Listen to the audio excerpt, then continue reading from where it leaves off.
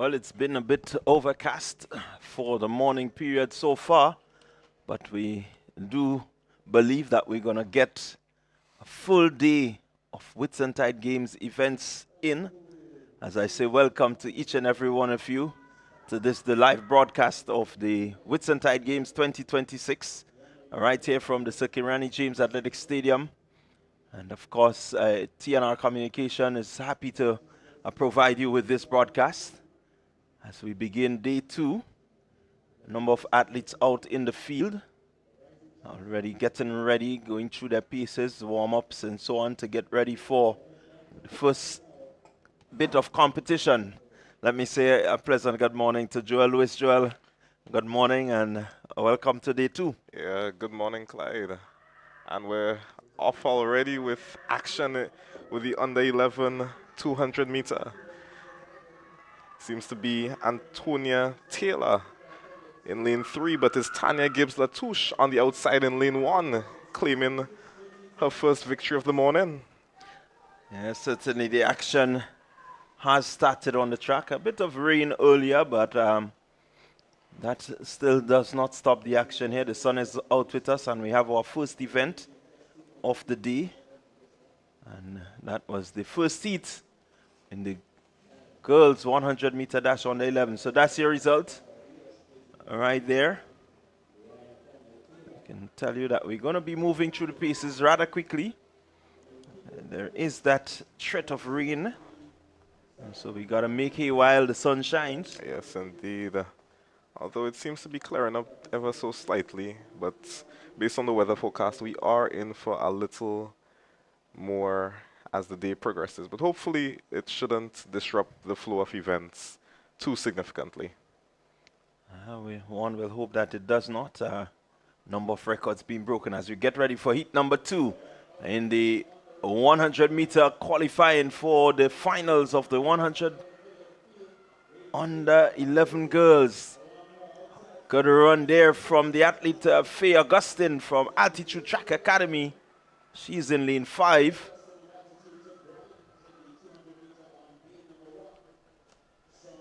Of course, the top finisher plus the next 2 fastest time will advance. Yes, Faye Augustine, a bronze medalist in the 200 meters yesterday, securing her spot into the final for the 100 meters today.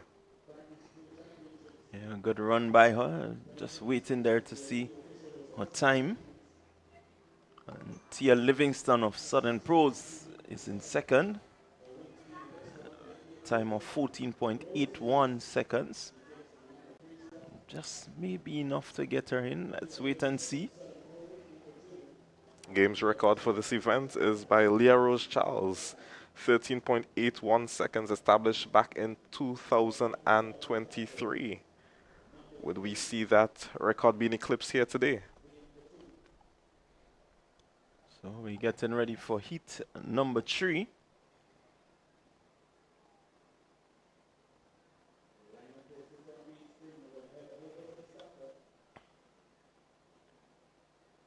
Athletes all on their mark.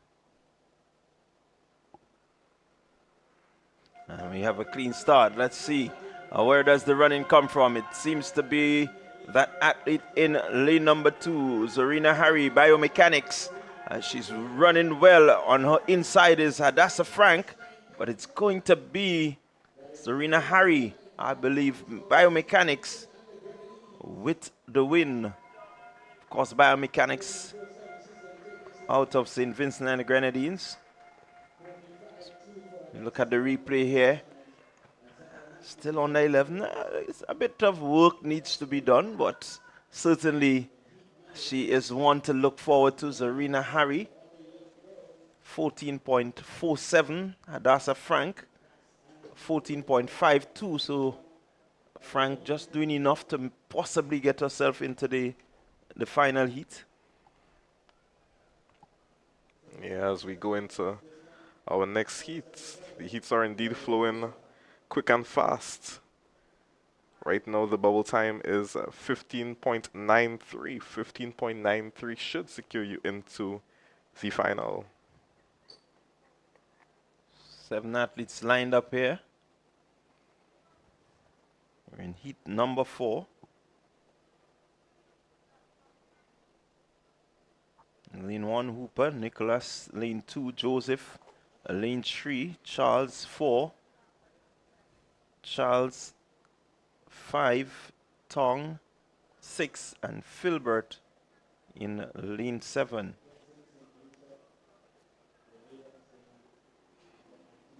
Mustangs, High Performance, Classic Lighting, Finish Line, Southern Pros, Adrenaline, Abilene Wildcat, sorry, as they're about to set off. Let's see, where does the running come from? It seems to be lane 2. Zolani Nicholas, lane 2, looking good. But here comes on the outside, Nadira Filbert. Could be Filbert with the advantage, and Filbert from Momentum Track and Field. It is indeed Filbert. Automatically into the finals. Yeah, decent time of 14.46 and a slight headwind, so not a bad performance at all by young Filbert. Sydney Joseph, 14.72. She'll be looking to see what happens later. Of course, is one, the winner, and then the next 2 fastest losers.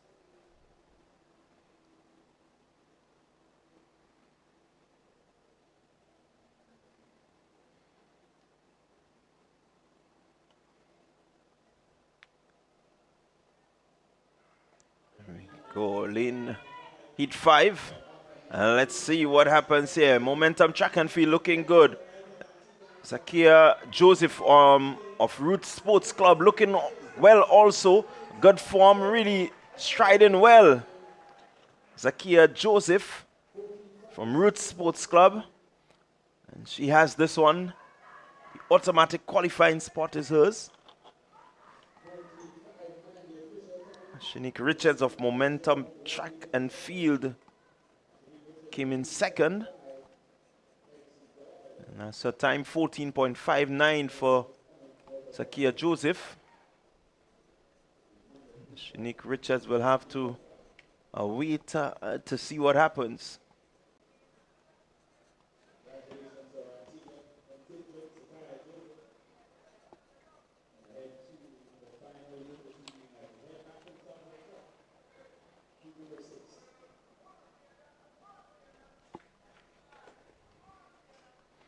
So we're getting ready for the 6th and final heat. As the athletes are off. Let's see, the running seems to be coming from the middle of the track. I believe that's Extreme Velocity, lane 3. But here comes Burnley Athletics. No, that's Princess Tongue Achievers rather. So Chelsea McDonald of Princess Tongue Achievers with a late surge to take the victory in this one.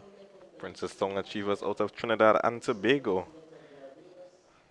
And we can hear the contingent giving their full support in the stands. So congrats to Chelsea McDonald out of Princess Tongue Achievers.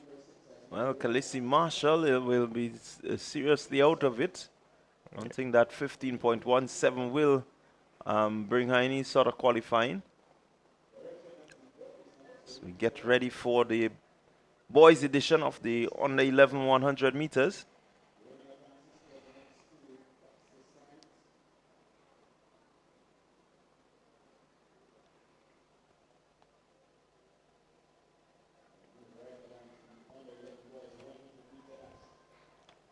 So we have 7 heats in this one. So the top in each heat. Plus the first best time, non-automatic time. And here we go, clean start. And let's see, Howell seems to be running well. Howell, Fusion Athletic, he's looking good on his inside. This outside rather from GTC Runners Athletic. Zeke St. Bernard, he will take the second position, 14.23 for Zeke St. Bernard, 13.82 for Howell. Yes, just shy of the record of 13.75 established by Kyrie Gloucester back in 2025, a time of 13.75. So not a bad run there by young Howell. Yeah, certainly a good run by him.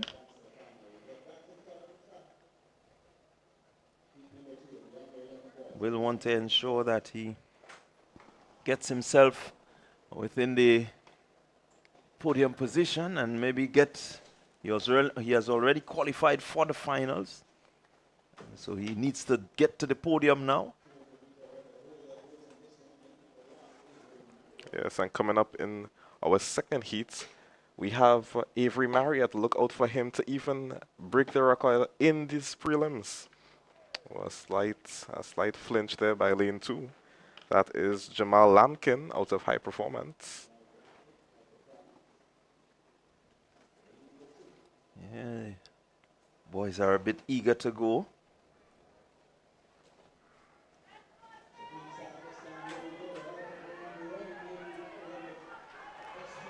And there we go.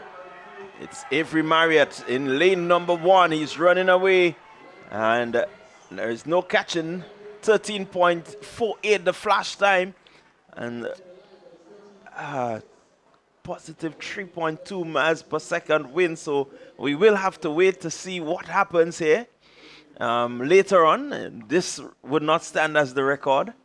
But still good signs from young Marriott, meaning he went well beneath the record. So hopefully with a legal win, he can replicate a similar performance and break that record in the finals. Certainly we expect, and anyone betting on him would put all their money on him to break that record. He looked really good last evening, and he continues. He seems to have gotten some good rest. He's continuing his good form, Avery Marriott. Yes, Marriott breaking his own record in the 200-meter dash yesterday, establishing a new record of 27.17 seconds. So he's certainly in stellar form.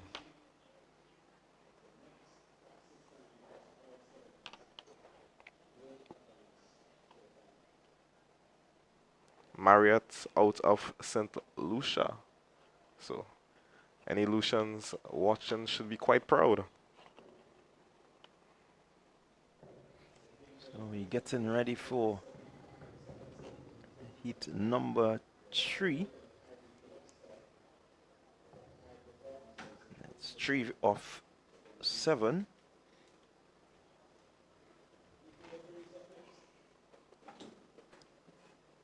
We have a number. We have 7 athletes lined up to start this one.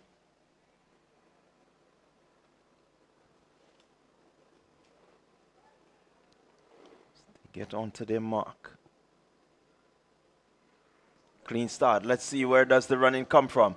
It looks as MJ Garrick of Mustangs. He's running well, but here comes Jadon Wilson, Top Flight Athletics. Wilson taking command of this one. He's going to run to the line. Let's see what the time looks like. It looks like a decent run from him. Flash time 14:09. Yeah, so he books his spot into the final. Officially 14.14 seconds by Wilson out of Top Flight Athletic, followed by MJ Garrick out of Mustangs. I don't believe the 14.74 will qualify him for the final, but a good run nonetheless by him. Yeah, certainly a good run. Just may want to wait to see what happens, but 14.74 seems to be a distance off. So get ready for heat number 4.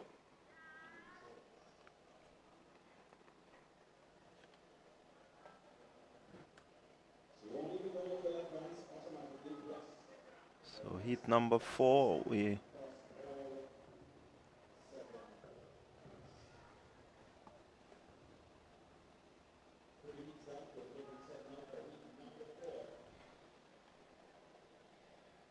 should feature Winston Church in lane 8, so we should have a full field here. Let's wait and see what happens.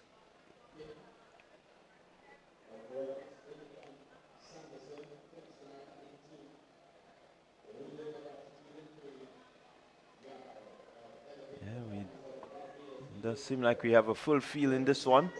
This one definitely promises to be a competitive one with Cadmiel Graham out of Burnley Athletic, as well as Tegan Yard out of Elevate Performance, Barbados. So, let's see.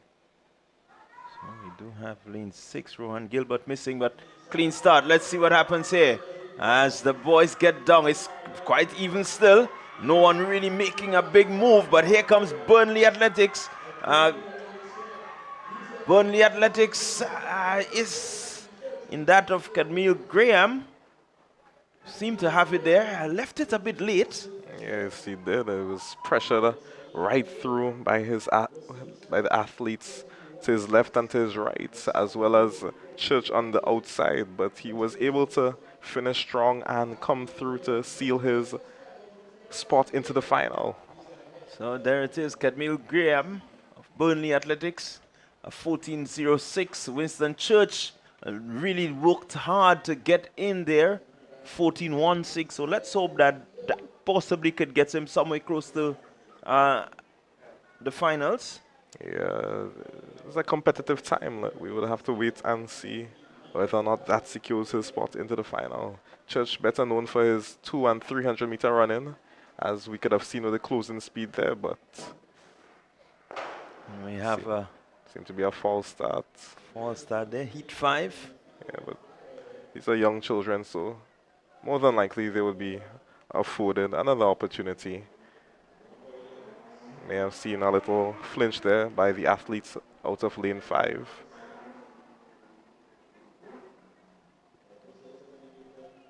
So all 8 lanes occupied.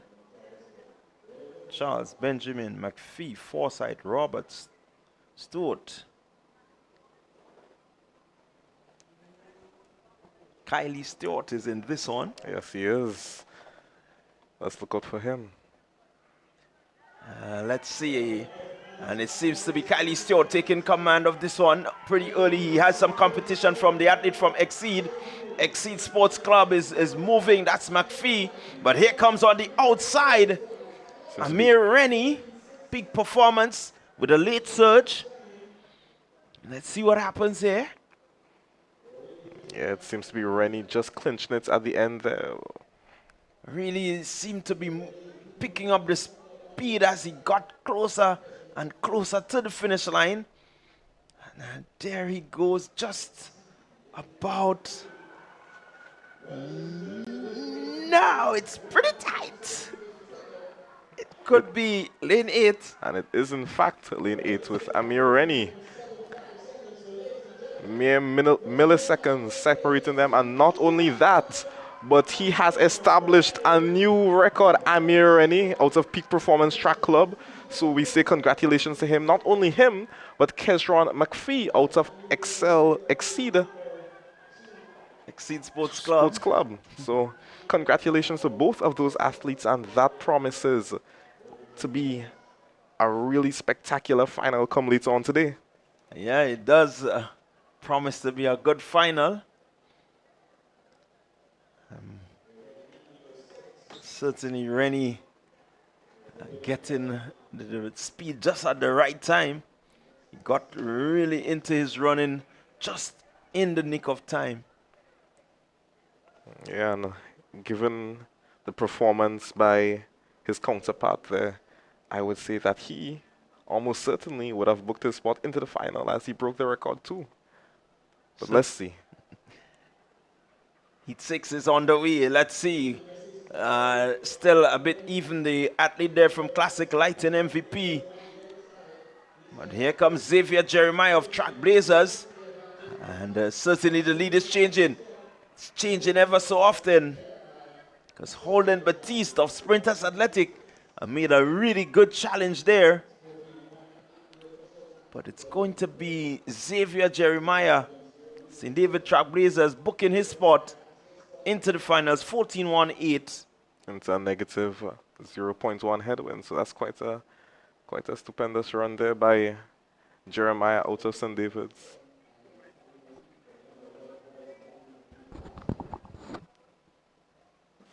And Jeremiah doing just enough to get himself across the line there.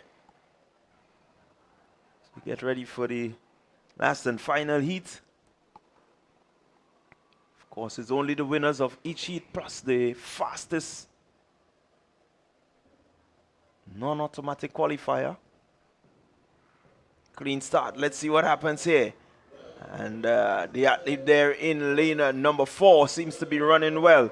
That's Lionel Joseph, Southern Pros. Joseph has this in command. Let's see what happens. His time is what is important. Flash time 14.23, so 14.26. Yeah, so he secures his spot into the final. Lionel Joseph, quite an impressive form there at such a young age. Held his form right through, quite efficient, no flailing of the arms from side to side. It's really good to see these types of mechanics at such a young age. That tells coaches that there's a lot that can be built upon. Yeah, certainly has good form. So with that set in place, all the coaches need to do is to work on the speed, ensure that the start, he gets his starts right. And then you work on the acceleration fees. Right there you have a complete product. So the action will be coming to you quick and fast. So moving into the girls, the under 13 girls 100-meter qualifying. 6 heats in this one, so it will be your top finisher in each heat plus the next 2 best times. So this one has a little bit more leeway for the athletes as opposed to the last set of events that went off. So let us look for some strong performances. Yeah, has just one more space available. Not much leeway there. Not much, but So even if you can't win, you got to get close to the winner. no easing up at all. These athletes need to know these conditions so they can bag themselves a spot in the final. The record holder, Alda Lewis, established back in 2017, 12.53 seconds. Not sure if how close anyone in the field could get to such a amazing record, but let's see. Well, they do have Kanai in lane 6, who has a seat time of 12.9, so she's in good form. She just may try to challenge that record there. May indeed. I haven't seen her at her best as yet. But today's a new day, so let's see what it brings.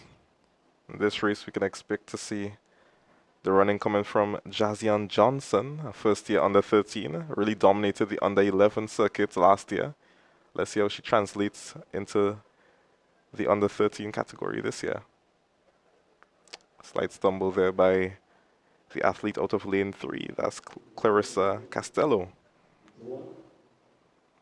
Castello out of High Performance.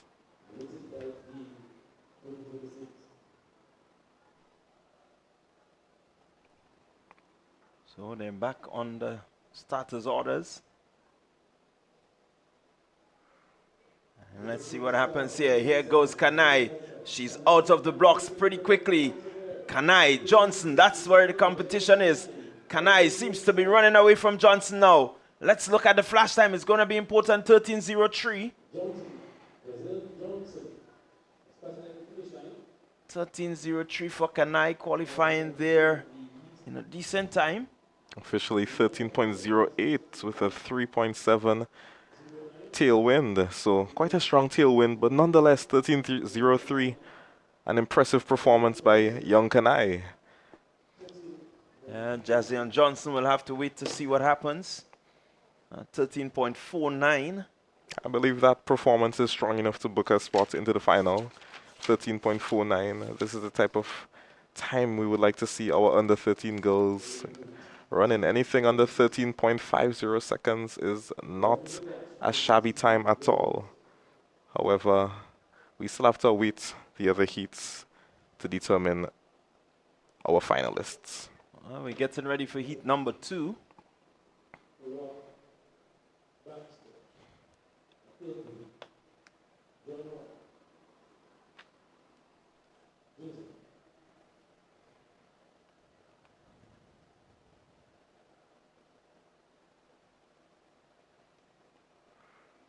And they're off. Let's see what happens here.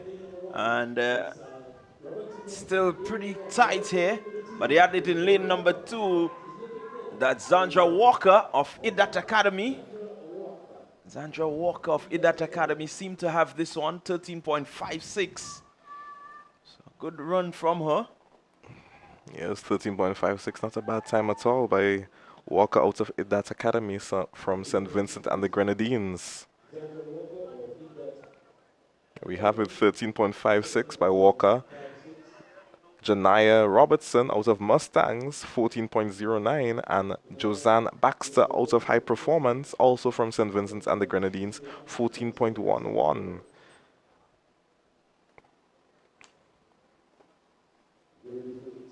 So we're getting ready for the next heat. Heat 3. We do have a full field here. Can look for Sophia Lewis from Phoenix Track Club. She has been in some good form. Made the finals of the 200 meters last evening.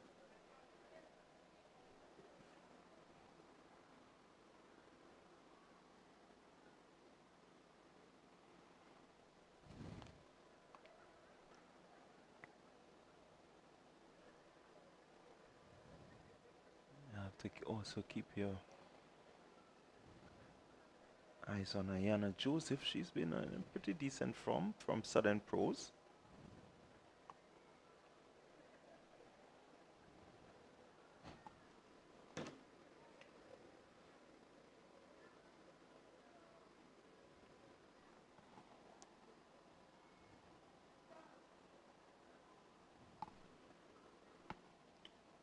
Seems to be Camilla Coy actually in lane 7.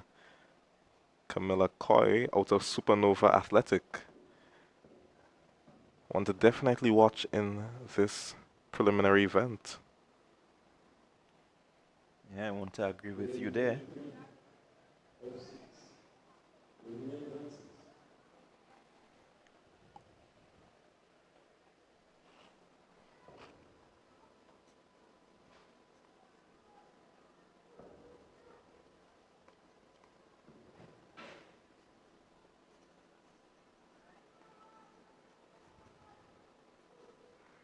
Clean start. Let's see what happens here. Early run-ins will come from Coy. As she takes command of this one.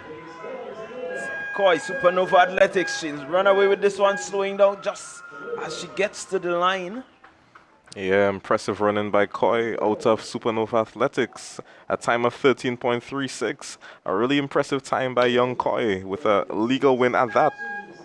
Yeah, really good run. She had the presence of mind just to ease it down. This is not the final. It's just qualifying, and she knows that she had it in the bag once she cleared the rest of the field. So it's looking very impressive here.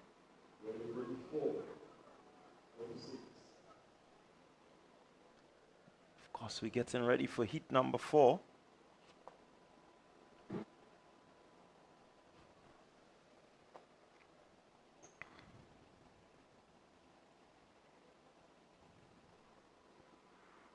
Clean start, let's see. It's pretty tight here still. The athlete there from Classic Lighting MVP, that's Ziona Williams. But here comes Khaleesi Walcott of Sprinters Athletics. She will qualify 13.43 the flash time.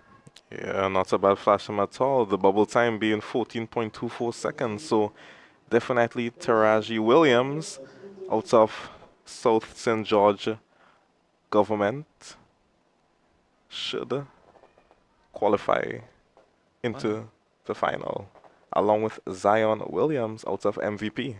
Well, certainly good times there. It's only two. So we still have to look and see. Maybe these two from this heat could get in. Yes, one cannot tell just yet, as Still they have to say. wait and see. Yeah, it's not over until the fat lady sings, so let's wait and see what the other heats bring.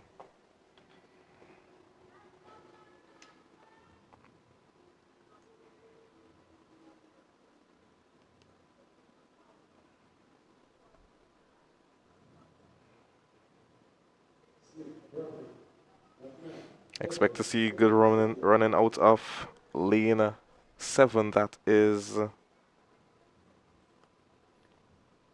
Aliyah Samuel. Aliyah Samuel out of Peak Performance.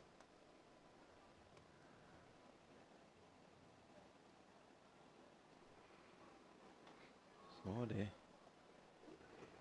get on the starters' orders. Clean start. Let's see what happens here. Keep your eyes on the field. It's still a bit even, Steven. Jamie Smith in lane 1 is looking good. She's looking strong, and she seems to have this one in the bag. It's Jamie Smith of Classic Lighting Finish Line. She will take this one. 13.54 for Jamie Smith. Aliyah Samuel of Peak Performance, 13.88. I'm not certain that is going to get her into the finals. So just get her in. Just get her in, as the bubble time is 14.09. So Aliyah Samuel now into the final.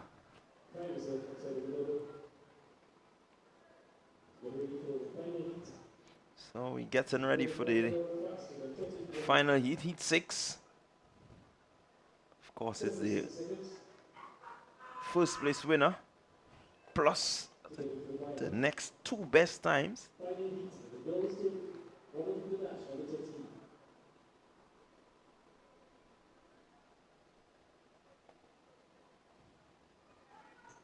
It's going to be important. A full field here. Chaya Pair is there.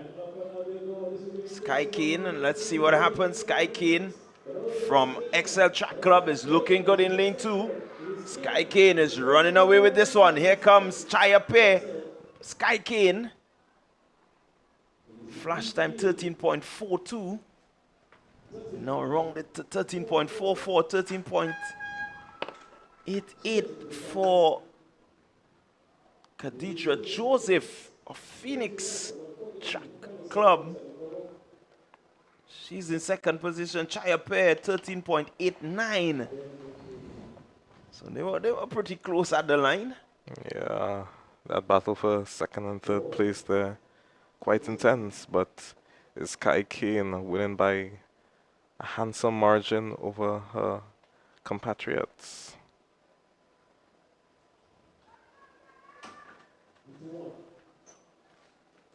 So the boys are lined up and ready to go for the first heat in the on the 13 boys 100 qualifying. It's 1 of 7.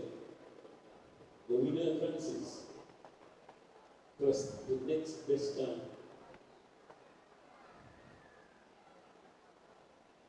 It's 1 of 7. The boys winning the dash under 13. Record in this event,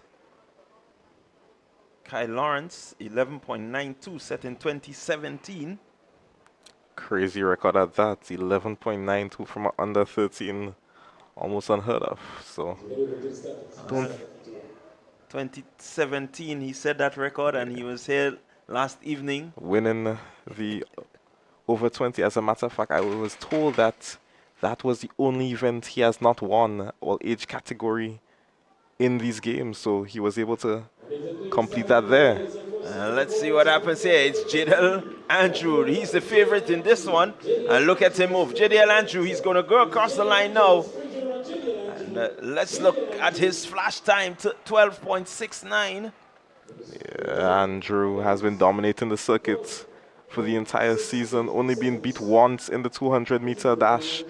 But it is Andrew with the win here today, 12.68 seconds. A really good time by him. It's Ron Purcell of Sprinters, Southern Pros. He is looking down at the rest of the field to see if his time can get him into the final. 13.59.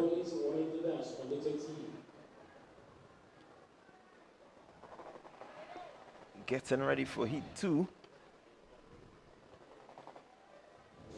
Heat 2. We have Fort, Jelani Fort. And of course, we must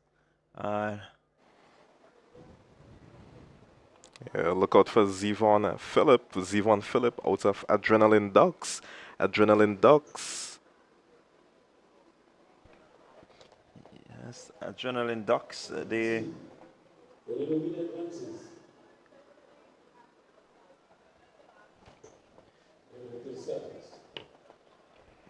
have a good team here, Adrenaline Ducks.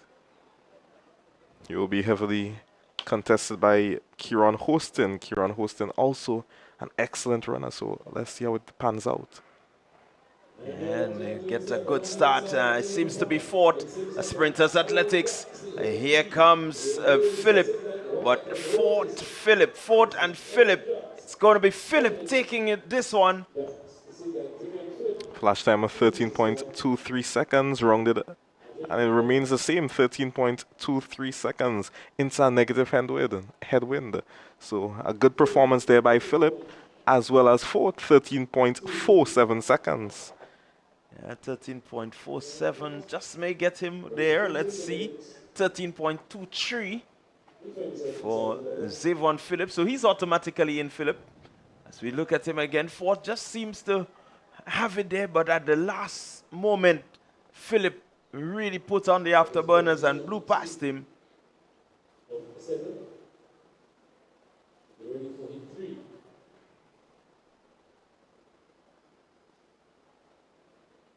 So we get ready for next heat, heat 3. Yeah, so Adrenaline Ducks out of Trinidad and Tobago, so Fort making his Trini posse quite proud. Philip, rather. Philip, my bad, Philip. Yeah, Fort making the, I would make it the St. Joseph Catholic posse happy. Fort out of Grand Bacalet in St. Andrew.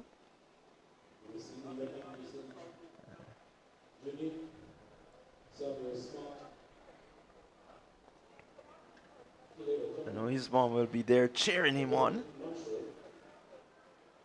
She'll be hoping that he can get himself into the finals later.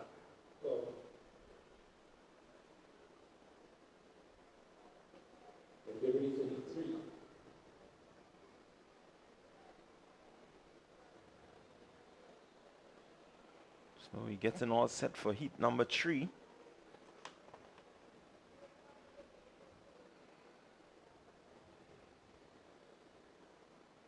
It's going to be Anderson, lane 1, Smart, lane 2. June from Lions Athletic in 3. Marshall Top Flight Athletic in 4. Alert First Choice Junior School in 5. And Classic Lighting Keaton Lalian here. Let's see what happens here. Still pretty even. The athlete there, Anderson from High Performance, is running well, but in the middle of the field, lane number 5, that's Zumar Alert, First Choice. Yes, Alert with a 13.31 performance, not bad at all. So Zumarala 13.31, a good time. 13.55 for Kishon Cobb. And 13.55 for Marshall, Zubri Marshall. So they will just have to wait and see what happens. Possibly one from here may go through. Yes, indeed. And we love to see the representation by all the clubs, you know, Abilene Wildcats out of St. Lucia, Ascend Athletics out of Trinidad, and Abilene Wildcats is out of Trinidad. So they're my out bad. of Trinidad. Right, and Ascend Athletics also out of Trinidad. Biomechanics out of St. Vincent and the Grenadines. Burnley Athletic out of Trinidad and Tobago. Cougars Track and Field Club also out of Trinidad and Tobago. Elevate Performance out of Barbados. Extreme Velocity also out of Barbados. High Performance Track Club out of St. Vincent and the Grenadines. That Academy also from St. Vincent and the Grenadines. Lions Athletic from Trinidad and Tobago. Mustangs from St. Vincent and the Grenadines. Neon Wolves from Trinidad and Tobago. Nevis, as the name suggests, out of St. Kitts and Nevis. Phoenix Athletics Club out of Trinidad and Tobago. And Phoenix Track Club out of Antigua and Barbuda. So the major difference there, Phoenix Athletics out of Trinidad and Tobago, whilst Phoenix Track Club is out of Antigua and Barbuda. Roots Athletics also out of Antigua and Barbuda. Princeton Achievers Athletics out of Trinidad and Tobago.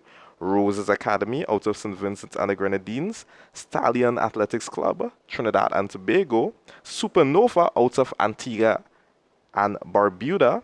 Exceed Track Sports Club out of St. Vincent and the Grenadines, and Excel Track Club /St. Vincent Grammar School, so the athletes would compete for either or, out of St. Vincent and the Grenadines. So there is a comprehensive view of the clubs represented here today and the island that they are originating from. So as we take this next heat. So we're getting ready for heat number 4.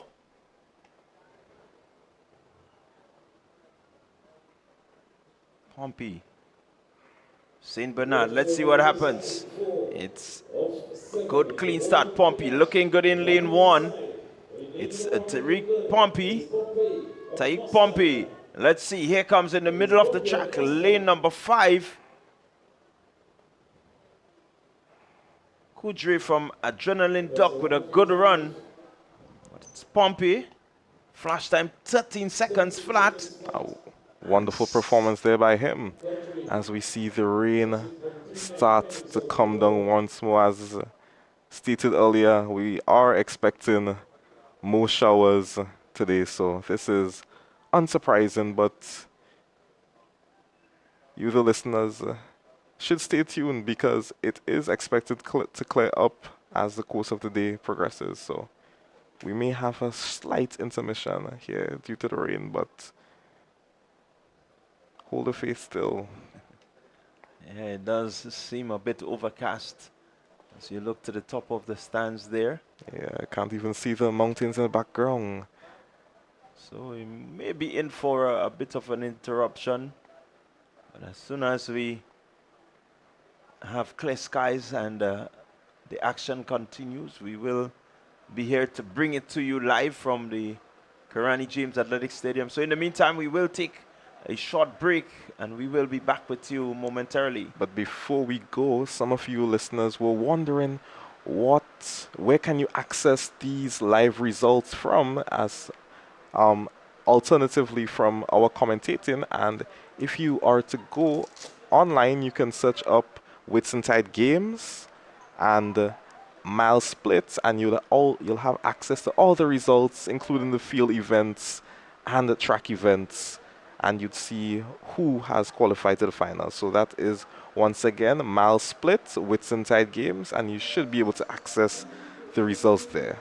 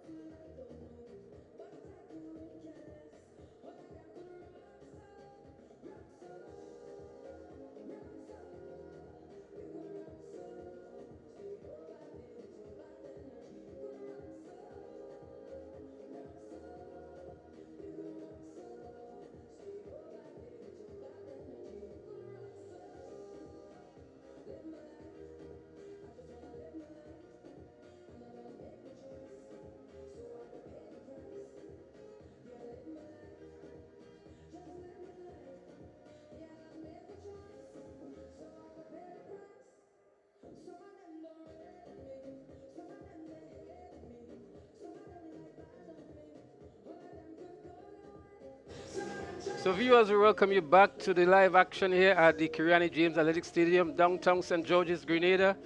We're here during a short intermission for the weather. The showers have really opened up here and the games have been suspended momentarily. So what we are going to do, we are going to speak to some of the important people that are making these games the excitement and the success it has been so far. And we have with us here a legend in himself, extraordinary from St. Vincent and the Grenadines, none other than Mr. Olivier himself. And he is the coach of IDDAT. And we're so happy to have you here with us, Mr. Michael Olivier.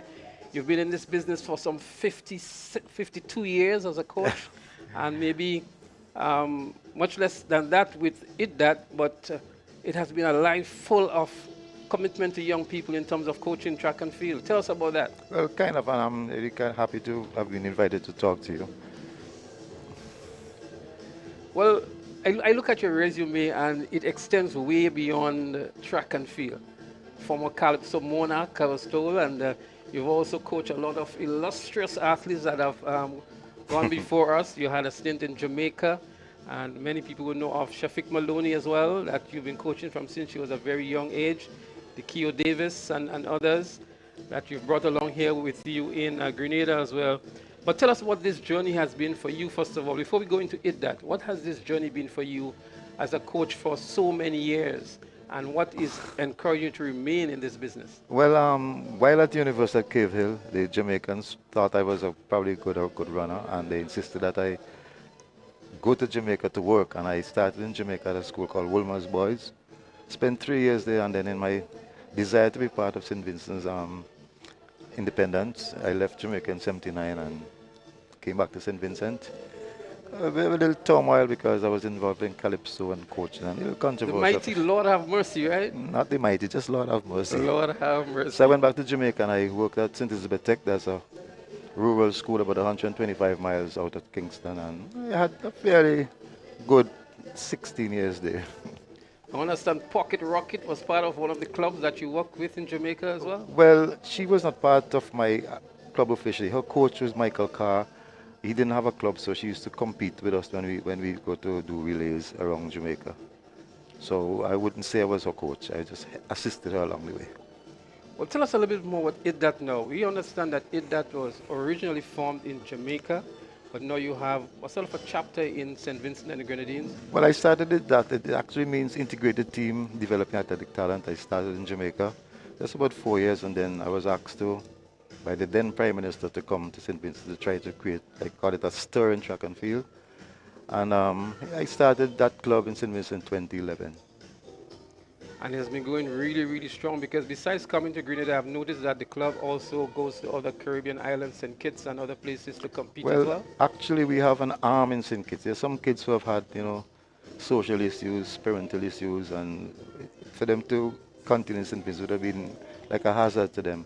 So through a former Jamaican international athlete called Janice Daly, she moved to St. Kitts and she has been coaching athletes who we have sent there.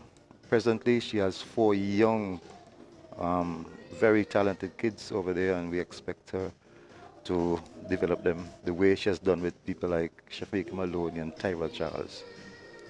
Well, you're here with some 48 athletes. Just imagine we have just about 1,100 athletes here, and one club, IDDAT alone, is bringing 48 athletes. But they have clubs with more than us. They have clubs of 60 and 70. Yeah, of course. But to bring 48 athletes here with a very strong support base as well, because I see a number of intentions are here, along with the youngsters to give their full support. Tell us what has it been like preparing these athletes, and we're going to get into maybe the performances so far. But just take us through the preparation for the Whitsuntide Games 2026. Well, to begin with, our academy operates like a family because we have a lot of parents who are involved, and we have had good support from the business sector.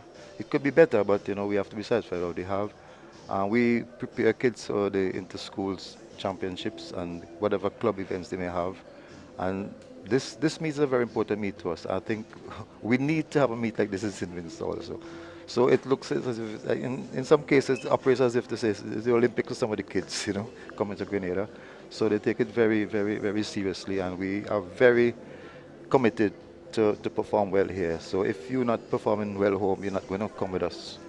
So which community is this club based in St. Vincent? Well, we have we are based at Annesville, but we have kids from maybe 16, 17 different schools throughout the island, and sometimes you have difficulty in transportation, but we survive. You mentioned about the facilities, and this may be the first time some of them are performing at a world-class facility. We do understand that you have, I want to call it a mini stadium in St. Vincent, or let's say at least a track in St. Vincent that they can practice on, they can get some track readiness on. But what does a facility like this mean for these young athletes who are competing in a world-class environment with the world-class equipment and technology, with the wind gauges and everything that happens at an Olympics happens here in Grenada? Well, What is that experience our like for them? facility has significantly improved the standard of the sport in St. Vincent. I think since we have had that facility, we have had a significant rise in the number of clubs and actual participants in track and field. Coming here now, I mean, the elite stadium, like we have lights here, we don't have any lights home. We have a warm-up track here, we don't have any home. So we're not really ready to go international in terms of our facility. But we need to have a track of this, an event of this magnitude in St. Vincent. We need that. Well, I don't want to get too controversial with you, Mr. Olivier, but we look back at St. Vincent and the Grenadines' performance at the recent CARIF that was held right here in Grenada. And it may be something that you may not want to speak about in the first instance, or something that you may not be very desirable about based on the outcome of St. Vincent's performance. I think they may have been one of the few countries that did not win a single medal at the Games. And it's not to admonish them in any way, but what do you think can be done differently in St. Vincent and Well, the Grenadines the now? performances here has not really reflected the quality of athletes we have. I think that the selectors made a significant error in not sending some people from the under 70 team. Those people you see performing here, a lot of them weren't even considered, right? I think they need to put more emphasis on the development aspect of it and give kids a chance. The method that they use right now to select teams for CARIFTA is not good enough for me and other coaches. They look sometimes at who came third and fourth the last year and set the standard around that, which is not the proper way. We have much more talent than the region has seen, and I hope that something is done. Maybe even change some of the selectors and let us have people with a little bit more, inventiveness, So as we talk about athletes now and the selection process and performances, let's zero in on the Whitsuntide Games here in Grenada. And you came with 48 athletes. Amongst them, you have Keo Davis in your club. You also have Roy George, who has done a splendid performance yesterday, 11.15, a personal best, new record. At 14 years, that must be an encouraging performance for you. Well, he is a new light we have in our academy. But it's not just about the talent. What these kids, what he has in particular is good support system in terms of parenting. And if we have more of that, I think we'll get better results. Some parents, in our academy, we have good support right now from the parents. But I think more clubs need to have the parents integrated in their programs. So also Keo Dash is part of your, Keo Davis, I beg your pardon, is part of your squad. And he must be one of the leaders in the squad as well. He's a name that we know for quite some time. Well, he has been around with us since age, I think, 14. He's now based in Texas along with Jamal Saunders. And we are happy to have them participating here. Hopefully they'll see them in the 4x4 later this afternoon. Absolutely. And St. Vincent and Grenadines obviously would need to have maybe a track meet like this. We know that you have your inter-secondary school and inter-primary school games. But outside of that, what happens at the national level from your federation and other organizations? I think more can be done. We do have some meets, but the participation is not as good as we'd like it to be. But we need to complete the facility. We need to be able to have like lights so we could do some work in the night. We need a cage for the throwing event they discuss. And we need a warm-up track. So until we get these, we are not going to put our heads up internationally. In terms, so what makes good athletes or a good athletic program? There's a number of things. One, you spoke about the facilities. Two, the talent of the youngsters is another one. The level of coaching, the equipment and infrastructure. I'm getting to the support structures from not only the parents but from the corporate community as well. How is that basket, that combination of all of these things in St. Vincent and the Grenadines to support Well, the track and field? it's improving because participation has significantly improved. One of my biggest concerns suggestion is to have the parents more integrated in these programs. You know, a lot of parents only come around when the kids start to do positive things, right? But from the embryonic stage, I'd like them to be involved. Us at the academy has that kind of support from the parents, and a number of clubs are improving it, but we need to have it on a wider scale. Absolutely.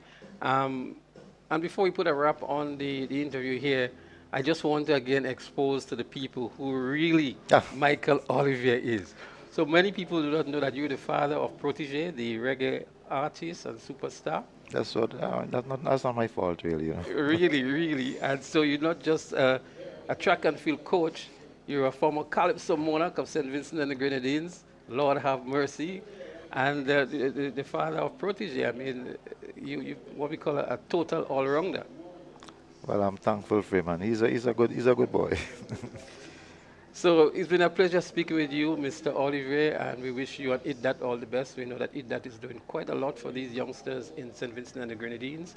And you, as a coach for 52 years, and been working with IDDAT from Jamaica, now in St. Vincent and the Grenadines since 2011. I'm That's sure right. you must be really, really pleased with what has happened with IDDAT over the years. Well, I'm happy so far, and it's improving. And I want to also commend the other clubs for being here, and the coaching whole fraternity is improving. And I think St. Vincent on a whole, in another 2, 3 years, we're going to make a bigger and better impact So regionally. as we're about to resume, what can we expect from some of the athletes that you have here? Can we expect more from Roy Today, George well, he's and the going to be in others? the 200, and he should be. I hope he makes the final. I think he may finish in the top three, all things being normal. We are going to see some other good performers during the course of the day. So thank you very much, Mr. Oliver. We want to wish you and IDDAT all the best for the remainder of the games, and we know that you're going to be back here next year, God's willing, at Whitsuntide Games and maybe some of the other meets that we have here, the national champs and others that you've participated in the past. And so we extend the best wishes to you and thank you for stopping by the studios of TNR Communication as we bring this interview to the viewers who are out there. And they're just wondering, what does it that mean and who are the persons behind it that we thank you for stopping by. Thank you.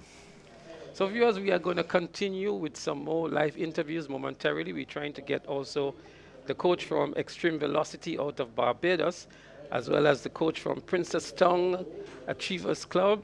A number of supporters are here from the various clubs throughout the region, and we want to say a special good morning or good afternoon. Good morning it is to Anastasia and Sherilyn and Miss McDonald out there from Princess Tongue, and they're here to support their youngsters who are doing extremely well at the game so far. And we want to say a special good morning to the folks from Barbados, from the Elevate Sports Club, as well as the Extreme Velocity Club. And we're going to take a very, very short break and come back with the next interview as we have a number of the coaches and athletes lined up to speak with this morning while we wait for the resumption.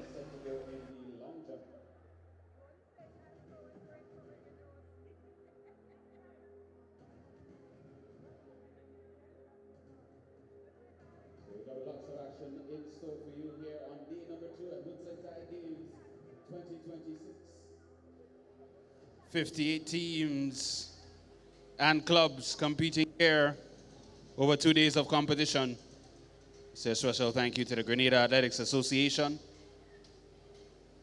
for staging these games and ensuring that they are an annual part of the Grenadian local calendar.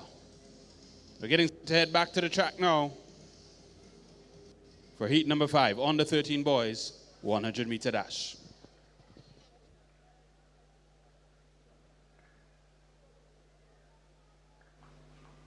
So we welcome you back to the live action here as the under 13 boys get themselves ready for the 100-meter dash.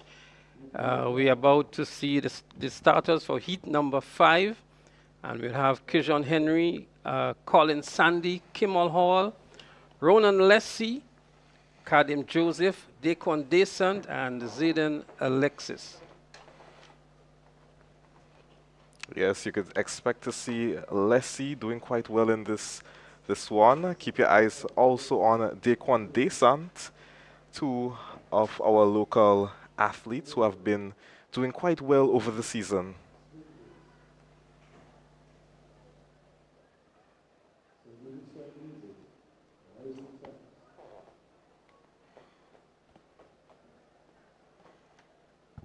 Also, one could keep an eye on Kejon Henry out of Supernova Athletics, a track club out of Antigua and Barbuda.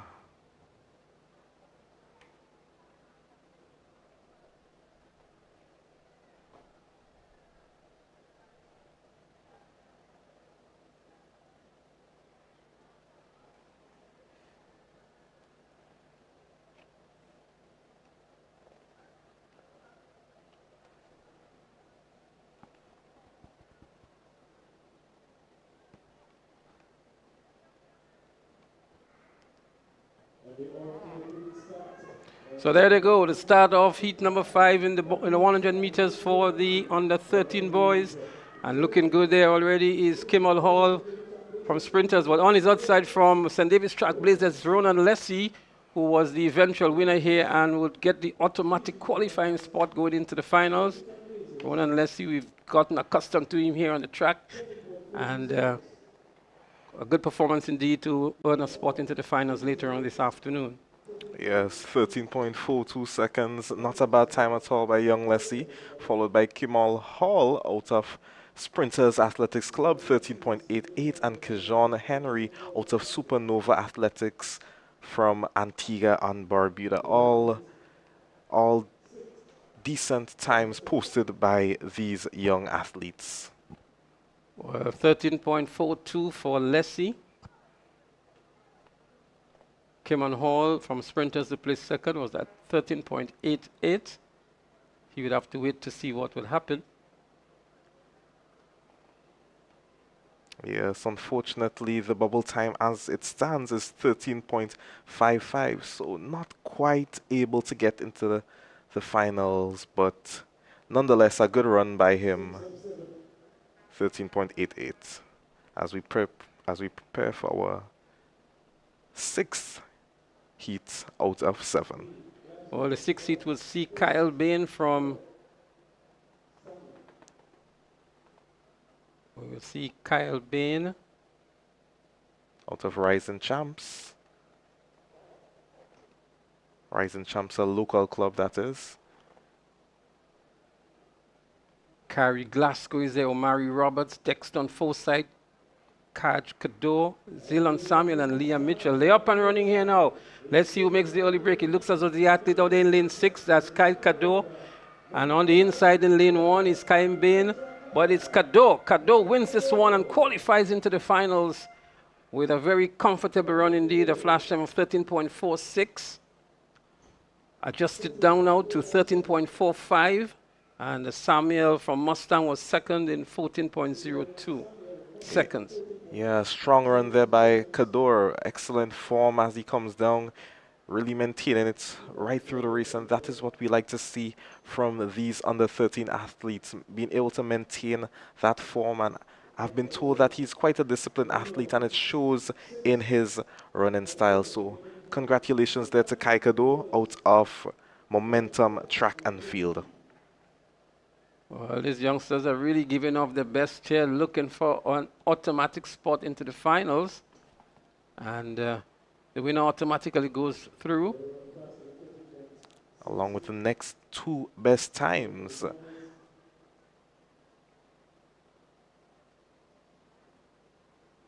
Actually, along with the next best time, I beg your pardon. So it's a top qualifier from each heat and the next best time. So only one non-automatic qualifier gets into the finals from these preliminary events. Well, the bubble time is 13.55. Kishan Cobb of Southern Pros, he is in the top 8 so far.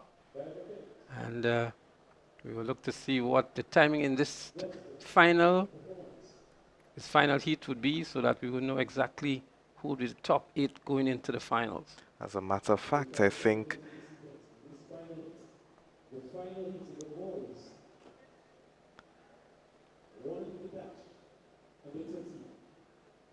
think fourth just would have pipped him out on that final qualifying spot. But of course, there's one more heat to go, so let's see if he hangs on to that eighth and final qualifying spot. Jelani Ford of Sprinters Athletics Club at 13:47 now occupies the next best second position. And as you mentioned, we're going to see what happens in this final heat here to know who are the top 8 qualifiers going into the finals.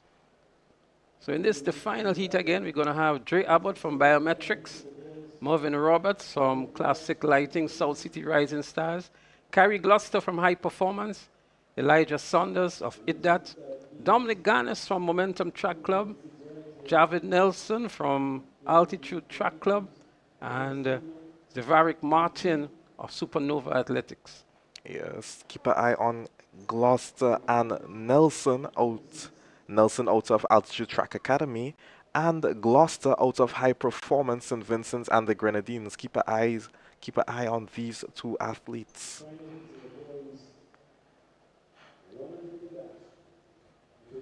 The final of the 7 heats in this category, that's the under 13 boys.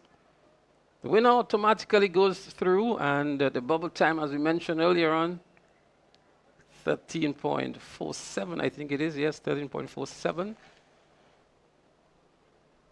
I'm not sure if these youngsters are aware of the time. I doubt that very much, but they'll no doubt be running all that they have. They'll put out all of the effort, trying to get the first position for sure, and then that next best time to get into the finals.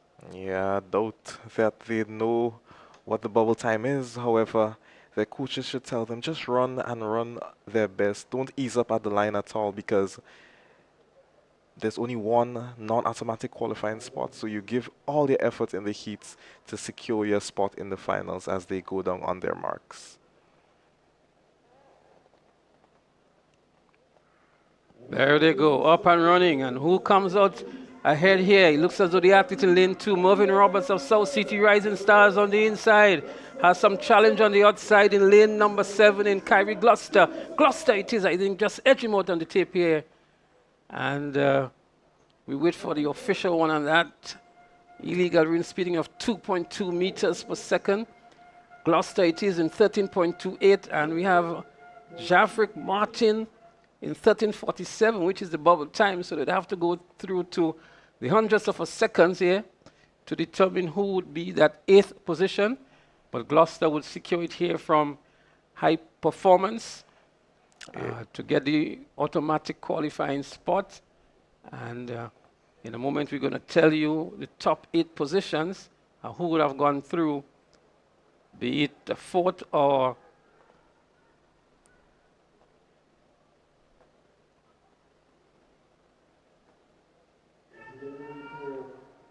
as the women in the under 17 category get ready for the 100 meters preliminaries.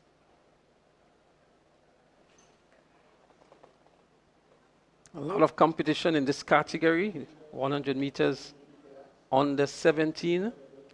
Yes, this event promises to be a stellar one at that, a very stellar one with the likes of Destiny Arnold and Tishona Bascom, Breonna Oliver, all of which have been doing excellent over the season.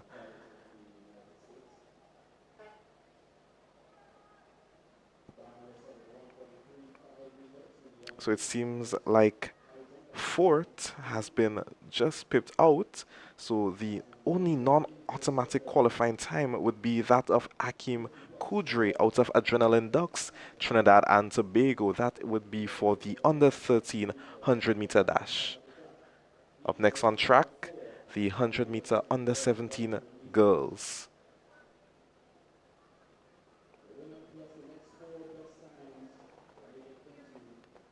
And this event would feature Aliyah Sherritt of IDDAT in 2, Brianna Oliver of Altitude in 3, Jadel Joseph of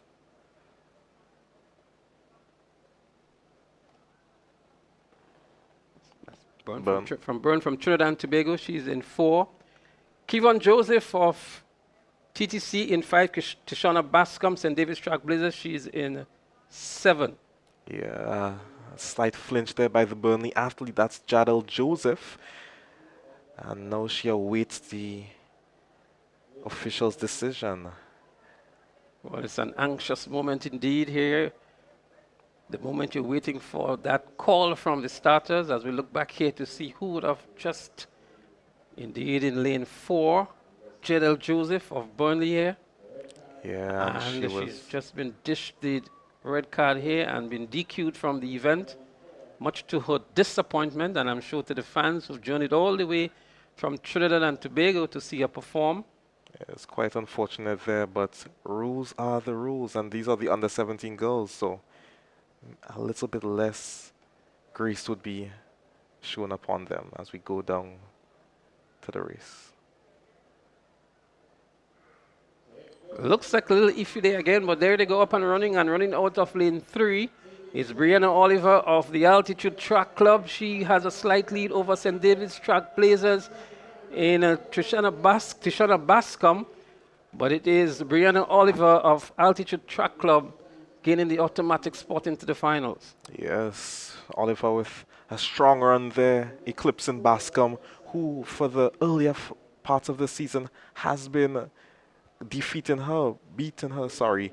But she comes here at the latter part of the season. I'm really impressed with young Oliver because for the earlier part of the season, she's been clocking near 13 seconds, but now she's consistently going 12.5, 12.4. So that really speaks as to the program up there in Altitude Track Academy. Bascom, 12.77 seconds. Not a bad performance at all.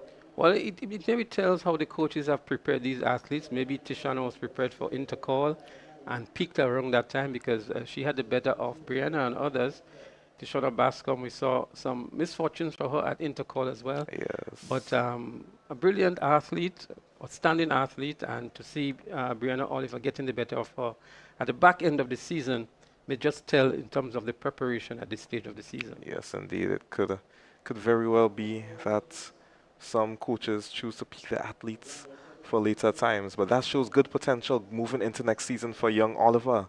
And that brings into the question what we saw from Philip Mitchell as the season progressed. Yes, He's indeed. getting better and better and better, and he's consistently below the 22-second mark now in the 200 meters. Yes. And he's an athlete that at the beginning of the season was doing 11 seconds flat in the 100 meters, and now he's doing 10.8 10.8 consistently. So some athletes develop as the season goes by, some peak for the middle of the season. As they say, progress is not linear at all. Happens at different rates, at different periods as we go to the second heat. Second heat would feature Soraya Shaw of Roots, Jael Peters from Trinidad and Tobago. Her parents are here, and she's a silver medalist in the 200 meters at Carifta. There she is in lane 3. Jael Peters going to have an easy victory into the finals later on. Carifta super athlete she is, and she's one of the athletes that was fifth in the 100 meters at Carifta and second in the 200 meters. She comes in with an impressive 11.87 from Carifta. She has just ran here 11.93 and easily done as well, so we can expect maybe a lot more from her into the finals later on. Yeah, very strong athlete there in Peters, well built, and you could see the effort she gives into the track when she hits the ground. A really, really well coached athlete in Peters. There are 4 heats. The viewers should know there are 4 heats in this 200 meter under 17 girls. That means that the first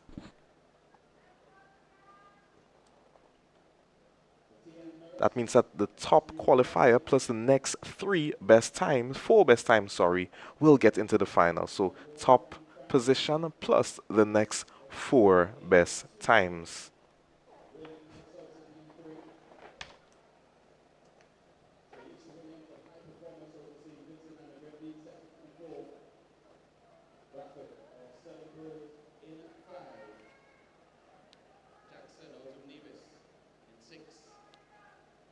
Patrick, Classic Lighting finish line,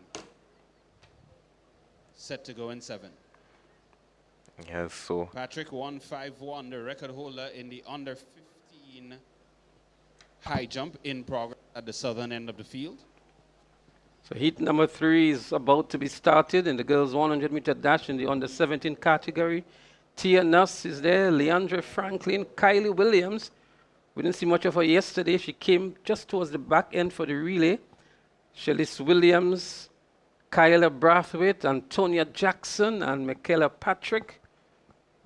These are the athletes lined up here for heat number 3 in the girls 100 meter dash under 17. Important to note, the record stands at 11.92 seconds, established in 2019 by Yolanda Lewis. They're up and running, a nice clean start here. Let's see who merges out of the pack first here. He's very close to call. Kylie Williams is looking good there in lane 3 for South City Rising Stars. It's Kylie Williams. She powers through to the finish line, and on the outside from Classic Lighting finish line, Michaela Patrick in lane 7 would have picked up the 2nd position. Yes, a good round there by Kylie. Seems a bit winded after that performance, but she has the rest of the day to recuperate and hopefully be ready to put down an even faster time for the final. So it's Kylie Williams, 12.84 seconds, followed by Michaela Patrick out of Classic Lighting Finish Line Sports Club, 12.87 seconds, and Antonia Jackson out of Nevis Sports Club.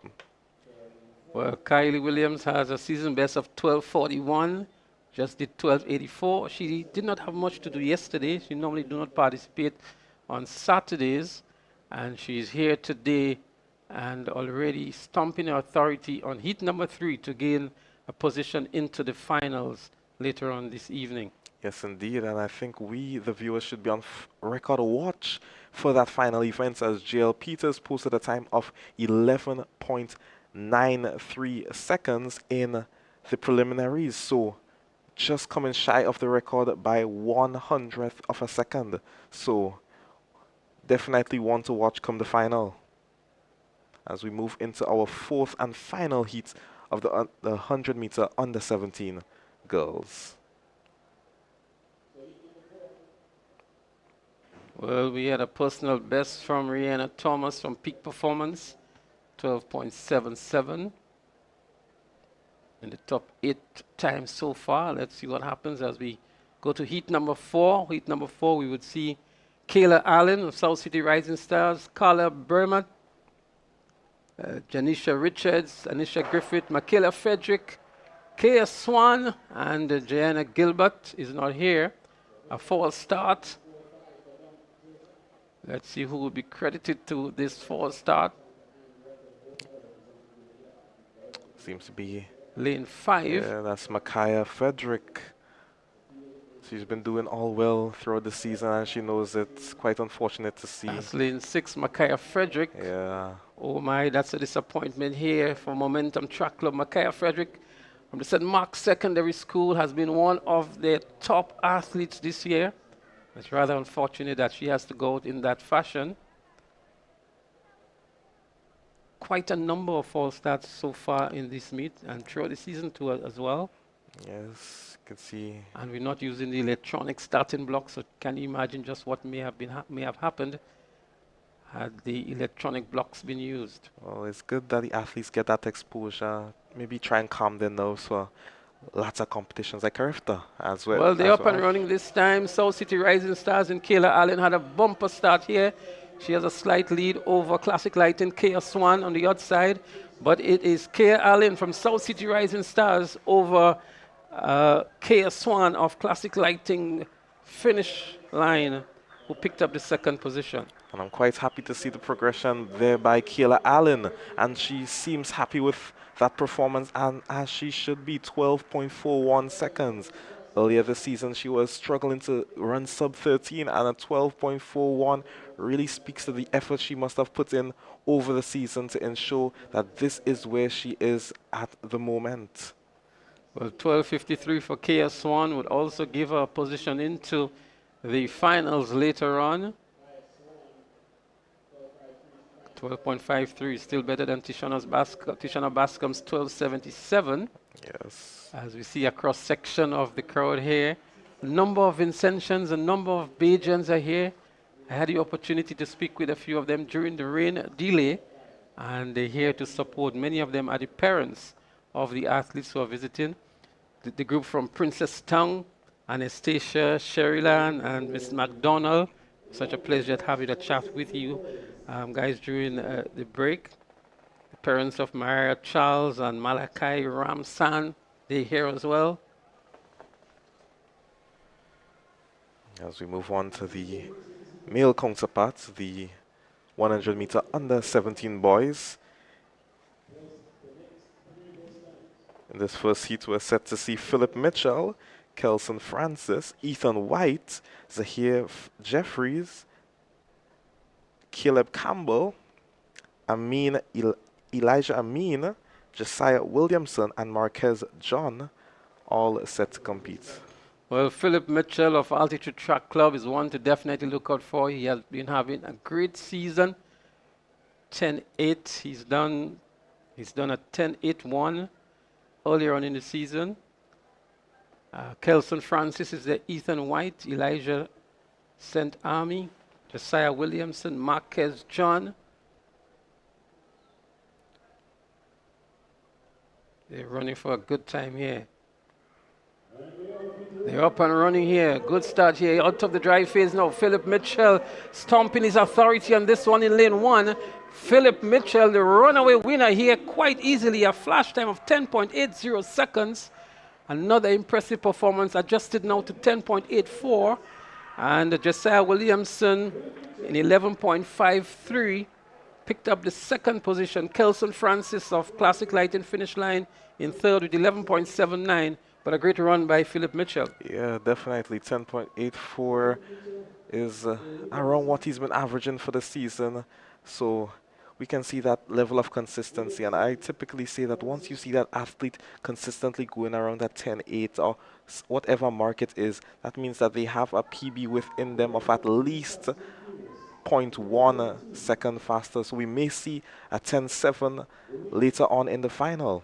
Well, the wind reading was 0.8 meters per second, legal indeed, and so the wind has really, really subsided here. What is interesting with the wind over the 2 days is that over the season, most of the wind were aiding the athletes. We had up to 4.5 meters per second, but yesterday we saw a lot of negative wind speeds. Yes, it shows that the direction of the wind has certainly changed as the season progressed. Yes, tends to fluctuate at different points of the season, so that could speak as to the variety we see here today.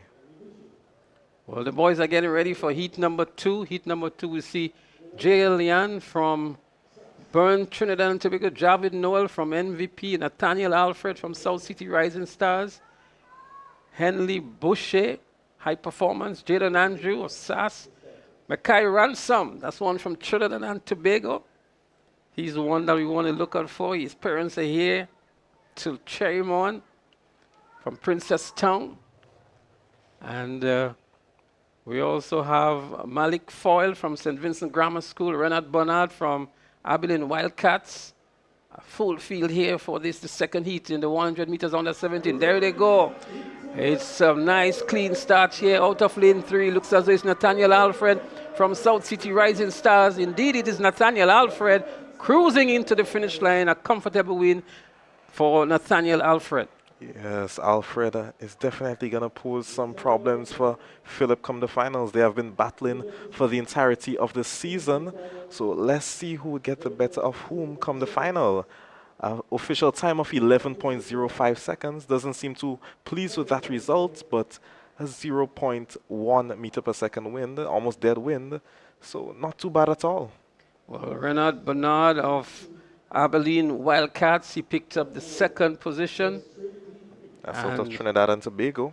I can tell you, Philip Mitchell, Nathaniel Alfred, Akashi Stephen, Giovanni Green, they had a real quartet of a duo for the entire season. Yes, they have battling throughout the season, although Stephen isn't at these games here today, but still quite an interesting battle throughout the season. But we have Giovanni Green. Not too sure if he'll be contesting the 100 meter, but definitely will be contesting the 400 meter come later today. Well, we have not seen him listed here for heat number 3 nor heat number 4.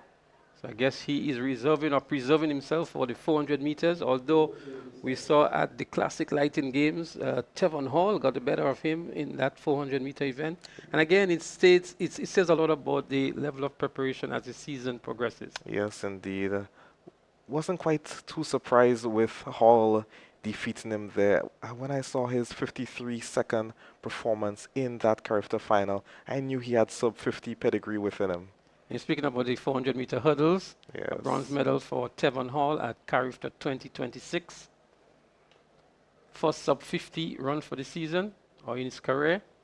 As the athletes get ready for heat number 3. Wow, and that's a fiery start here for like Jamari James of Classic Lighting Finish Line. I'm not sure what his thinking was here, but on the call for set, he was out. Yeah, a bit of nerves, it seems. Really was jittering even before launching out, so maybe the nerves just got the better of him there, and more than likely the red card, unfortunately, would be administered to him as we look on, and there it is. The much dreaded red card issued to Jamari James of the Classic Lighting Finish Line. He would have to look on from behind now as Gabriel, Peters, Ellis, Castle, Ambris, Batiste, and George would contest heat number 3.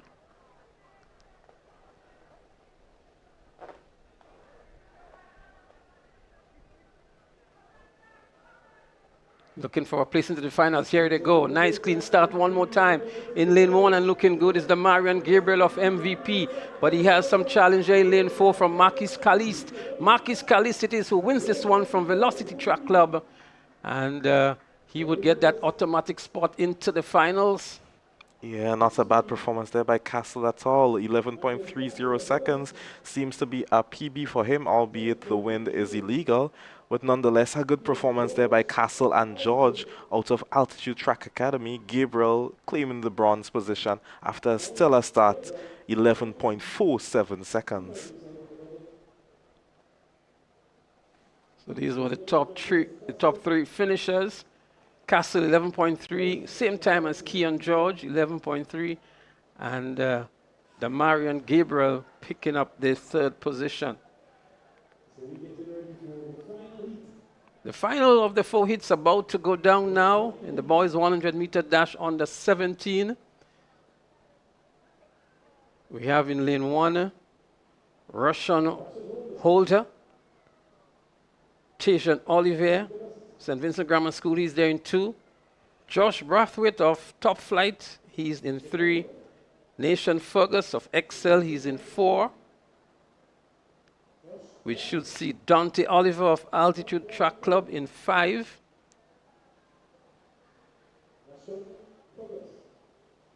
Rolando Fields should be in 6. Jael Dormant, Abilene in 7. Samson Phillip, unattached, in 8. Seems as though lanes 4 and 5 are scratched. Nation Fergus and Dante Oliver. I think Dante Oliver just coming back there after There they his are. warm-up, yeah.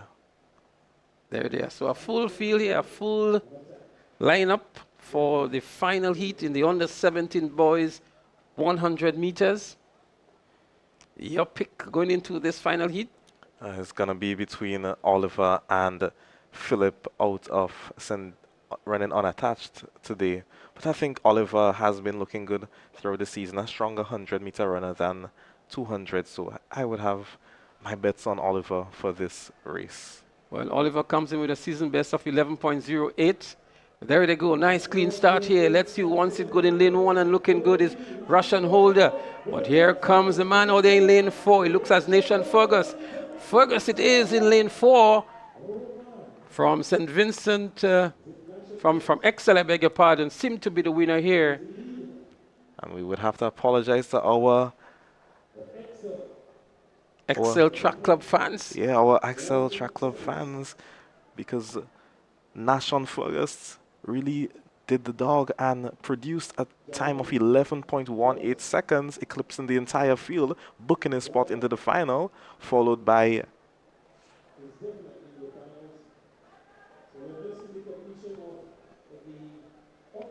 As we look back here, we see Fergus here really moving nicely into position here to pick up the first position. And out there in lane 7, it was the second place winner. And he would gain That's maybe Jahil Dormant out of Abilene Wildcats, Trinidad and Tobago, also qualifying into the final.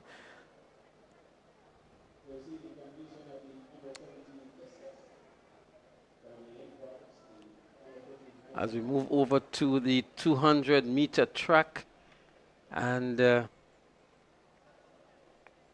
Yeah, so our qualifying 8 for that event would be Philip Mitchell, Nathaniel Alfred, Nashon Fergus, Marquise Castle, Jahil Dormant, Rishon Holder, Keon George, and Dante Oliver making up once again that final 8.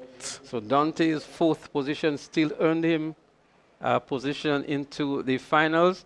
I mentioned it was a 200-meter track moments ago. It's actually the 150-meter track as we get set for the 150-meter dash for the under-9 girls.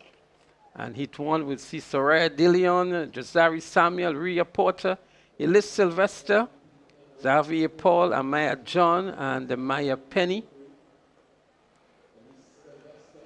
These are the competitors in the under-9 category. Yes, keep your eyes on DeLeon. She has been doing quite well over the season and yesterday. Well, she's in lane 1 from the 473 MVP club. Lane 2 seemed to be scratched. Lane 3 is Rhea Porter. Lane 4, Elise Sylvester. Lane 5, Xavier Paul. 6, Amaya John. 7, Demaya Penny.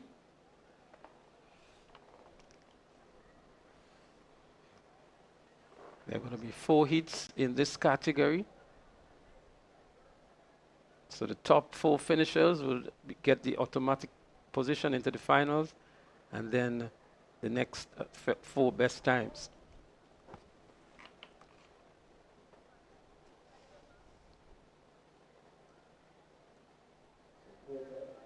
So the rain has subsided, a lot of clouds still hovering around, but nice cool conditions here. A little flutter of the flags as well, as they're on the starters orders again for the 150 meters in the under 9 category. Coming around the bend to make up the stagger as they transition into the home straight. Looking good already is Soraya Dillon of the MVP 473. She has a lead over the athlete there in lane number 3, that's Rhea Porter. But Soraya Dillon is going to be the runaway winner here in style as well. A very comfortable win. And in second place is Rhea Porter. And I think it was Elise Sylvester who picked up the 3rd position. Yeah, wonderful run there by DeLeon, showing that thumbs up to her supporters in the crowd. Not pressured there much at all. So DeLeon books a spot into the final. Amir John actually picked up the 3rd position from Xavier Paul, who came 4th. But 24.55 for Soraya Dillon and 26.63 for Rhea, who picked up the 2nd position. The second flight is on the track and getting ready. We will see here in lane 1, April Nicholson from First Choice Junior School. Jelaya John is there as well as they're up and running. And let's see who's going to make up the stagger. Looking good in lane 2 is Jillian John from Mustang. She comes around the turn and heads into the straightaway with a slight lead over the rest of the field. That's Jalea John from Mustang. She has the lead at the moment going into the finish line. And it looks as though the athlete out there in lane number 6, Xavier Slinger, would pick up the 2nd position. But Jalea John from Mustang, the winner in this 2nd heat. Yeah, strong performance there by John, booking a spot into the final.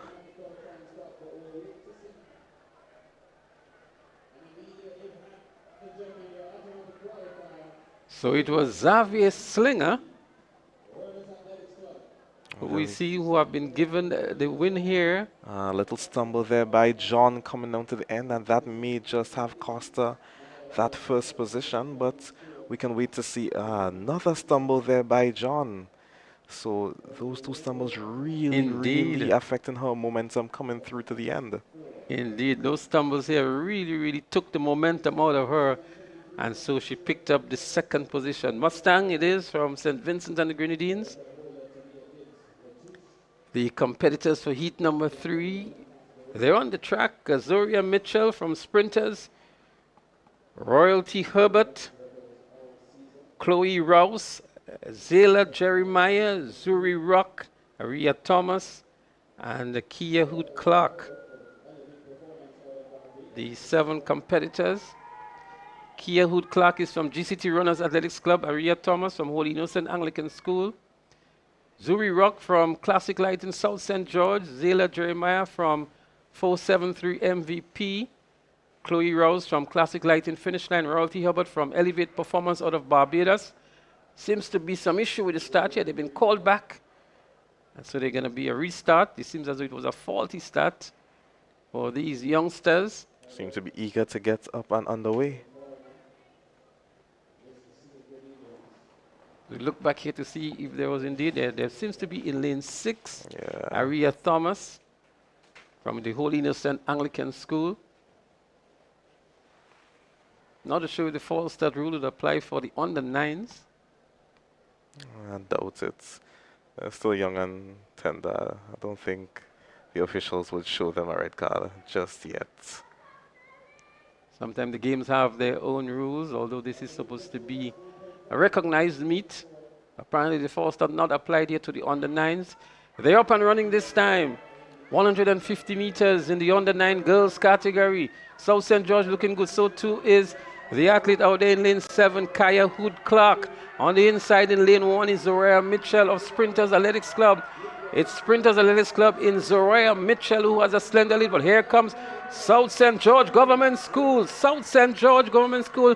Zuri Rock it is who is going to cross the finish line first, ahead of Zayla Jeremiah of 473 MVP. But a good, strong finish here by Zuri Rock of 25.82 seconds. Yeah, strong performance there by Rock, and also a commendable performance there by young Jeremiah. Really nice form coming through the entire race, but Rock just having a bit more strength and endurance coming down to the last, I make it 25 meters, just being able to eclipse Zayla Jeremiah there. Well, her son name is Rock, and she was solid. Indeed, indeed. The final heat would feature here Kaylee Thomas, Rena John. Rena John would be in lane 2. Mia Joseph in 5. Natalia Amade in 6. Ava Eddie in 7. And Tavia Latouche Matthew in 8. Tavia Latouche Matthew from the Classic Light in 473 MVP, one to look out for here. As they're up and running, 150 meters, the final of 4 heats. And coming around the turn as they head into the straightaway now is the athlete out there in lane number 5, I think it is, Mia Joseph of Sprinters. Mia Joseph of Sprinters with the lead here. A good strong run back by the athlete out there in lane 7, Ava Edding, and in lane 8, Latouche Matthew. But it was Mia Joseph of Sprinters who was the eventual winner here to go into the finals. Yeah, time of 24.83 seconds, not bad at all. Edie out of Elevate Performance Barbados, 25 seconds flat, should book her spot into the final along with Tavia Latouche Matthew.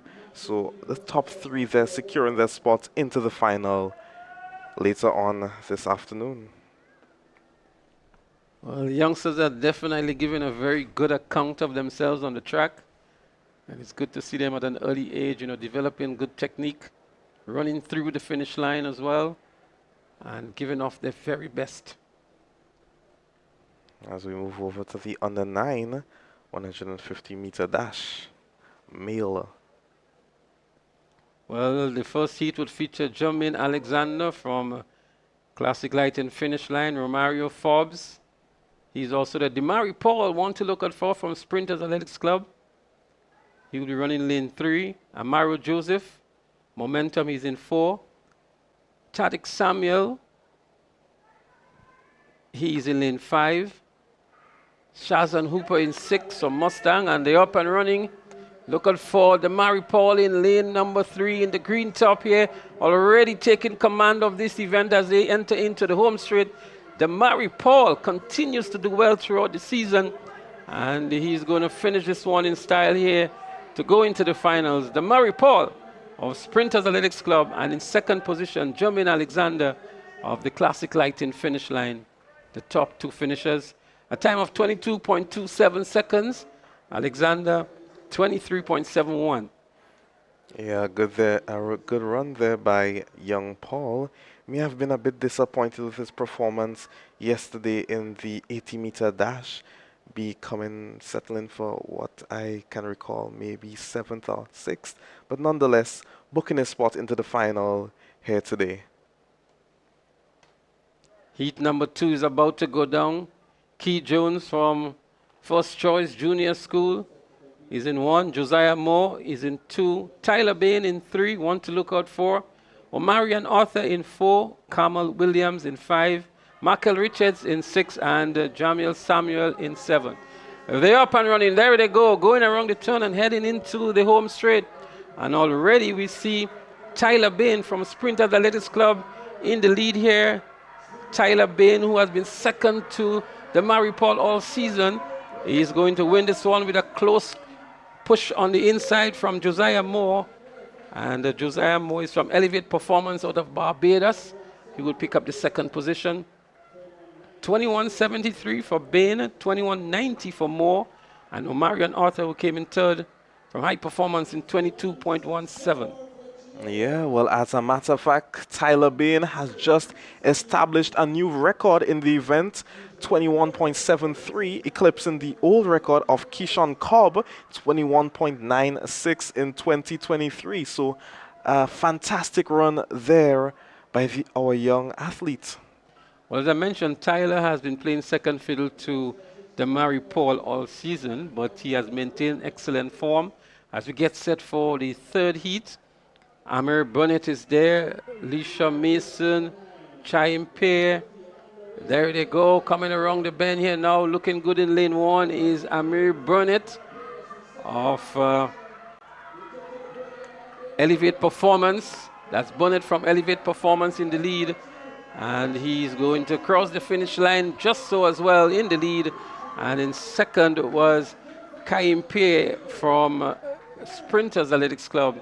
But a good run from the athlete from Elevate Performance out of Barbados. Yes, Burnett, a strong run there, booking his spot into the final. A medalist yesterday in the 80-meter dash for the under-9 boys, and now securing a spot to hopefully gain another medal in the 150 later on this afternoon.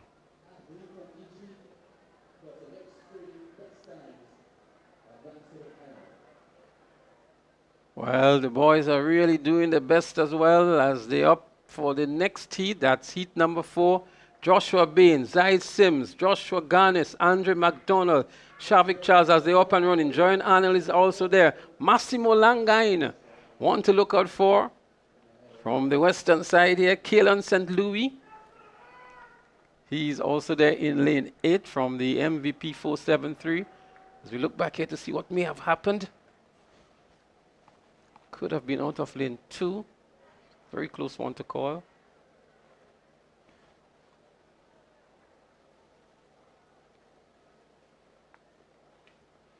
Close indeed. Could have been 2, could have been 5. Could have been anyone. I can't see who flinched first, and all of them have been afforded another opportunity. Classic Lighting finish line in Bain. Sims is there. Garnis, McDonald, Charles, Arnold, Langain, and St. Louis. A nice clean start this time. Coming around the turn and looking good. The athlete in lane number 2, Zai Simmons. He's looking good. Coming around the third from Phoenix Track Club. That's Zai Simmons in lane 2. But on the outside, it's also St. Louis from MVP. But Zai Sims. And then it's St. Louis from MVP who wins it over Sims. That's Kalen St. Louis of the 473 MVP. And Sims, who did a lot of the early running, had to settle for second. Yes, a strong performance there by young St. Louis, I have it. Yes, St. Louis with a time of 22.94 seconds. Not bad at all. Zaire Sims, sorry, out of Phoenix Athletics Club, clocking 23.48 seconds. Well, there's going to be a fifth heat, so it means that the top 4 would automatically qualify, and then the next 3 best times would advance to the finals as well. Yes, the bubble time as it stands is 23.74 seconds, so the athletes need to run faster than 23.74 in order to book that spot. Well, heat number 5 will feature Daryl Benjamin in lane 1 as they're up and running. They're moving very fast now and going around the turn and heading into the home straight. The athlete in lane 2, August Jordan from Mustang, is looking good. Is Jordan from Mustang in the lead here. And the 473 MVP on the outside, so too is the athlete in lane number 3, Telesford. But it is from Mustang, August Jordan, the winner. Yeah, August just being able to hold on there despite the pressure being exerted by the man on his right. That is Caniel Telesford. Yeah, good run there by all 3 athletes. Noah Charles seemed to have just pipped both of them, maybe. Well, Charles looked to have picked up the second position. Yeah, he It's, did indeed. Jordan 2267, Charles 2267, and Telesford 2275. That's just how close it was. Yeah, very competitive at this young age. 22.67 by both Jordan and Noah, separated by a mere hundredth of a second. Well, there you have it. The final heats in the under 9 150 meter boys category. We'll tell you who the finalists are momentarily.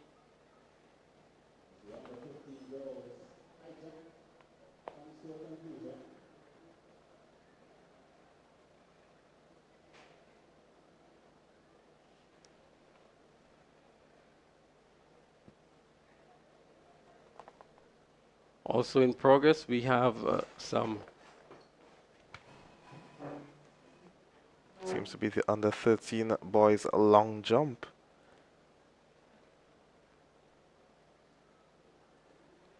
We also see some athletes making their way onto the track towards the far side. Looks as though we're going to have maybe 300 meter 300 action. meter events. That's in the under 11 category.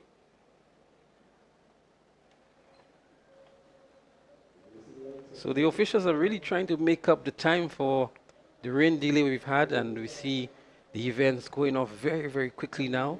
Yes, high pace movement. I don't think the rain should really warrant that level of efficiency. But that's the situation we have here. They're moving very, very efficiently now.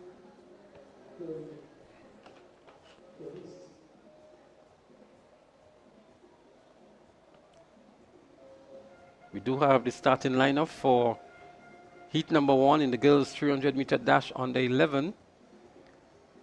Chelsea McDonald from the Princestown Athletics Club. Miss McDonald is here, her mom, to support her. Ariel Charles is also there in lane 2. Tanaya Gibbs Latouche from Sprinters. Zakia Joseph from Roots. Anita Holder, Ayana Christian, and Corey Caliste. Anita Holder from the Elevate Performance Club out of Barbados. Ayana Christian from Supernova Athletics. And Corey Caliste from Altitude Track Academy.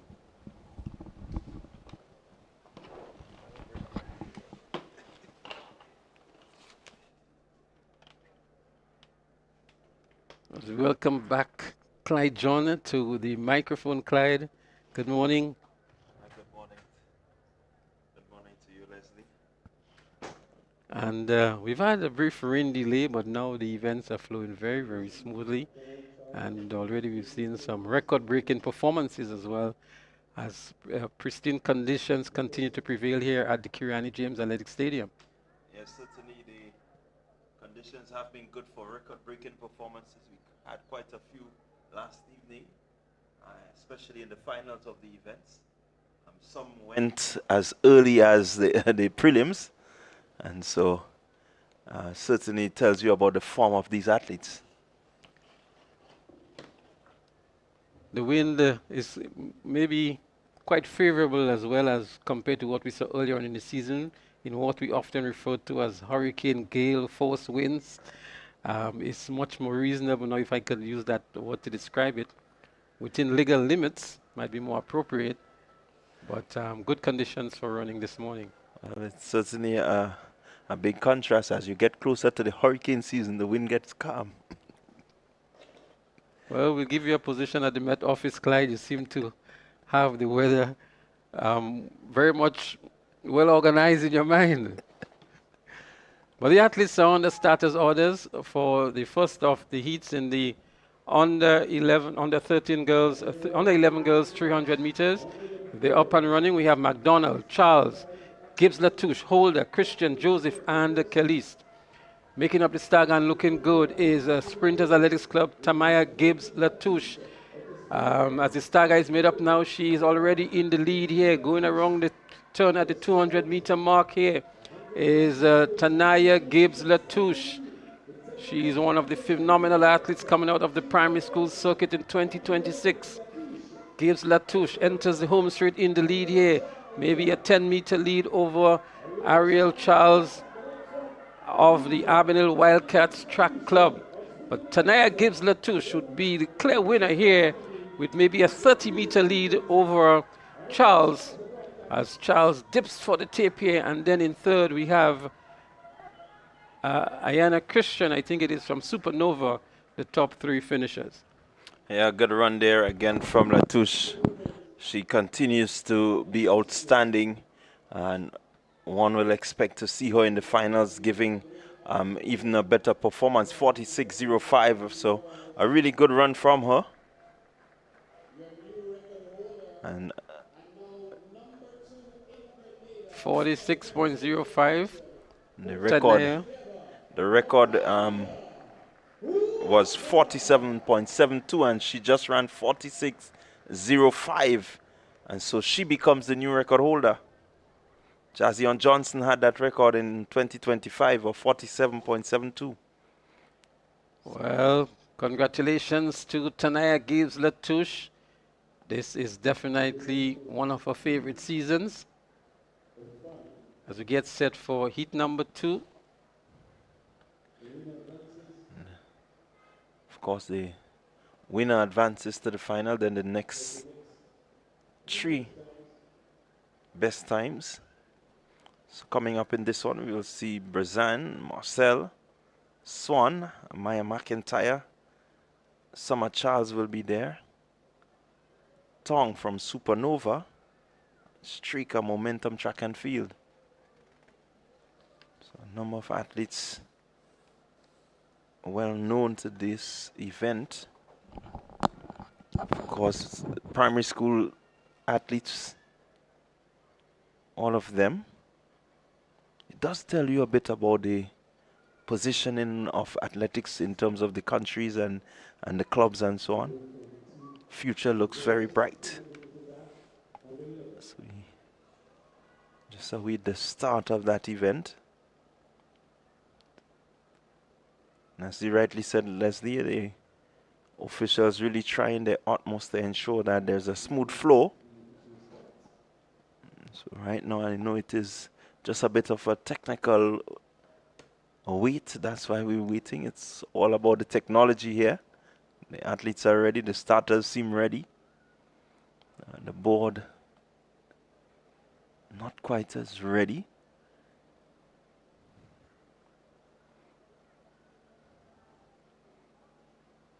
Of course, Amaya McIntyre of the Classic Lighting South City Rising Stars. She comes in with a seat time of 48.63. Tells you she can run anywhere close to that time. Today she should have an automatic qualifying spot. And anyone can get on the 40, into the 40, on the 47. And they will pose a challenge for Tanaya Gibbs, who has just claimed another record.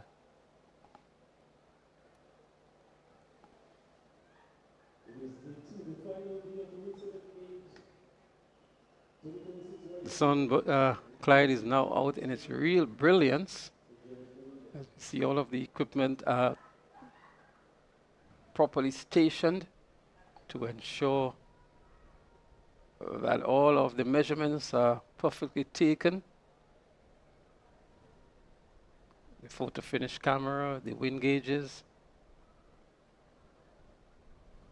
And marshaled there by Albert Joseph. So we seem ready to go. The board is cleared.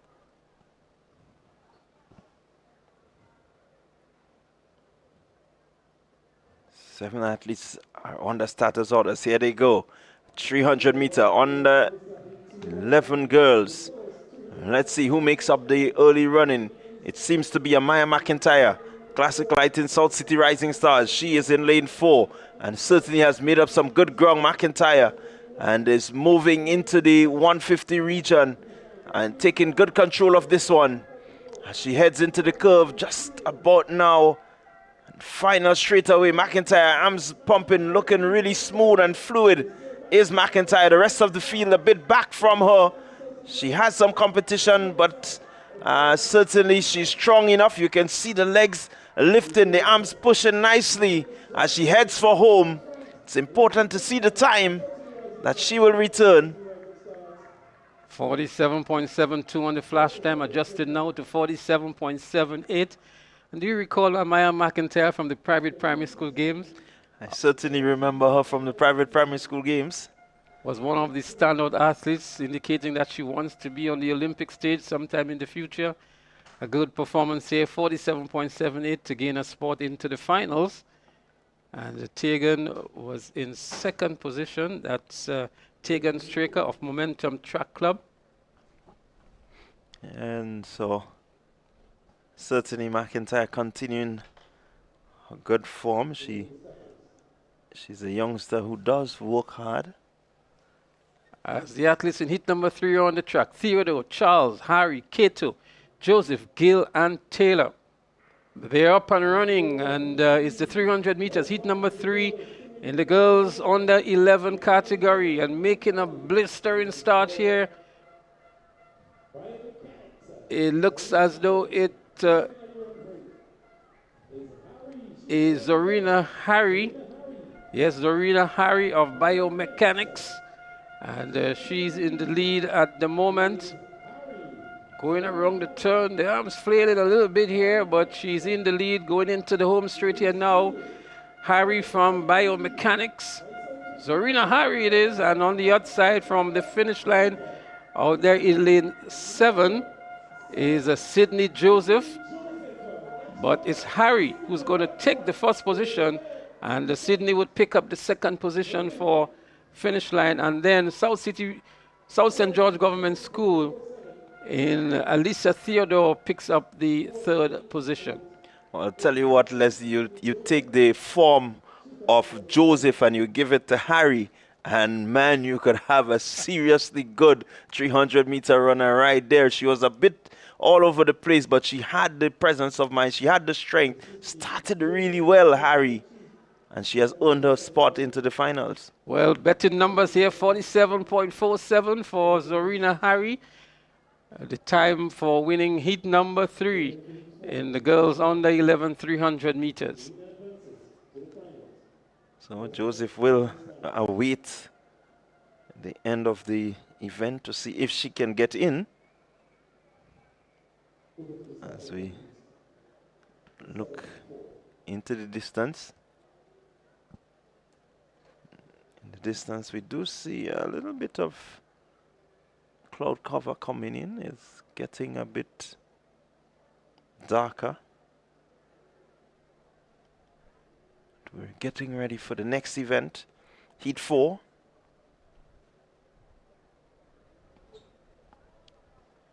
We should have all 8 athletes there. I'm seeing lane 5 seem to be vacant. So we Missing lane 5. That's so one athlete less. We have a field of 7.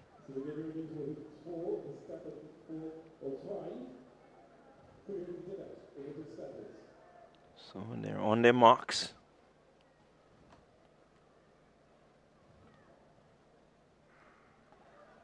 Start. They're off and running. And let's see who takes the early lead here. It seems to be lane number 4. I Make It Fair Augustine Altitude Track Academy. Seems to be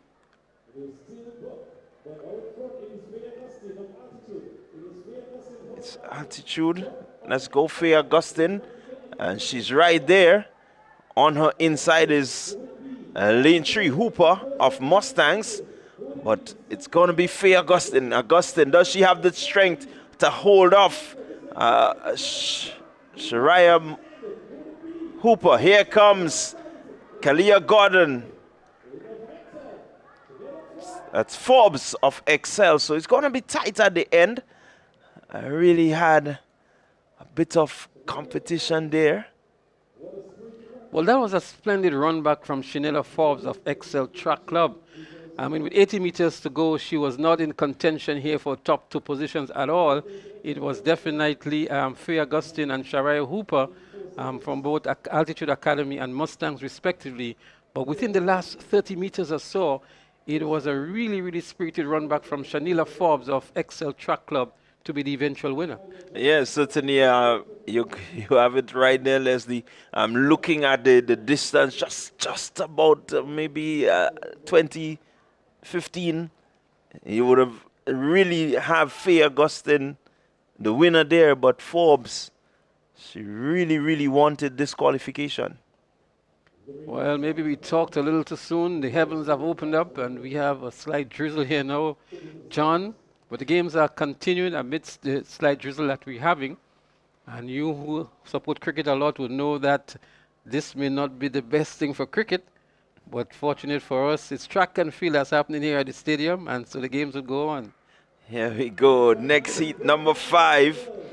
And let's see. Early running seems to be coming from the athlete in lane number 8. That's Zamira McQueen, Momentum Track and Field.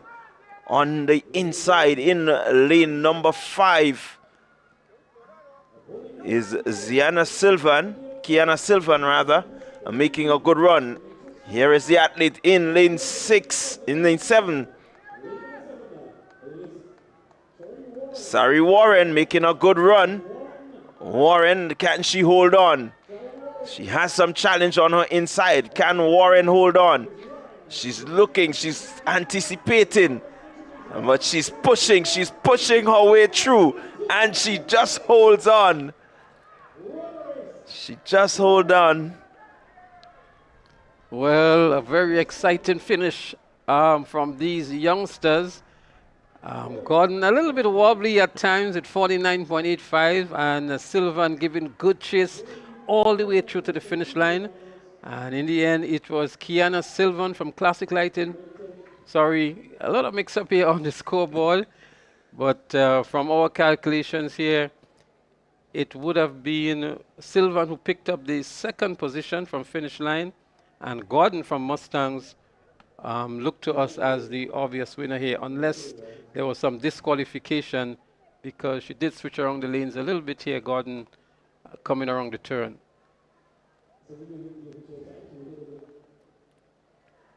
Well, the boys are now on the track and they're getting ready for their 300-meter runs as well. In the first heat of 5, we will see Ava Davis, South St. George Government School, Zena Howell, Okashia Mitchell, Kiana Sylvan, Zaylee Gordon, Sari Warren, Zamira McQueen, and Daija Houston.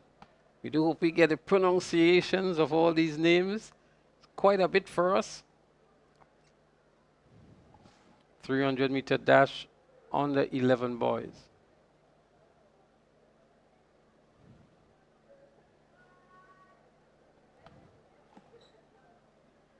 Just to give a slight correction to the names, The names called a while ago were for the girls 300 meter, in which Warren was given the win here from with 49.85. Sylvan was second, 49.94. Gordon from Mustang, we see her here in fourth.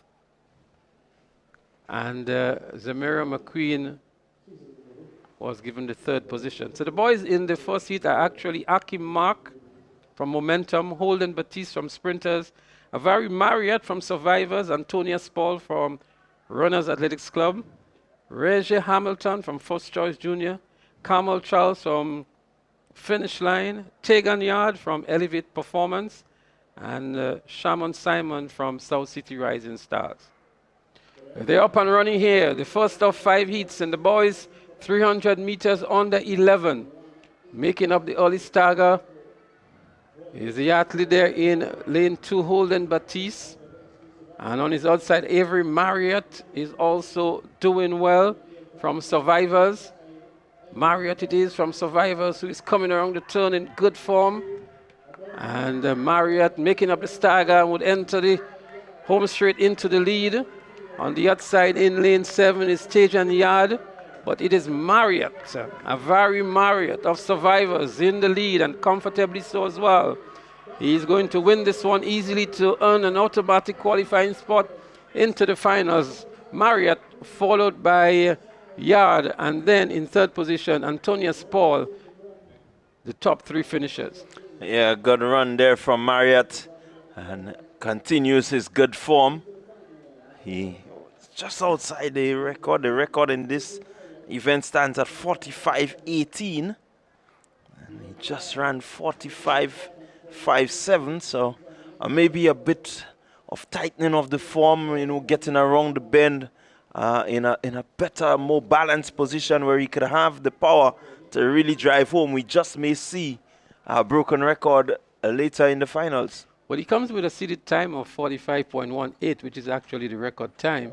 So if he gets the finals good, he can do wonders here. As the second heat is on the way, John, and we see here making up the stagger nicely is Bramini Bernard from Runners Athletics Club.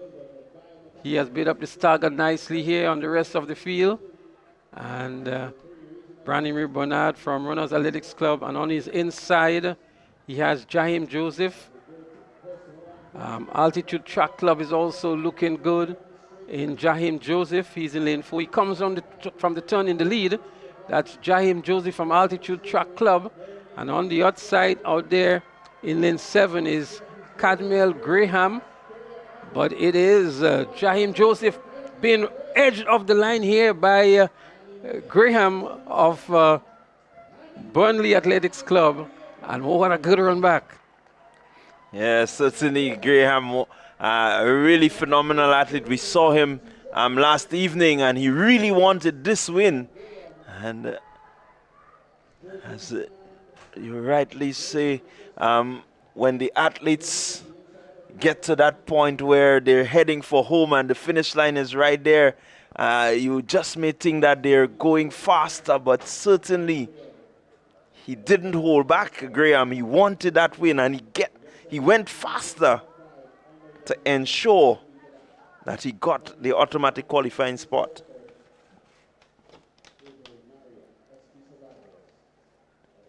As the athletes for heat number 3 get organized, they're on the starters orders as well.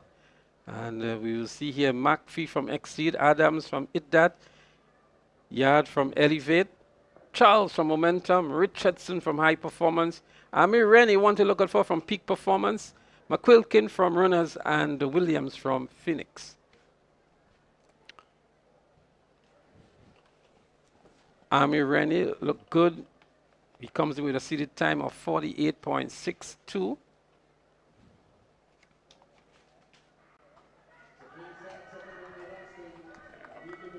So they're up and running is heat number 3. And making up the stagger nicely is Kenson McPhee. Kenson McPhee from Exceed Sports Club. He's running in lane 1, and he's really eating up the track on the inside. He has already made up the stagger on the rest of the competitors as he runs the turn now to transition into the home straight. It is Kezron McPhee of Exceed Sports Club. And in lane 3, giving some good competition, is Taylor Yard. But it's going to be Kezron McPhee of Exceed Sports Club who is going to win this one. And picking up the second position is Taylor Yard. And the Yard is from Elevate Performance out of Barbados, the top 2 finishers of heat number 3.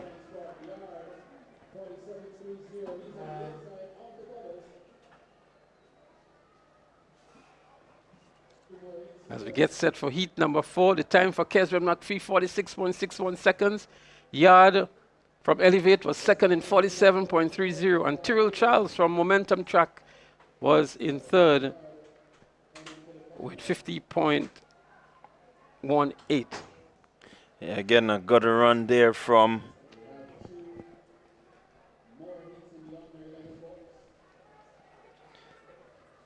a really good run. That was heat number 3. We're getting ready for heat number 4.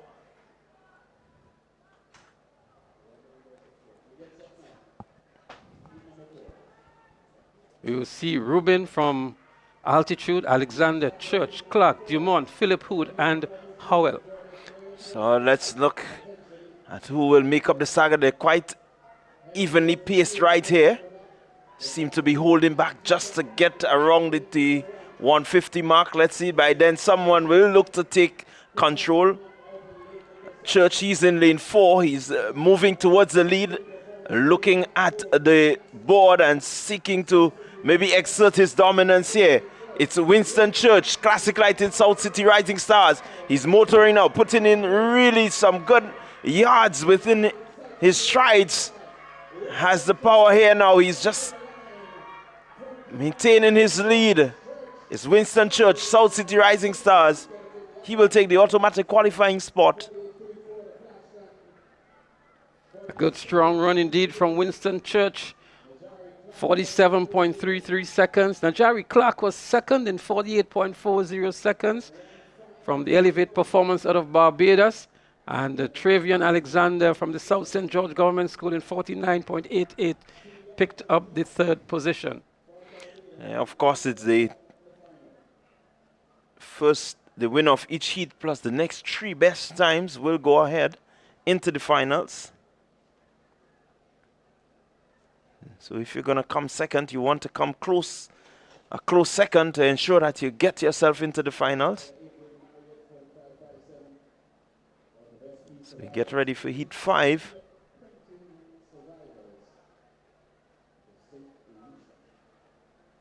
And in heat 5, we will see Gianni Thomas from Classic Light in Finish Line, Samuel Bob from Classic Light in South St. George, Aaron Mitchell from Holy Innocent, Nash and Philip Hood.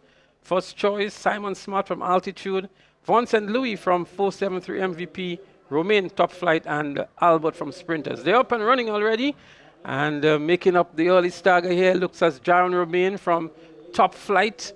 He's out there in lane 7, and he has made up the stagger on Hayden Albert of the Sprinters Athletics Club.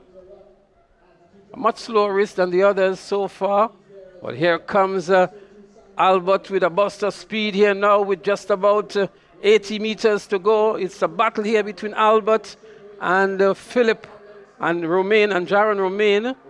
But the athlete here from Top Flight, Jaron Romain, exerts his dominance here and powers away and powers through to the finish line now to win this heat. And in the end, it's going to be Hayden Albert of Sprinters take up the second position. And Samuel Bob from the South St. George Government School picks up the third. Yeah, again, athletes just looking to put in their strategy into play. And Romain really was challenged for just about 40 meters by Albert. But then he said to Albert, hey, this is my event. I'm going to go ahead and take the win. 49.08, rightly so. It's one of the slower heats, Leslie. And so Romain will be the only person, I believe, going forward into the finals. Well, John, as we complete this round of heats, Just want to let the viewers know we're going to have another interview coming up in a while. We're going to be speaking with Coach Nigel Matthew of the Princestown Achievers Club. And we're also going to be speaking with one of the parents of one of the athletes, Anastasia Herbert. She's also here.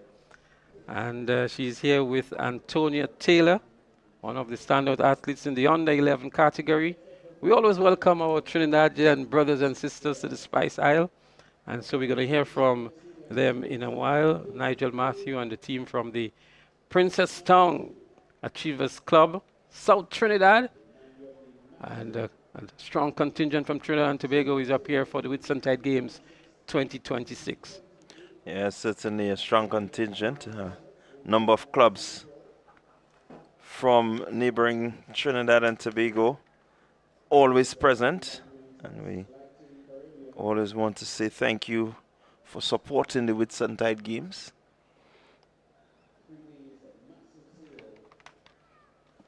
I think we should have at least... So the track officials are getting the track ready for the 400 meter events. We're going to see, first of all, the 400 meters for the girls in the under 13 category, as well as the boys, and then we're going to move into the under 17 categories. And so they're really trying to make up for time lost due to the rain delay. And so what we're going to do is try to segue with the interview while the events are going on and try to bring as much of it as possible to you.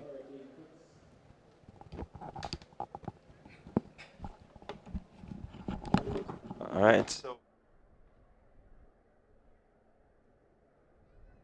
The under 17 girls warm up.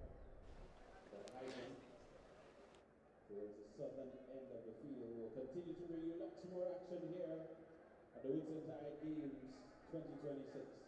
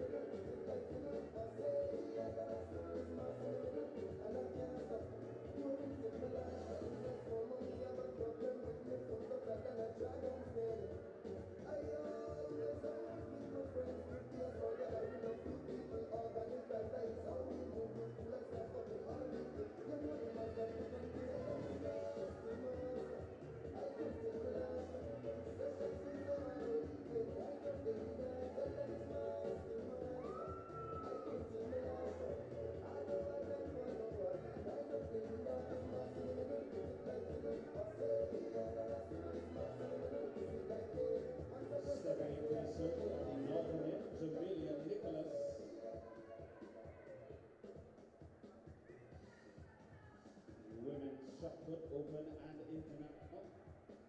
Nicholas studying in the United States.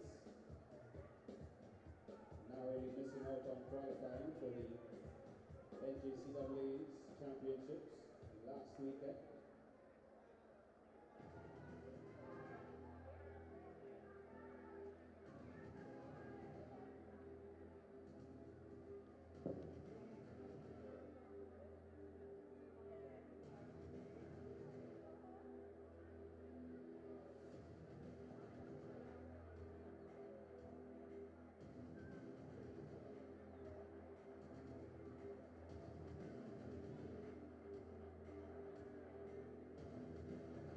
So we get ready for the 400 meter.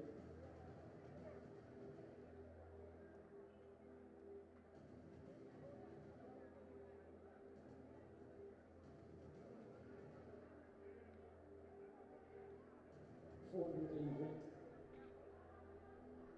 on the 13, the first seat.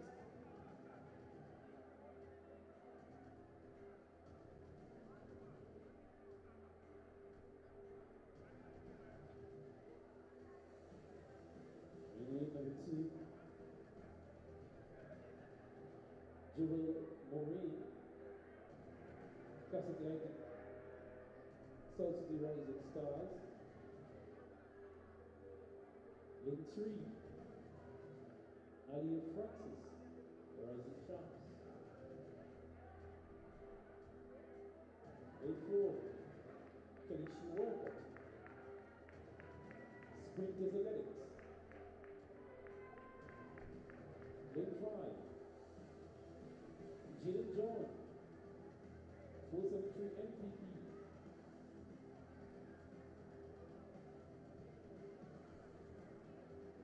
Lane number 7, Janaya John, Ikat Academy. Let's start with field. 3 to 1, the girls, 400 meter dash on Whitsuntide.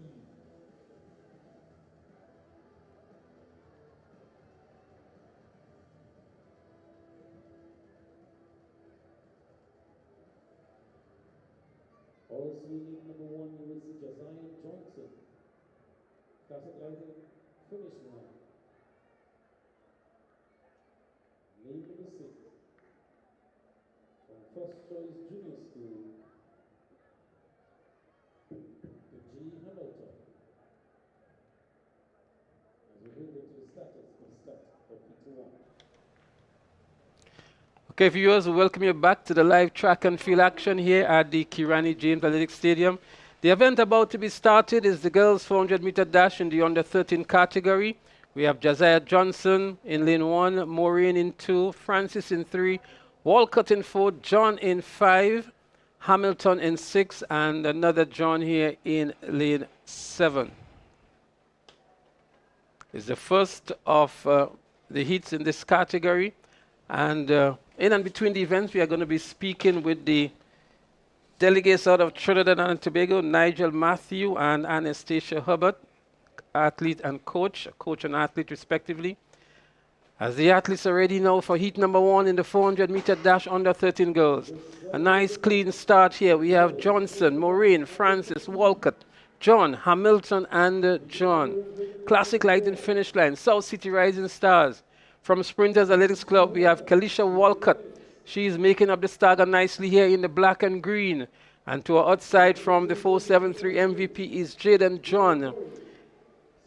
Tasia Hamilton is also there from the First Choice Junior School. But in the lead is Kalisi Walcott of the Sprinters Athletics Club. And giving good chase from the 473 MVP is Jaden John. But look at the athlete here now go from that's Aliyah Francis of the Rising Champs. She has just moved into the lead here. Aliyah Francis of Rising Champs enters the home straight in the lead and is really powering away from Walcott, who did most of the early running. But it is Aliyah Francis from Rising Champs with about 50 meters lead What a commanding race she has run here to win now. A flash time of 1:06.74. That's the time for Aliyah Francis.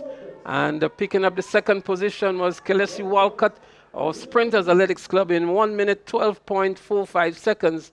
And Jaden John from MVP, 1 minute 13.89, the top three finishers. So again, we say welcome to Coach Nigel Matthew and also Antonia Taylor, one of the standout athletes from the Princestown Achievers Club. Welcome, Coach. Welcome, Antonia. Thank you very much, sir. So we're happy to have the athletes and coaches out of Trinidad and Tobago, our neighbors. We understand that this is not the first time that your club is coming here. So tell us a little bit about your club, first of all, and the contingent that you have here in Grenada. Hi, good morning, viewers. First of all, give God thanks and praise all the time. All right, my name is Nigel Matthew. I'm the founder and president of the Club Princeton Achievers. All right, we existed at least about a year and a half now. All right, my group team is at least by 25 sumo.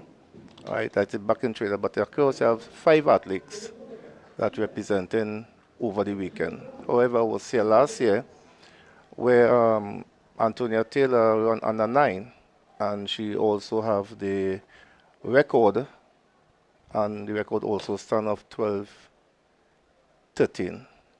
So Antonia is here. We're going to hear from her shortly, but the second heat is about to be started. So the record holder for the under 980 meters, Antonia is here. As we see for this heat, we have Williams, Davis, Williams, St. Louis, Cumberbatch, and Braffit. They're up and running. It's a nice, clean start. And South St. George Government School in Taraji Williams is already making up the stagger nicely. But up front from Sprinters Athletics Club is Ahiva Brathwaite, and she's way up front there. South St. George looking to close the gap on her on the stagger as they go down the back straight. And on the inside of Williams is also Gabriel Davis from Finish Line. But up front, it is Braffit from Sprinters Athletics Club. But look at the move here now by Anika St. Louis. Anika St. Louis, she is from Rising Champ. She moves into the lead. And on the inside the lane 2 is Gabriel Davis in second position. But it is St. Louis from Rising Champs who is in the lead. And Davis is in second. St. Louis for Rising Champs is going to run away with the second heat in the 400 meters for the under 13 girls. She wins this heat now, and Davis out of Finish Line picks up the second position. And it looks as though it was Cumberbatch from IDDAT who picked up the third position. So we have with us, as we say, the record holder in the 80 meters who established a record in 2025 of 12.13 seconds. And I say good afternoon to Antonia Taylor. Antonia, good afternoon. Good afternoon. Welcome to Grenada. And you have a record of 12.13 last year. Are you at all concerned that somebody's going to break your record? Or has the event gone already and the record still stands? No. The record is still standing? Yeah. So tell us, Antonia, tell us what school you go to in Trinidad and Tobago and what it has been with your coach preparing to come to run in Grenada. What school do you go to in Trinidad? I government primary school. And tell us what your training is like with your coach. What do you do for training? Wait, and some days we just do running around the field and So Antonia, you have qualified for the finals in the 100 meters today. You ran 14.14 seconds, the 7th fastest time. What is your thinking going into the finals? Are you going in there to win? We're going to come back to your answer as we look to heat number 3.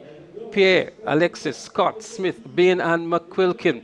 There they go, going down the back straight from the Finish Line Sports Club. We have Jamie Smith, one of the favorites here for this event. And Selena Bain is also there from South St. George Government School.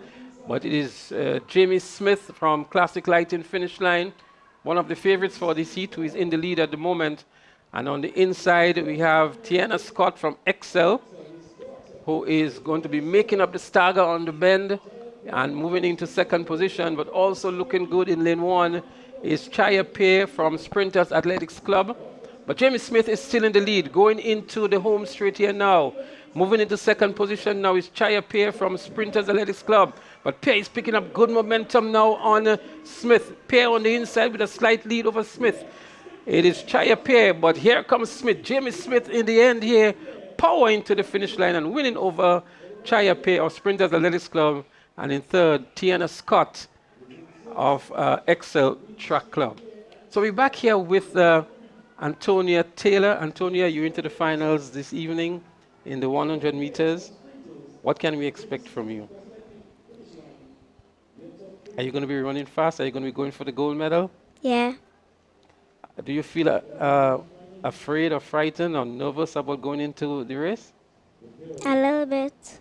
A little bit. But don't you think that you've prepared well enough that you can at least win a gold, a silver, or a bronze? Yeah. What would be your best choice of a medal? What would you want to do in the finals? Which position do you really want? First. Right. So now that you have trained, your coach is here, your mom is here with you, you have a lot of people expecting great things for you, and you're willing to deliver for them this afternoon, don't you? Yeah. All right, Coach, these athletes, they're young, they're talented. She has a record in these games. What it has been for you in Trinidad, the support you get from the parents, from the corporate community, from anybody who has interest, what has been the level of support that you get there? My level of support, I get a lot of support, especially from the parents and especially from the community around the area. We're going to come back to that as we continue with heat number 4. We have Faith Samuel, Deshauna Charles, Humphrey, Scott, Stapleton, and Joseph. Going down the back straight here now, it looks as though it is Scott from Velocity, Azariah Scott. She has a commanding lead here over the rest of the field. Stapleton from Mustang seems to be the one in the lead at the moment. Tanaya Stapleton of Mustang out of St. Vincent and the Grenadines. She's running by herself here, going around the turn. Tanaya Stapleton of Mustang.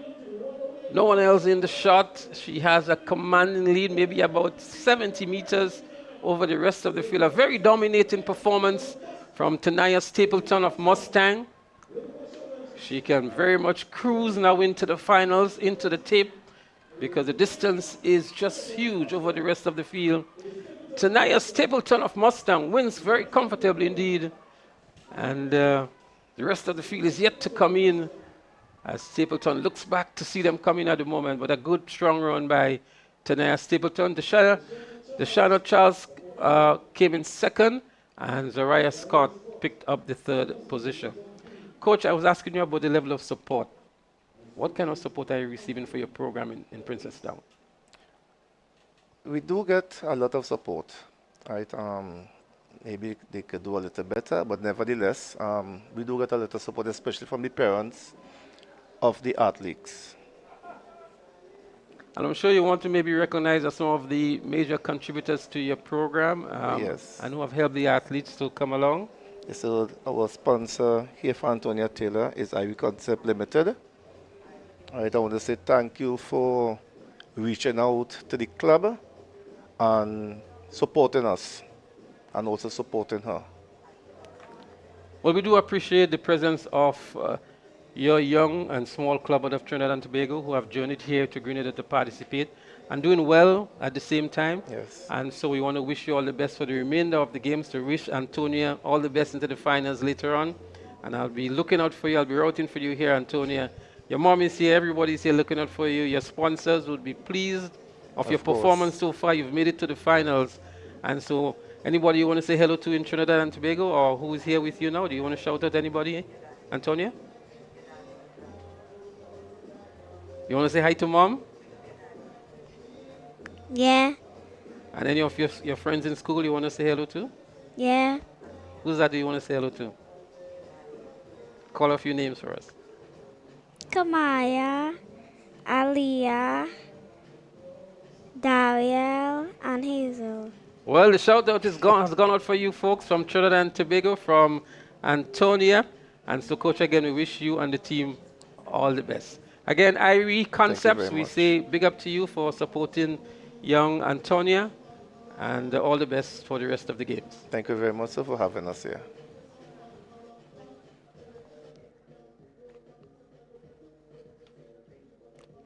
So we just saw the conclusion of heat number 4, which was won by Tanaya Stapleton in an impressive performance of 1:5.47, 1 minute 5.47 seconds.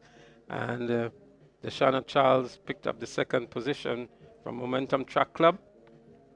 And Zariah Scott from Velocity Track Club picked up the third position. So we're getting ready for the boys in the 400 meters under 13. They're going to be next up on track. And we still have, maybe later on in the afternoon, we're going to hear from the coach from Extreme Velocity out of Barbados. He's here with a very strong team. And we want to get a perspective from what has been happening with track and field in Barbados as well, and with his club, Extreme Velocity. Again, we want to shout at all of the supporters who have journeyed all the way to Grenada from the various islands to support the athletes, to support their kids, to support their relatives.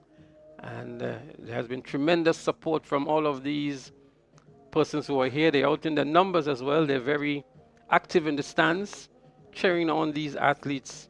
And it's always a joy to have that kind of support from the parents and supporters of the athletes.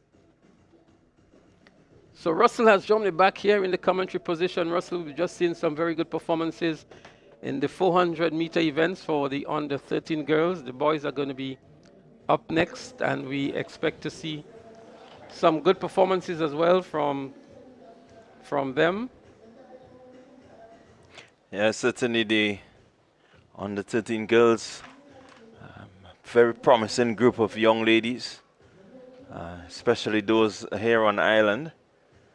And one expects that they will carry the future of athletics and sprinting, 400-meter sprinting for Grenada. They can only get better from here, providing that the systems are put in place to really ensure that they are taken care of. Well, the weather is really playing hide and seek with us. We're back to brilliant sunshine here at the Kirani James Athletic Stadium. We can still see some dark clouds over the hills in the Granite Tank area where the rain normally comes from. We look towards the south, it's a bit cloudy as well, as we see some parts of the port in the backdrop here. As we have heat number 5, just one competitor, Kamaya Joseph, South St. George. She'll be running for a good time here. She's the only one in this preliminary. It's not always the best when you're running by yourself, running against the clock, so to speak. But Kamaya Joseph from South St. George Government School is the only competitor in this heat number 5 in the girls 400-meter dash in the under 13 category. Well, she's automatically in, so I'm not certain the purpose of the run, because if it's heat 5, then it means that the automatic qualifier will be her. Well, they do run for lane assignments as well, so maybe it's one of the considerations here. But it is Kamaya Joseph of the South St. George Government School in heat number 5 of the under 13 girls 400 meters. And as we said, she's running for a lane position. She would automatically qualify into the finals. Kamaya Joseph. We will still be interested in the time she runs here, Clyde, as she completes her preliminary, 1 minute 8.77 seconds. She will get the automatic spot into the finals nonetheless, and would have a chance to contest for one of the medal positions. Yeah, it will be a tough run. Previous qualifiers have run some good times.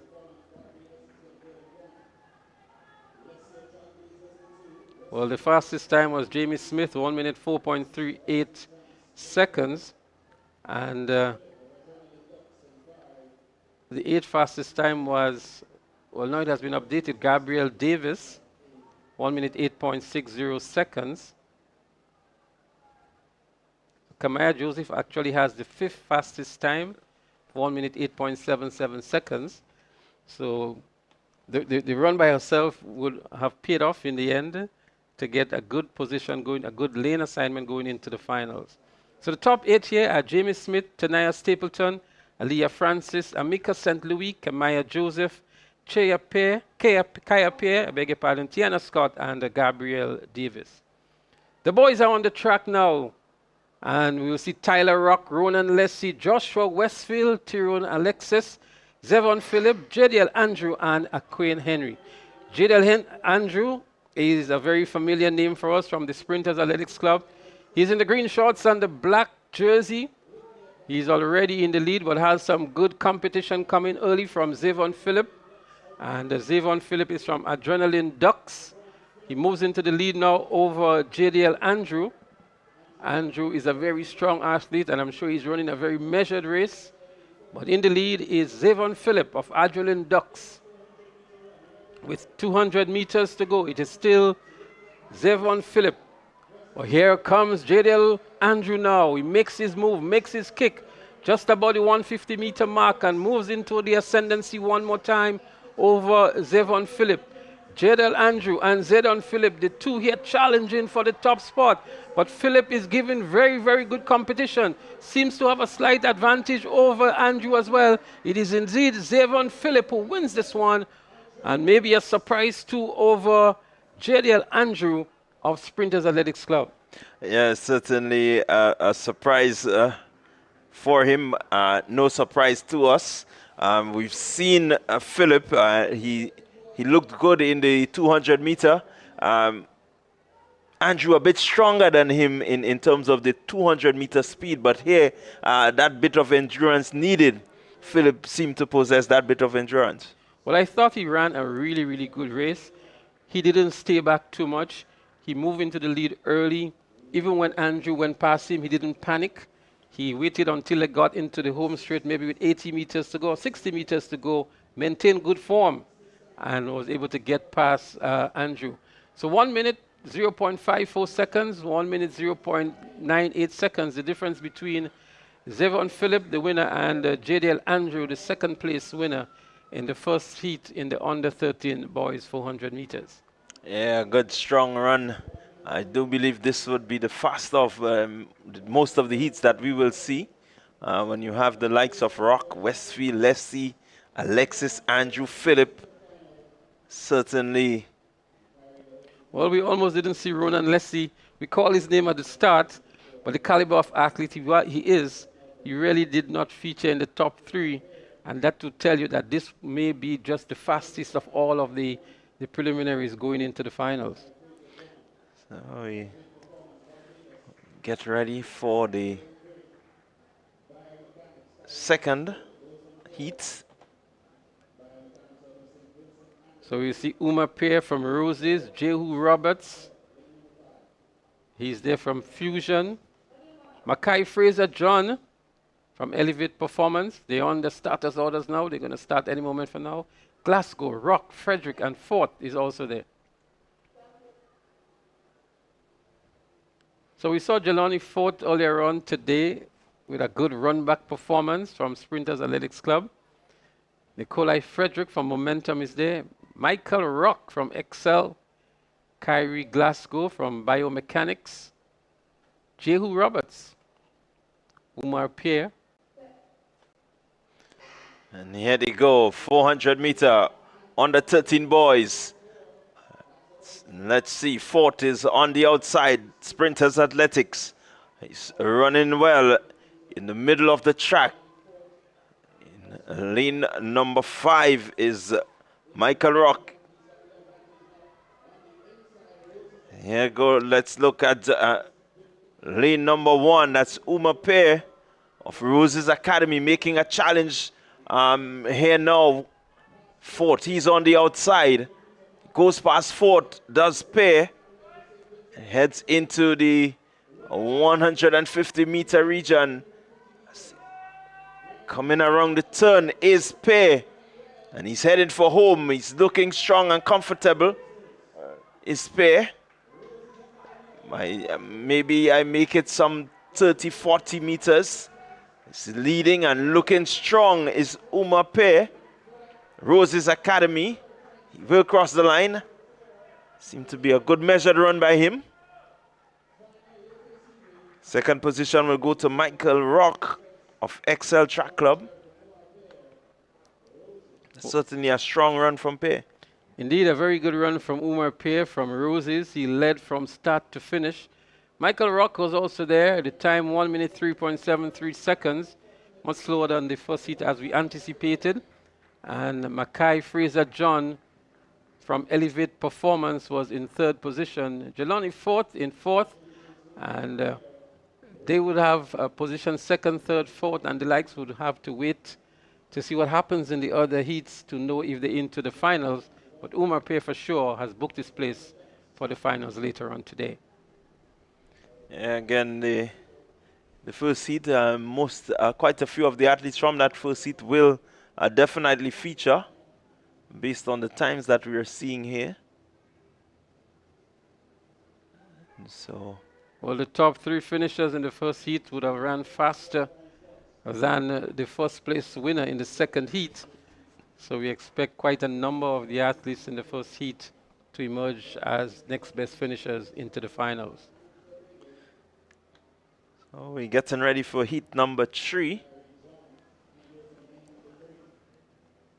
Heat 3, we will see the likes of Norbert Javier, Abilene Wildcats, Omar Alert, First Choice Junior, Carrie John, Burnley Athletics, Romel Morgan, High Performance, Samuel Hamilton, Mustangs, Kishon Cobb, Southern Pros, and Zayden Beggs, Altitude Track Academy.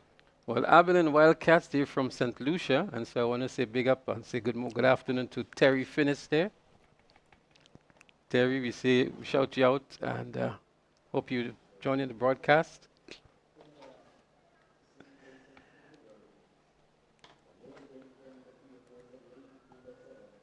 Xavier John, Morgan Hamilton, Beggs, Allott, and Cobb get ready for heat number 3.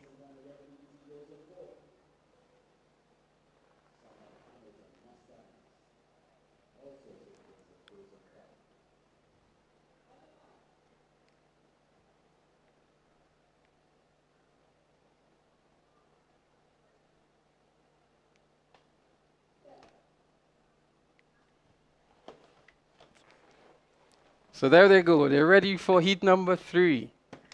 Again, it's Xavier, John, Morgan, Hamilton, Beggs, Allott, and Cobb. Well, the starter just confirming with the athlete there. He needs to stay behind that line.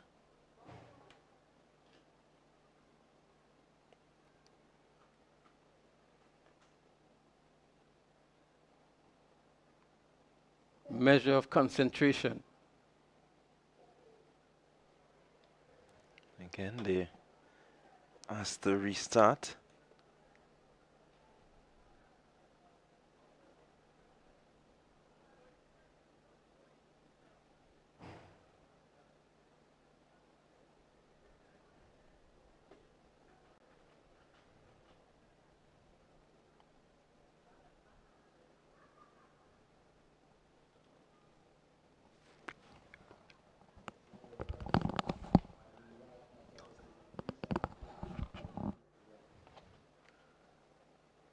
They're going to have another go at it. Heat number 3 in the under 13 boys 400 meters. So they're off heat number 3.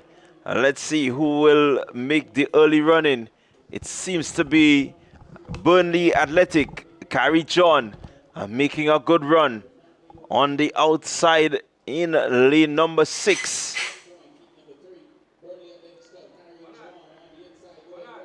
Also going well is Norbert Xavier, Abilene Wildcats. Mustangs also, Samuel Hamilton running well as they head into the 150-meter mark.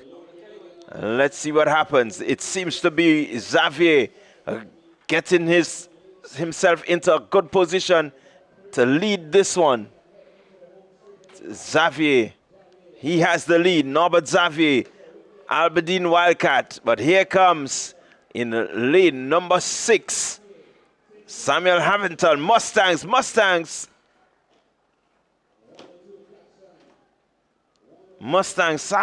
Samuel Hamilton. He seemed to have this one.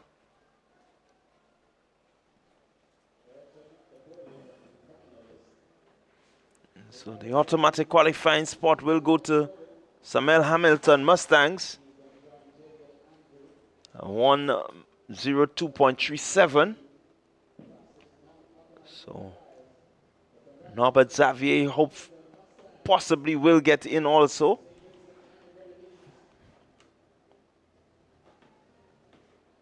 But so far the boys are living up to the expectations. So we get ready for heat number 4. And this the 400 meter under 13 boys. In this heat we have all 7 athletes lined up. Sylvester, Noel, Abbott, Smart, Sandy, Richards, White as they head off. Let's see who will get into the running. It's still a bit even. As the athlete there in lane number 5. That's Elon Sandy. Idat Academy seem to be making a move. Samuel Smart of Altitude Track Academy also making a move in lane 4. He's looking to get himself into the lead as they head for the 200-meter turn. It's still lane number 5, Elon Sandy. Idat Academy, he is leading. Smart Altitude Track Academy is making a run for it. But Idat Academy, Elon Sandy, he has the lead here. Elon Sandy. And the inside is Momentum Track and Field. Kanavi Sylvester is making a run. And here comes also from Rising Champs, Michael Richards. But Sandy is able to hold on. And so he will get himself automatically into the finals. That's Elon Sandy.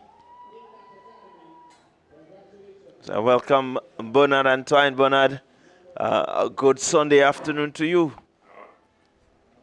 Thank you very much, Clyde. And it's an overcast Sunday, but it's a good overcast Sunday. It's cool, and with a light breeze, not too much pressure on the athletes apart from what they have to do on the track or on the field. So it's a good day for track and field. So there you have it, Elon Sandy, Idat Academy, 108.46. I make it, he will be the only competitor going forward into the finals from this group. As we get ready for heat number 5. Heat number 5. The boys, 400 meters under 13. Whitsuntide Games 2026. This is a final day, day 2. Well, we can look forward to the likes of Mary Roberts, Holy Innocent Anglican.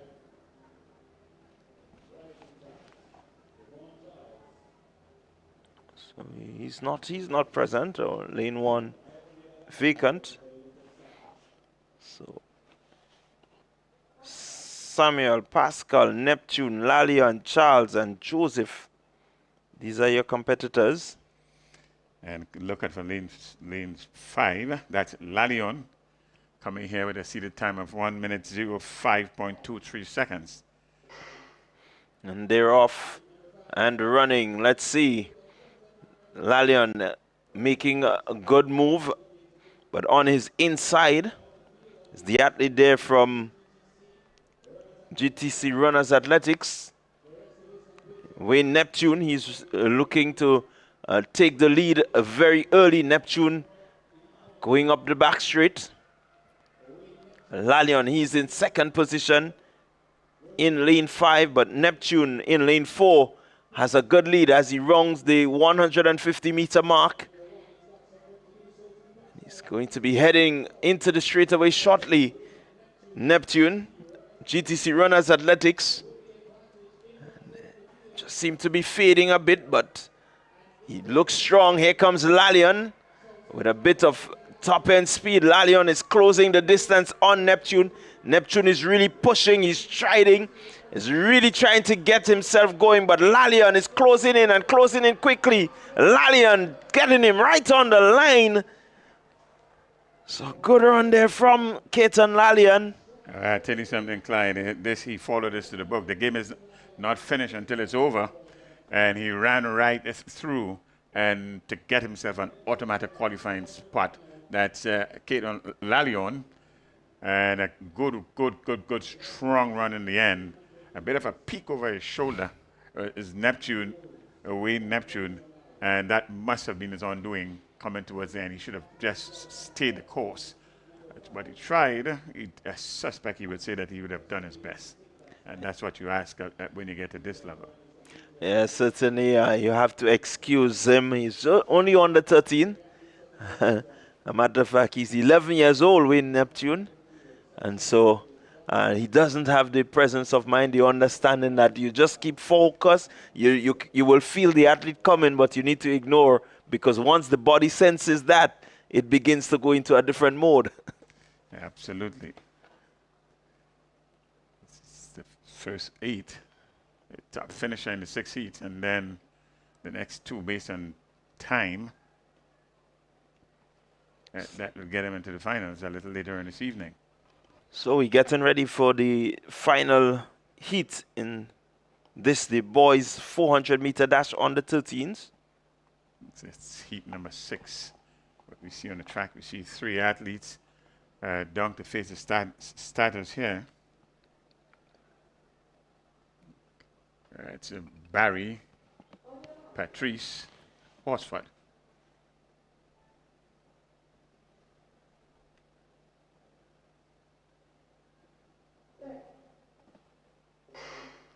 Here we go, clean start.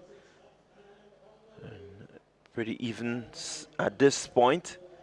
Athlete there from Salt City Rising Stars, that's Cameron Horsford. He's looking pretty strong. But South Classic Light in South St. George Government in Donny Patrice, he will have a lot to say about this. The athletes stride away down the back straight. They will head into the 200-meter mark just about now. Patrick's coming in here with a relatively slow 67.42 seconds. So as they round the turn, it's still from Classic Light in South City Rising Stars. It's Cameron Horsford. And he's into his running now. He seems to have picked up the momentum, Horsford. And he's striding away, heading for home, extending the distance of his lead. And so he's going to cross the line just about now. It will be important to see the time that he returns. And rather easily in the end, 68.23, that's his Horsford's winning time. And so the cut off for the bubble time of 64.16 would get Tyrone Alexis into these finals. Yeah, so it will only be Horsford from South City Rising Stars going forward into this one. What we can tell you the 8 finalists. Zevon Phillip, it's Adrenaline Ducks, Samuel Hamilton, the Mustangs, Roses Academy Uma Pierre, he's in. So is Lalion, South City Rising Stars.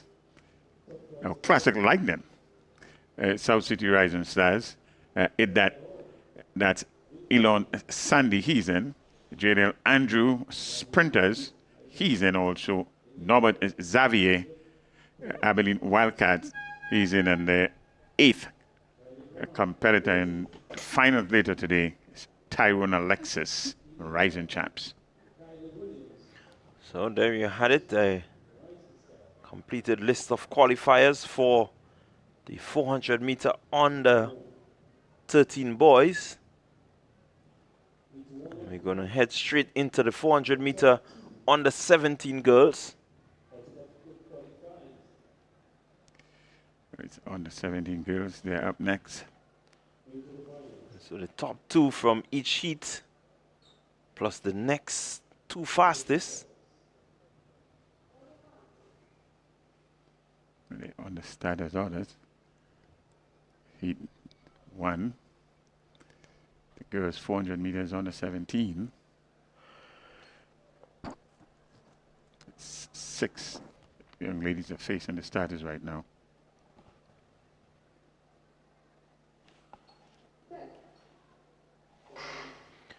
So here we go, clean start. Kylie Williams already making up some ground on the athlete to her inside, to outside rather. She goes into the 300-meter mark just about now, out front. You have the athlete there, Gabriela St. John. St. John with a slight lead. That will change.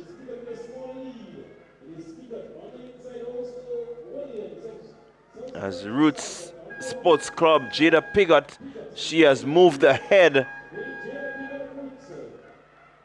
And she's in lane 3. Jada Piggott of Roots Sports Club is in command of this one, and she's running away from the rest of the field. As Williams and St. John will have to fight up for the second position. And Williams is going to take the second. But certainly, Jada Piggott, Roots Sports Club, has this one sealed. Yeah, relatively easy win there for Piggott. Time of 56.80 seconds. Kylie Williams in second position at 61.38. And Hall, that's Sarana Hall, at 61.65 seconds. That's the first three positions.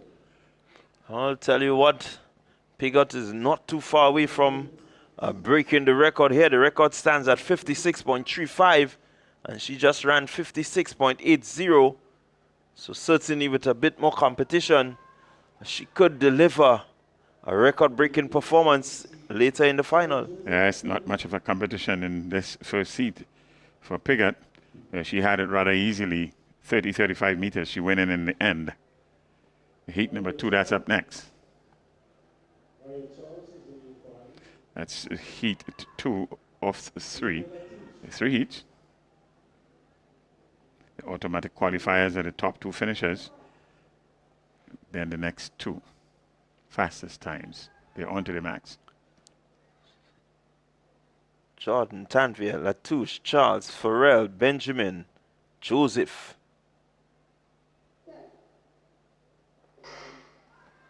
And, here we go. Let's see, early running seems to be the athlete there from Burnley Athletic. That's Jadel Joseph. And she's running well out in lane number 8. Jadel Joseph on her inside from Princestown Achievers. Mariah Charles is also running well.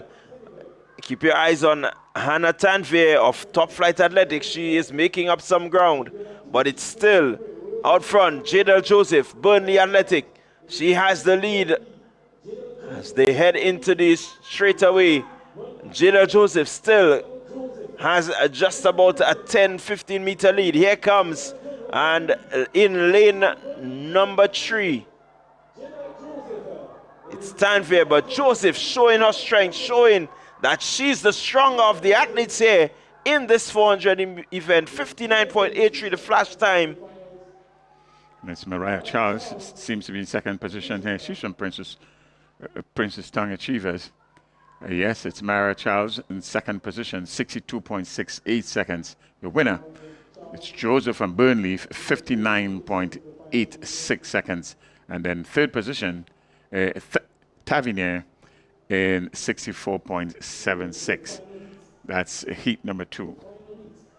Yeah, really good strong run there from Jadel Joseph. The final heat is up next. One Annalisa Brown is in here. It becomes synonymous with winning and doing well in these local parts here. So heat number 2, an all TNT affair, top 2. getting ready for heat 3. So it's Brown, Annalisa Brown in lane number 2. In lane 3, Tiana Henry Sequia Hernandez, she's in lane 4. She's from Burnley. Leah Bramble in 5. Micaiah Frederick in 6. And in so 5 athletes should be facing the starters here.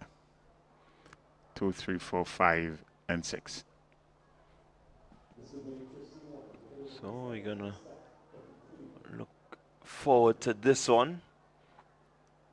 No seat times for these athletes in this the 400 meter. So we're gonna look to see who will assert themselves. It's Brown, Henry, Hernandez, Bramble, and Micaiah Frederick. And here we go, clean start. Let's see, Frederick has a decent lead. Brown making up the stagger. Keep your eyes on Hernandez, Sequoia Hernandez of Burnley Athletics. She's in the middle of the track.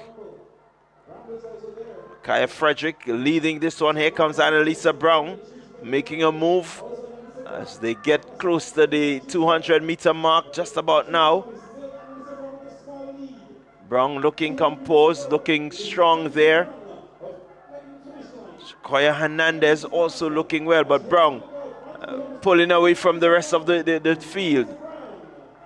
She's now with just about 10-15 meter lead. She's heading for home. Micaiah Frederick making a strong run back for second position. Annalisa Brown is going to take this one as she heads towards the line.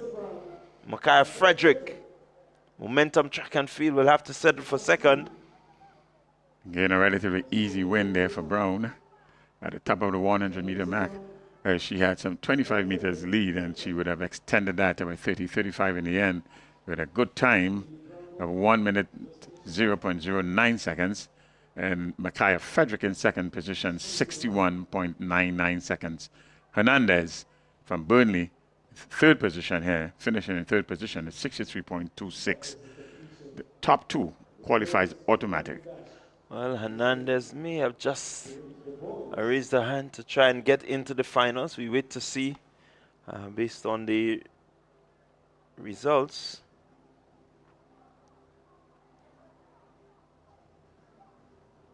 But certainly a good run from all the athletes in the 400 meter under 17. The boys will be up next for the 400 meter under 17 boys. 400 meters on the 17 boys. It's usually quite competitive. Anything on the 17 is usually quite competitive, and we expect no less. So we have 5 heats in this one.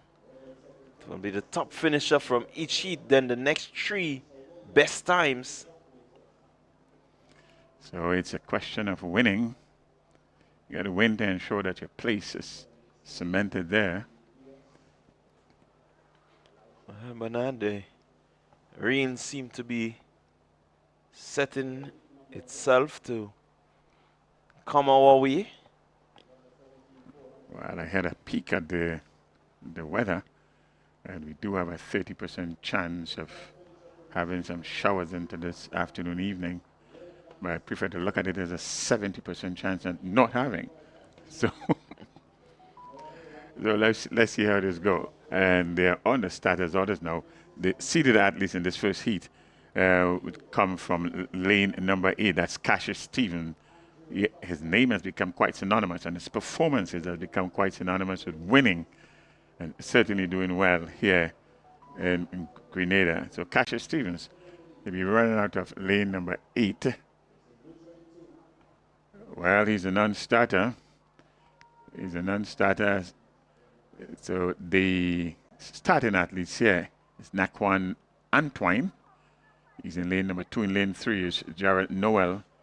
Eldoan Cambridge is in lane 5. In lane 6, Davia Andrew. 7 Jamil Alexander. So those are your starters.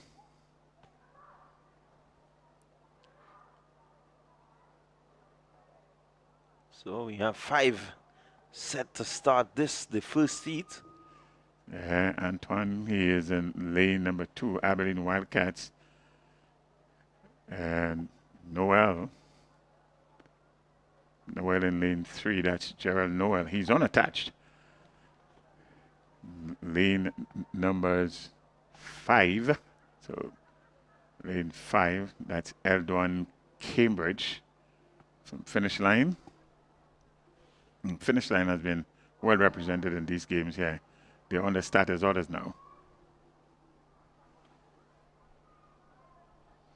That's and then Alexander from Mustang in 7.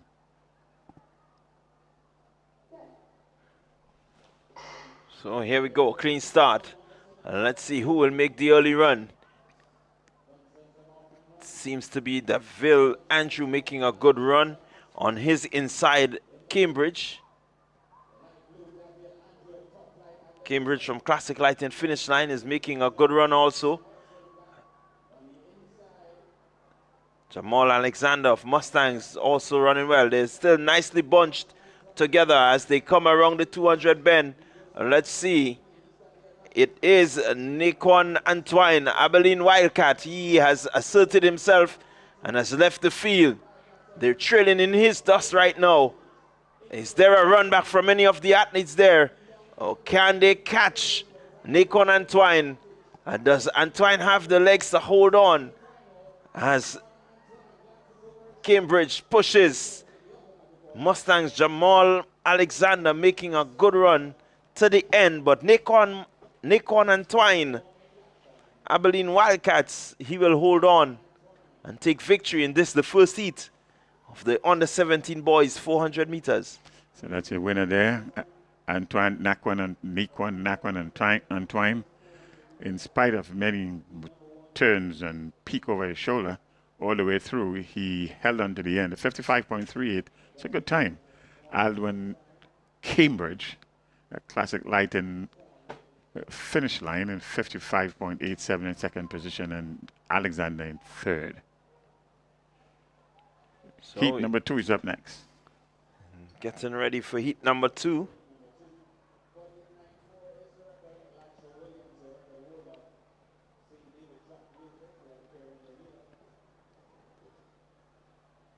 We have Alion James in this one. It's one of the seated athletes here from Classic Lighton, South City Rising Stars.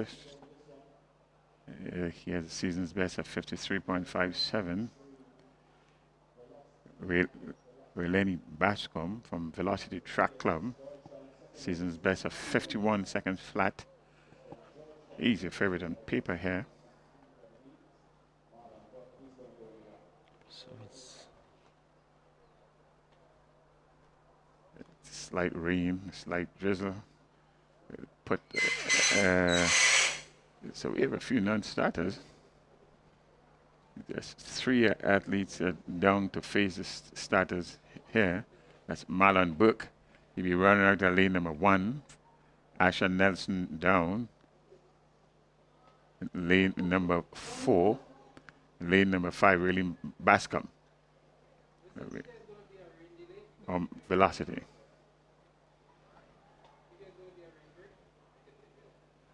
So as of now, the drizzle is not putting any stop to the action. So we have a clean start as the 3 athletes there compete for position. Bascom Velocity Track Club is running well on the outside.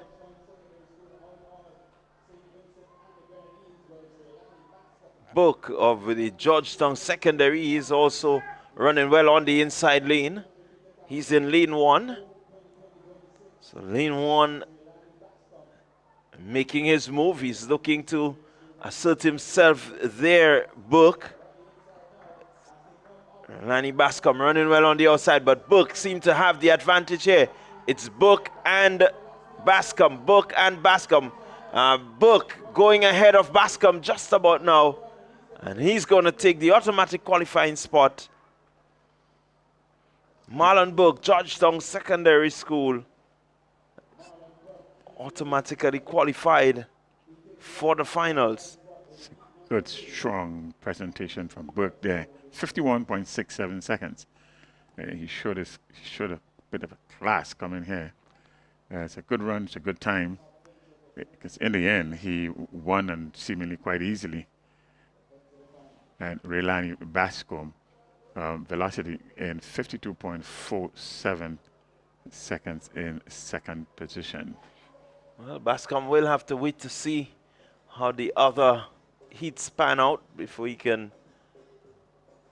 know if he can sneak his way into the finals. There are 5 heats. So heat number 3 up next. Slide drizzle continues.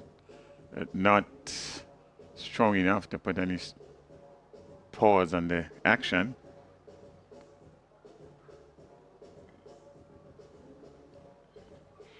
So we should have heat number 3 coming up next.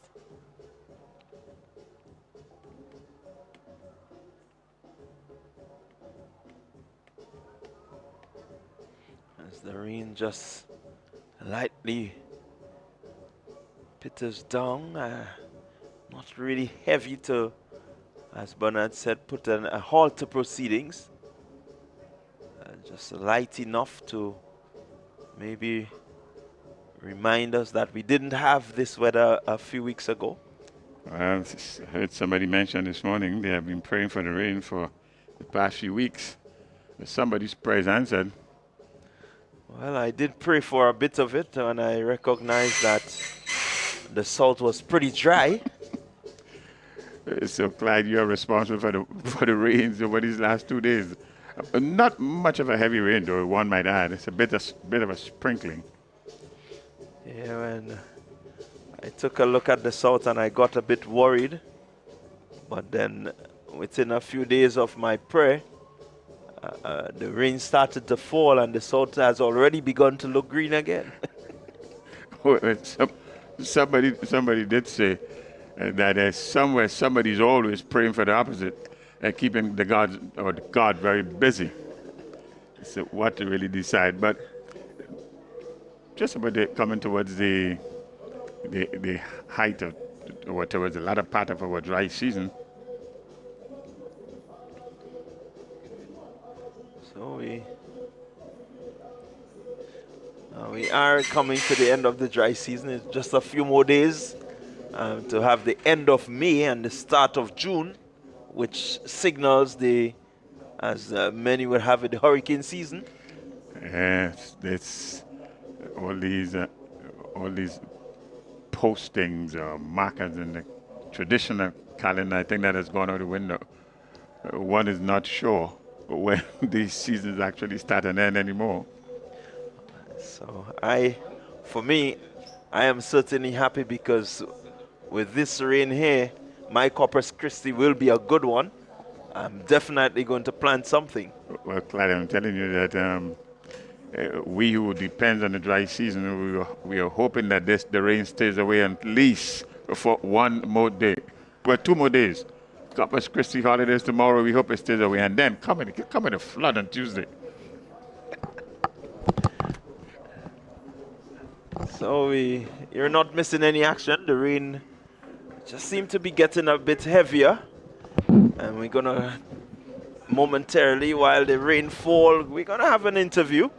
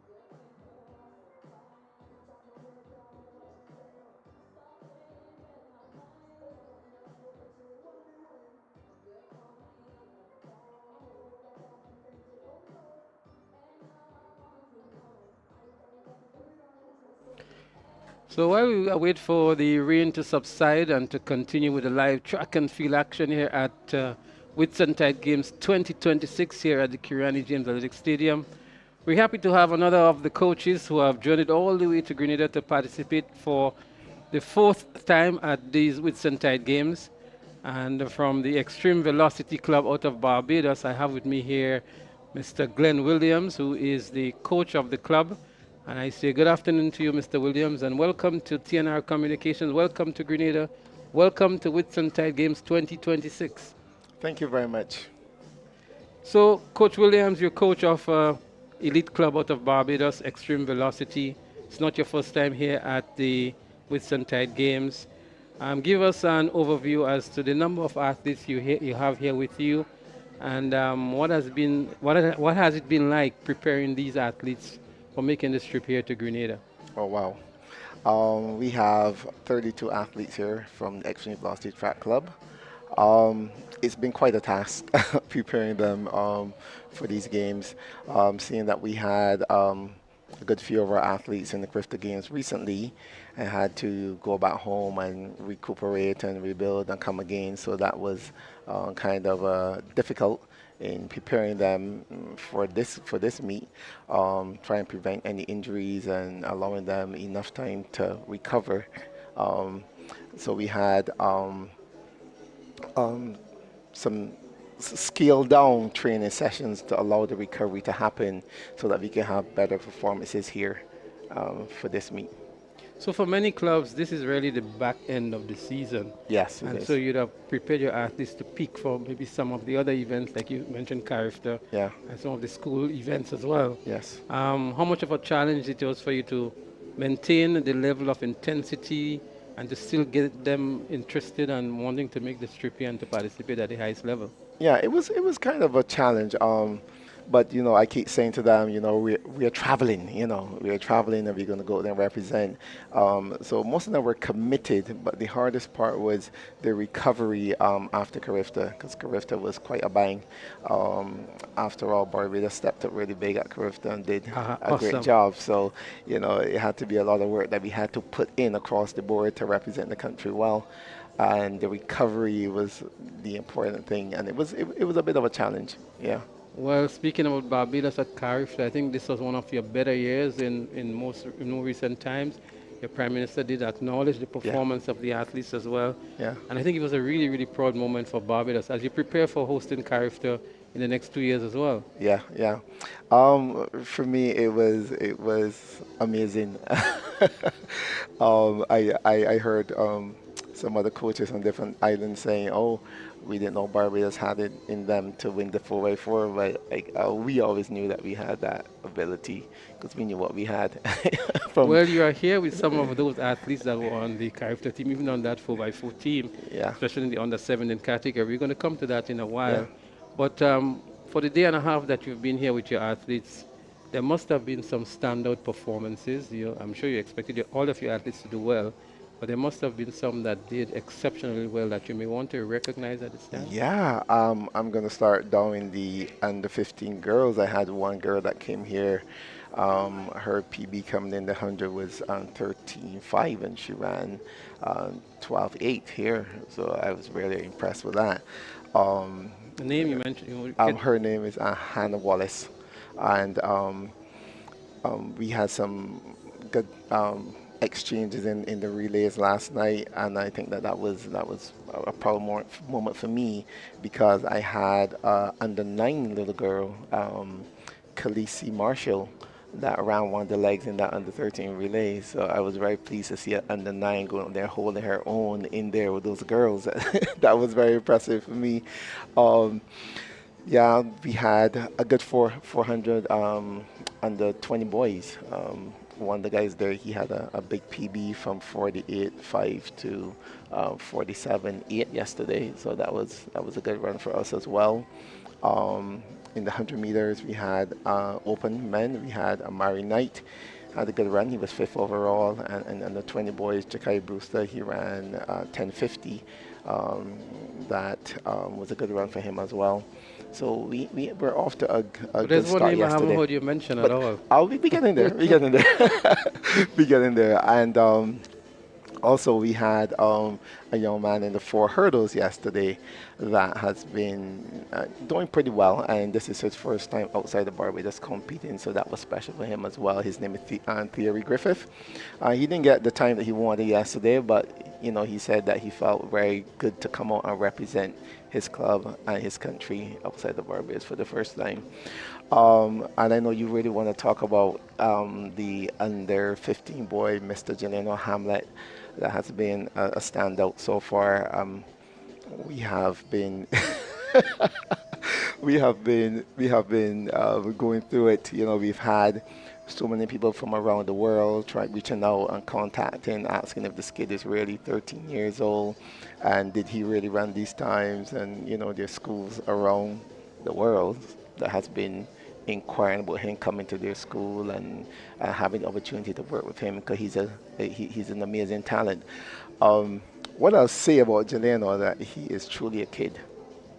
He's just turned 14 years old, just after Carifta. But he's truly a kid when you have a conversation with him. He really enjoys track and field. He it's like the thing he looks forward to every day. So when you see him at training, you see a 13-year-old. But when you see him in competition, it's a different story. He's just an amazing talent that has run 48.6 already at 13 years old and 21.4. So I mean, you can't ask for nothing more. Yes, and you're correct because I've been following Jeleno Hamlet for quite a while. Mhm, And it really struck me that a 13-year-old was doing sub 49, mhm, sub 22. mhm. I mean, this is on, it is 10.15 at 13 years old. So these kinds of times really gives you the goosebumps, and to me, it's one of the brightest prospects that we have in the region. Yeah, I And agree. he can choose maybe any one of these events. Yes. I love to see him in the 400. But what I've noticed of Jelino from Carifta to now is that he's a much bigger guy Ah, yeah. by far. What Yes. has happened from that time to now? Um, I a couple of growth spurts, and that body has changed, and he is much bigger, stronger. Um, he's had a couple of issues where he was having some pain in the knee and the lower back, and that's due to the growth spurts in the body having to settle back again. And so he's been suffering with a little bit of knee pain and a little bit of back pain.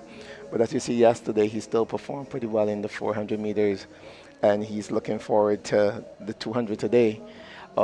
This morning's conversation was, I'm going for the record and I want a new PB today. So only So God knows what will happen today. let's go back a little bit with Jeleno for, Yeah. at Carifta. Hmm. We were all disappointed in the 400 meters. He Hmm. false started, Yes. and I saw the devastation on his face because Yes. I knew he came and he wanted to make a statement. Yes. But he came back, he ran the 200 meters. I think he ran 21-4, 21:56 56 in the final. He in the ran finals, 21-4 in right? the semis. Yeah. And placed fifth, I think it was overall. Yes. Yeah. But that's his first character.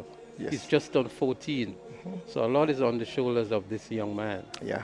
And you have a particular responsibility at this stage to nurture him and to ensure that he continues along that trajectory. And you mentioned that he's still a kid. He's still enjoying Yeah. his track and field, which is very important. Yeah. But a lot is expected from Jelano moving forward. His parents are here to Yeah. support him as well Yeah. at the games. I'm sure they were here at Carifta. Oh yeah. And Yeah. so they are his biggest support cast, I would Yes. think. And a lot is in store for this young man. Yes, of course. His parents plays a very important role, because I'm very mindful he's still 14 years old. And, everything I'm thinking about or, the parents are thinking about, that we will have conversation about it because I'm mindful of his age and I don't want to overstep the parents and say this is what we're going to do if they don't agree. But so far the parents have been on point with everything, on board with everything, and we have had a very good relationship in reaching this point. I don't see any issues going forward because his parents loves track and field as well, and they're very big supporters, the biggest supporters I'll say. and they always try to keep him calm. Now I'm going to speak about the Carifta fault start that you mentioned earlier. Um, before we left Barbados, I had, spoke about the atmosphere that Carifta brings with the Bahamians coming with the Junkanoo band and the And the Grenadians with crowds. the jab jab. Don't Yeah, leave that yeah. out. Oh yeah, oh yeah, oh yeah, oh yeah. We spoke about the atmosphere. We don't have that atmosphere in Barbados, right? And I was speaking about when you get here, you cannot let that atmosphere consume you. So one of my narratives to the athletes was picture this as a movie and you are the star and everybody here that comes to Carifta is here to see you. You can't crumble. You got to step up and big up and do your thing. And he was like, yeah, yeah, yeah, I got it, coach, man. I can handle it. And I'm like, no, you can't. And I said, so when the false start happened, I mean, I was shocked myself. I was really looking forward to seeing him and go there and do his thing because I know he was prepared for it. He has put in the work. But I quickly turned a leaf and I said, you know what? This is an experience. The false start has happened. It's done. We can't change it. We got to look forward to the 200. Get your head out the gutter, and let's go. And he was like, no, no, no, I don't want to do this. I don't want to. Yes, we are. You're going to take a little break, step back, analyze it, and we're going to be ready for the 200. So what I did, I brought in mom. You see where the parents played the role. They brought in mom to calm him down, talk to him, and that worked. Absolutely. Yeah. And the good thing is that he's only 14 now. He has several characters ahead of him. Yeah. Once he maintains his form and the discipline as well. And as I mentioned, a lot is expected of the young man. But let's get back to the Whitsuntide Games now and what this overseas trip and what this event means to these young, inexperienced athletes as they gain that kind of exposure, competing against others from the region who might be better than some of them, who might be just as competitive. What does it mean to these young athletes? Yeah, it's funny that you brought that up because that was our topic at our team meeting this morning. I highlighted that, some of you here are good, back home, but when you come outside, there's always somebody better than you. And I hope that this exposure would encourage you to continue to work hard because you got to not only be the best at home, you can be the best in the region, you can be the best in the world, we're looking down the road. So this opportunity here is just an experience for you to understand what it takes to get to the next level and what the next level is like. Because for the ones who are here for the first time, they've never had an experience like this before. So this is the first step to the future down the road. So I hope that, the team will continue to embrace this Whitsuntide Games. Never mind it's raining outside and a little bit of a setback, but this is track and field, and track and field is not a dry weather sport. So we will make the adjustments. And for us at Extreme Velocity, we'll come out here later on today and we'll perform at our best. And I would say put on the show. Well, viewers, you're not missing any live track and field action. As a matter of fact, we have a rain delay. And so we're speaking with Coach Glenn Williams of Extreme Velocity Track Club out of Barbados, one of, 2 or 3 clubs out of Barbados? I think there are 3 clubs. 3 clubs out of Barbados that are here. Elevate is also here out of Barbados. And so far, your athletes have been doing a great job in representing on the track. And we want to wish you and your team all the best. We know that you're going to be back next year. Oh, for sure. We know that you're preparing to host Carifta Games as well. And from what we saw from Barbados in 2026 in Grenada, we know that you guys would be even more prepared on home soil. Yes, we will be. We have a junior national program that is working. And we are going to continue to bring more people into that program, and all the coaches in Barbados are going to step up and do what they need to do in order to have an excellent Carifta in Barbados. And I know that we all are looking forward to that. The whole island is looking forward to having Carifta in Barbados. And the last thing I want to for us to talk about is the support cast that you have here with you. I see a lot of parents, a lot of supporters. Yes. They're sitting right in front of here, us here as well. Yeah. And they were here for Carifta, some of them, and they were very noisy as well. You could have actually heard them screaming through the microphones in the commentary position here. And so that must be a great addition to your team as well, what we call the track moms, soccer moms, and so on. I'm sure they play a very, very instrumental role in the development of these youngsters. Oh yes, for sure. even being here, they are the ones out there with the younger ones, and they can help calm them down before they come out to the warmer area and stuff like that. They're also there to help at the hotel. So the moms play a very important role, and I would like to say a big thank you to the manager of this team, Mr. Dante Harvey, who's done an amazing job. He always does a very good job with us, and the coaching staff that came along with me, and I'm not doing it by myself. So I have a coaching staff with me, and they all have been playing their role and making sure that everything is going well. Well, absolutely. That is so instrumental in terms of making sure everything is okay for these youngsters. Yes. And I'm sure you have athletes in all of the categories as well. Yes, yeah, we do. So you have a multiple of personalities and situations to deal with. Oh, yes. And so we understand the vital role that everybody has to Yeah. play in this regard. Oh, yes. So, Coach Williams, thank you for stopping by and for sharing with us on the perspective of your athletes and the level of preparation and the outstanding athletes as well. And we want to wish you all the best for the remainder of the games. I'm looking forward with eager anticipation to see what Jelino is going to do in that 200 meters. And the other athletes, the Jamari and all of the others, Yes. to see what they're going to be doing throughout the course of the afternoon. Yes, thank you very much. So I'm sure it will thanks be. for stopping by. And I'm sure you have a 4x4 team lineup. Yes, Are we we do. going to see a repeat at the Kirani James Stadium from Carifta? I guess you have to wait and see. Time is going to tell. Time is going to tell. So thanks again, and all the best to you and the entire fraternity of Extreme Velocity. And expecting great performances for the rest of the day. Yes, thank you for having us.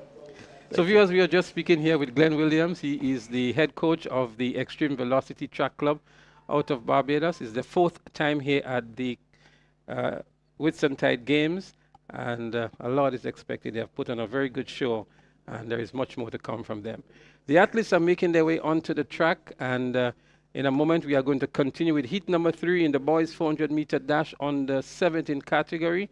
We already see them taking up the positions on the track, and as soon as the action starts, we'll be right here to bring it to you at Whitsuntide Games 2026.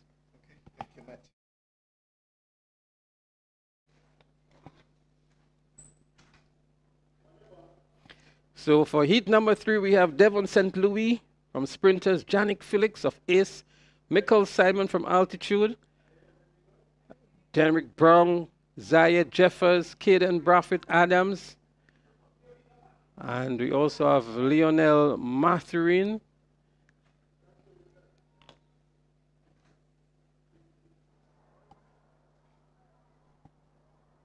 as the officials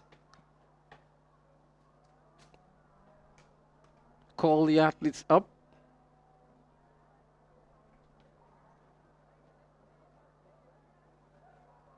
.400 meters on the 17 boys.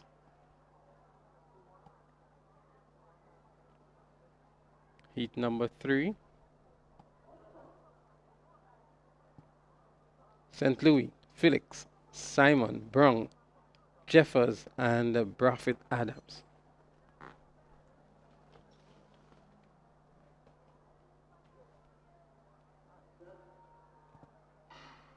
They're up and running. 400 meters on the 17 boys. We see Felix making up the stagger nicely here. That's Janik Felix of Ace Track Club. He's in the blue and white. And Michael Simon is also there. That's Michael Simon in the blue and white for Altitude Track Academy. Janik Felix now in the pink moves into a good position as they make up the stagger. He's going to be in the lead. That's Janik Felix here in the 400 meters. Going into the home straight now is Janik Felix from Ace Track Club. And second is Janik Felix. Sorry, it's Michael Simon of Altitude Track. But here comes on the outside Caden Braffett Adams to pick up the second position. But it is Janik Felix of Ace Track Club, 52.46. Caden Braffett from Trinidad and Tobago, 52.85. Michael Simon from Altitude in 53.84. The top 3 finishers in heat number 4.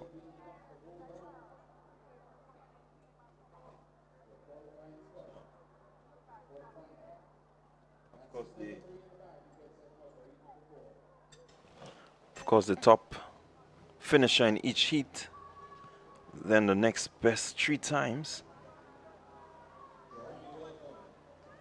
So we get ready for heat 4. So good, strong finish there from Brathwaite from Burnley Athletic out of Trinidad and Tobago. And doing the right thing, even if he's not going to win, you want to get at least a good enough time to get you into the final. So he really worked for that second position. So get ready for heat number 4. This one will feature Durrani Welcome of Shatoya. He will be in lane 1. Isaiah John of Burnley, he should be in lane 2. Kevin Williams of Georgetown Secondary should be in 3.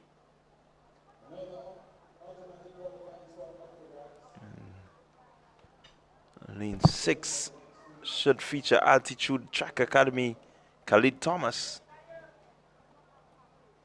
And that should be your start list for heat 4.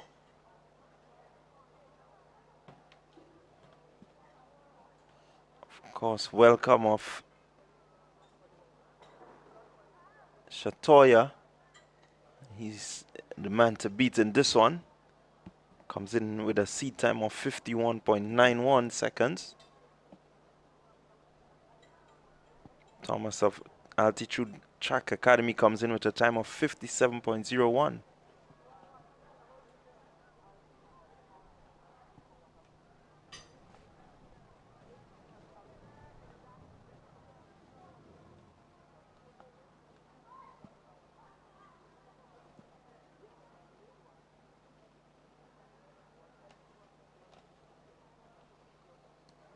Interesting to note here, John, that Giovanni Green, who has been listed to participate, is not on the track. And so I guess he might be taking some much needed rest from the 400 meters. Yeah, I do believe he's taking some rest. Again, even if it's the close of the season, you want to ensure that you manage yourself well as they're off and running. Welcome, making up the stagger pretty early on the athletes to his outside. He is in lane 1, Durrani Welcome of Shatoya. Already made up the stagger on almost all of the athletes when you think about the staggers and the way the field rounds. Here he goes into the 200-meter mark. Durrani Welcome. It's going to be important to see the time that he returns. Burnley Athletic in Isaiah John is giving him some competition to his inside. John is not giving up, but Shatoya, Durrani Welcome, he's in the lead. Here comes Burnley Athletic, Isaiah John. John is pushing. John really has some good, strong legs right there, and he has gone past Durrani Welcome. Very determined run there. Short in stature, but trust me, he is powerful. Well, what a good run here indeed by Isaiah John from Burnley Athletics Club. Now, we saw Welcome really going off fast to the first 200 meters, and then Isaiah kept in good contact with him, good pace with him, and as they rung the turn and transition into the straightaway, the form of Isaiah really held nicely here and maintained right throughout towards the finish line and edging past Welcome on the tape, so to speak. Yeah, really good, strong, determined run there from John. Burnley Athletics. And you certainly heard the noise from the Burnley fans there. The record in this one stands at 48.94, so they're quite a bit away from the record, but it was an impressive run nonetheless.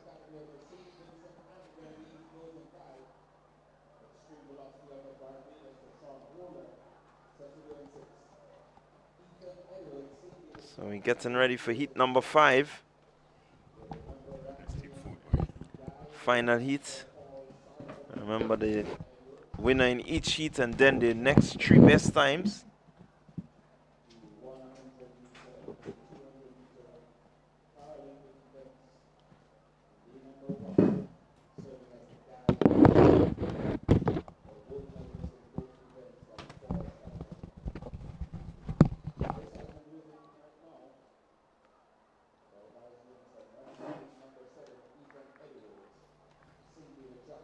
So we're gonna look at the start list. It's Hille in 2. Raheem Stephen, Top Flight Athletic, he will be in 4. Nazio Free.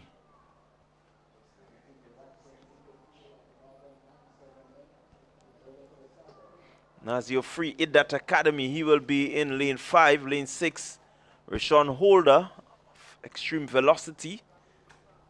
And Ethan Edwards, St. David Trackblazers, he will be in lane 7.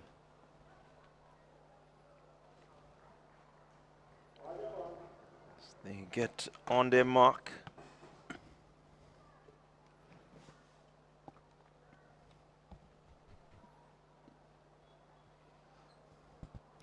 The boys 400 meters on the 17, heat 5. 5 or 5. Winning each heat, it goes in automatic and they're off. Here we go, clean start. Let's see who makes up the stagger early. It's still a bit even as the athlete there in lane number 5. That's Nazio Free, Idat Academy. He looks to make his move. It's up on the shoulder of the athlete to his outside. That's Rashawn Holder. Edwards Trackblazers also on the outside, but it's Nazio Free, Idat Academy. He's ahead by some 5 meters. Closing nicely is Kidon Hille of Altitude Track Academy. Holder looking to push. Holder from Extreme Velocity. He's pushing. Nazio Free from Idat. Holder, Free. Holder seemed to have it by a lean. Oh, this is how this finishes. And 51.58 and 51.61, a clear indication of how close it was right to the end. The athletes there in lanes 4 and 5, that's Free and Holder, and they were neck and neck right to the line, and Holder was just a pip, and he would have gotten the victory there, an automatic qualifying spot into these finals. But with a time of 51.61, Free is very hopeful of making the final cut also. Now this is what you call leaving it on the line. Holder left it right on the line. Free really working hard, but just by a lean, he would have lost the automatic qualifying spot, but nonetheless, he could vie for a non-automatic qualifying spot. Absolutely, and this is what these middle and even the longer distances have come to in most recent times. It's competition and competition right to the end. What we are looking at on the screen here, jabbling through us, to give you an indication of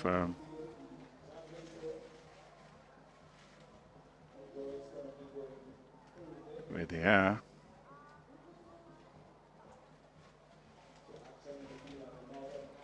And that should be the under 17 girls javelin throw.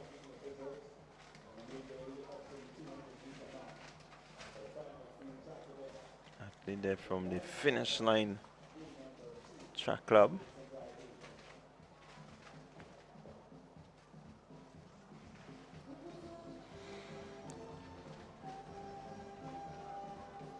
It is indeed the girls javelin.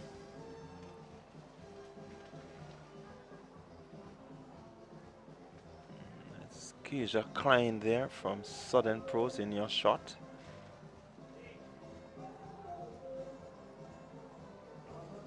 It's under 17 girls javelin.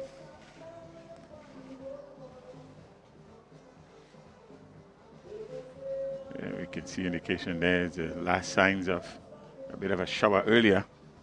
But that has all disappeared now. The weather is fine. One would imagine the negative residual effects would be on the footing. We have some eight ladies here listed to compete in this event, javelin under 17 girls.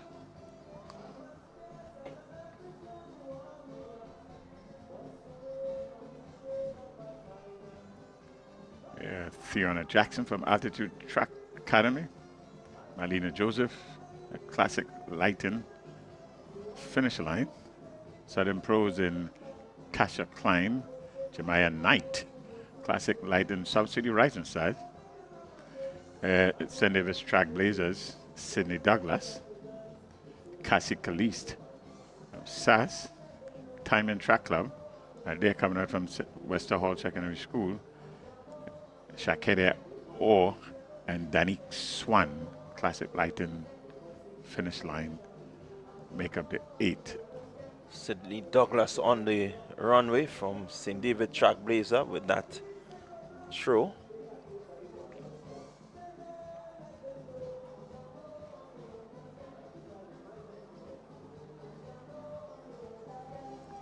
Right, it's always good to put a bit of spotlight on the field athletes. Certainly they're getting the time in the sun. Well, getting in the remnant of the sun, but they're certainly getting the spotlight now. So the athlete there, Shakida Orr, Time in Track Club. On the runway.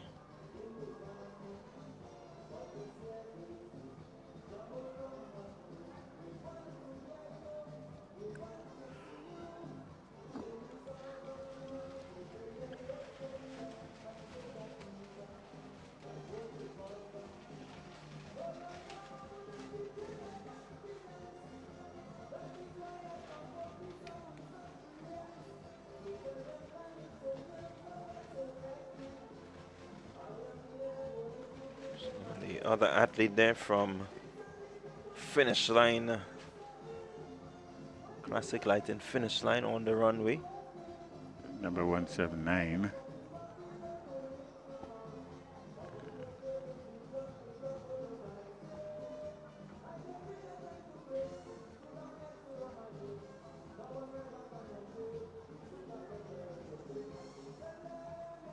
Not really giving it that effort that is needed.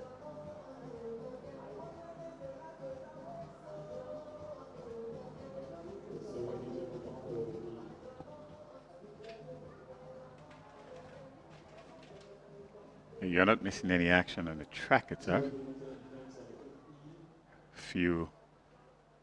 One or two field events that have completed.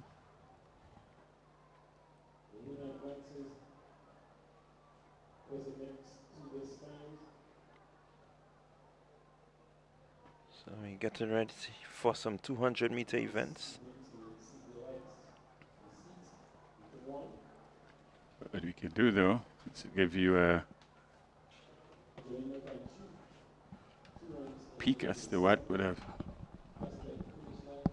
transpired earlier.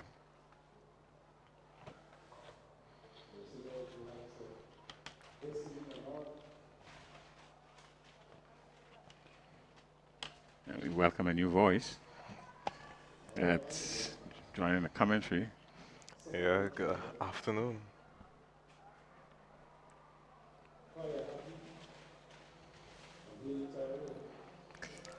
A bit of a weather, but it's I don't think it has dampened anything. Nah, not at all. As a matter of fact, showers of blessings, some may say. So we have an event on the track coming up. It's the girls 200 meters under 15. That's the girls 200 meters under 15, and that's up next on the track.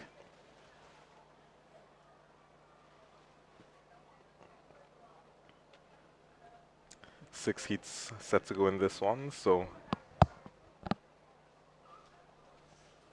it's a top finisher. it's the next two best times. It's Tyrell Haley is in lane 1. There we see that. That's a good run there from the athlete from Burnley in lane number 5, right in the middle of the track. But here is Haley Terrell. But the athlete, she would have pulled something. Here's the athlete from Burley. She is going to win this. She is going to win this and win this Easy lead. That's that Destiny Arnold. Destiny Arnold there. Must be a bit of an injury with Terrell. She pulled up halfway in the race. It is Destiny Arnold from Burnley. A time of 26.48 seconds.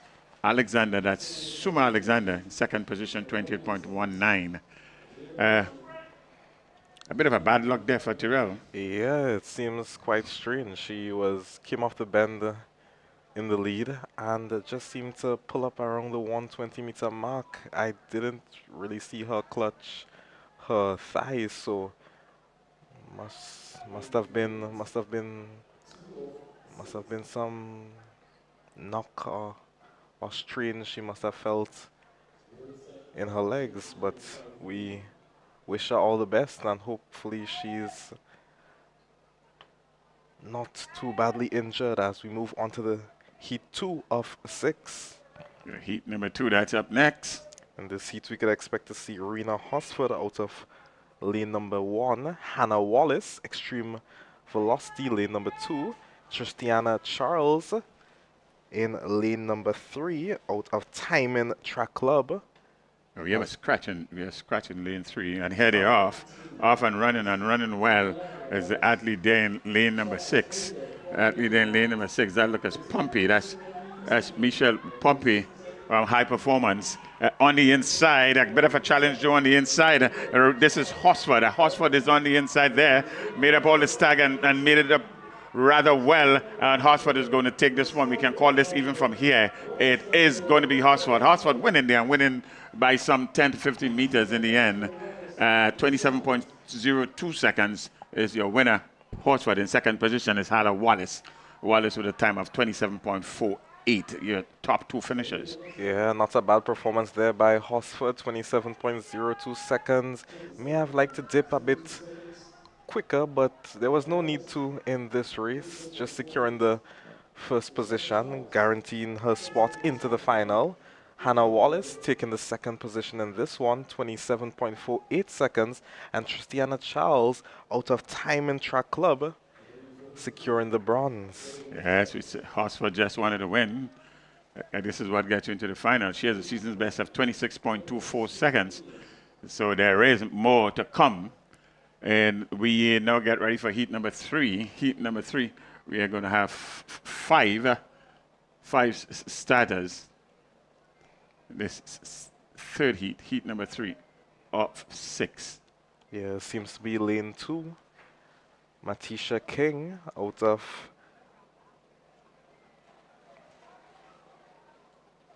biomechanics as they go down on this mark. So it is King and then Franklin, and then lane 4. Edward Smith is in 5. And then in 8, in 7 was Williams. And they're off and running right in the middle of your track there. Athlete in lane number 4, it looked like Edwards. Edwards it is from finish line. Edwards from finish line has bossed this race with this top of the 100-meter mark. Edwards is still leading and leading well.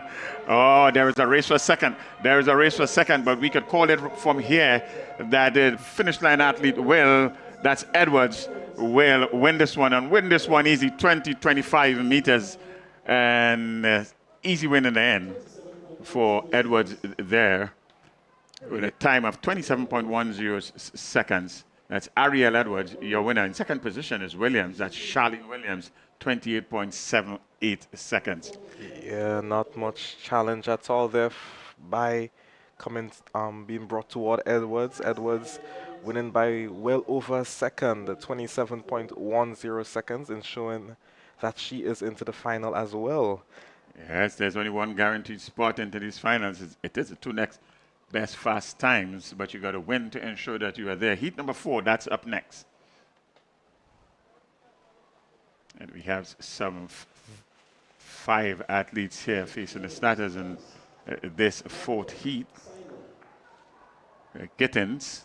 Interesting to note, as it stands, the bubble time is that of 28.53 seconds. So 28.53 seconds, that's what you should look to. At least if you want to get into the finals, you run better than 28.53. And lane number 1, that's Gittins. lane number 2, John Rose. Lane 3, Khalees. And 5, we have Nanton. It's 6, Simon. And that's the 5 athletes that are facing the starters here in this heat number 4. You are looking at the Whitsuntide Games 2026. Record in this event stands at 22.72 seconds, established by Kidonna Douglas in 2022. Well, from the indication of what we have seen so far, there's no worry about the record getting equal or broken today. 22.72 seems almost untouchable. Sub 23 at under 15 level is almost unheard of. Absolutely correct. In fact, even the male version of this 200 meters under 15, they would be struggling to make it anything with 22. And they are on the starters orders now. It's 5 athletes there. They're facing the starters. Gittins in 1, John Rose in 2.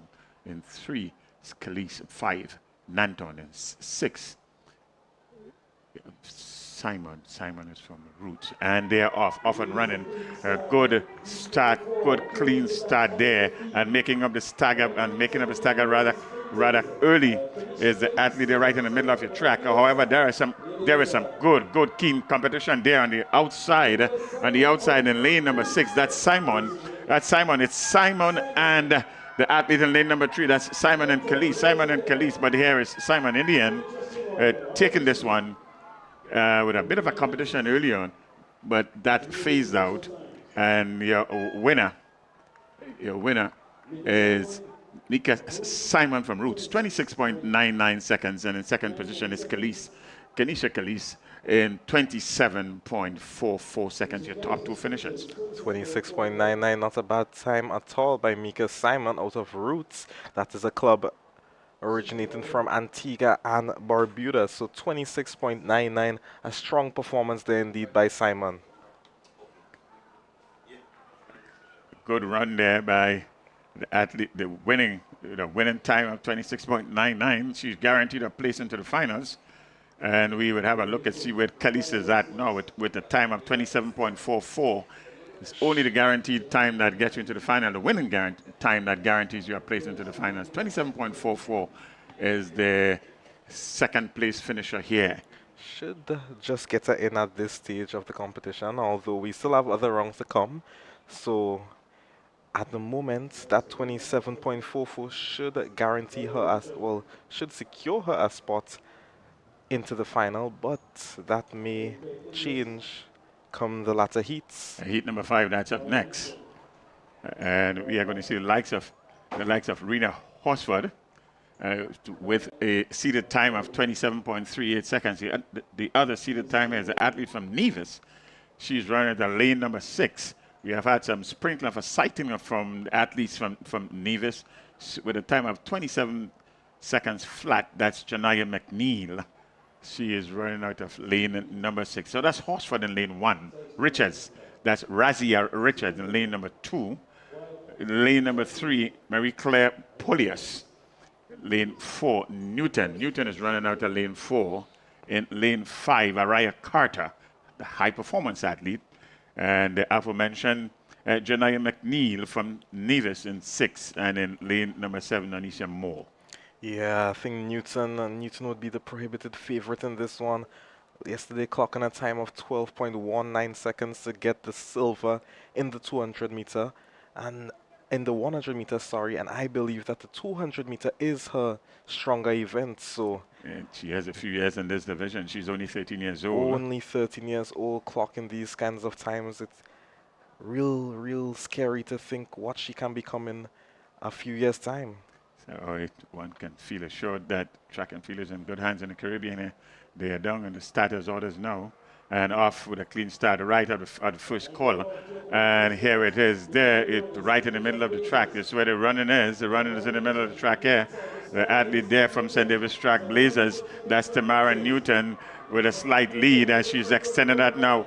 She's extended, but there is some challenge coming from right next door in lane number 5. That's from Carter, but in the end it is Newton, and bit of slowing down in the end. It was all wrapped up. Here's a young lady with a future. Yeah, she doesn't. She doesn't. She seems slightly winded after that performance, but judging from the way she motored down the final stretch, you can tell that there's much more left in the tank. Although that shot there may speak otherwise, but 26.17, still away from her PB, which is 25.34. So 26.17, good time there. And the second place finisher, Araya Carter, with 26.52, must be favored to get into these finals. The sixth and final heat is coming up next. yeah, without a doubt. Right now the bubble time is 28.19, so that 26-second clock in should get her in. So heat number 6 is Soraya Hannibal, St. David's Track Blazers. She'll be in lane number 1. Denise Mitchell from Altitude Track Club in lane 2. Ava Plenty, she's in lane number 3. And 4, Alibia Stapleton. Alibia Stapleton from Roses Academy. Chardonnay Batiste, Exceeds Sports Club, and Nia Charles, Abilene Wildcat Track and Field. She's in lane, running to lane number 6, and they are under the status orders here. 6 athletes in this one. And they're off and running at the first start and right at the middle of the track. And oh, here we go. We have some competition here. Lanes at number 2, 3, 4. Lane number 2, 3, and 4. Lanes 2, 3, and 4. And here we have the athlete there in lane number 3. That's Plenty. That's Plenty there. Plenty. Oh, and she would have felt something. And there is Plenty. Competition would have disappeared, and there's an athlete there from St. David's Track Blazers in the end who posed a bit of a competition there for Ava Plenty, but there is another athlete, second 1 and 2 race in the same category, seems to have hurt something. 27.99. That's the winning time for Plenty. Yeah, relatively slower heat being this one. I don't think anyone else aside from the winner will qualify into the final, as the bubble time was 27. Actually, no, the bubble time was 27.44 seconds.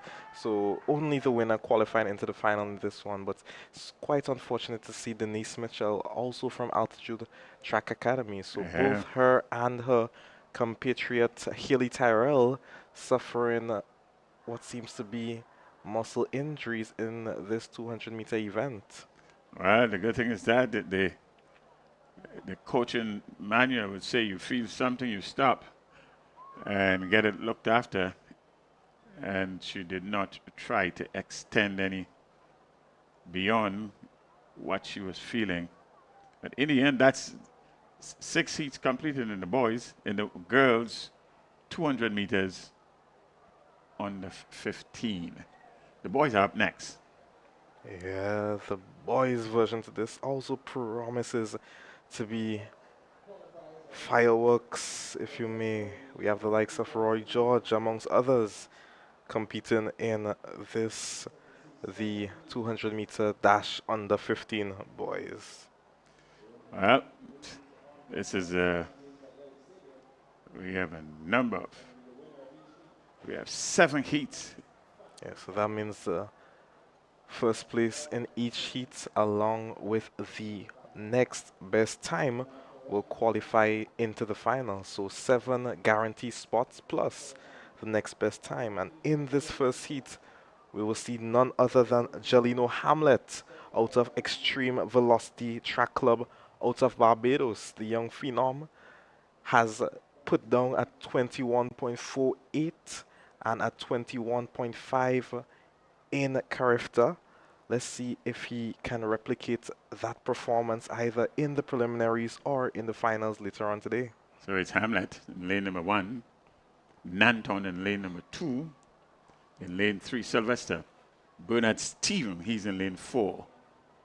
Ethan Mahon, spoken so very highly of, is in lane number 5. In 6, Rashawn Charles, and it's lane number 7, Tyler Bernard. Yeah, I also want to give Tyler Bernard some recognition. Only a first year under 15, and he clocked a time of 11.83 seconds. A time, although wind aided, would be the quickest time right now in Grenada for under 15 athletes. So, one to watch come next year, most definitely. Well, Tyler is raising a flag for John there. He's sitting and Tyler is saying a word for the village.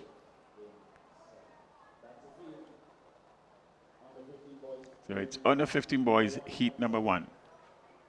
Not seeing Hamlet.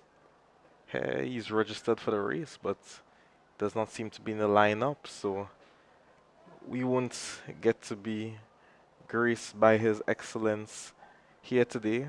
Must be a little bit winded out from the 400 meter, possibly. I tell you, Hamlet is a class above this class here, with a seeded time of 22.25 seconds. The other competitors would not be so minded that he's not taking part here. Yeah, this kind of blows the field somewhat wide open to the other competitors. I guess it's the latter stage of the season, no need to pressure the athlete to take part in multiple events. So it's 6 heats. Heat number 1 is Jafon Nanton. Lane number 2. We have no indication just yet that Hamlet is not participating, so we are going to still trust what's on the board, what's posted. But Nanton is in 2. Seth Sylvester, he's in attach. And he's listed to run in 3. It's Bernard Stephen Mustang. He's in lane number 4. Lane number 5, Ethan Mahon from Sprinters. Those are the lane number 7. It's Tyler Bernard. So it seems like Hamlet is not here. Neither is lead number 3. I make it as Seth Sylvester. And neither is Tyler Bernard out of Altitude Track Academy. So quite a few scratch lanes in this one. Well, there are no definitive indication just yet that they are not here. Let's hope they are late, and there we go. So Hamlet is not going to be here, and neither is Sylvester nor Charles. Ration Charles is, so that's lane 1, 3, and 6. The others are in. And they're off. They're off of the first offering here, and a good steady run by all 4 athletes in this one here. The early running is done right in the middle of the track in lane number 4. In lane number 5, that's Mahon, but right at the extreme outer edge to the right, it's Bernard. It's Bernard by himself, and it's Bernard right to the line. Your winner is Tyler Bernard, 26.35 seconds. 26.56 is the second place finisher. That's Bernard Stephen, but Tyler Bernard, your winner. Automatic qualifying spot. You win and you get in. So that's Bernard winning this first heat, the boys, under 15. Yeah, 25.35, not a bad time at all, posted by Bernard.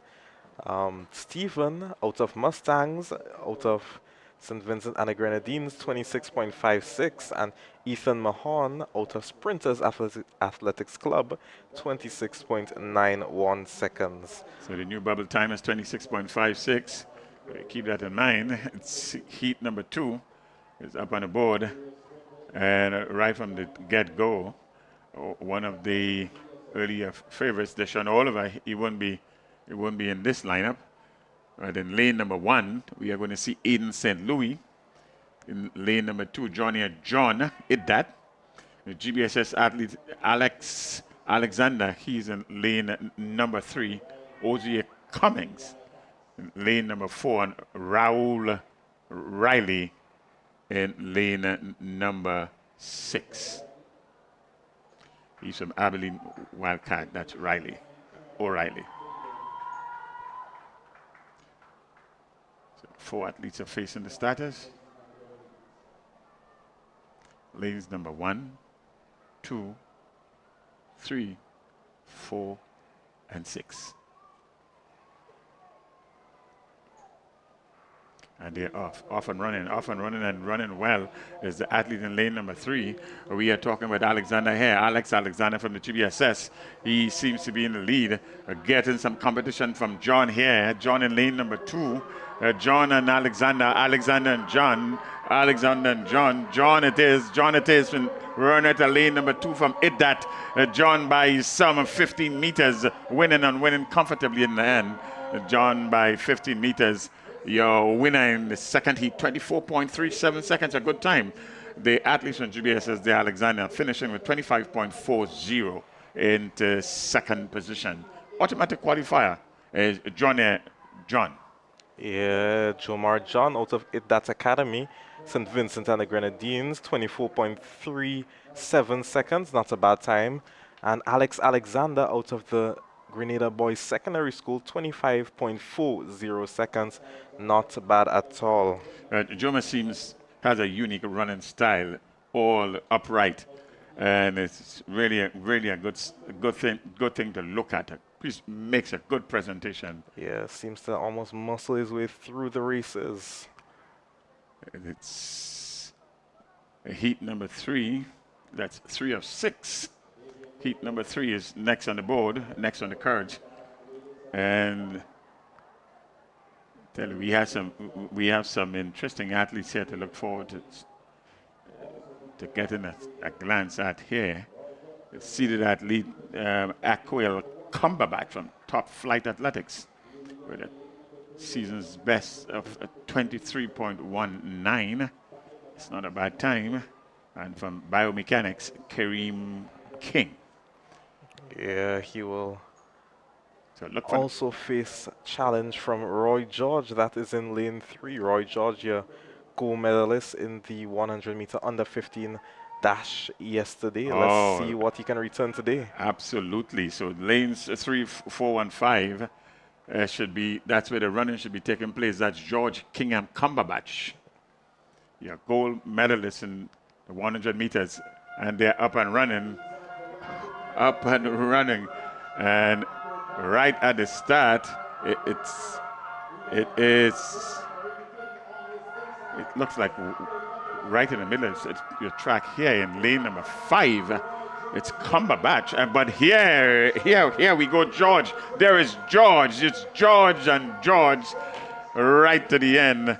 George winning this one. That's Roy George from Iddat, 23.59 seconds. And 23.74 in the second place finisher in Aquil Cumberbatch. Good competition right to the finish line. Yeah, 23.59, 23.74. Both running sub 24, which are exceptional times at this level, into a negative 0.2 headwind. So not a bad time posted by these two athletes at all. Over there on Bouville, out of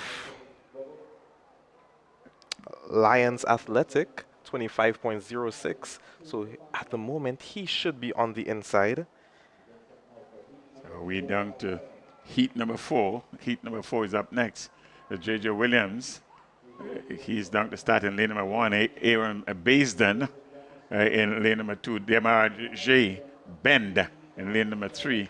Micaiah Moran in lane 4. Tyler Hercules in 5. Gildon Edwards in 6, Andre Coutin in 7, and Shamari Thomas running for MVP in lane number 8. Yes, and this one you can look for the likes of Aaron Baisden out of St. Vincent Grammar School, also Tyler Hercules out of from Biomechanics. One can also look out for Andre Coutain out of the Grenada Boys Secondary School. All athletes have gone sub 24 before, so So we're looking at lanes number 2, 7, and 5. 2, 5, and 7. Most of the running should be coming from 2, 5, and 7. We have a full lineup here.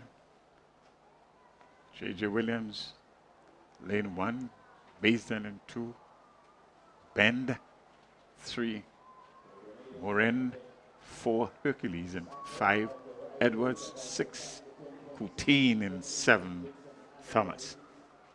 Running out of lane number 8. It's a good representation right across the board here. This one should be keenly contested. very, very keenly indeed.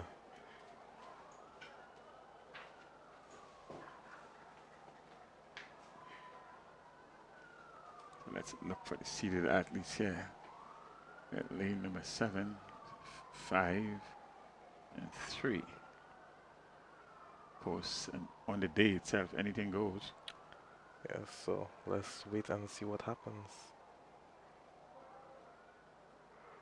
And they're off and running, and very, very quickly the star guy is being made up from the athlete there in lane number 5. That's Hercules. Hercules in lane number 5, but on the inside in lane number 2, that's Baisden. Baisden it is, and Hercules and Baisden and Hercules. It's still Baisden, and right to the finish by a whisker. It's Aaron Baisden from St. Vincent Grammar School taking this one with a time of 23.78. 23.8 is the second place finisher in Hercules, and Coutain, Andre Coutain from the GBSS in that order. In fact, they live up to the billing. Yeah, the 3 predicted athletes that would dominate this event were indeed the ones that dominated. 23.78, 23.87, and 24.62. And it is quite notable that they ran this into a negative 2.5 meter per second headwind. Oh, heavy headwind. So this is a really compromised time here in the negative direction. But the supporters know what it is that Baisden is bringing to the big dance, as they would say, with a time of 23.78 and this heavy negative wind. That's a good run. Yeah, excellent run indeed. Well, up next, we have 6 heats. Heat number 5 is up next. We are going to see the likes of Zachary Warren in lane number 1. In lane number 3, Ethan Nero. In 5 is Caden Noel. 6, Zelon Charles. And 6 and 7 is Leshon Kalist and Ethan Gunport. Fusion Athletics, lane number 8. A bit of a sprinkling have just restarted. Yeah. Not enough to have any compromise in the continuation of the races, though. Look out for Warren in lane 1. He's a silver medalist in the 100-meter dash, under 17. Moves up to the 200-meter dash here right now. Yes, so it's look for the action that's taking place in lanes number 1, and then Gunport in lane number 8. It's no slouch either, and here they go with a start, a round start that is. But right, very early, very early. It's Warren. Warren is making up the stagger rather quickly. A bit of a competition coming into lane 5, but not enough of a competition to disturb anything from Zachary. Warren is going to take this one in a canter. And there he goes now, 10 meters, finishing in the lead. That's Zachary Warren, your winner. 23.98 seconds. His second place finisher from Zealand Charles with a time of 24.38. Yeah, 23.98, and once again, all the athletes running into a negative 1.0 headwind. So strong opposition as they come down the final 100 meter there, but still being able to post a 23.98. That is Warren. Yeah, let's hope for the finals that no negative influence of the wind will be there. This is heat number 6 is up next. 7 heats, 7 winners, automatic qualifiers, and then the lone top finisher among the losers, if you want to call it that, or the top finisher after the winners. They will get into the finals. Heat number 6. Lane number 1. Yes, Rain Keane. 2, Zakara Young. Demori Reed is runner at lane number 3. Aiden Klein Jr. in lane number 4. Christian Collins. And 5, Omarson Stapleton, runner at lane 6. And 7 is Jonathan Labari. And in lane 8, Travon Laborde. Travon Laborde represented Roses out of Antigua and Barbuda. Fusion Athletic, Jonathan Labari. Yeah, wants to watch Aiden Klein. Not really known for his 200-meter prowess, but has some decent flat speed. But we also have the 100-meter bronze medalist, that is Christian Collins, out of lane 5. Yes, Collins is in here. Collins represents St. Davis Track Blazers. Rain Kane out of St. Vincent, and the Grenadines also want to watch in lane 1. So let's look at lanes number 1, lane number 5, and lane 1 and 5. And here, good clean start right at the start. And here we are, the athlete there representing St. Davis Track Blazers, up and running well. That's Collins. That's Christian Collins. Christian Collins seems to be in the lead now. He is in the lead. And on his inside, a good stiff competition is coming from Keane. That's Rain Keane. Rain Keane is going to be close at the end. Well, for me here, it's too close a call. I think Rain Kane just pipped him on the line. Yeah, and he did. 23.92, 23.93. You don't get closer than this. At all. So it's Keane and Collins. There we go, right to the end. A replay here show. And by a whisker, or was it a toe? I think it was a torso. Right to the end. So it's Keane, your winner there. In second position, it's Collins from St. Davis Track Blazers. Yeah, sub 24 at this level, of course. No times to scoff about. 23.92, 23.93. Anything under 24, you were doing well. This is, in fact, the under 15 boys, so one get an idea. These are young men. And it's third replay. It's going to give us the same result, obviously. But it's assurance, if you want to call it that. There we go. Oh, it's not much of a difference to that 100 meters with Keyshawn and Noah Lyles. Not at all. You couldn't tell the winner with multiple replays. Yeah, really close there. Here we are, heat number 7. Heat number 7 is it's the last and final heat in this under 15 boys, 200 meters. Luke Eddy is running at the lane number 1. Akel Briggs is running at the lane number 2. Kamal Gordon 3. Tishon Lambert, lane number 4. Out of lane 5 is Yannick Charles. Amari Jones Benjamin running at the lane 6. David Huggins in 7. And Adriel Phillip from Top Flight Athletics running out of lane number 8. Who do we look for here? Yeah, definitely Briggs and Lambert come to mind. And for the first offering, they are off and running. And a good, quick stagger is made up from lane number 4. Lane number 4, athlete number 4, that's Tishan Lambert, Altitude Track Academy.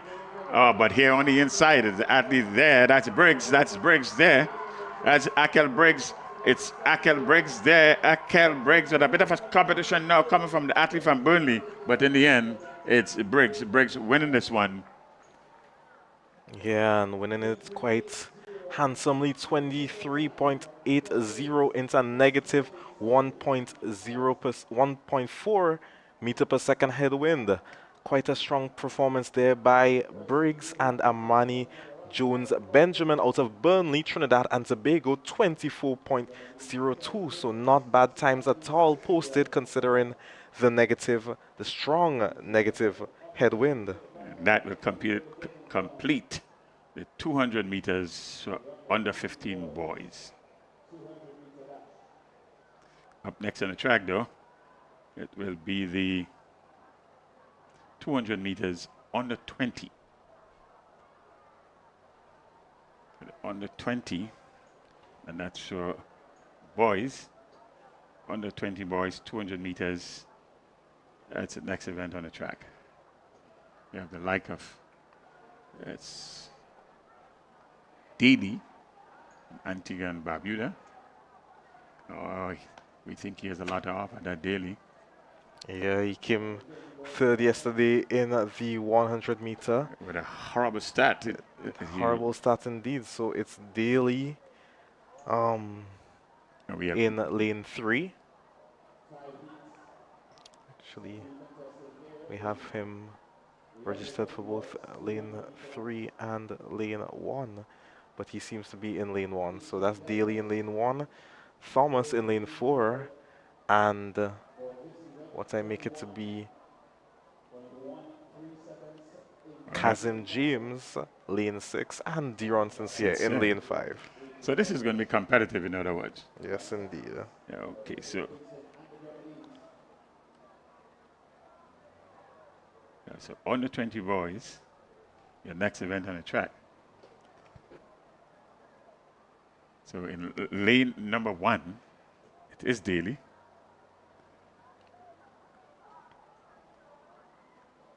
Dante Oliver, lane number 2, but he's listed but not there. So we have 4 athletes facing the starters here from lanes number 1. And there we have a good clean start. Good clean start is the athlete there in lane number 6. That Kazim James, who seems to be doing the early running. That's James is doing the early running there. And the athlete Josh Thomas. Josh Thomas, but right in lane number 1. As we spoke to earlier, it is Daly, and Daly is easing up and slowing down. Winning this one, and winning this one rather comfortably. Daly there from Antigua and Barbuda, 21.56 seconds, 21.79 second place finish, endurance Sincere. Yeah, Daly, a character athlete representing his home country, Antigua and Barbuda. So he's accustomed to this level of competition and greater. So 21.56 with a rather tempered run. So 21.56 by Daly, 21.79 by Sincere, and 21.97 by Josh Thomas. Not bad times posted at all. And a good thing to notice here is that we have gotten out of the negative wind and into better territory to suit the athletes.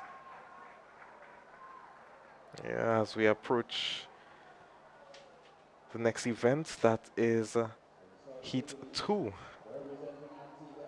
In this one, we have Cleon Joseph, Phoenix Track Club. This team is also out of Antigua and Barbuda. We have the likes of Ian George, Top Flight Athletic.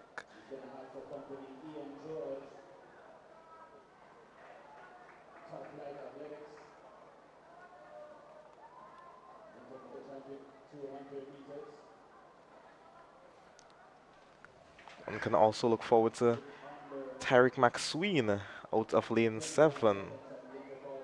Oh, there we have it there. Lane number 1, Cleon Joseph. Ian George, he's in 2. Kelson Robertson, in lane number 4.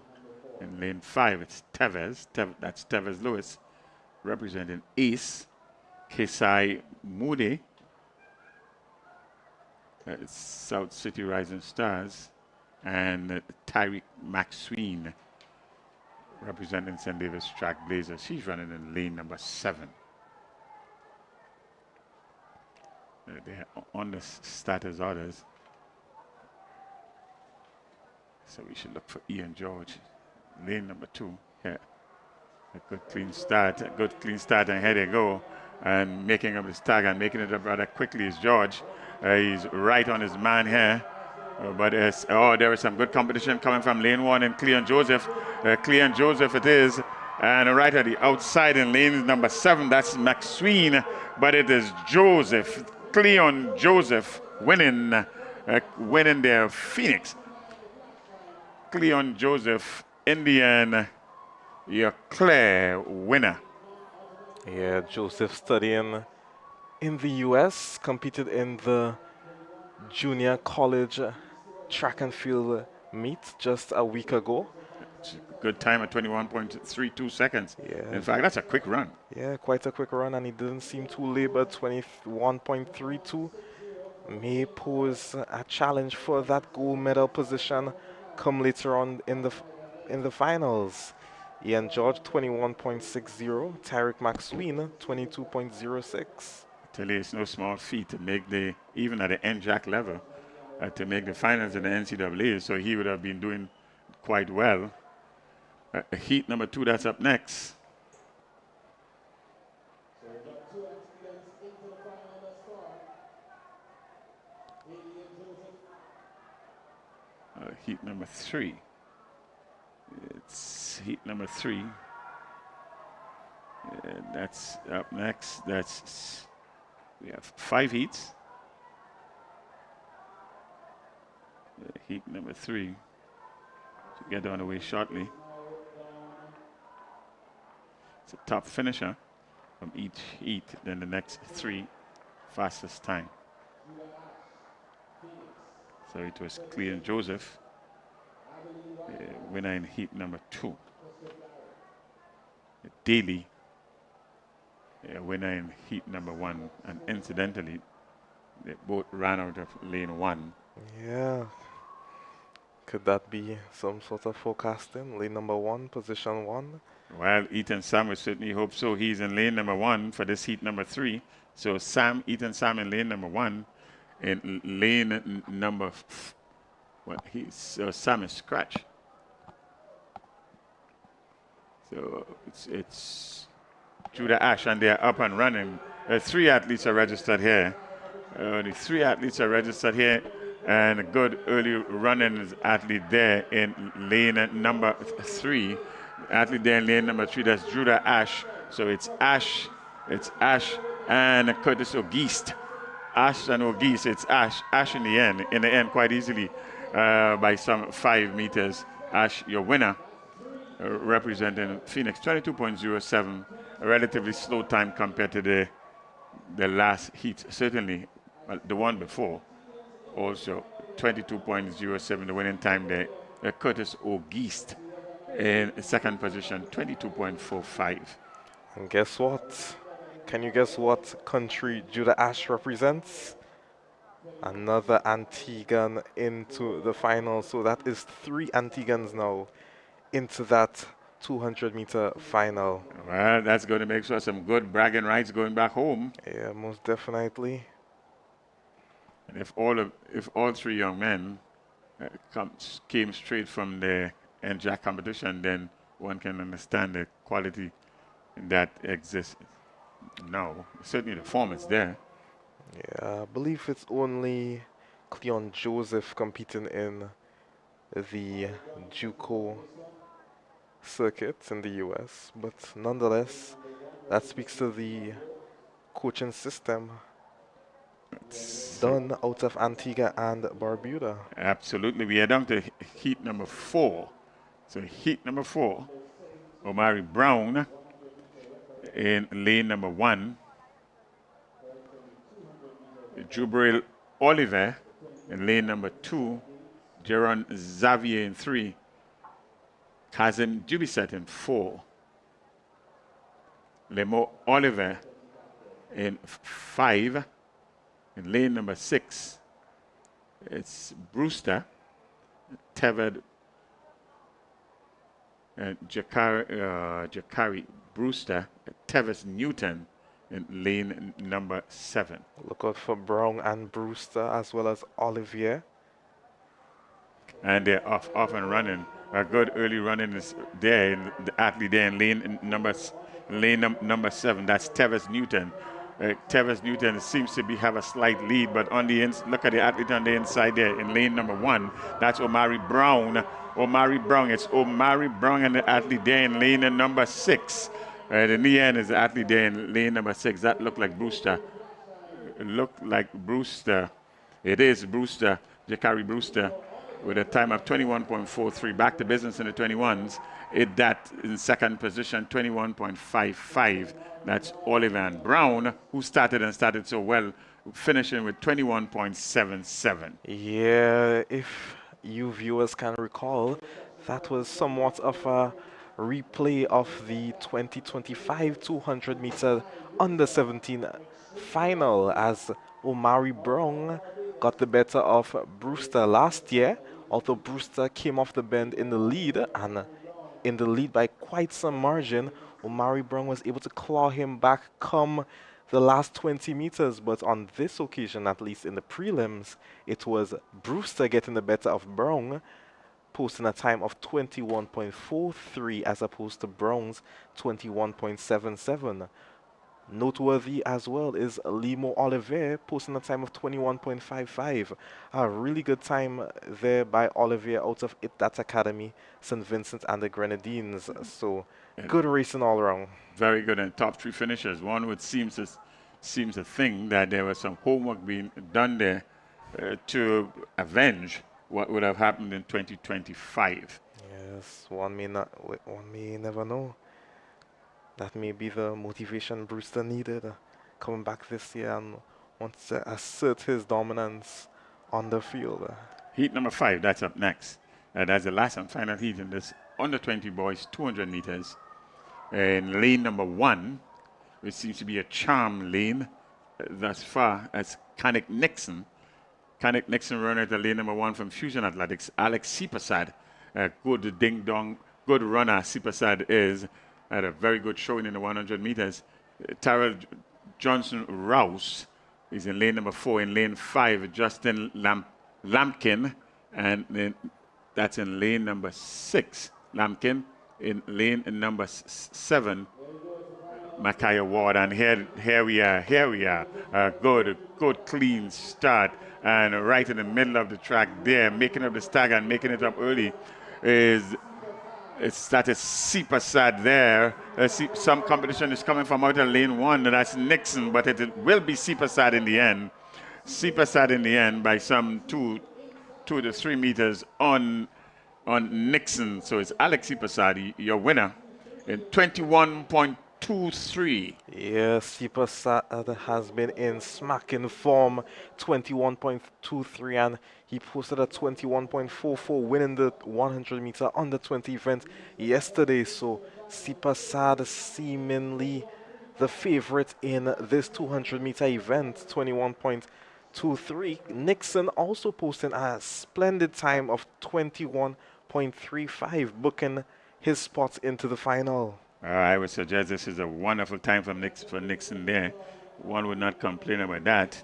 21.35, that's a good time anywhere. Yeah, Nixon has really been going consistently around that 21.35 margin. Just in the Classic Lighting Communal meet, he posted a time of 21.34, and now he shows consistency with the 21.35. Yeah, up next is the women 200 meters open and international. 200 meters open and international women.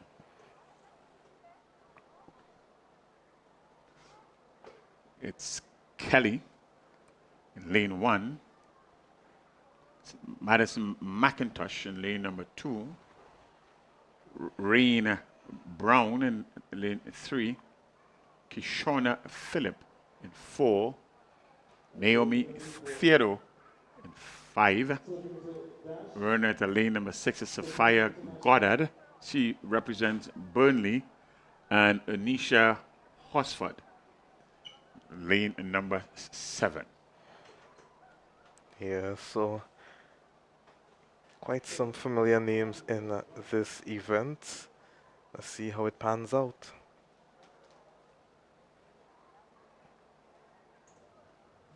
So it's Kelly McIntosh Brown, Philip Theodore Goddard, and Horsford on the status instructions now.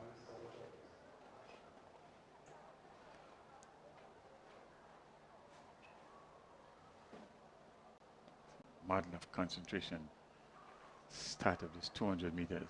Good clean start. Good clean start. And very, very early, the running is there from lane number 5. Lane number 5. It's Theodore. Theodore seems to be the athlete there in the lead at this time. But coming on the close to her in lane number 4. Lane number 4. Some competition in Philip there from Ace. But it is. And it's going to be Theodore in the end. And fairly easily in the end. Naomi Theodore, your winner. 24.55 seconds. Your winner there. In second position is Kishona Phillip from Ace at 26.24. And Kelly from Mustang, third position at 25.24. Same time. Yeah, second and third place finisher. Heat number 2, that's up next. Yeah, not a bad time posted by the top 3 athletes there. 24.55, 25.24, and 25.24. Mere hundredths of a second separating your second and third place athletes, both of which most likely will book their spots into the final come later on.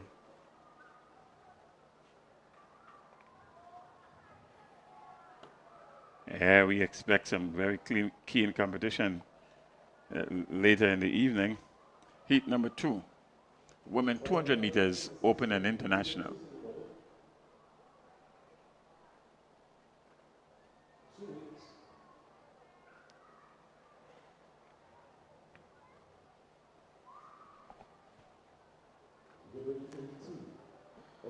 The action has been fast in coming. And competition has been really, really keen.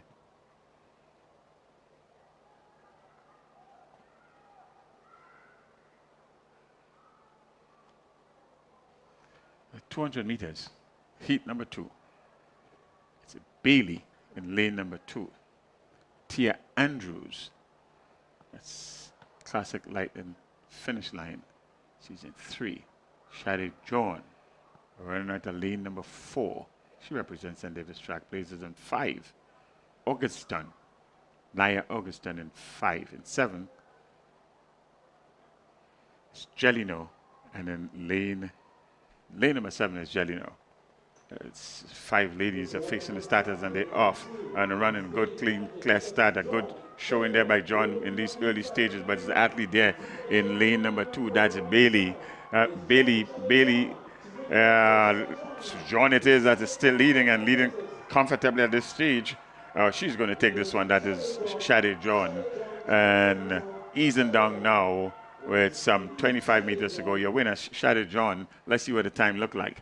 Flash time of 25.47 into a negative 0.9 meter per second headwind. Not a bad time by John Gelino out of Peak Performance Track Club, 26.73, and Naya Augustin out of Extreme Velocity Track Club out of Barbados, 27.52 seconds. Your top 3 there. That's conclusion of heat number 2.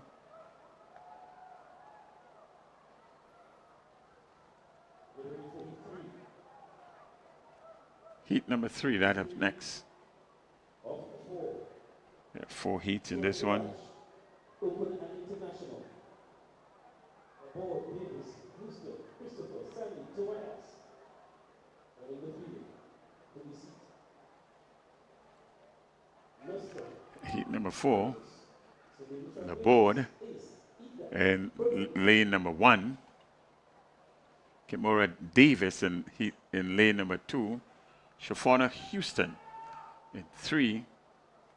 Kaya Christopher, St. Davis Track Blazers in 4.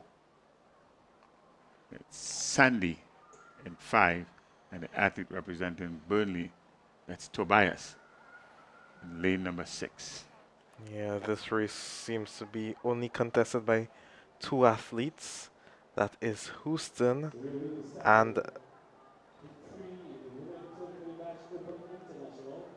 well, there's no indication yet that the 2 athletes are the only starters, or no official indication But there are only two athletes on the track thus far.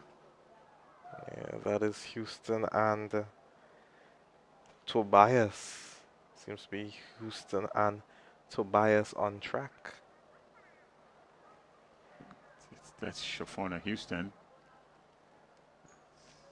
Yes, the only two athletes will contest this. The Shafona Houston representing Ace and Tobias representing Burnley out of Trinidad and Tobago. Ace is a local club in Grenada here. And they are now under the status orders. Two athletes. Burnley out of Trinidad and Tobago. Here is the start. Good, clean start. And right from the get-go, it's Houston. Houston running strong, making up the stagger and making it up rather quickly on her compatriot there from Burnley. And right at the 100-meter mark, she would have caught and made up the stagger and make it up quite well. And it's coasting to the end is Shafona Houston. She's going to win this. She's going to win this rather easily. And here is Houston crossing the finish line. Let's see what the time looked like. And of course, it's 5 heats. The winner goes through automatically. So there is still something for the athlete there from Burnley to do. It's 25.33 and 26.85 is the athlete. That's Janaya Tobias there from Burnley in second position. Yeah, That's heat number 3. 25.33, 26.85. Decent times by both athletes.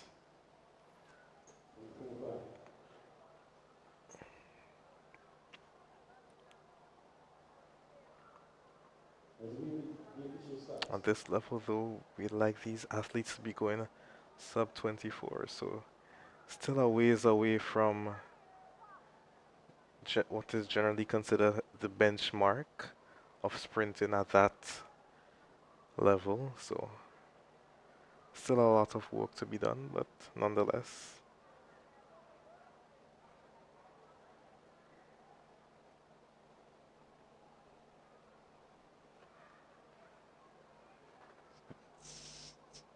Eight finalists. So far we have, we can give you an idea what the 7 finalists look like. We are down to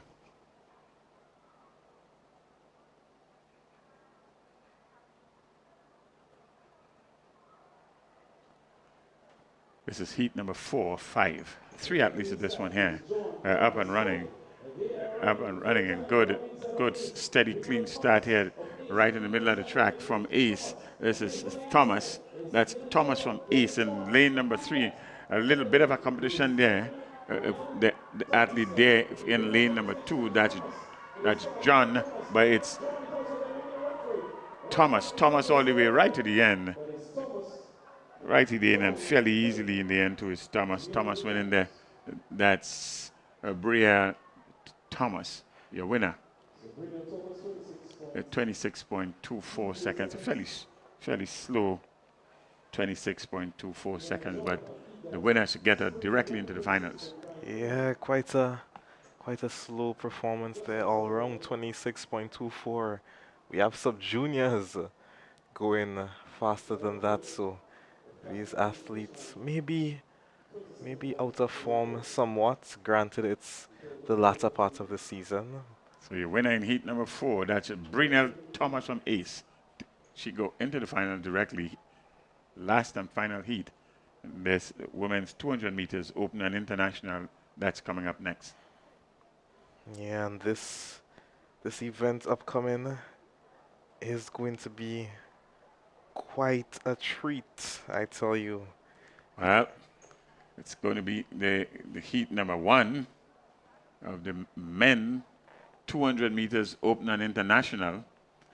And we have some 4 athletes who would have scratched. So listed to participate in this first heat is Christian Cumming. You'll be in lane number 1. Jacqueline Toussaint, representing Ace, would be in lane number 4. And then from South City Rising Stars, Edison Howard. Yeah, so keep your eyes on Toussaint. ran 20.32 in the JUCO collegiate scene just last week. I doubt he'll replicate that performance here, but may post a sub 21 performance here today. Well, there we go, right at the start. Yeah, he's an athlete from mentioned earlier from Ace. That's Toussaint. It's Toussaint. It is a little bit of a competition from coming out of lane number one from Cummins, but it is Toussaint. Toussaint easily in the end, 25 meters. Your winner. That's Toussaint from Ace Track Club, or Ace Academy.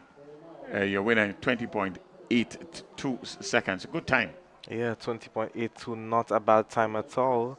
Granted, the wind is plus 2.4, but 20.82, not bad, not much competition. So, yeah, decent performance. Second place finisher Christian Cummins, 22.13. That's heat number one. Heat number two, that's up next.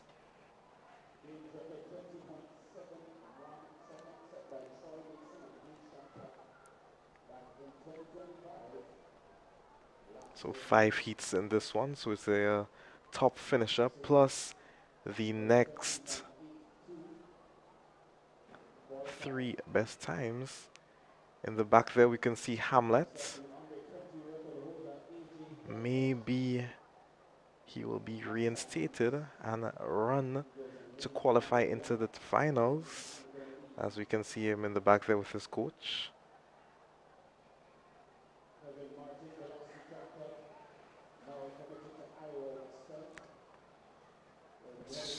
So listed to compete in this heat number two is AJ Delfish. In lane number one, Kevin Martin. In lane number two, Shem Julian. In lane three, Matthew Paul. In four, Mary Knight. 5, Romero Hector. In 6, Kyle Derrick.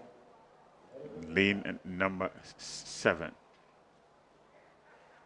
Look out for Delpesh in lane number 1, AJ Delpesh. Also Kevin Martin, not a bad 200-meter runner himself. And one can also expect Matthew Paul and Amari Knight to pose some sort of competition. So this is going to be close. So they're off and running at the first asking. Good, clean, clear start. Making up the stagger, making it up rather quickly. The athletes there in lane number 1 and 2. Lanes number 1 and 2. The lanes number 1, that's Delfish there with a slight lead. Delfish with a slight lead. And then in lane number 4, that's the athlete, that's Paul. Paul seems to be the winner here. We are going to wait for the official result. It's Amari Knight, in fact, is the winner there. Amari Knight, your winner, 21.19, and Delfish in second position, 21.38, and Paul in third position. Paul representing Ace. Yeah, 21.19 by Amari Knight. Had to fight back to claim and clinch that automatic qualifying spot, but that he did. Delpesh seeming to ease up come 30 meters out. Confident that whatever time he would have posted would be enough to get him into the finals. So. Well, he was leading up to the 80-meter mark. That's Delfish, and rightfully said, eased up a bit, and in the end, he ended in second position. Heat number 2, that's up next. It's Troy Mason running out of lane number 2. Well, we have a bit of a shuffle here. So it's Andros. 3 athletes will be contesting this heat here.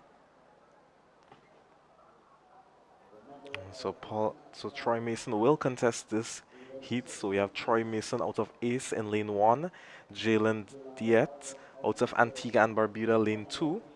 Lane 4 we have Nadari Joseph out of South City Rising Stars, and lane 5 we have Samuel Stewart out of Burnley, out of Trinidad and Tobago, and Chad Richards out of Stallion Athletics Club.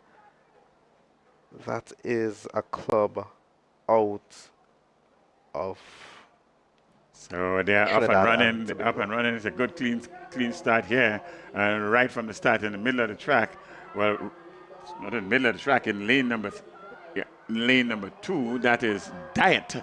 Yeah, the athlete there from Antigua and Barbuda with a slight lead, only just slight, but he is going to pull this off. He's slowing down now and jog through to the finish. That's Diet. A winner, 21.15 seconds. Good time, that time.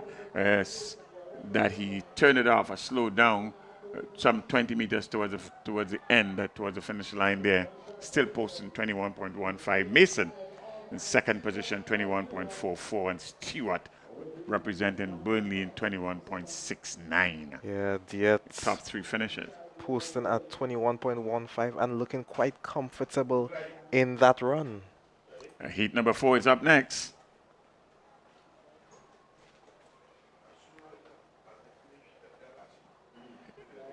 Heat number 4 is up next. Men 200 meters, the dash open and international.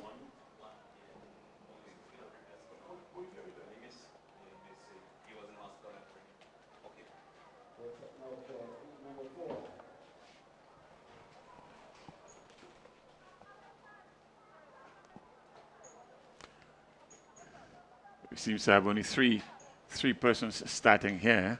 In lane number 3 is Michael Duncan. Duncan is going to start. He represents Roses. Roses club out of Antigua and Barbuda. Ace, Michael Francois. Let's see what's showing Francois exhibits today. Francois is running out of lane 6. He represents Ace. And that's George Baker running out of lane number 7. Yeah, that's out of Exceed Sports Club, St. Vincent and the Grenadines. But keep your eyes on Francois. Francois, a capable sub-21 second runner. Let's see if he'll post a time like that today. And a good start from the asking there, and very, very early, very, very early. It is Francois, who was made up a stagger and made it up rather quickly and easily.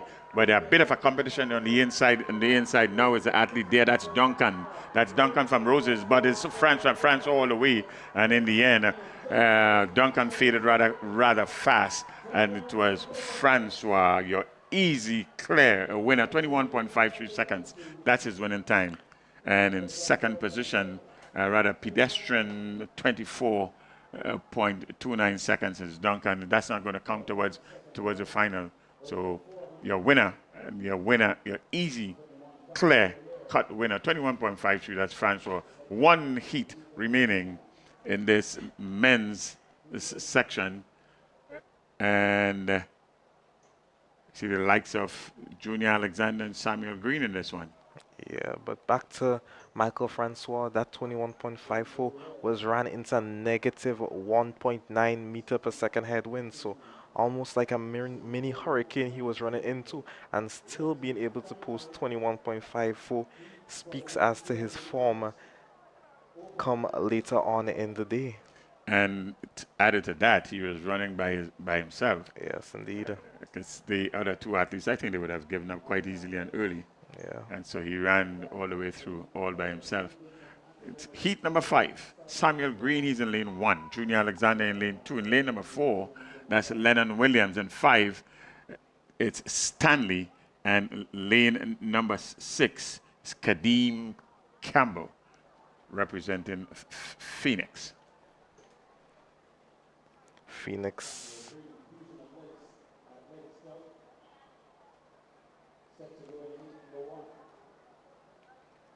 Phoenix Track Club out of Antigua and Barbuda. Let's see if this over 20 athletes can replicate the performances by his under 20 compatriots in this 200-meter event. And it's under 20, we have no less than 3 Antiguans into the finals. Yes. So 5 on the starting orders here. Samuel Green It's in lane number 1. It has been a lucky lane today, and here we go. And it's after the races, yeah, good clean start, and it's Green making up the stagger start very, very early. And the athlete from Ace Day in lane number 4, that's Williams. He is also in the mix here, and on the outside in lane number 6, that's Campbell from Phoenix. But nobody's going to catch Green. Green is going to take it, and Green takes it in the end. And fairly comfortable. 21.77 is his winning time. That's Green. Yeah, Samuel Green, 21. Right, so as we said, Jalino Hamlet would be contesting the 200-meter event. We didn't see him in the first heat of the under 15 200-meter dash. Oh, so he's going to do a time and run. Yes, he will, and I saw him in the back there with his coach, so I suspected that. So he will, in fact, run to qualify into the final come later on. Now that's what you call good sportsmanship. So yeah, going to have one athlete. That's Hamlet. In fact, he was the odds-on favorite. Hamlet was. Yes, he was indeed, and so it's a good treat to see Hamlet into these finals if he succeeds in posting a good time. yeah, and granted that he's well enough to run the race, he should be able to post a time that gets him into the final.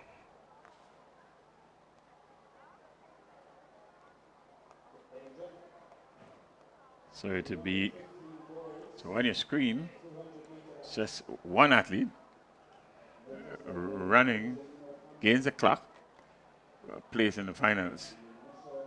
That's Hamlet. Exceed velocity.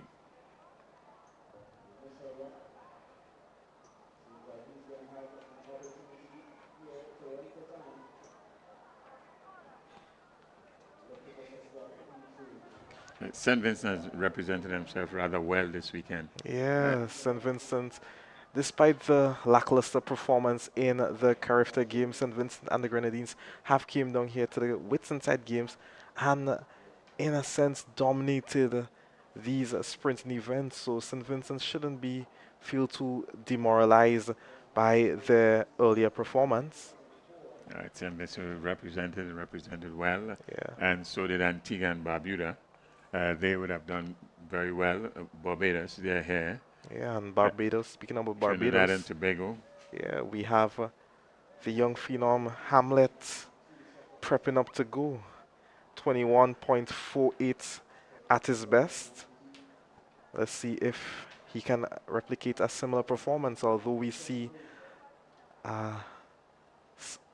rain beginning to fall, and these colder conditions can affect the athletes in terms of their times. So I doubt he'll post a sub 22 second performance, but definitely will post a strong performance. If you know anything about this stadium here, the rains are 6.5 minutes away, exactly 6.5 minutes.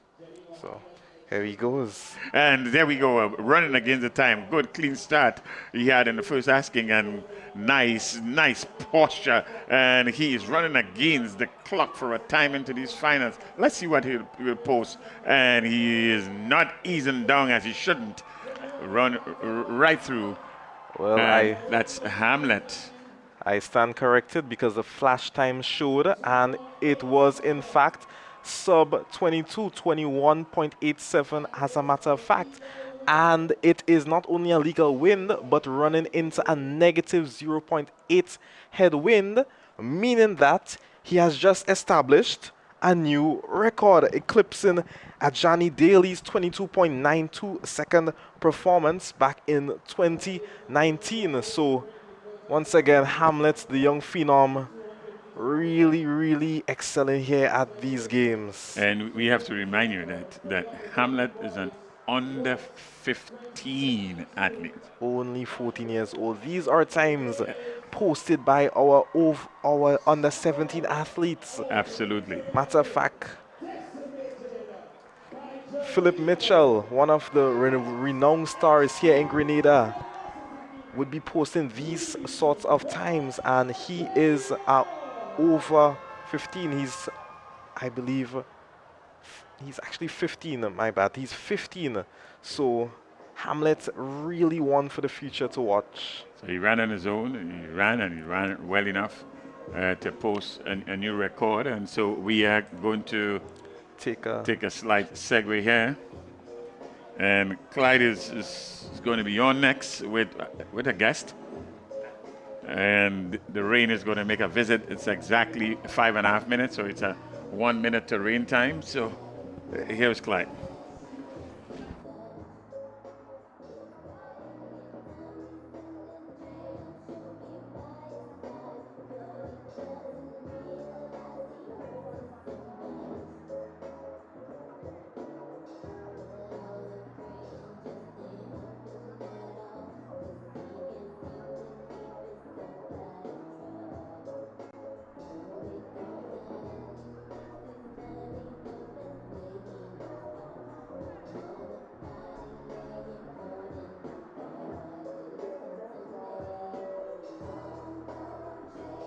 So the rains are here, and we're going to take the opportunity to speak a little bit with a very important person here at the Whitsuntide Games, and I'm speaking of none other than Mr. John L. Mitchell.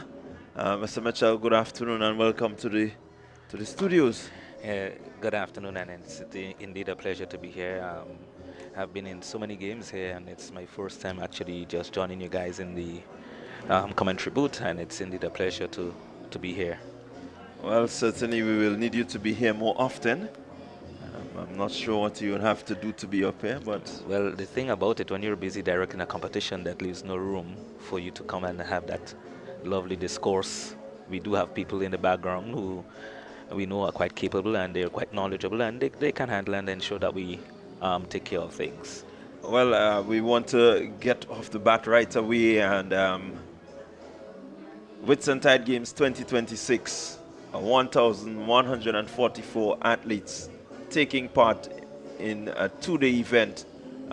Tell us about the scope of the Whitsuntide Games. Man, as you recognize here, it shows that we are doing something here in track and field in Grenada, where we encourage participation. A matter of fact, that's one of the pillars, that's one of the things that we've decided to do as an association over the last couple of years, to build and increase the participation among our athletes. Not only among our local athletes, but as you recognize, the number of athletes coming from outside of Grenada, it has also grown. Of that 1,100 plus athletes, we have some over 400 of these athletes coming from clubs throughout the region. So that tells you about the scope and the reach of the Whitsuntide Games, and the impact it has on our athletes seeking competition throughout. This in itself, it allows athletes who represent the clubs to gauge their performances, see where they are among the colleagues, among the peers in the region. So the scope of the Whitsuntide Games, it's beyond just the local shows. It's traveling, it's going deep, it's going far, it's going wide. And if you also notice, the contingent is not only about the athletes, but the parents. They're a part of it. And from just conversing and having conversations with the people within the stands from outside, they are indicating to us that it is something that they will continue doing in the near future. All right. Well, you mentioned clubs from outside of Grenada. I last check, I got 22 clubs from outside of Grenada. Any of these, any association with the Carifta Games in terms of the product that they saw that maybe really brought them to Grenada? A matter of fact, yes. And the athlete that you've just recognized running from Extreme Velocity, he was here for Carifta. And if you've looked carefully and you follow the track and field, some of the athletes coming from Trinidad who've participated at last year's Carifta Games, this year's Carifta Games, they are products of the clubs who've also represented the clubs right here at the Whitsuntide Games. A matter of fact, clubs use this as an opportunity to gauge where the athletes are and to understand how far they need to go in order for them to qualify for the games. So these games, it's far-reaching. It is more than just mere competition or mere exposure, but it's an opportunity for athletes who are out there within the clubs training to see what the competition is like within the region and the chances of making the character teams, and not only making the character teams, but representing the teams well and medaling at the character games. All right.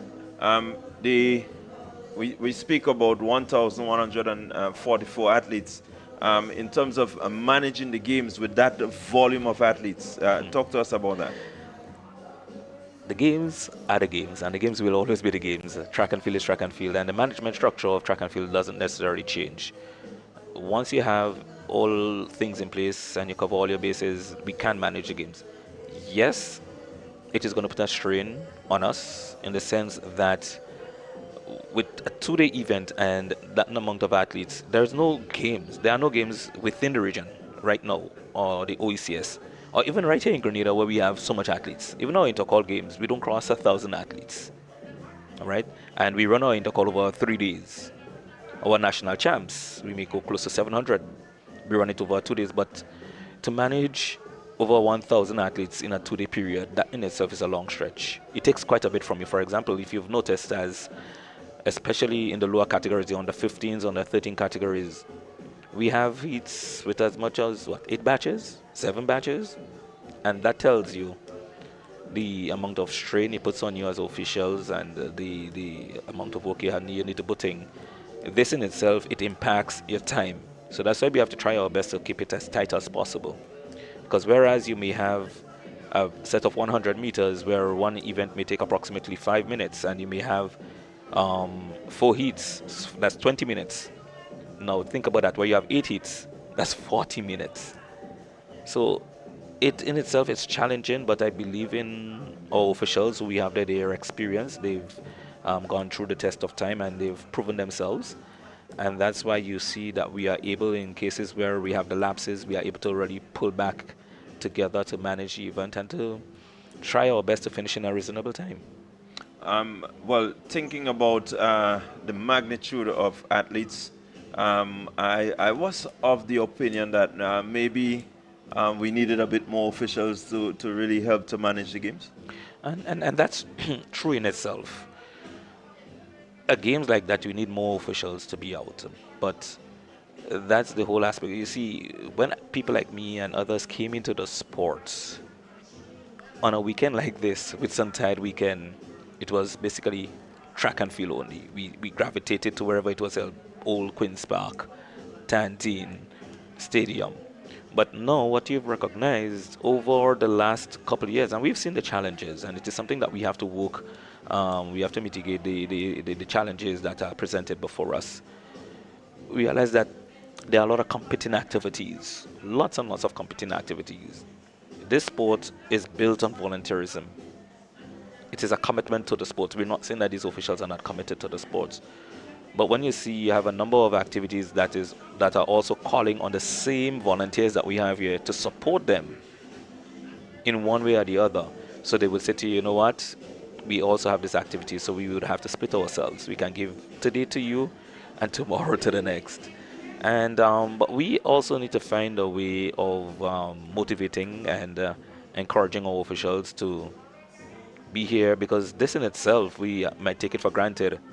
1,144 athletes, 146 athletes, that tells you that something is really happening in track and field, and there's a love for the sport. But we have to make sure that the athletes are given the best opportunity to perform, to compete, and in so doing, it is important that we have our full stack of officials out. So, yes, we know we're challenged. There are a number of things which really hampered our officials being here. For example, yesterday, and while it was yet a challenge, we had a number of them doing the bronze level course in World Athletics. That course was yesterday. So they had to take time out from the games to compete that course. This is something we can't fight against, because at the end of the day, we want quality officials there, or officials who are knowledgeable, officials who can not only represent us here locally, but as they qualify through these World Athletic courses, we can see them leaving our shows and representing our country, officiating in meets throughout the region and by extension worldwide. So while yes, we are challenged with the number of officials who we have out here today, I must say kudos to those who are here and the exceptional job they're doing. They're pulling themselves together and they're getting it done.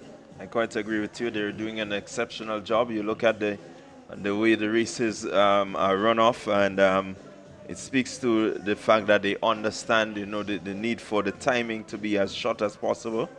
And so, kudos to them. I want us to talk about future.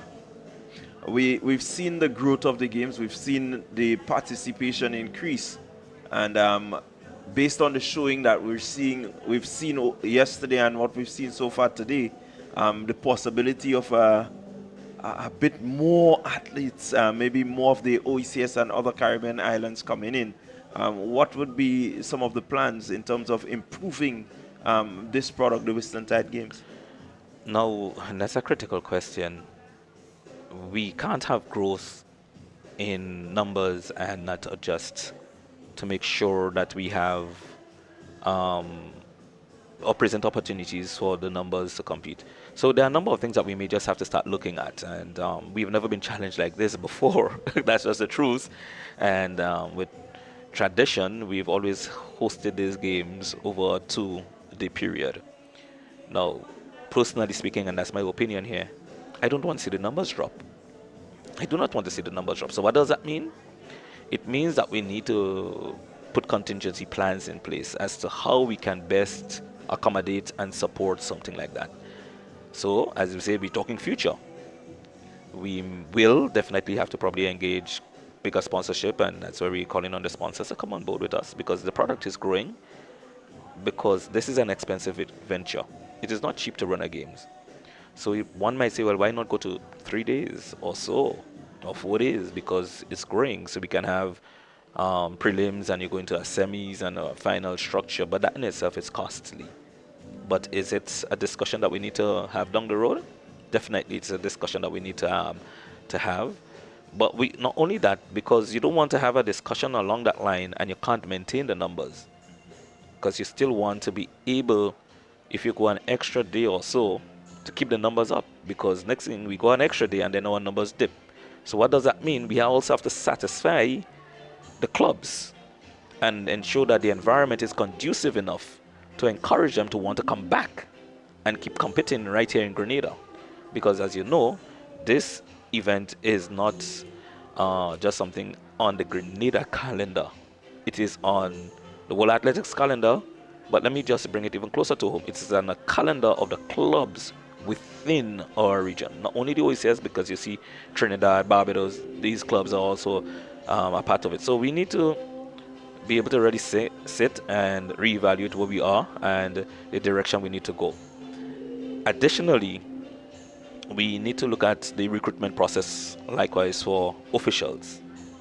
While I am satisfied, and I'm fully satisfied with the quality of the officiating we have here, we have to understand that we have a number of officials who have been a part of the setup for a very long time, and they are experienced. But we have to be careful with that.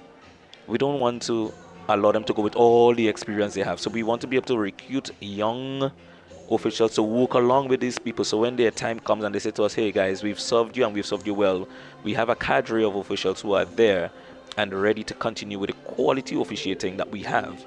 So when our athletes are out there and ready to perform, we can give and contribute to quality performances and quality competition. I quite agree with you. Their succession planning is very, very important.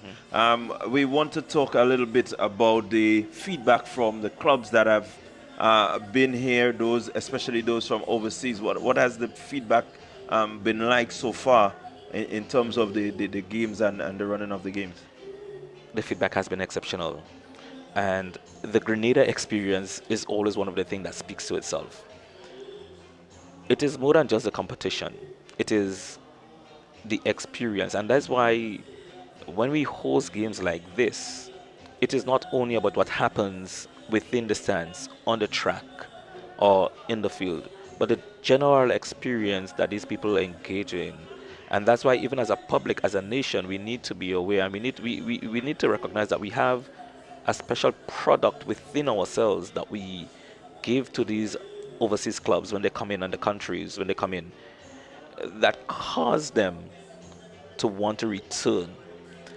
So in conversing with the coaches and the managers of the varying clubs, you hear them speak to the experience that they're having with the locals in one way or the other. And this is one of the things they're speaking about. For the most part, likewise, when we also converse with them, they're very much so satisfied with the quality of our officiating and the way the meet has been run. And they themselves see the challenge that we're having with a number of athletes. But the beauty of it is they want to keep coming to our games. So with that, they have an appreciation for what we're doing. Because let's look at it as it is. The meat that we're having here, a lot of these other countries, while yes, they have meat, it's not to that level. Not the amount of athletes that we're seeing here. And we can boast of a small nation hosting many major events over the last couple of years, within the last 20, 25 years, when you look at the events that we've hosted there. So we offer an experience to these people when they come here. We do not drop the ball on anything. We maintain the standards. So maintaining on standards, and they're appreciative of that. The way we communicate to them, we run our meets, the quality, the professionalism, and those kind of things. They speak highly of it. So it is something that we do want to maintain. All right. So certainly the maintenance of it. In terms of let's think about the structure and how we can maybe put out something that, well, we don't want to, really and truly, we want the numbers to be there, as we said, because I'm beginning to think about maybe streamlining, having a certain time to qualify and that sort of thing in terms of going forward. And yeah, maybe all these are the things we need to look at to help manage the numbers on the given days of competition. And that's why I said to you, it is something that we need to critically evaluate. How we manage the numbers, because while yes, you want to be able to streamline, but you still want to be able to expose. And exposure in itself is important for a lot of these budding athletes, because one might say, at games like these, why do we have all these little ones? But remember, these are the same little ones we'll be looking at down the road. And in all fairness to the little ones, they don't have that level of competition throughout the Caribbean outside of the age group championships. Also, that's about it. That's where it stops. Or we have the CUT games, Caribbean Union of Teachers games, and that's where it stops for these little ones. You don't see under 9s and under 13s and under 11 competing at a regional level. So while yes, you may also want to streamline, but you have to be mindful as to how you streamline. So that's why I say we cannot just sit here and make some definitive decisions, but it is something that you need to critically analyze, engage the stakeholders, and see how best you can move forward as a board. I believe we have a board who loves track and field, a board where we talk and think track and field, and that's why, if you've noticed, over the last 2-3 years or so, we have seen an increase in the number of competitions, and in the increase of competitions you've seen greater participation, and all of that is because we know that our athletes need competition.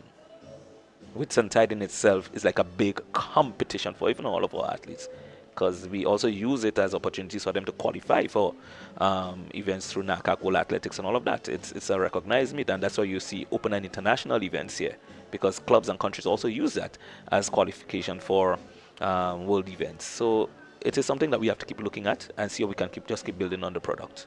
I like the fact that you speak of open and international. I'm here sitting listening to you, and I'm thinking about international or regional sponsorship. Or have we begun to, maybe look at partners outside of Grenada that might be willing to help pump some funds into this to make it a bigger meet? And that's why I said to you earlier, we need to probably just sit down and reevaluate, because the sport is growing. And sponsorship is a major thing. The government of Grenada, they've supported us well over the season, and they continue to support us through sponsorship. But we cannot only depend on the government of Grenada, because we understand that there are a number of duties and responsibilities of government. And we are fortunate and blessed as an association where we've delivered a product that have caused them to see the budding talent of our young people, and they've decided that they're going to invest more in our young people. But you're right, we need to really be able to sit down and engage sponsors, engage more sponsors, and see how we can get them to come on board, be it local, regional. We have to see how we can partner and work with each other to see how we can really build a brand that we already have. I believe we have a great brand of track and field here in Grenada. All right, Grenada is being spoken of throughout the region, throughout the world when it comes to track and field. But to maintain that, finance is a great part of it. It's not cheap, as I said initially, to run a meet like that. It takes quite a bit because what we see, we only see what's happening on the track here. But when you think of the back end and the things that happen on the outside, that in itself calls for some financing. So we have to look at things. Yeah, I brought this up because I've often see that, you know, we tend to miss some key moments when it comes to building, you know, our product. We seem to miss some key moments, and I think this is something that you really, really need to look at in terms of being able to say to someone from outside of Grenada, hey, maybe a Nike, maybe a Adidas, hey, come, we need you to look at this product, see who and some of the quality athletes, and we need you to come on board and see what you can do. Let me just say here, though, Puma is our major sponsor. All right, Puma is a major sponsor of the Grenada Athletic Association, so that's who we partner with. They've outfitted us in one way or the other, uniform-wise, and they continue to do so. They continue to be a faithful partner to us. So when you look at our national teams and the officials' uniform and all of that, we work closely with Puma, and they've been sponsoring us for quite a number of years.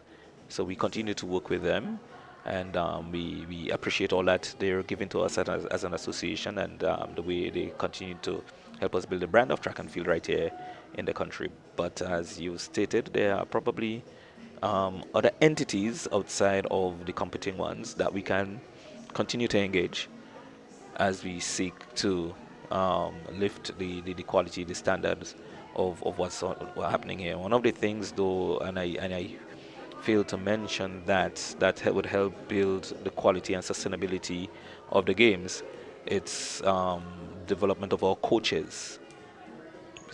What we would recognize is that something is happening with coaching in Grenada, because we are seeing athletes at the junior level who are performing well. So that means something is happening locally with our coaches. But one of the things we need to do is to push our coaches not to do what they're doing right now, but to become better. So we need some level 5s. We need some more Paul Phillips. We need some more Wayne Maxwins. We need some more Dennis Williams. These are the people who've been around for quite a while. So we need the Charles and the Kato and the Coffee and all the others who are out there and doing the coaching to get to those levels where you can work with athletes and bring them up to that international level, take them beyond what they're doing here. So that's one of the other areas that will see the sustainability aspect of quality athletes being developed. The officiating, likewise, this is something we need to do. We need to work with all officials and all of that, again, to build them. As I've mentioned, quite a few of them are already engaging in the World Athletics bronze level course, and this is beautiful. We want some silver level, and we want some gold level referees to be out there. So we continue to work on the product that we do have. Speaking of coaches, and I had the opportunity to speak to a few persons, and I'm really, in terms of the potential that we see, we look at the NWJA out there. We saw a number of our athletes going up there, performing well, having to go to school, is there any thought by the Athletics Association in terms of maybe having an academy or maybe a junior college for some of our athletes who are performing well or close to these standards? I mean, I don't think we are too small to begin to think future. We're not too small to think future, but we also have to understand the roles of different associations and entities within the sports. As an association, our main aim and our main goal, first of all, is competition, putting on healthy competition for athletes so that they will be exposed. And what we can do is partnership, all right? But as I said, our main aim is about competition, having and hosting competition for our athletes, our local athletes, and also ensuring that we have a level of competition where we can select from that pool athletes who will be able to go on to represent us at junior meets, senior meets, wherever they are held throughout the world. Because this is also one of our goals, to ensure that we have representation in almost every meet throughout. And if you notice over the last couple of years, whether or not we send one athlete, two athletes, or three, we ensure that Grenada is well represented in all of those meets. So it is something we have to keep discussing as to how we do it, where we go, the direction we take. But as I said, our aim, first of all, is about creating competition, ensuring that our athletes can compete. The whole aspect of the junior academy and all of that, it is a greater holistic discussion that has to be held as to what we do with our sports policy and the direction that we want to take our athletes. And this is not a discussion that we can hold by ourselves as an association. That's what I said. There are a number of partners that we need to have in place for those kind of things. Yeah. Yeah, and that's what I'm saying. I think we're set in a place where you can really make certain demands, just to ensure that we do not have um, athletes getting lost, athletes with really good potential getting lost. So I think right now we're at a good stage where the association can begin to make some demands in terms of, look, we need to secure the future of these little ones that we're seeing now, because tomorrow they can go further in terms of representation. Well, as an association, we believe in partnership. Okay, it's partnership is what we believe in, and we're going to work with our partners. We're going to work with our stakeholders. I don't think that we're in a place to make demands, but we can discuss with our partners as to how we can best move track and field forward. And I think we're in a place where we're actually doing that right now. We just need to be able to pull together with our coaches, our government, Ministry of Sports, and other sporting entities, and all of that to see how we can really work together, our schools and all of that, all our clubs. All right, so that's the direction that we need to take. All right, Mr. Mitchell, that was a very good politically correct way to answer the question. But I see a number of athletes getting onto the track, and so we want to say thank you for speaking with us, for really sharing the insights in terms of the Whitsuntide games and the growth and how possible we can better the product. So we want to wish you all the best as you continue to do the work that you're doing with the Athletics Association and the Whitsuntide Games Committee. And we look forward to finishing today and getting the positive reviews once more. Yeah, well, thank you. It's been a pleasure being here. It's a pleasure chatting, and we do hope for good weather as we move shortly into the finals set of events. And the finals, everything this afternoon will be all finals, and I think we're in a good place. And as I said, I believe in the officials whom we have out there would be able to pull it together and get things going. All right, so thank you very much. And until next time. So the action will continue shortly on the track. A number of athletes coming out onto the track. And so we've been speaking to Mr. John L. Mitchell. And we will not take a break. We will continue right away into some relay qualifying. So I know that the action will come to us quick and fast. The officials, as Mr. Mitchell mentioned, will look to make up as much time as possible. And so we're gonna just try to keep you updated as fast as we go along. It's gonna be a lot of finals after the relay qualifying. We have under 11 girls 4x1 qualifiers coming up. Then we will go to the boys, and then we have the under 20. So a few relays to come, and then we will get into the finals, the afternoon session, where most of the finals from the prelims held this morning will be contested.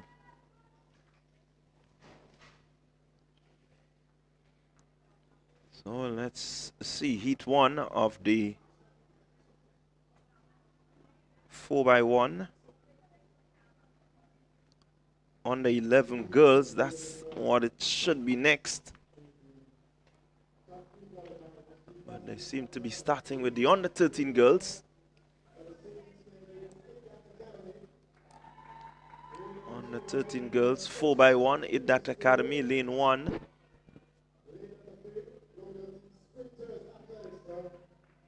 First Choice Junior School, they will be in 2. Sprinters Athletics in 3. Runners Athletic, they will be in 4.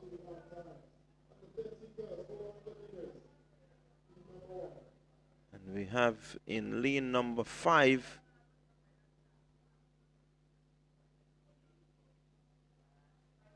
Runners Athletics, Rising Champs in 4, and Runners Athletic, they will be in 5.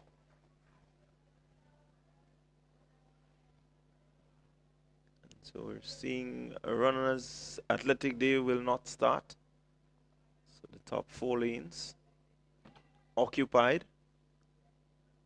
for this, the first heat.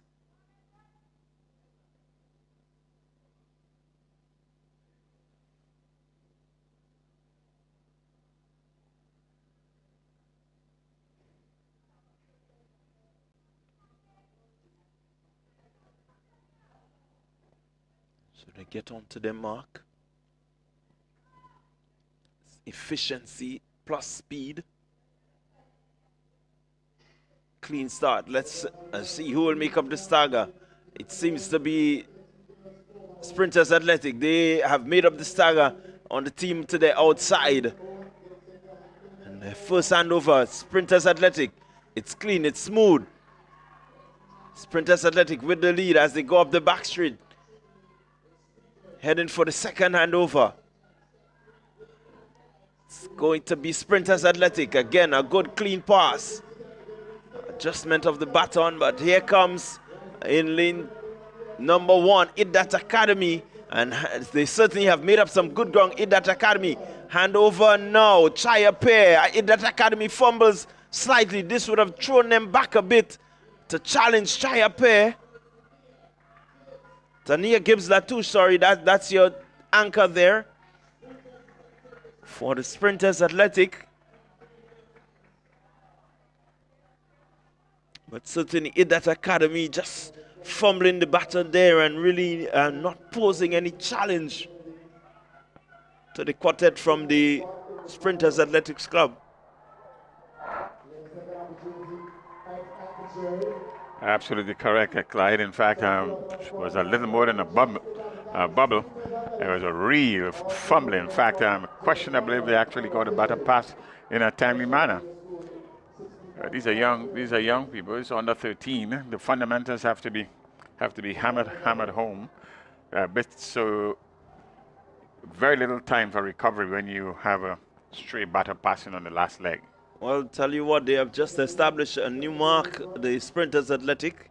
They are the defending champions from 2025 with a record of 58.87, and they just ran 54.84 to complete their heat. So this is a good first heat, a good start to get things on the way after the slight delay with the rains. Yeah, record-breaking run there. The top 3 teams have broken under the record. That really is the way to start.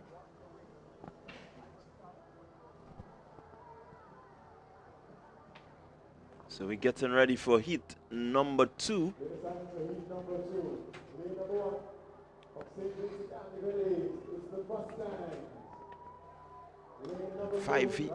Five teams in this heat, all looking to qualify for the finals here.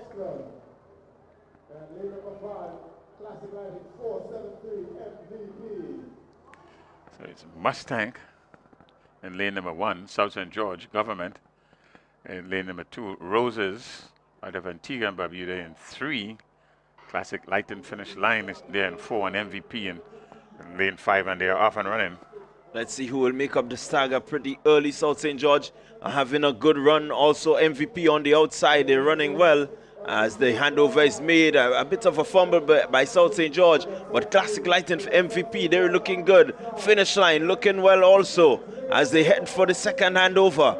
It will be handover made just about now. Finish line with the handover before MVP, but MVP slight lead as they head into the third handover. It's Classic Lighting MVP followed by finish line. And here we go. Handover made. Finish line with a good handover, good exchange. Finish line goes past MVP and she will head for home. And here we go. MVP running away with this one. Jamie Smith anchoring her team home.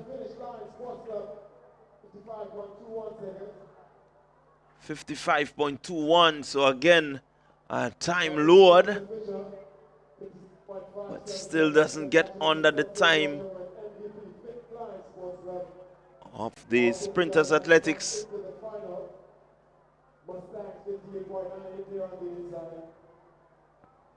And again, the top three in this heat also under the record, the old record. The new record will register as 54. So that's a good way to start.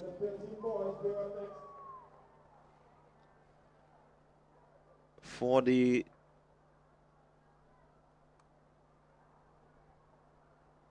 Classic Lighting finish line team.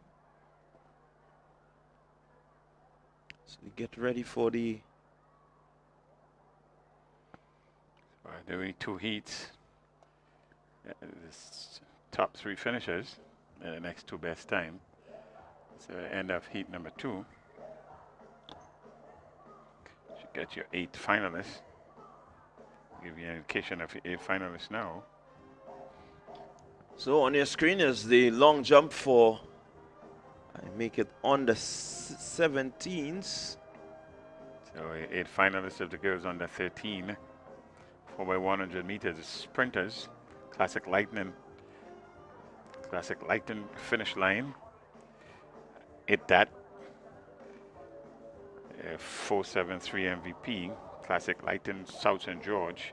Rising Champ Mustang Roses. And first choice. Roses, not first choice, Roses. These are your first 8 that will be in the finals of this 4x100 meters on the 13.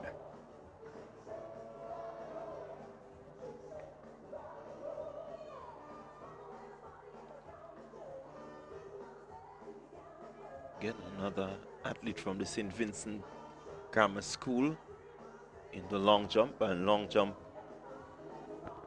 they're into the 5th round. So there's one more round remaining in that long jump event.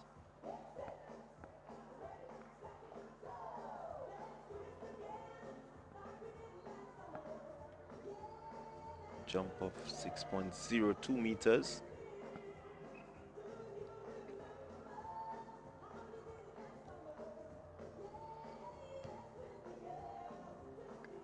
It's going to be all action from now, going right towards the end. Slight hiccup, hiatus, if you will. Rains at a good 20-25 minutes.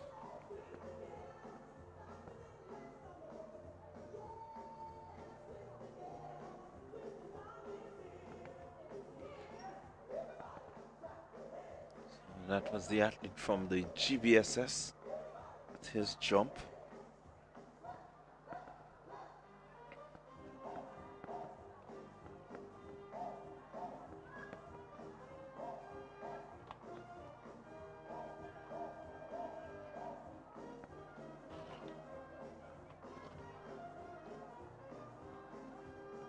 So you're not missing anything. The under 13 boys, they're making their way out. In the meantime, the long jump continues. 5.87 meters for the athlete from the GBSS.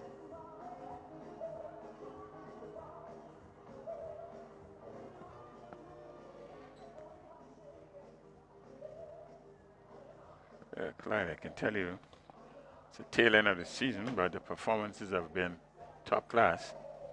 Yeah, I want to agree with you there, Bernard. The athletes have been really putting in some good effort as the white flag is being raised, and I'm making that athlete there from high performance. And with the injection of the athletes who has completed their NCAA season, that's at the NJAC rank, and gracing these shows, these Whitsuntide games, they would have added a bit more quality, certainly, into a lot of these events, especially the sprinting events. Yeah, we've seen quite a few of them on display over the day and a half or day and three-quarter, if we may put it that way. Certainly has been good for the aspiring athletes, you know, to be encouraged to see those that have gone ahead of them. Sort of a mouth-watering, especially in the 200 meters for under 20 boys. That's going to be an interesting one. So the 4x100 meters, boys, under 13. That's up next. 4x100 meters, under 13. Boys.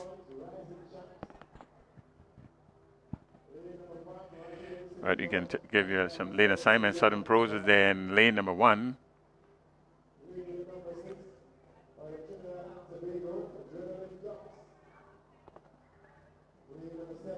Momentum track there in lane number 2.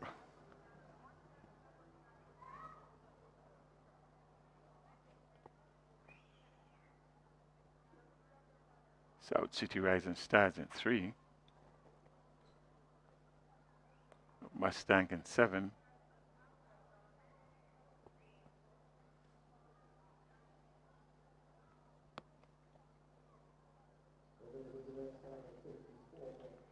So the first of 2 heats.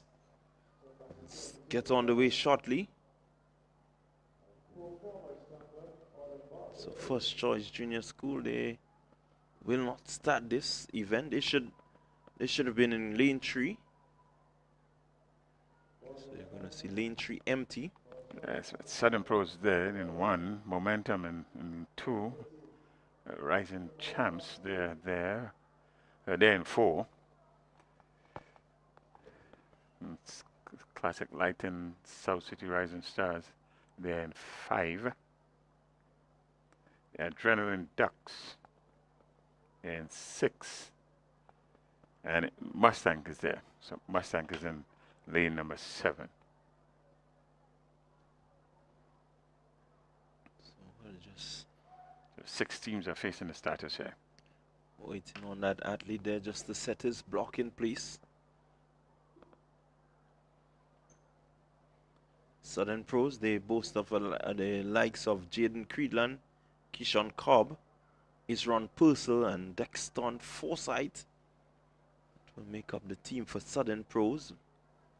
Momentum Track and Field, Kai Kado, Kanavi Sylvester, Nafari Barry, and Dominic Ganes.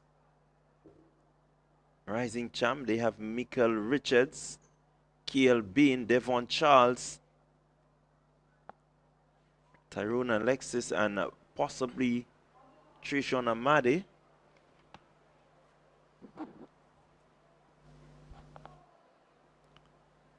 South City Rising Star, Cameron Hosford, Karim Nero, Marvin Roberts, Winston Church. We have a false start there.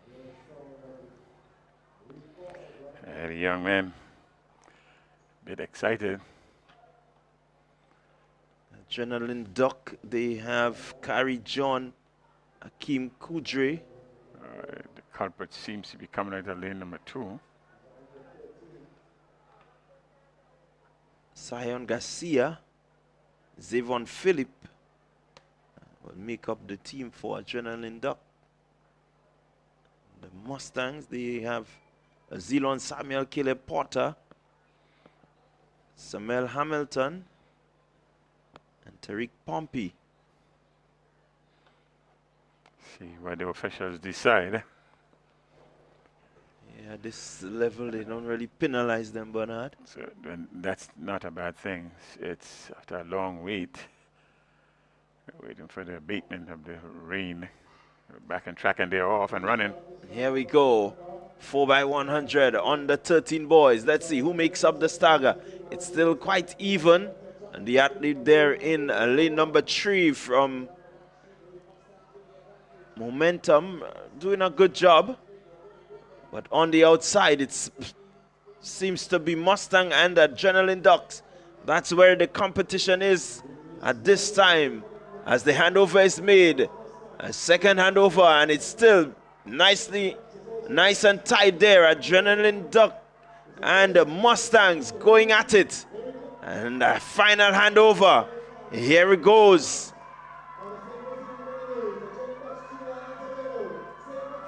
That is Zevon Phillip, Adrenaline Duck. We've seen a really good run from him in the 200 meters. And here he is anchoring his team, Zevon Phillip. And what stood out here, really, Adrenaline Duck was the battle passing was rather flawless. And for ones so young, it seems to suggest that they are properly coaching the art of teamwork and getting the batter around the bend, getting the batter around completely without much mishaps. In fact, they did that and did that quite well. They're quite unlike the story we would have seen in Southern Pros. Very poor baton passing in the second to third exchange. Well, these two teams have certainly run a good race. They both under the old record set by Performance Track and Field of 54.29. And so certainly a really good run from both teams. But of course, Adrenaline Duck will have the record stand next to their names. And nothing is better than putting your hands up and putting your name in the record book. The first of 2 heats, the first three finishers, they will go into the finals automatic. And then the next 2 fastest losing times. Heat number 2, that's up next.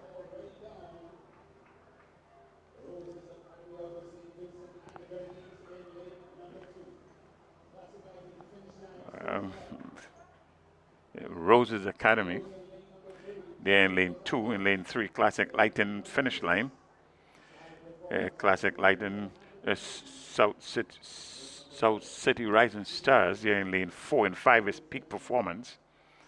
Lane number 6, Sprinters Athletic Club. And in lane number 7 is High Performance. That's Peak Performance.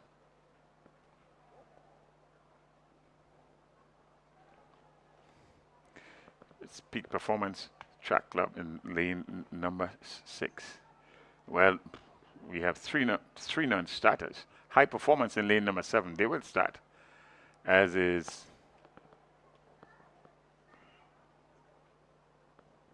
the Sprinters. They will start also. Classic Light and Finish Line. They would start, and then Roses, the other starting team. So we have 4 teams before the starters here. So they're getting ready to go. The 4 teams in competition here. Lanes 2, 3, 6, and 7.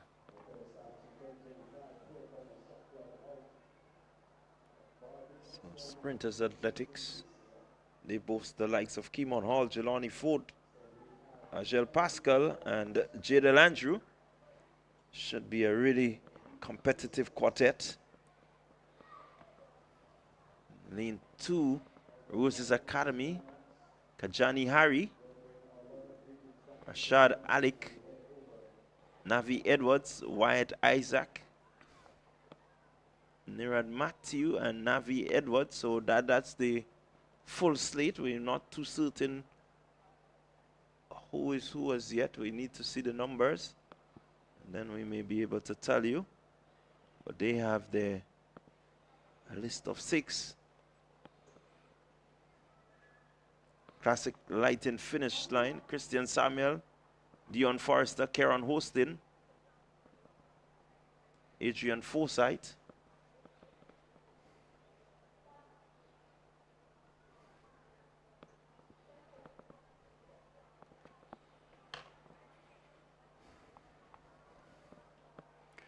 Just awaiting the final instructions to get this race on the way. Again, we have some beautiful sunshine with us. And looking into the skies, where the rains usually come from, it seems to be okay for the next 2 hours. Everyone will expect it to be okay. Get ready for heat number 2. And this, the 4x1 under 13 preliminaries. Athletes get on to their mark.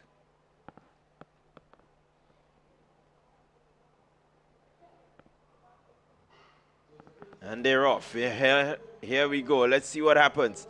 Sprinters Athletics making up some good ground. High Performance is running well also. Handover made there by the Sprinters Athletics.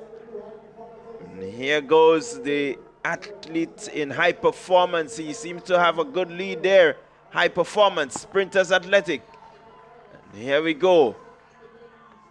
High Performance still ahead. Here comes finish line. Kieran Hostin on the 3rd leg. It's going to be a handover made now. Sprinters Athletic with the handover. Jadel Andrew. He's moving. He's motoring.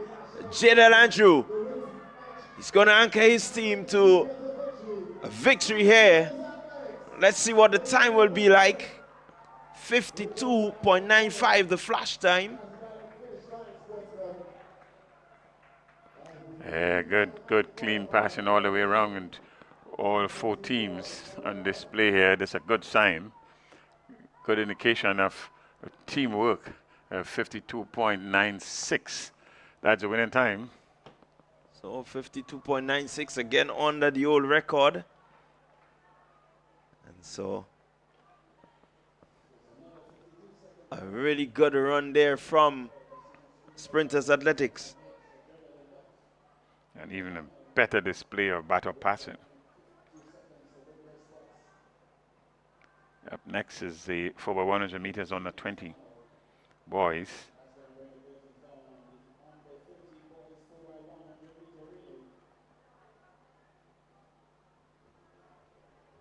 In the meantime, the javelin throw is also happening. It's under 20 boys. They are priming themselves up to do these 4x100 meters. The javelin thrower there on your screen.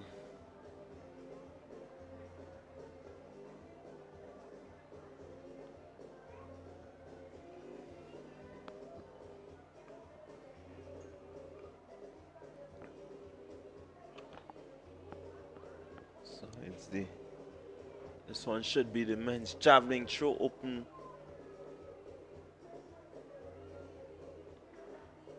And international.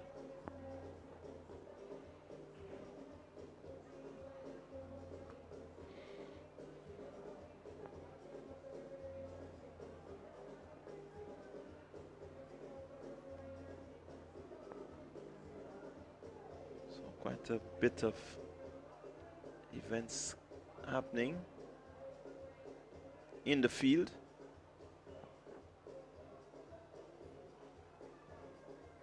Another good throw there.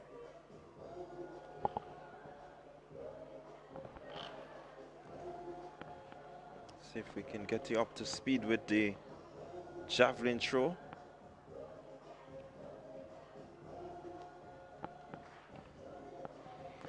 They seem to have quite a big field here.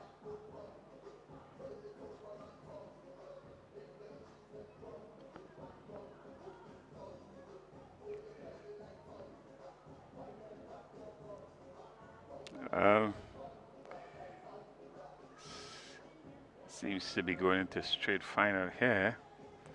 It's the top 8 fastest times, and we have 8 teams listed that participate here. In fact, that has. Let's see if, in fact, we are going to have. Well, there's no need really to do any preliminary. This under 20 boys, 4x100 meters. There's 8 teams are listed here.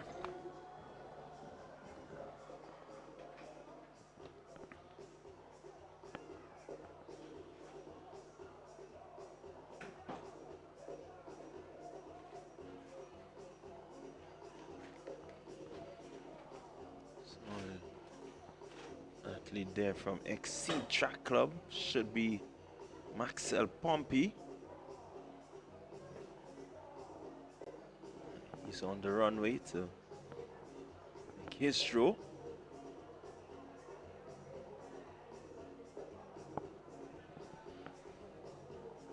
Just around the 50-meter mark there, Pompey. Make it about 40, 49.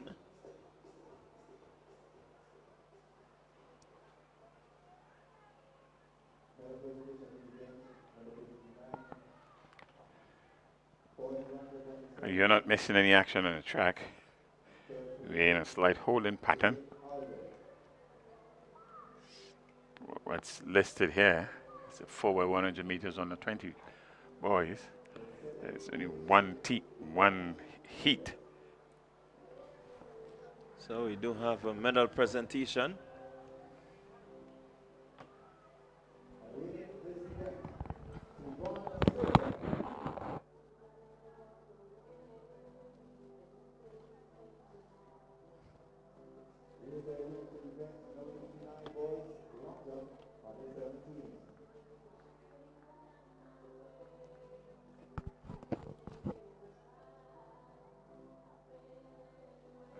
So we're not too certain the event that the medals were presented for.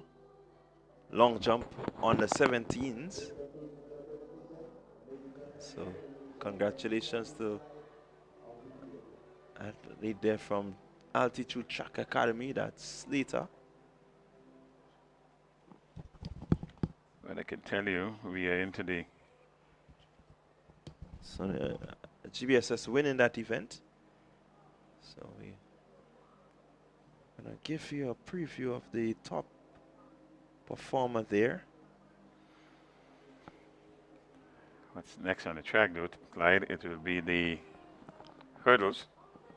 But in the meantime, we are going to take in some javelin action. Very good throw there. Well over 60 meters, I will make it, or just around the 60-meter mark.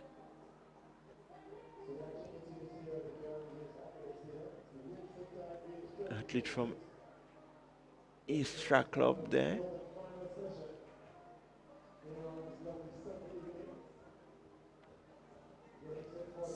Should be Kristen Joseph.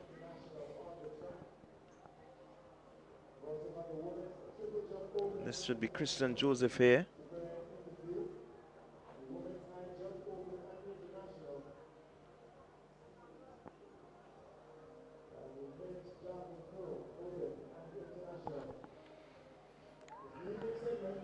So it is a javelin open.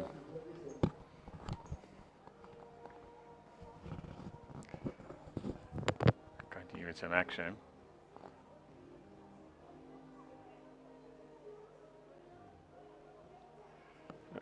That's a foul throw. So this one wouldn't count. So we are officially into the afternoon session.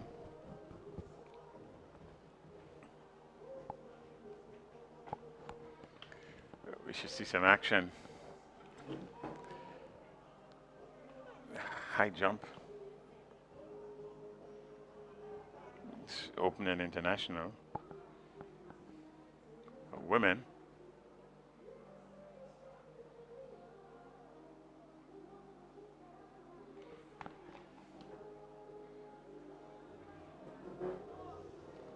Athlete there from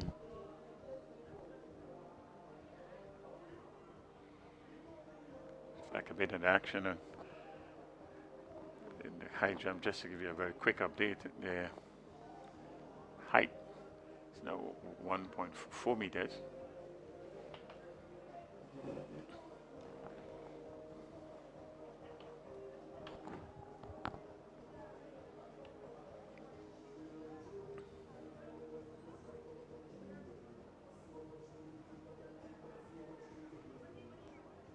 Competitor from represented eighth.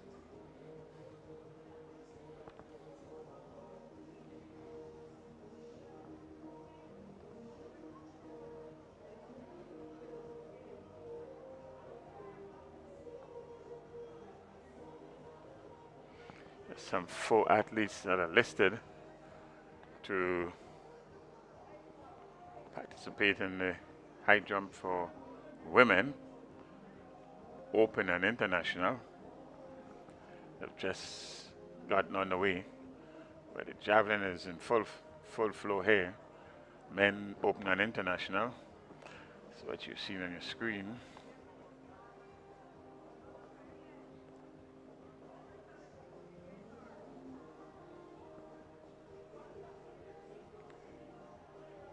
And we have the likes of Alika Smith.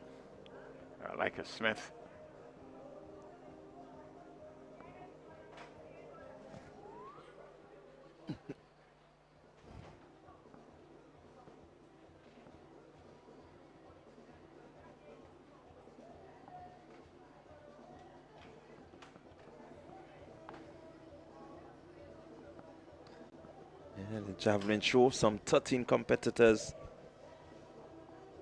registered. Not certain if we have all 13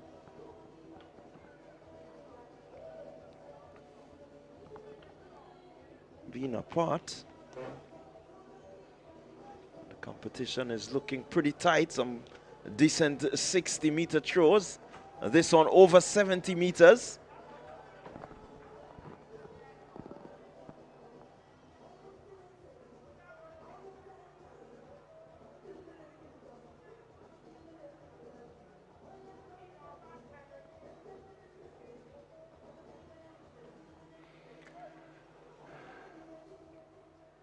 So what I can tell you for the women high jump, Alika Smith from Roses. Exceed Sports Club is represented by Amaya Edwards, Natalia Strawn, Classic Lighted South City Rising Stars, and Samara Alexis. She's unattached. There's 4 ladies contesting the women's high jump, open and international.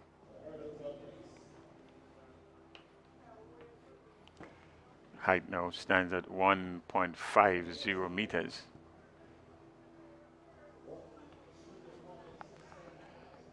And as we get it, we will let you know, form of an update as to the progress of that event.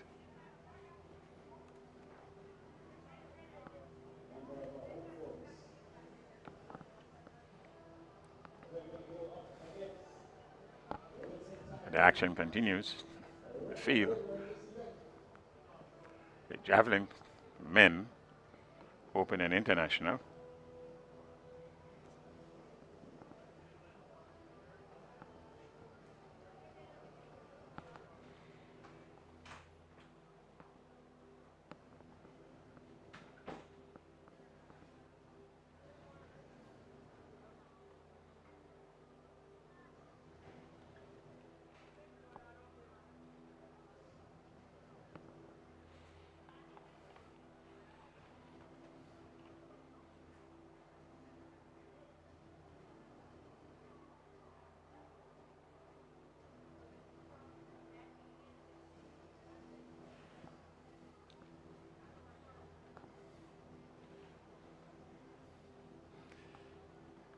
Well, you're not missing any action on the track.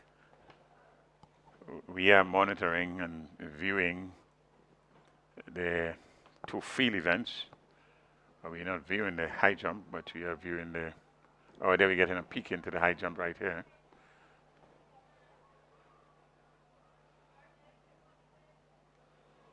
That's a high jump for women, open and international.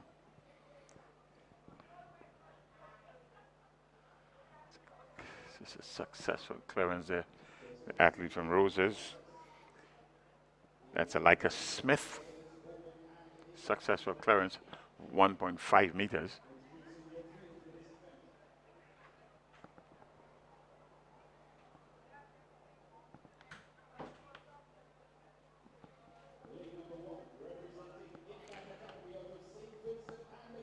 In the meantime, we are getting ready for some action back on the track. And action on the track, we are going to start with the 100 meters, hurdles, open and international. So that's women in lane number one. Lane number one, we have Rain Brown. Rain Brown from IDDAT.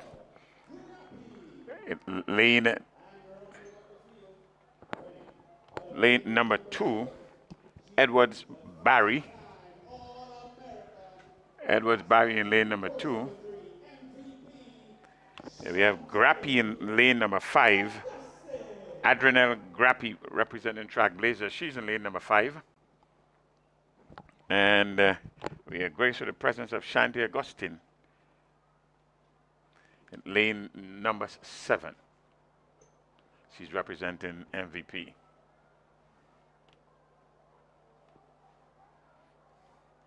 So these 4 ladies are facing the starters in this first heat.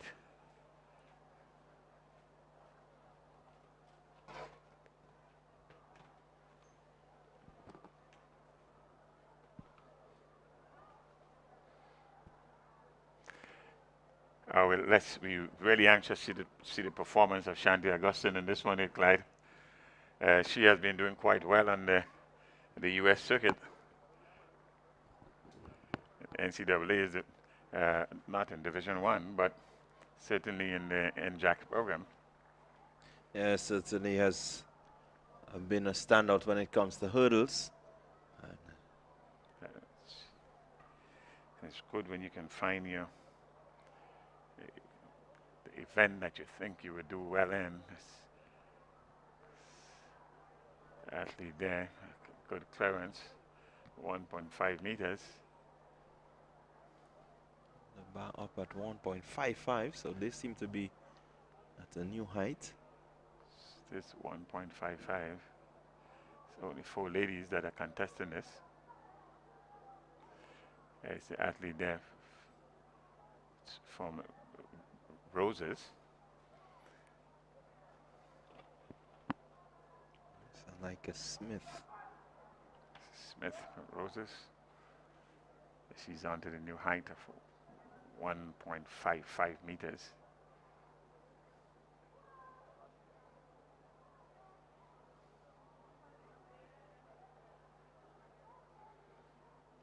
Unable to get that clearance.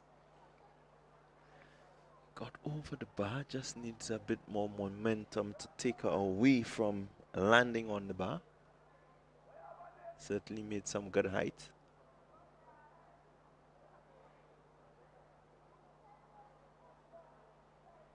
Well, they're still waiting for the start of the hurdles, 100 meters hurdles.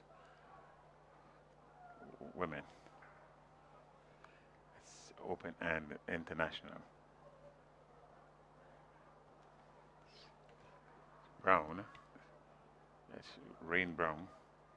In that, she's in lane 1. In lane 2, it's Jaden Edwards Barry, another athlete from IDDAT. And in lane 5 is Adrenal Grappy, representing St. David's Trailblazers. And lane number 7, representing MVP. That's 473 MVP Classic Lighten. 473 MVP Shanti Augustine.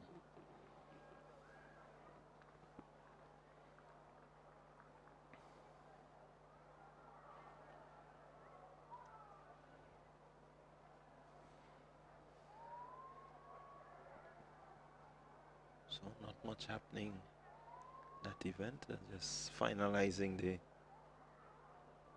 hurdles all the way through. We have a seated time here for Augustine, 14.48 seconds. Oh, it seems to have the height seems to have been a wait for the other athletes here. Now they are joined by two other athletes in lane number 3. That's Michaela Ward, Neon Wolves Athletic Club. She's in lane number 3, and in lane number 4, Kellis Alexander, again from Neon Wolves Athletic Club. So we have 6 athletes now who will be contesting this event.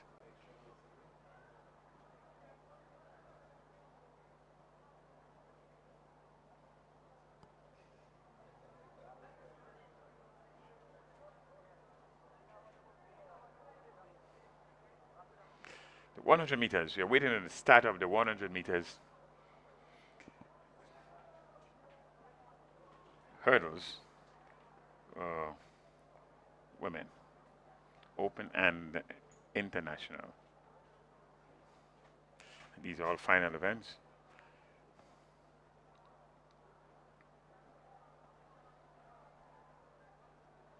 We have a seated athlete here in lane number 4. That's Kellis Alexander, 15.91 seconds.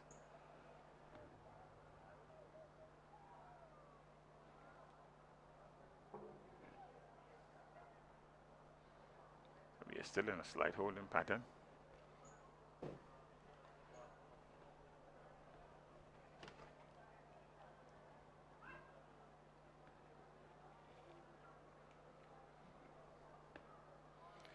So it's Barry, Ward, Alexander. So it's Barry. So it's Brown, Barry, Ward, Alexander, Grappy, and Augustine.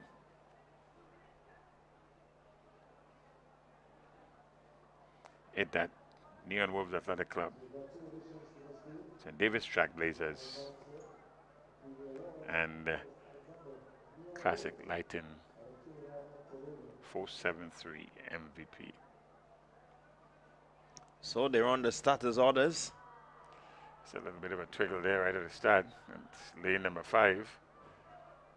It's off balance. They were not just yet in a set position. More like on your marks. There shouldn't be any definite overbalance there. Let's see what the officials decide.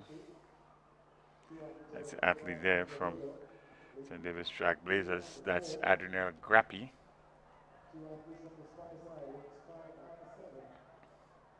It's Grappy in lane number 5. It's a guilty party there. The officials are discussing. They're having a discussion. And let's see what the decision is.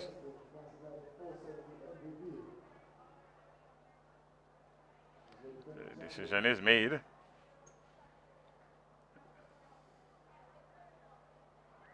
It's clearly lane number 5.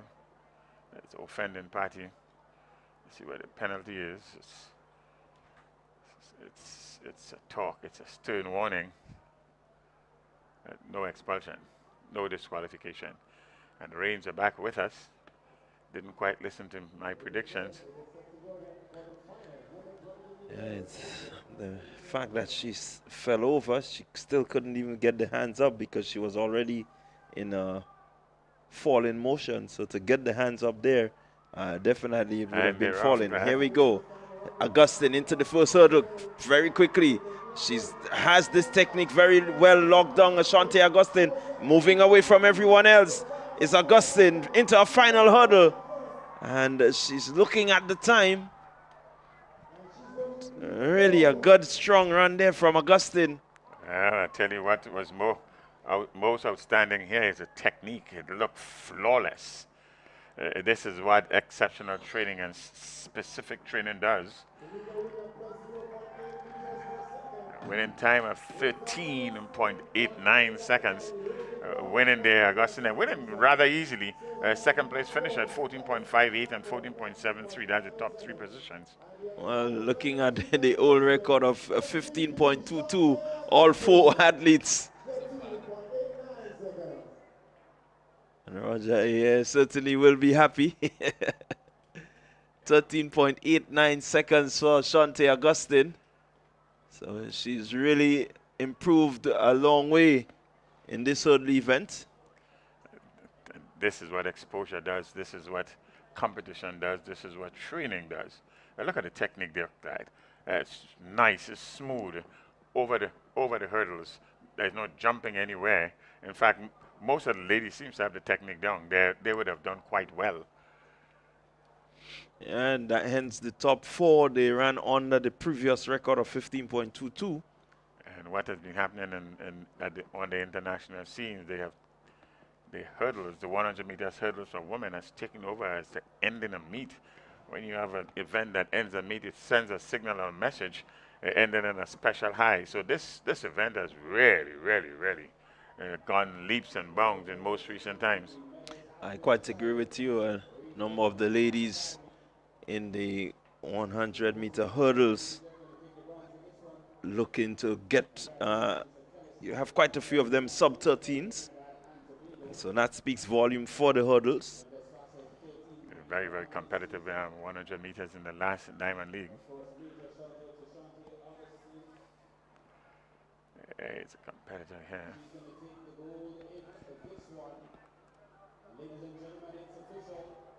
The wind reading plus 0.8 meters per second, which means establishing a new record. Oh, confirmation there. It's a new record for Shanti Augustine in the women's 100 meters hurdles. Legitimate wind speed of 0.8 meters per second and a time, new record time of 13.89 seconds, representing MVP, your winner, record holder, Shanti Augustine. And what a good way to start it. These series of suite of hurdles. Yeah, so again, the final on the track starts with a record-breaking performance. It's the first final of the afternoon session, and already a record being broken. We saw a number of records go down last evening in the evening session. And so with that relatively calm, negative wind, if we may put it so, that tends to come towards the athletes up the stretch in the evening, we just may see a few more records being broken. Well, fingers across that. Started well, certainly did. Athlete here from St. David's Track Blazers on the runway.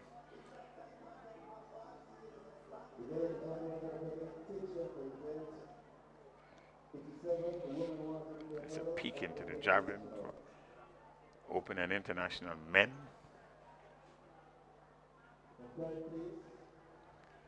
Let's get ourselves ready for the next event on the track.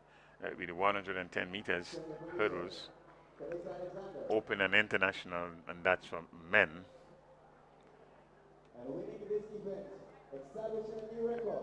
And a decision certainly has been taken to do medal presentation after the events, because this is what's happening here now. This is the last race, and your three medalists receiving the medals. Yeah, quite rightly so, with the rain just a bit in the distance. And all in the interest of time. Athlete there from the Track Blazers. That's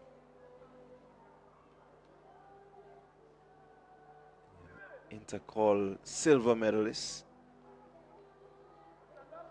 With that throw representing St. David Track Blazers.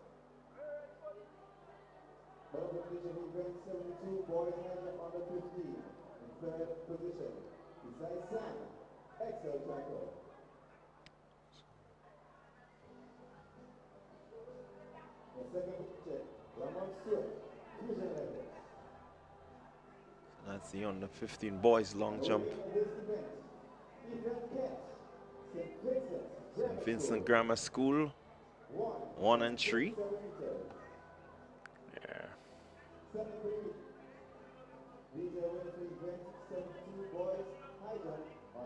That's the high jump on the 15s.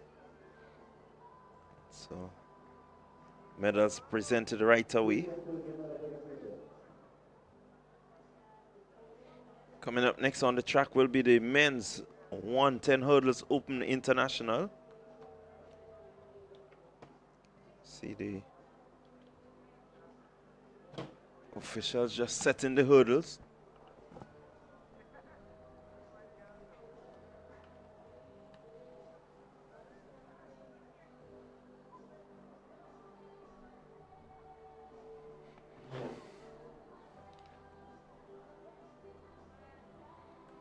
Still have a number of finals to be completed before this second day comes to a close.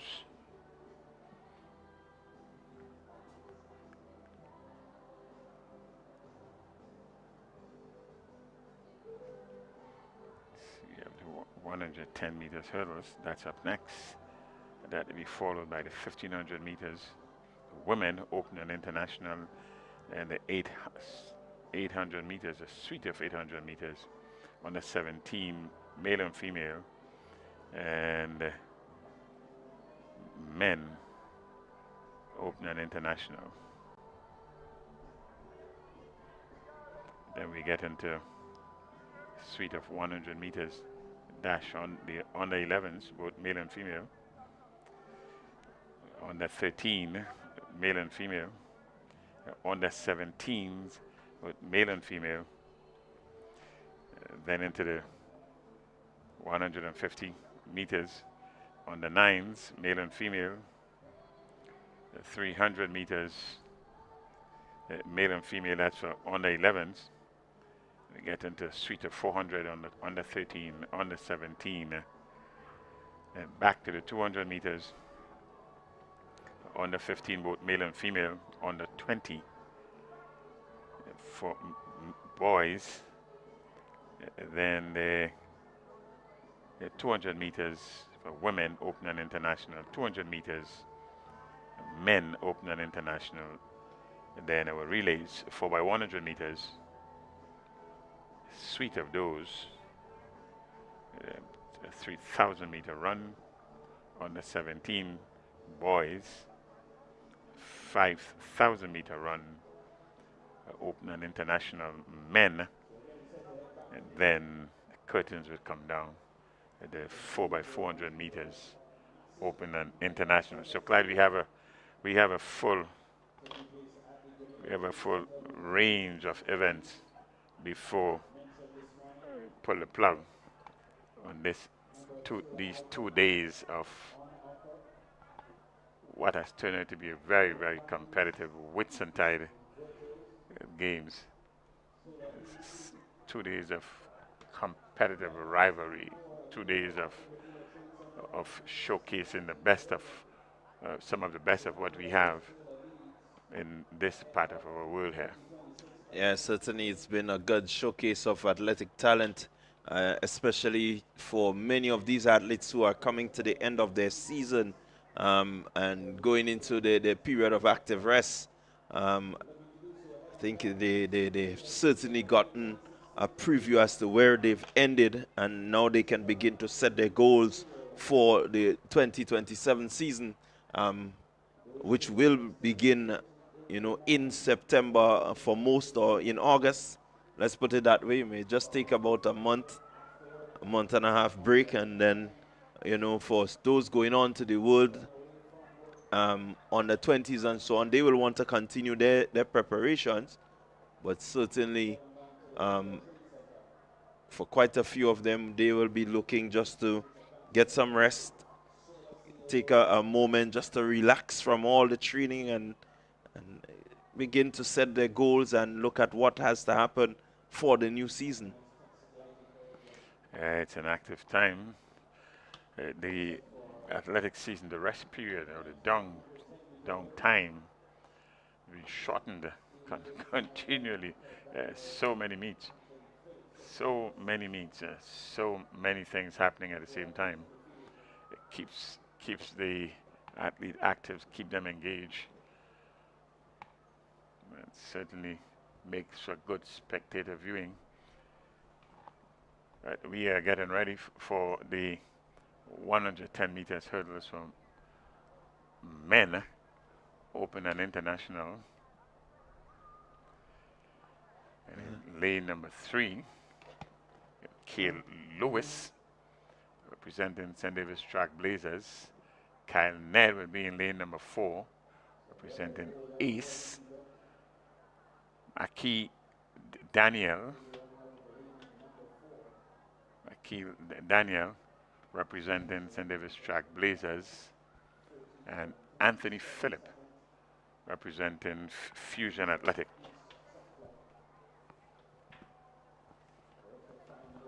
Yeah, certainly the local athletes here will take the opportunity to ensure that they get some good timing into that event.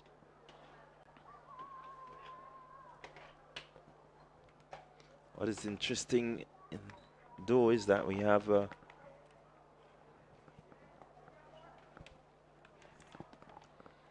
young Anthony Phillip of Fusion Athletic. He's only 15, but he's taking part in this, the Open International 110 hurdles.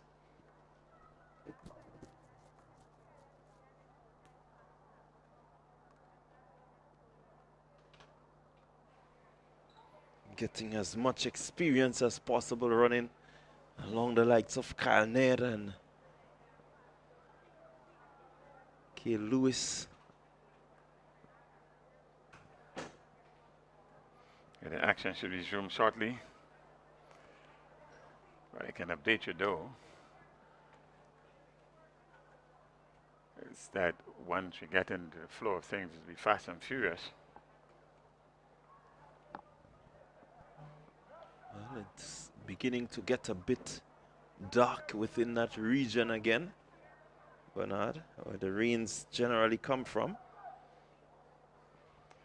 Yeah, my forecasting the prediction has not been doing well, so I'm going to stay shut up just yet. In fact, I might have put some goat mouth on the weather. It's been extremely dry these past few months in Grenada here.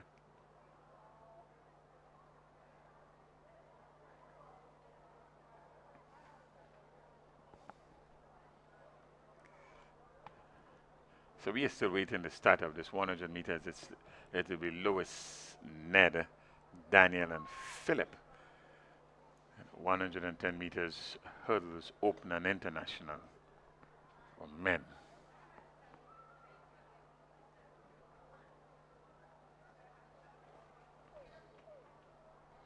So the women's high jump open international seem to have been completed.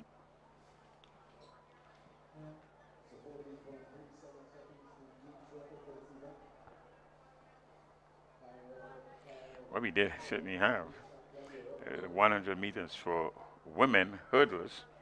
It's a good technical display, and one would hope that we see a repeat here. Well, it's a thing of beauty when it's done and done well. It's speed over hurdles.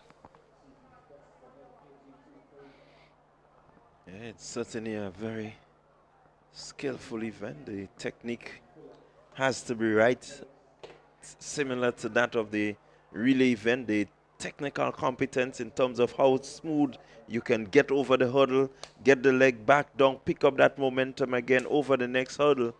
It's certainly, really... Certainly. It's one of these events you must be practice and practice long and hard. And they're about to start. We have a bit of a bumble there. The young man got up. Guess the waiting certainly don't help. The wait in the cold weather. It's a lot going against the peak performance. And clearly, in lane number 3,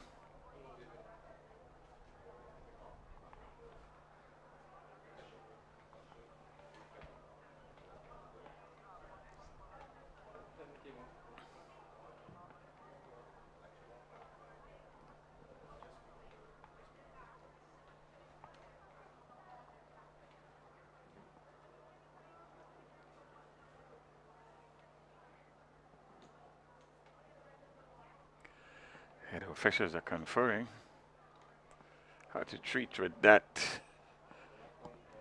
what appears to be an early deliberate movements from lane number 3. There are no penalties. So 110 meters hurdles, open and international for men. Lanes 2, 3, 4, and 5. Lewis, Ned, Daniel, and Philip, and they're off. And here they go. Ned running well in the middle of the track. Seem to have the technique pretty well there, Ned. And here comes Lewis, Kid Lewis, as he runs back, but it's going to be Ned.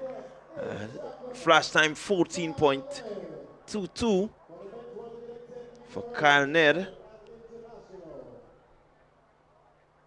Let's see what he returns. Will remain 14.22. Did a bit of hammering of 3 or 4 hurdles. That's Ned.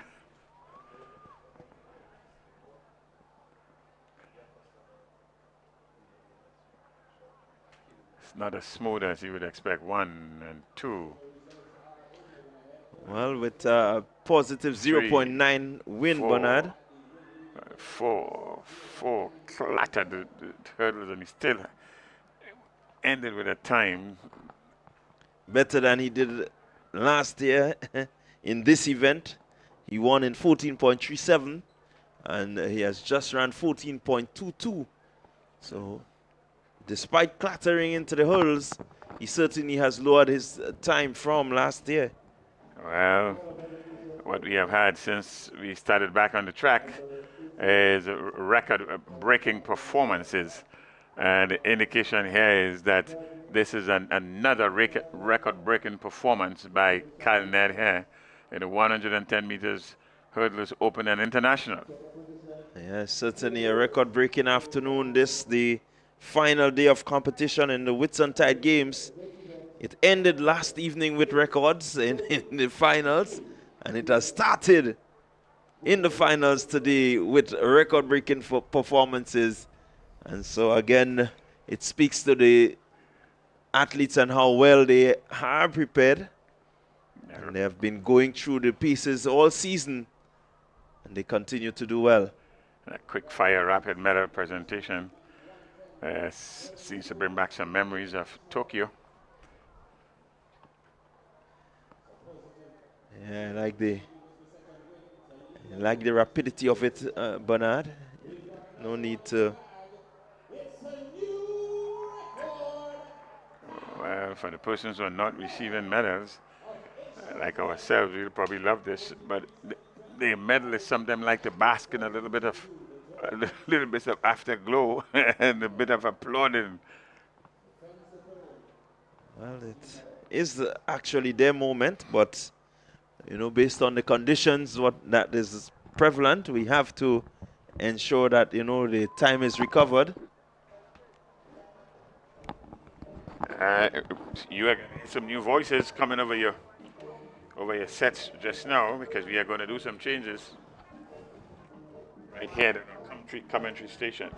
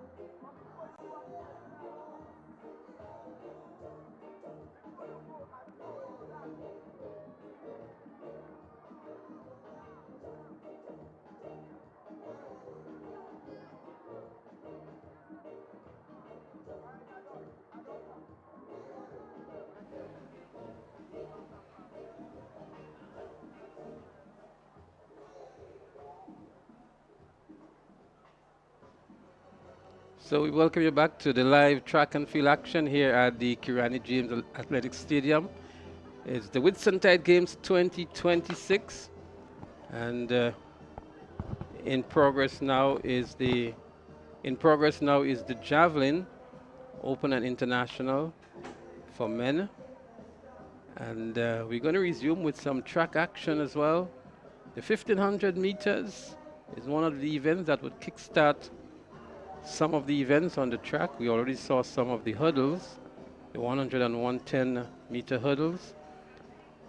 And then we scheduled to have the women's 1500 meter run open and international. The girls 800 meter run on the 17. Likewise the boys.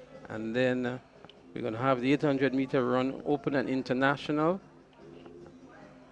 And then we're going to have the 100 meter sprint events to be followed by the 150s, the 300s, and then come back to the 400s finals, some 200s as well, before we head into the relay events to pull the curtains down on day 2 of Whitsuntide Games 2026.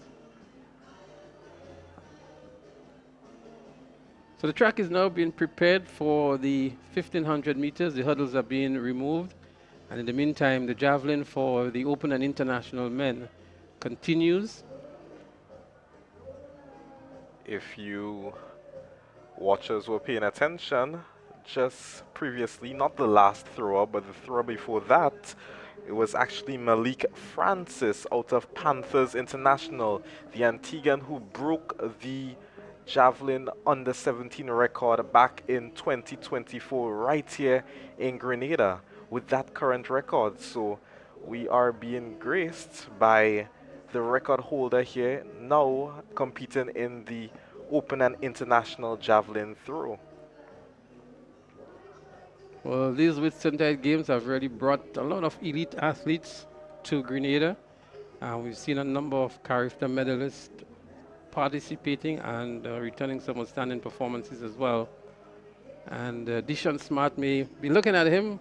It is his record that Dishon would be challenging maybe next year at Carifta Games. Yes, I was about to lead to that fact. So here we have the current record holder, and amongst the athletes in the stadium, we have one that may break that person's record in young Smart. Smart threw in a distance of 65.07 meters this year in the Carifta Games. As a matter of fact, his last throw was substantially bigger than that 65.07 mark. Unfortunately, he just edged over the line, causing it to be a disqualification, but that shows that he has the potential to come close to that 68 meter mark as a first year. So without a doubt, when next year rolls around, he will be challenging that 68 plus meter mark. So the ladies for the 1500 meter run open and invitational have taken to the track, and we're going to give you, we see here some 7 ladies on the track. We should expect to see Ajmarie Davis from Root Sports Club, Zenick Jordan from Roses, Aja Stapleton from High Performance, Lovina Fletcher from South City Rising Stars, Kashona Williams also from South City Rising Stars. We have not seen any of them here. There is one of them on the track here now. Kezian John from High Performance, Kyra Samuel from Exceed, Anil Daya from Mustangs, and we should also see Shakonda Paul from Track Blazers. Yeah, young, I have it, young Kiana Alexander out of Finish Line Sports Club just landed herself a scholarship to one of the U.S. colleges. So we'd like to say congratulations to her on achieving such an opportunity.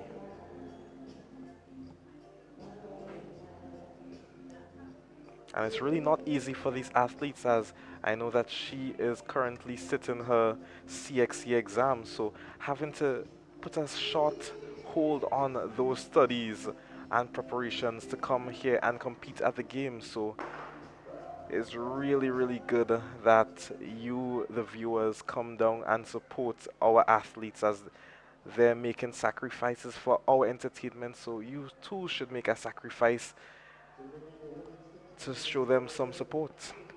Well, Kiana Alexander is running for classic lighting finish line. She'll be challenging for a medal here in this 1500 meters open and international.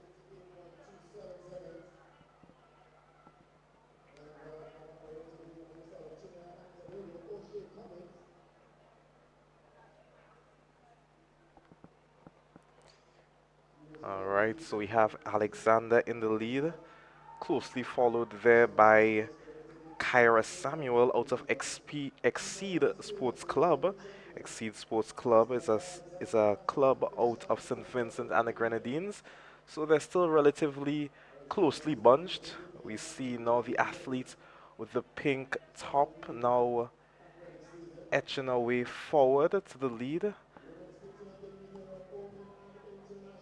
So Kiana Alexander nicely poised here, just in the second position.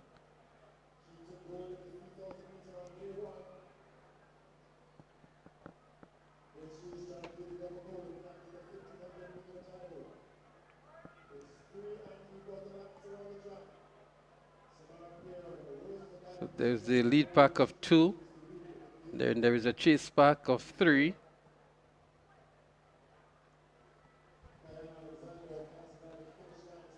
Alexander now coming on the shoulder of that athlete, number 781. But it's Alexander and I have it, Alexander and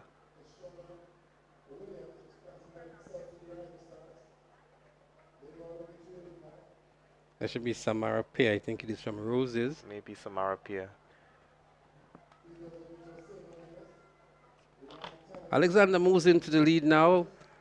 They're coming up for the 2-lap remaining, just about 2:21.9 on the clock. Yes, and it is indeed Samara Pierre out of Roses Academy.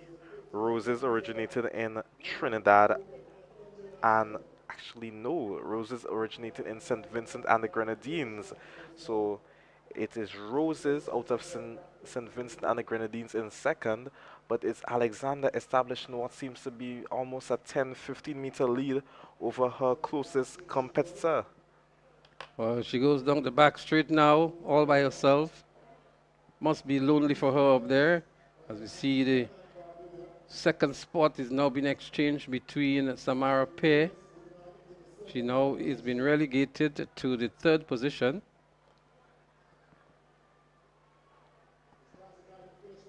Relatively slow pace by the athletes, and that's understandable granted the conditions. Rather cold, rainy day here today in the St. George's, the Kiryani James National Stadium. So some challenge been given to here now to Kiana as they run the turn and head down the home straight to get the bell lap.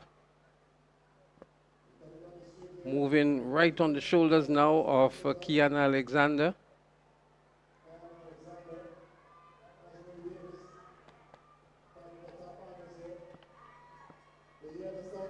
The bell goes now to indicate the final lap.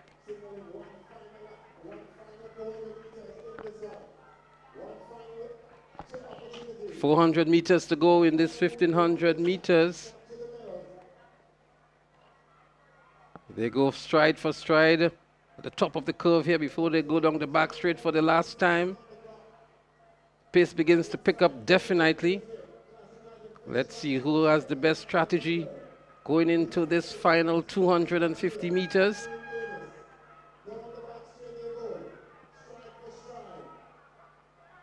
It looks like Ajmari Davis out of Root Sports Club, who is challenging here. She makes a move now. Would Kiana respond? She does indeed respond. She's not going to allow her to go past her.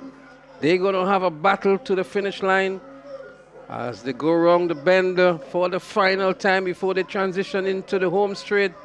Kiana Alexander it is from Classic Lighting finish line with a 5-minute lead, but here comes Davis one more time. Too late as Kiana begins to pick up the pace one more time. Kiana Alexander of Classic Lighting finish line pulling away here now, and she's going to win comfortably in the end. Just about 5 minutes, 11.5 seconds flash time here for Kiana, and a good run by Davis to pick up the second position. And I think it would be Samara Pear. Indeed, it's going to be Samara Pear who is going to pick up the bronze medal here for her club, Rosie's Academy. Yes, so it's Kiana Alexander winning in a time of 5 minutes, 11.59 seconds. Just a mere 4 seconds short of her PB, which is around the 5 minutes 5:07 mark. So not a bad run at all. Then we have Ajmari Davis out of Roots. That is a club from Antigua and Barbuda. So Antigua and Barbuda continue to do well, and picking up the third place is Samara Pierre. Samara Pierre ran out of Rose's Academy, St. Vincent and the Grenadines.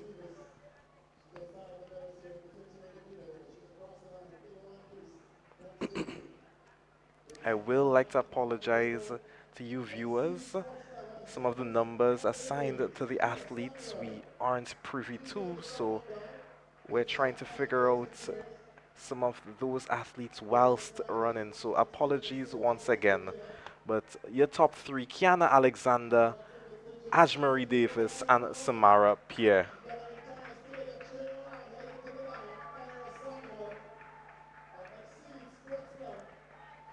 As we watch the final athletes come home in the 1500 meters open for women. And again, won by Kiana Alexander. Next on the track would be the girls' 800-meter run in the under-17 category.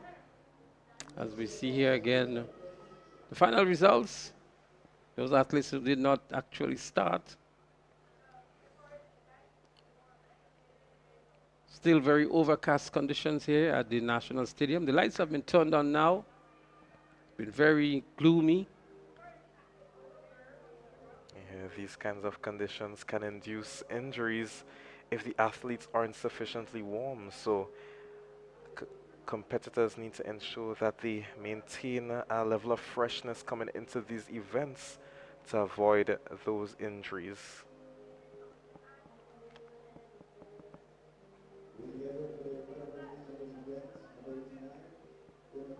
This section of the crowd has quite a number of incensions. There's some Bajans to the top that we may just be out of the shot. The Trinis are to the right of them, occupying the upper level here, just in line with the finish line as well.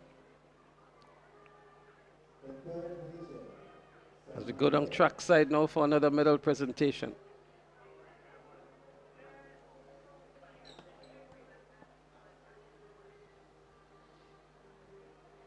In second position, Ajmari Davis.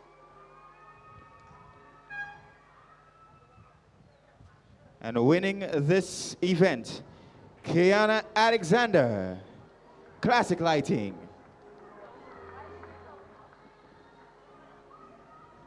These are winners for event number 89, Women 1500 meter run, Open and International.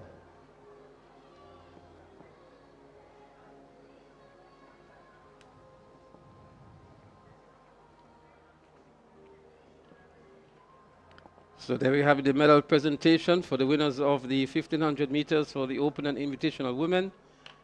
And now we're going to get ready for the 800 meter run in the under 17 category. Now in the under 17 girls category, we expect to see Tiana Henry from Root Sports Club, Rihanna Tellis out of Nevis, Shaquanda Paul from Track Blazers, Jordan Collins from Track Blazers, Zenick Jordan from Roses, Tishanti Gibbs from Sprinters, Kenessa Telemac from Phoenix, Jada Piggott, Roots, Samara Pierre Roses, well, she just ran a moment ago, Adriana James from Fusion, Shania Nelson, Peak Performance, Lima Francis, Track Blazers, So a number of the names are repeating here who have just competed. Montisha Sen Bernard, obviously we have not seen her over these games. She's from Karakou. Scheduled here for South City Rising Stars. Kimari Bernard from Tranquil is also listed to compete in the 800 meters.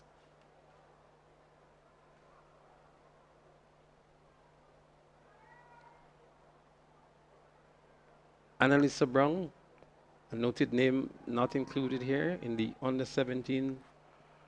I presume it's due to her participation in the 200-meter event, an event in which she competed in earlier. So I guess she leaves these preferred events to the higher levels and competes in the shorter sprints. Well, she's a character medalist at the 800 meters. We'd have loved to see her compete. Definitely. Maybe she's going to be doing the open and invitational 800 meters.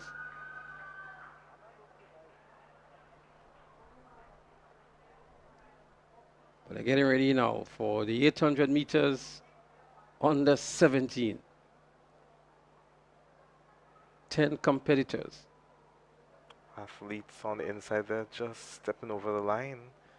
Maybe anxiety, maybe eagerness. So there they go, and taking an early lead on this one is Tashanti Gibbs of Sprinters Athletics Club. Pretty decent pace to start up this two-lap event. Tashanti Gibbs of Sprinters leads here. Tashanti Gibbs, also a silver medalist at the Intercol Games in the 800-meter event, sub-junior level that is. So she's still 14 years old, competing in this under 17 event.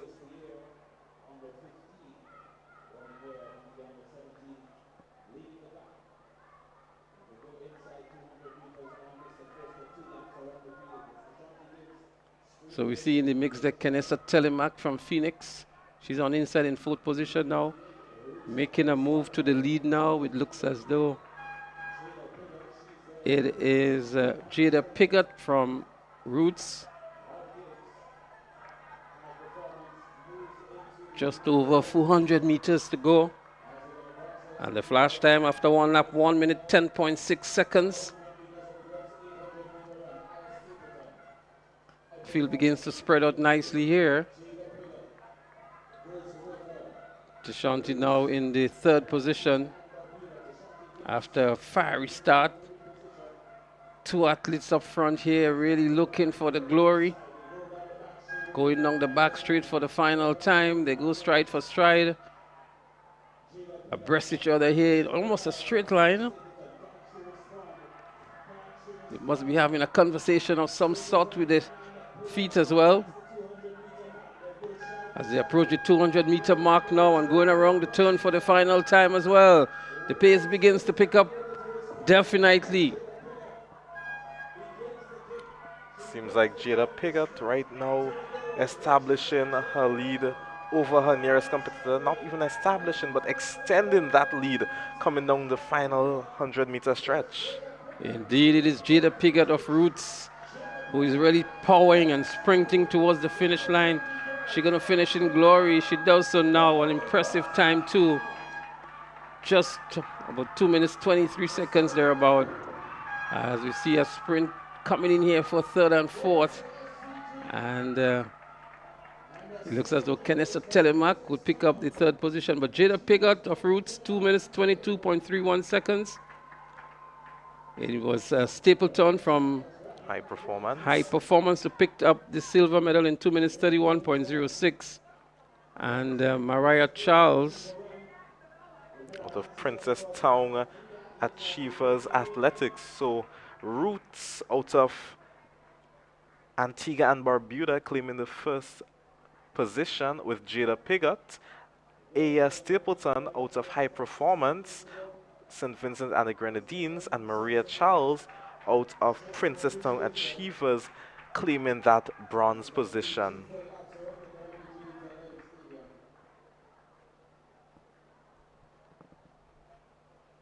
Well, Tashanti Gibbs really started up very fast. She eventually came fifth in the event. As you mentioned, still very young. Yeah. 2 minutes 36.82 for Tishanti Gibbs. Telemac from Phoenix placed fourth. Really sprinting towards the end. A very strong finish from Telemac. Yeah, relatively quick times, especially posted there by Pickett. Pickett any time around 3:20 is quite a decent time by these young athletes.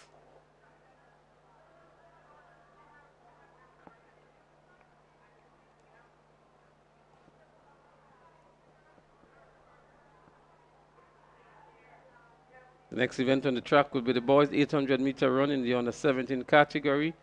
Expecting to see some fireworks there as well. Yeah, we could look for the likes of Jamari Williams, Kelly Najib, Tyrese Braveboy, Harmon Frank, Noah Coutin, Zion Blackett. All no, Noah Coutin is not contesting this one. Quite Tyrese surprising. Braveboy is there. We saw him at Intercall in both the 800 and 1500 meters. Yeah, young brave boy got disqualified in the 8th at the Intercall Games, but we are well aware of his prowess in this event, going sub 210 multiple times for the season. Also, there's Kendon Hilaire, another athlete that has been just dancing around that 210 mark, but Najib Kelly out of Nevis comes in with a time of 1 minute 59.45 seconds, so head and shoulders above the rest in terms of his qualifying mark. However, yesterday he settled for the bronze position in the 1500, so today he may be seeking revenge in this 800-meter event. Well, we're going to come back to the 800-meter event as we go down track side for the medal presentation for the 800 meters for the girls under 17 category. And winning this event, Jada Pigot, Roots Sports Club, with a time of 2 minutes, 22.31 seconds. These are your winners for event 90, girls 800 meter run, under 17.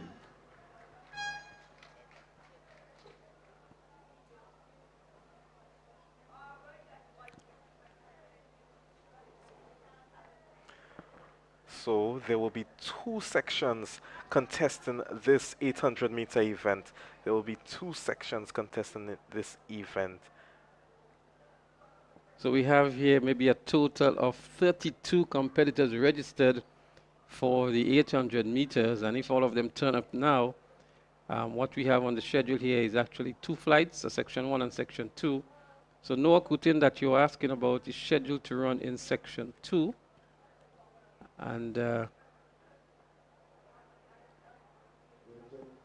we also have Jamani Williams, your Intercall 3rd place finisher in the heat with him. We also have Isaiah John out of Burnley Athletic. He placed what I believe to be 4th in the long jump competition held not too long ago. We also have the likes of Jordan Griffith Hazard in this 800-meter event. That is section 2 of the event. So quite a few notable names here competing today. so what this appears here is going to be a timed finals, and so the best times coming out of the 2 sections would emerge as the gold, silver, and bronze medalists for this event. Yes, I guess due to the great quantity of athletes participating here in the event and due to the limited time, there was no place for any prelims. So this is why the event has to be arranged like this. Although I am not in favor of time finals, I believe that athletes need to compete in the same heat against each other because sometimes the pace in separate races are slightly off, and these athletes don't tend to run with the stopwatches so they can monitor their times. Nonetheless, athletes are implored to give their best in this event. We're still going to confirm if there are going to be 2 flights, because from what we see in here, there is not a second. Yeah, the second batch is just making their way onto the track now. So this is actually the first flight, or the first section of the 2. And so we expect to see here Zion Blackett, Marlon Burke, Derek Brown, Rakri Bowen, Jamari Williams, Najib Kelly, one to look out for, Hammond Frank, Tyrese Braveboy, another one to look out for, Devon St. Louis, Jeremiah Wright, Everett Allman, Kendon Hilaire, Shanzi Joseph, Peter Thomas, Odavian Bouville, and Raheem Stephen. These are the athletes that have been registered to compete. There are 12 athletes on the track, so 4 athletes have not appeared for the event. Jamari Williams, he's there. We will let you know. Don't seem to see Rhyme Stephen out of Top Flight Athletic.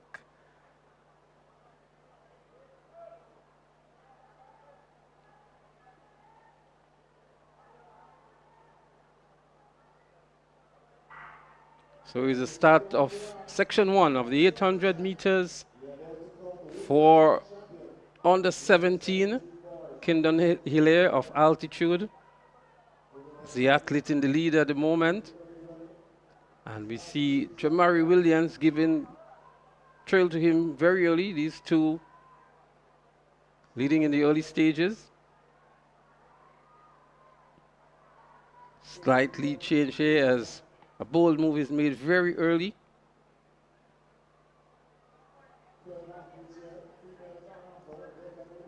Field stretched out already.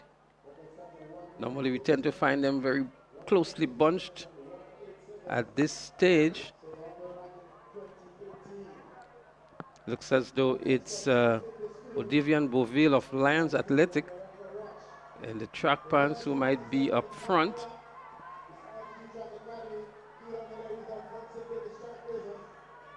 There they are, bunched back together. Somebody would have to make the early move. Somebody would have to go. It seems as though a move is being made now. Seems to be Najib Kelly out in the lead. Najib Kelly from Nevis, who comes in with a seated time of 1 minute 59.45 seconds. Yeah, so that's Najib Kelly and Jeremiah Wright just being passed there by Zion Blackett out of St. David's Trailblazers. So it's a very early one to call still, but Najib Kelly is looking good up front. Blackett is giving good chase. Let's see who has the speed going down the home stretch. But Najib Kelly is pulling away slightly. He moves into another gear now. The battle is really for second and third. And Najib Kelly is really pulling all he got. St. David's Trailblazers in Blackett is holding on very strong. Kelly wins it here. Blackett would pick up the silver just about now. A good, strong run indeed by Najib Kelly. But Blackett also gave a very good account of himself. Yes, he did indeed. Najib Kelly seemed a bit disappointed in that performance when he saw the flash time of 2:03. And 2:03, it is indeed 2:03.55 to be specific. So Najib Kelly, 2:03.55. Zion Blackett, 2:04.63. And Shanzi Joseph out of Supernova Athletics, 2:04.79. So the time to beat going into the second flight is 2:03.55. Najib Kelly out of Nevis. Shanzi Joseph and Zion Blackett really had a battle going in for the second and third positions in this first section. Jamari Williams of Sassy picked up the 4th position. And so Najib will be looking on to see what happens in the second section. So would be Zion Blackett if he's to pick up a podium position. But as we say, the time to beat really is 2 minutes 3.55 seconds. Yeah, so let's see what this second batch brings. Would these athletes be able to eclipse the top 3 times posted by our first batch? Or would they fail to attain that mark?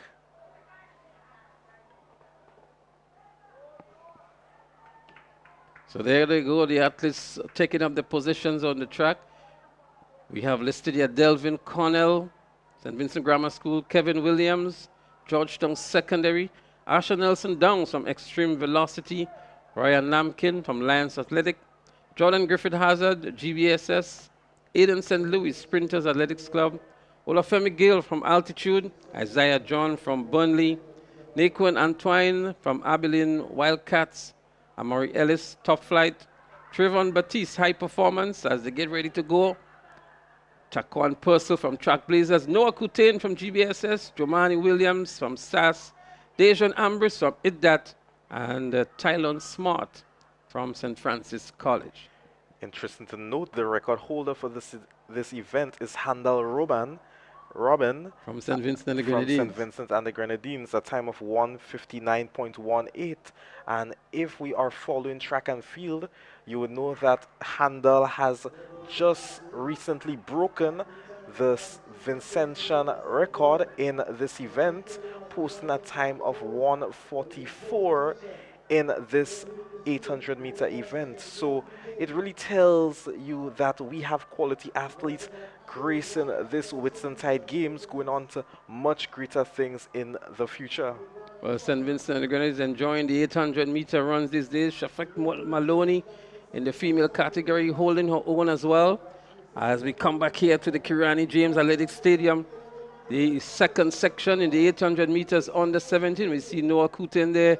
He's currently in the second position.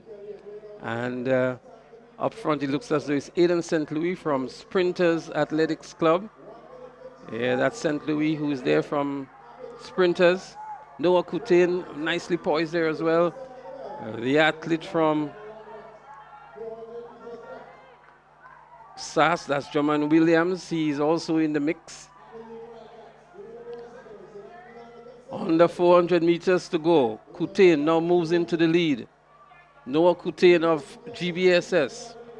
And then we have from Sprinters, Aiden St. Louis. But it's Noah Kutain who is in the lead here. Intercol champion in the 400 meters, in the 800 meters as well. Noah Kutain with 200 meters to go. Aiden St. Louis of Sprinters in second. Maybe 10 meters behind Kutain. Kutain is putting out all the energy that he has. That's just his way of entering the home straight and power into the finish line. Noah Kutain, I'm sure he's going to win this one comfortably here now. Noah Kutain wins this one in fine style. What a good run indeed by Noah Kutain. So too was Aiden St. Louis, who had the second fastest time. 1 minute 13.89. That wouldn't be the time at all. That has to be a mistake on the clock here. Yes. It would be correct. 2 minutes 2.30 seconds. And that would give him the gold medal. It's ahead of 2 minutes 3.55. So Noah Kutain will pick up the gold medal in the 800 meeting under 17. Yes, indeed. So I believe that would be Noah Kutain with the gold medal, 2:02.30. Then we'll have Najib Kelly, 2:03.55. And Zion Blackett collecting the third on bronze medal, 2:04.63. Despite the second and third place times not being posted yet for this heat, I doubt they were within 1 to 2 seconds of young Kutain. Well, I want to say a special good evening to Vaughn. Vaughn must be delighted. This is one of the athletes that he has discovered and has been nurturing. Congratulations, Vaughn. Well done to yourself and Noah Kutain of GBSS, winning in 2 minutes 2.30 seconds. And Najib would pick up the silver medal in 2 minutes 3.55 seconds. The top two finishers in this timed finals of the 800 meters for under 17 boys. Yeah, and it's really inspirational knowing Noah's circumstance, having to come back from such a tragedy and being almost head and shoulders above his competitors at just the age of 15. So Noah still has another year in this category. So one could only assume what is to come next year. So there we go as the boys for the 800-meter run, open and international, on the track now. And here we expect to see Trevor Joseph from Classic Light in finish line, Kenneth Gurley from IDDAT, Kyle Victor from South City Rising Stars, Malachi Nero from Exceed, Javier Bowen on attach, Jamarian Mallet from Extreme Velocity, Antoine Blackett of Fusion, Romel Charles, Top Flight, Ishmael John, Top Flight, Michael Duncan from Roses, Lyndon Archibald from Ace, and Simon James from High Performance. As we go back on track side for the medal presentation to the winners of the 800 meters under 17.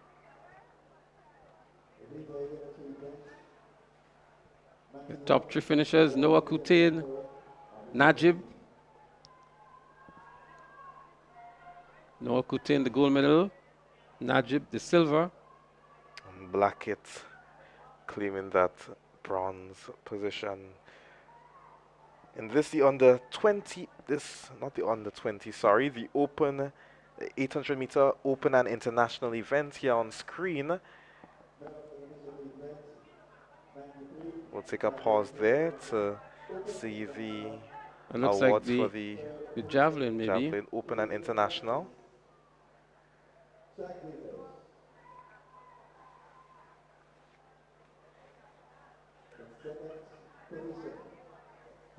Michael Francis.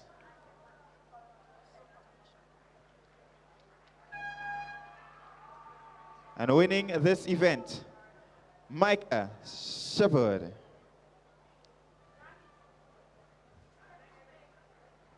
With a distance of 69.77 meters.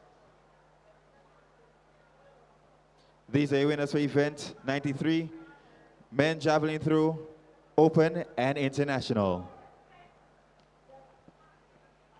As we come back trackside now for the 800 meters run for the men, open and international. They're up and running now. And Fusion Athletics making a very early move here. Yeah, that's Adriel Mitchell. Adriel Mitchell just yesterday won the 1500 meter event in a new personal best of 4 minutes 07 seconds. So Mitchell would be trying to get another PB here in this 800 meter event, his preferred event, trailed closely there by his compatriot out of the same club, Tash Thomas. But Adrian Mitchell has had some very good seasons. Last year, I think maybe was one of his better seasons. He comes in with a seeded time of 1 minute 53.37 seconds. And he would definitely fancy his chance here, having already won the 1500 meters yesterday. And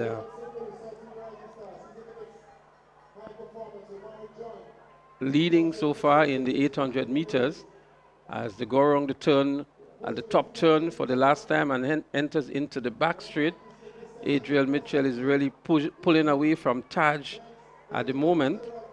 Taj is still in the second position, but Adriel Mitchell will be difficult to catch him now because he does have a little kick in him. And I'm sure when he enters into the home straight, we would see a little more acceleration again, but he continues to move nicely around the bend here. And transitioning now into the home straight, he begins to pump a little harder. Taj would be challenged here by South City Rising Stars, but Adriel Mitchell seems to be the runaway winner here. Taj has his challenge, but Adriel Mitchell wins it here now, dips for the tape as well, and the battle is for second and third, but Taj Thomas in the end picks up the second position. Adriel Mitchell in 1:55.10. The winning time, and Taj Thomas in 1:59.18, the second position. And it is Jalen St. Louis from South City Rising Stars in 1 minute 59.41 who picks up the bronze medal here. But a good run from Adriel Mitchell for sure. Yeah, definitely. Although this event actually has two sections, so another time final. So we will keep you posted as to whether or not the top three in this event are able to hold on to their medals. So we're just going to check because we heard the stadium announcer say it's a new record. The previous record was by Antoine Blackett, 155.12. And the time here, 155.10. So that's a new record, but we still have to wait and see what happens in the second section. And the second section would have the likes of Trevon Joseph, Kenneth Gurley, Kyle Victor, Malachi Nero, Javier Bowen, Jamarian Mallet, Antoine Blackett. We just heard his record been smashed there. Romel Charles, Ishmael John, Michael Duncan, Lyndon Archibald, and Simon Jones. Yeah, so would Blackett now, hearing that his record has been broken, would he want to re-establish that in this heat come now? Well, Antoine Blackett is there in the red and white with the headband as well. The fifth athlete from the inside. And he's just heard the stadium announcer mention his record has gone. Let's see what Antoine Blackett can do. Can he run better than he did last year? If he does so, he can regain his record in maybe 2 minutes' time. Yeah, let's see, let's see. Romel Charles, though, will definitely pose a strong challenge to him. He defeated Mitchell earlier on in the season, running a personal best of 153 plus. So let's really keep our eyes on those two athletes, Blackett and Charles. Well, Romel Charles is in the lead at the moment. Antoine Blackett is in second. We can never rule out an ace athlete as well. And for ace, we have here Lyndon Archibald. He's the athlete here from ace, but I don't think Archibald will be able to challenge an Antoine Blackett or Romel Charles in this one. 400 meters, just about gone now with 400 remaining. Yeah, the pace seems to be quite impressive coming through the first 400 meters in about 55 seconds. 58 seconds it was after the first 400 meters. So they're on good pace here for a record-breaking performance. The gauntlet has been laid on. Antoine Blackett now moves back into the lead. It's a real battle between the top three here now. Antoine Blackett, the defending champion before the last event. Yeah, he won it last year. That seems like Jamarian Millet out on his shoulder, seeing if he can pose a challenge to Blackett as they come into the last 100 meters.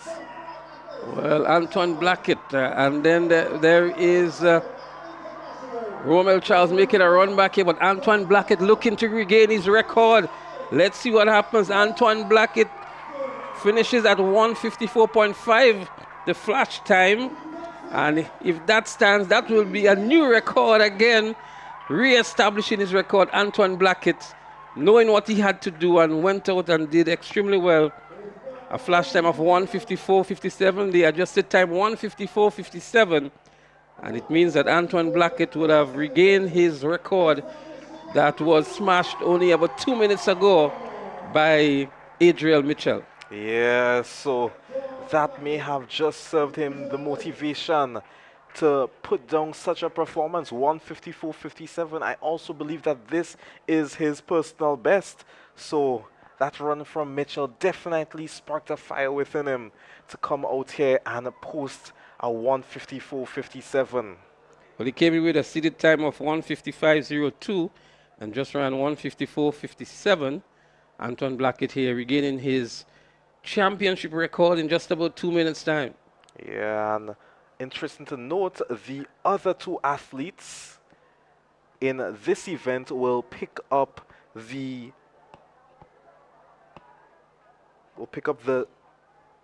actually no, the second place athlete will pick Adriel up Mitchell. Adriel Mitchell will be second with 155.02, I think it was. Yes, and it seems to be Romel Charles Romel Charles that will pick up the bronze position in this event. Well, some good performances. It would have been even nicer to see both Adriel Mitchell and Antoine Blackett in the same race. That didn't happen. They had to run against the clock. But nonetheless, some very competitive times returned by both Adriel Mitchell and Antoine Blackett. In the end, it was Antoine Blackett delivering a stellar performance to maintain the record at these championships. Lost it for maybe just 2.5 minutes. Just 2.5 minutes, quite short-lived. Kind of reminds you when Christophe established a new record in that triple jump back in 2025 in Trinidad, only to have the record being broken by Amani Phillips out of Jamaica on his next jump. But nonetheless, an impressive performance here. Winning this event, establishing a new record, Antoine Blackett. 1 minute, 54.57 seconds. He's the winner of the event, 92, men 800 meter run, open and international. So there you have the winners of the 800 meters for men, open and international. Very competitive indeed. And then we're going to go back to the 100 meter track for the 100 meter dash on the 11. That's the next event on the track. Yeah, on screen. Now you have the shot put under 17 going through their warm-up paces. In this field, we have the Carifta silver medalist in Kazim Telesford.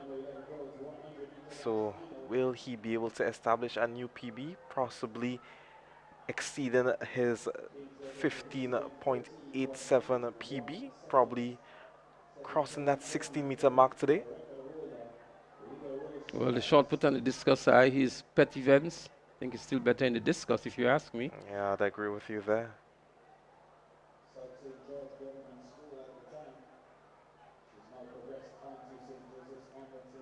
So the lineup for the 100 meters on the 11 girls, we should see Antonia Taylor from Princestown Achiever. She was here in studio with us this morning.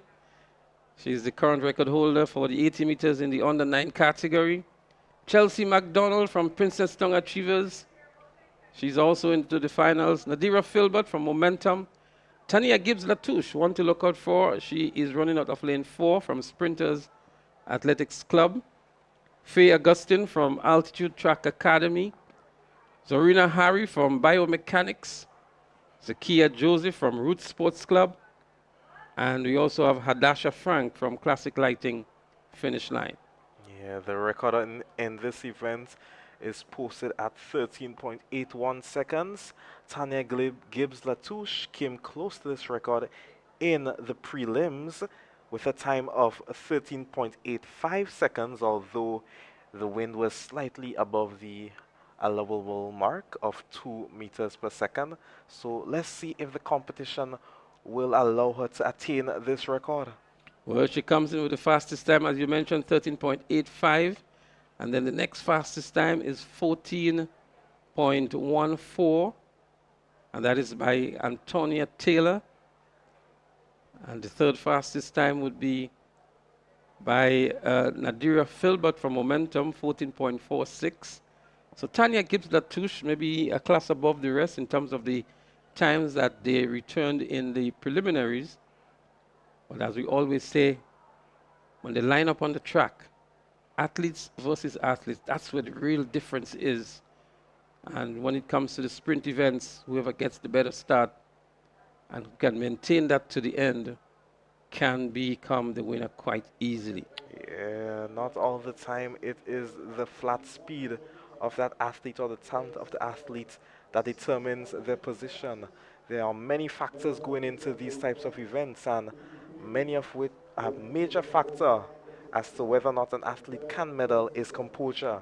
Being able to hold your composure is a key component in these sprint events. You would think back to the likes of Asafa Powell, a very talented athlete, but when it comes to the big events, typically crumbled due to him not being able to maintain that composure. So many factors going into attaining a medal. Well, folks from Trinidad and Tobago, Princess Town to be exact, you're going to have two athletes competing in the finals of the 100 meters for the under 11 girls.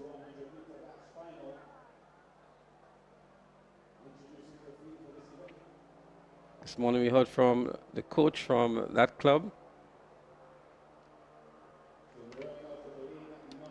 Coach Nigel Matthew.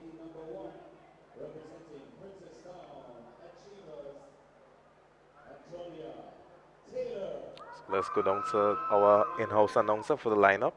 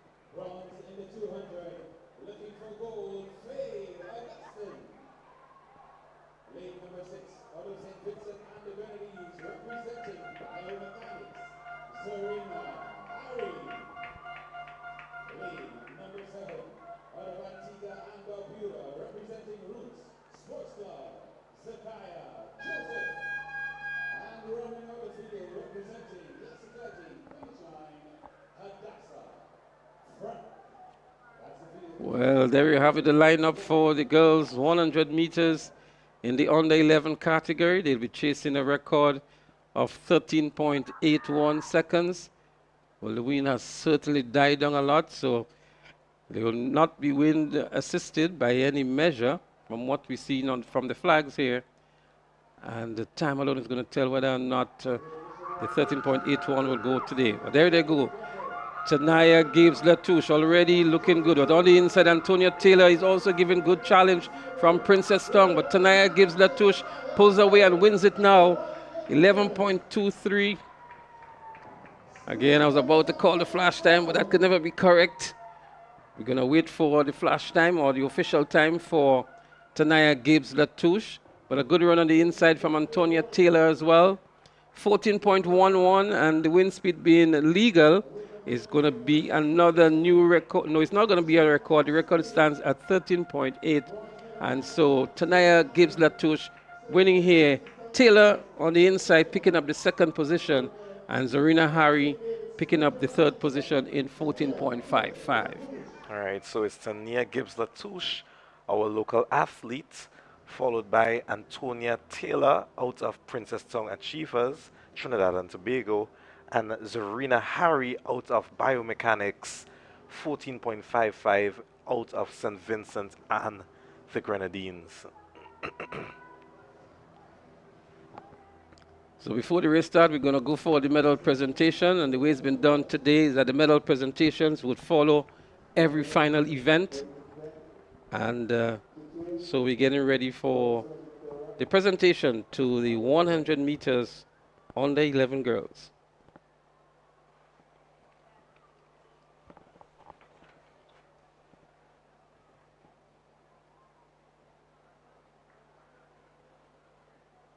So we say congratulations to Gibbs Latouche.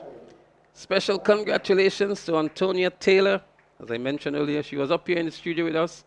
She was saying that she wanted that gold medal, but I'm sure she's happy to get the silver medal to take back to Princess Tongue.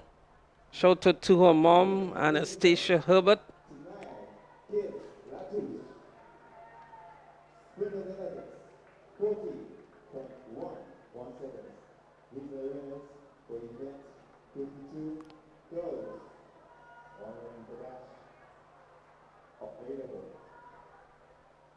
So there they are. Now we go back to trackside for the boys 100 meters on the 11 Kesron McPhee. We're going to go down to house microphone for the lane assignments.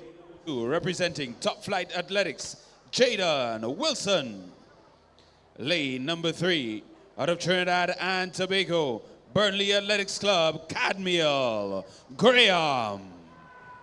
Lane number 4, out of St. Lucia, representing SP Survivors, fastest in qualifying, Avery Marriott.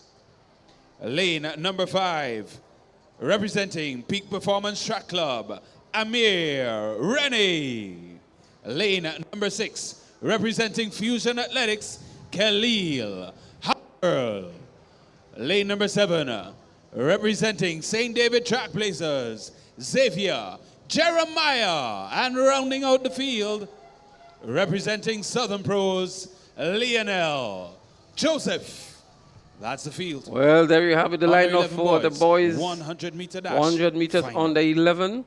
And Avery Marriott from Survivors, 13:56, the best time coming in. But Ami Rennie, right here from Peak Performance, would want to challenge him. But apparently Rennie is not here. Something It's may a have clean been wrong with start for Rennie, the but they're up under and 11 boys running. 100 meter dash. The new record holder It's goes in Avery lane number Marriott 4. Avery out Marriott of already Survivors. stamping his authority on the field. He went 13.56 to make it to the final, and he's got the gold wrapped up. A spirited run indeed by Avery Marriott of Survivors, 13.28. Doing much better than he came into the preliminaries. And winning the gold medal here is Avery Marriott from Survivors. Yeah, 13.28 by under 11 is extremely impressive, and you can see the determination as he comes down the track there. Nobody even close to him. Unfortunately, the wind speed, 2.4 meters per second, not being able to get that record. So twice today, he would have went under the record, but twice the wind was illegal. So kind of unfortunate, but that is how the cookie crumbles sometimes. Medal presentation taking place now. And that's for the high jump for the Women Open and International. Avery Marriott looking good. Cadmiel Graham from Burnley picked up the silver medal. And Kelly Howell from Fusion Athletics picked up the bronze medal. Yeah, not a bad performance there at all by these 3 athletes. As we move on now to the under 13 girls 100 meter dash. Just a minute here. It leaves us to wonder maybe what is wrong with Ami Rennie, because we expected to see him in the finals. Yeah. He did very well yesterday in his events as well, and we saw him earlier on today. One can only speculate. Maybe the weather conditions, as coach saying, hey, maybe the conditions I don't want you to run in it, or maybe he picked up a slight knock over the waiting period, so one can only speculate. Whatever the situation, we hope all is well with young Ami Rennie. You know, his mom is one of his biggest cheerleaders. Always very concerned about the pronunciation of his surname as well. So we know that we got it right here. Ami Rennie, we hope all is well with you.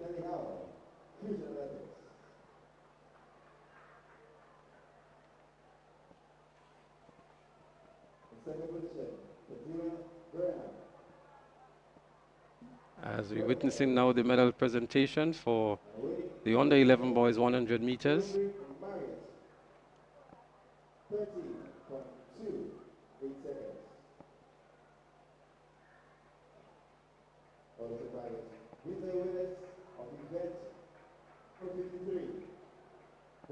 Good to see the youngsters enjoying themselves on the big stage. As we get ready now for the under 13 girls in the 100 meters. Record for this event once more is by Yolanda Lewis, established in 2017, 12.53 seconds. It would take quite a run to eclipse this 12.53 seconds. As a matter of fact, the best under 13 boy, JDL Andrew himself, may have trouble touching this record. So for under 13 girl to go 12.53 will take quite a run. That's a 9-year-old record we're looking at here. It's going to take maybe 9 more years, I would think, before we see an athlete with that caliber to do a sub 13 in the under 13 girls category. Yes.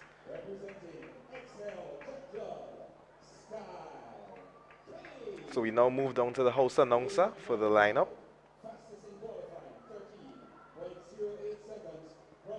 To Track Academy, Janelle Kanai. Lane number 6, your 200-meter gold medalist, 13.36 to qualify. Supernova Athletics out of Antigua and Barbuda, Camilla Choi. Lane number 7, representing St. Vincent and the Grenadines, That Academy, Zandra Walker. And rounding out the field, representing Classic Lighting, South St. George Government, Taraji Williams. That's the field. Well, there you have it, the lineup for the girls 100-meter dash under 13. It's good to see Janelle Kanai back in the lineup. We saw her pulling up yesterday. Yeah. And she's back out today, coming in actually with the fastest time, 13.08 seconds. And Kanai, we know, is a phenomenal athlete in the under 13 circuit here in Grenada. And it's good to see her lining up against some of the region's best. Next best time here is from Excel Track Club's Sky Kane at 13.44. And then we have Kelly Walcott from Sprinters at 13.48. Jamie Smith is also in there, one that we cannot rule out. She comes in with 13.64. Jazzian Johnson in lane 1. And there they go. Not a good start for Johnson, but let's see what Kanai can do here. She's running out of lane 5. It's a close one to call here now. It looks as though it's going to be out of lane 6. Camilla Choi from Supernova Athletics just moving towards the back end of the race and going past everyone. Camilla Choi of Supernova Athletics, 13.25, the winner. Yeah, no surprise there out of Supernova Athletics. That's Choi. She ran quite well and quite measured in the prelims, and I can't say I am surprised at all with the results. 13.25, a splendid time there posted by Koi out of Supernova Athletics. In second place, we have Sky Kane, Excel Track Club, and claiming the third place, Zandra Walker out of That Academy. It seems that when Kanai is faced with real pressure on her outside, she can't maintain that form. She's young, so hopefully she can work on that, but the pressure seemed to be a bit too much there for young Kanai. Well, take nothing away from the winner, Camilla Choi of Supernova. She delivered the goods when it matters most. Supernova out of Antigua and Barbuda. Well, I can tell you Antigua and Barbuda would relish in names like Tyra Fenton, who was phenomenal in the recently held Carifta Games right here. And she really would have to make up her mind which would be her best event over the 100, 200, and the 400 meters. That good an athlete is Tyra Fenton. Yeah, so maybe in a couple years' time we can hear Fenton's name being replaced by Koi.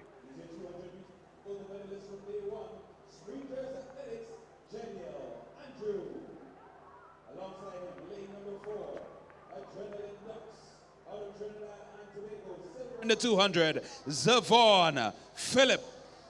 Lane number 5, High Performance out of St. Vincent and the Grenadines, Kyrie Gloucester. Lane number 6, Mustangs out of St. Vincent and the Grenadines, bronze in the 200, Taik Pompey. Lane number 7, St. David Track Blazers, Ronan Lessie. And rounding out the field, representing Adrenaline Ducks out of Trinidad and Tobago, Hakeem Kudre. Well, there you have it, the lineup. The favorite here, Jadel Andrew, 12.68. Saw him being beaten in the 400 meters preliminaries earlier on. By the man on his outside, Zevon Phillip, that is. From Adrenaline Ducks. Seems to be a false start here. Could be the athlete in lane 6. Yeah, looks like the athlete in lane 6. That is Tyreek Pompey. From Mustangs. Oh, no, or is it Lessie? Seems like Lessie with the first movement in lane 7. It's a close one between Leslie and Pompey. You may just be correct. Leslie may have made the first move, and that may have pulled Pompey as well with him. Let's look back again one more time. Yeah, it's a close one, but it appears to Leslie may have been up a little earlier. Just made the initial move. Let's see what the officials would return. They do not have the benefit of the video replay. But the video referee is here now, so they can always call on me if they're unsure. The starters confer to come up with the decision. Seems as though the entire field may be cautioned. Let's see what the decision is, but it's definitely some early movements between lane 7 and lane 6. And so the caution is issued. Yeah, so at this age, under 11, the entire field is going to be cautioned. This type of leniency would definitely not be shown to athletes of a greater age, but... So they're going to have one more to try at it again. Cadeau, Alert, Andrew, Phillip, Gloucester, Pompey, Leslie, Kudrick. 100 meters under 13 boys on the way now. Let's see who makes the early run. We're looking at Jadel Andrew and Zevon Phillip. But Jadel Andrew is pulling away from everybody here. He's in a no-nonsense mood. He's going to win this one very comfortably indeed. 12.56 on the flash time. And he came in at 12.68. 11.92 is the record. Adjusted now to 12.61. And Pompey from Mustang picked up the second position in 13.07. Yeah, so JDL Andrew, no surprise there, 12.61. That's the time he's been posting for the entire season, around 12.6. So congratulations there to Andrew, claiming the second. Tyreek Pompey out of Mustangs, that is St. Vincent and the Grenadines, and Kyrie Gloucester, High Performance, 13.08, also out of St. Vincent and the Grenadines. Well, Zevon Phillip, who defeated Andrew in the preliminaries of the 400, seems to maybe favoring the 400-meter event. They're going to clash later on this evening again in the 400 meters, and time will tell how that one would go. But for the moment, the glory is for JDL Andrew of Sprinters Athletics Club, 12.61. We're going to go trackside momentarily for the medal presentation.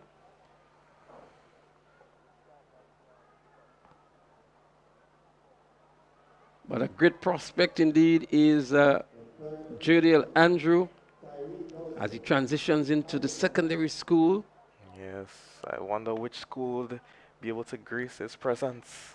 I have a strong feeling I know where he's heading to. As do I. Time is going to tell next day at Intercall Games.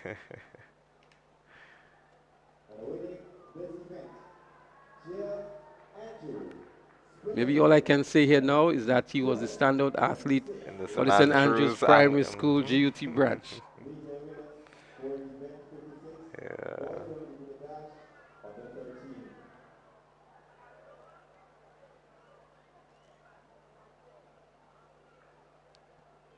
So the girls are getting themselves ready now for the 100 meters in the under 17 category. And a very impressive lineup indeed. Rihanna Thomas, Kelsey Stroud, Brianna Oliver, Jill Peters, one to look out for. A Carifta medalist, she's here. Kylie Williams, Kayla Allen, Kea Swan, Tishana Bascom. Yeah, well, Jill Peters, head and shoulders above the rest. As a matter of fact, you, the viewers, should be on record watch because JL Peters posted a time of 11.93 seconds in the prelims, and the record is just 11.92, a mere hundredth of a second away from her preliminary time. So, will she be able to eclipse this record here today? Well, she ran 11:87 on this very same track here on the Easter weekend to pick up the 5th position in the 100 meters at the Carifta Games. And if she can do anything close to that, it's goodbye for the records for sure. Yeah, so let's really pay keen attention to this race.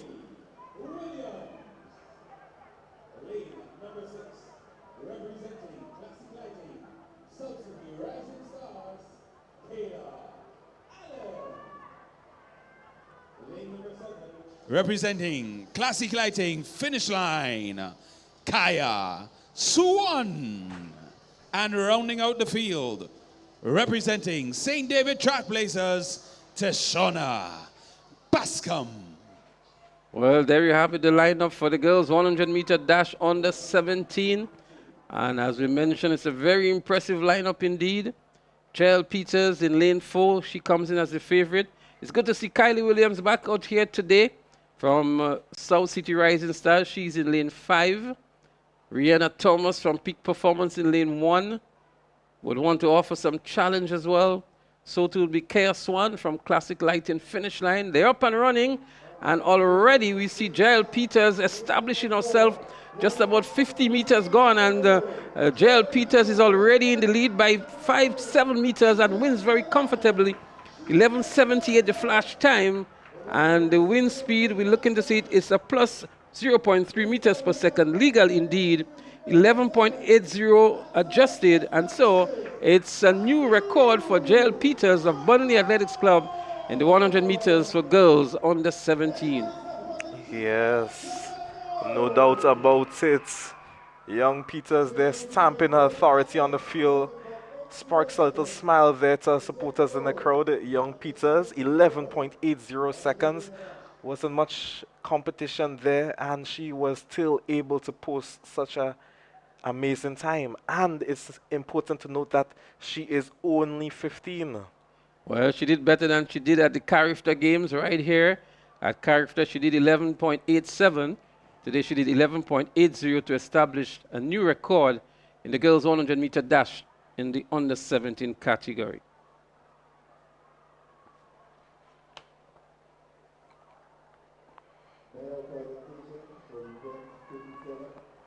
She's going to receive her medal now. And it must be a very proud moment for JL Peters and the fans out there from Trinidad and Tobago.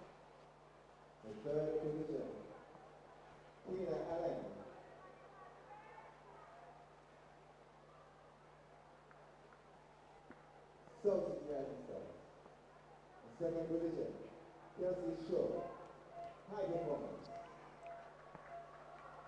And winning the race event, JL Peters, Burnley Athletics Club, 11.80 seconds. There you have it, the winners of the 100 meters under 17. An impressive run here by JL Peters of Burnley, delivering as expected. Another very impressive lineup here for the boys under 17 100 meters. And we're going to see some fireworks for sure.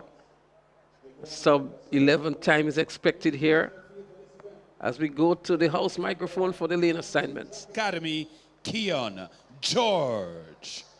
Lane number 2, Extreme Velocity Track Club out of Barbados, Rashawn Holder. Lane number 3, out of St. Vincent and the Grenadines, representing Excel Track Club, Nashawn Fergus. Lane number 4, representing Altitude Track Academy, fastest in qualifying, Philip Mitchell.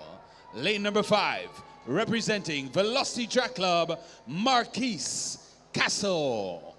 Lane number 6, representing Classic Lighting, South City Rising Stars, Nathaniel Alfred. Lane number 7, out of St. Lucia, representing Abilene Wildcats, Jahil Dormo. And lane number 8, representing Altitude Track Academy, Dante Oliver. So there you have it again, the lineup for the boys 100-meter dash on the 17. Philip Mitchell comes in with the best time of 10.84. And he would want to redeem himself on this track, considering what happened to him here at the Carifta Games. Yeah, the false start. And I've noticed about Philip, he seemed to put on quite a bit of muscle. Well, he has been one of the athletes that has shown tremendous improvement throughout the season. I remember him doing 11 flat as his opener for the season, and he has consistently gone below 11 seconds throughout the season so far. Let's see what he does on this occasion here. He has Marquis Castle to his right and Nashon Fergus to his left. And it's a nice, clean start for all of them. Let's see when Philip Mitchell is going to make his move. He's getting some good competition here from Nathaniel Alfred. But here goes Philip Mitchell and wins in a flash time of 10.75. Much better than he did. Let's see what it will be. It will be adjusted to and what the wind speed will be as well. But 10.75 on the flash time here for Philip Mitchell. He continues to impress. Yeah, stupendous run there by Philip Mitchell. Never in doubt. And indeed, a 10.79. And that would be a personal best, I would think, for Philip Mitchell. Definitely a personal best and a legal win. 10.79 at only 15. I don't think there's any catching Philip at this point. Nathaniel Alfred gave good chase, but had to settle for second with a 11.16 seconds. And the Nation Fergus, who was to the left of Philip Mitchell, in third with 11.33. Yeah, folks, if you want some context as to how good this performance is, when Ethan Sam was 16, he was posting these sorts of times. So Philip Mitchell, a year younger, is posting similar times to Grenada's renowned Ethan Sam. So we really need to keep an eye on Mitchell come next year for the Carifta Games.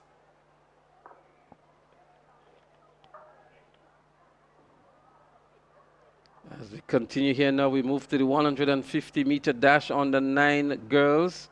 That's the next event on the track, and already we see the youngsters making their way onto the track to take up their positions at the starting lineup. And we expect to see Soraya DeLeon of Classic Lighting 473 MVP. But before that, we're going to go trackside for the medal presentation for the winners of the 100 meters under 17 boys. Nathaniel Alfred, South City. And winning this event, Philip Mitchell, Altitude Track Academy, 10.79 seconds. These are winners for event 58, boys 100-meter dash under 17. Well, there seems to be some issue there with Nathaniel Alfred. Let's hope it's not anything too serious. We head over to the 150 mark for the under 9 As we 150 go meter back dash final. to the track for the 150 this meter event, running out of lane dash number on the 1, 9. representing Mustangs, St. Vincent and the Grenadines, Jalea John. Lane number 2, Classic Lighting 473 MVP, Zayla Jeremiah. Lane number 3, out of Barbados, representing Elevate Performance, Ava Eddie. Lane number 4, representing GTC Runners Athletics Club, Xavier Slinger. Lane number 5, representing Classic Lighting 473 MVP, Sarai DeLeon.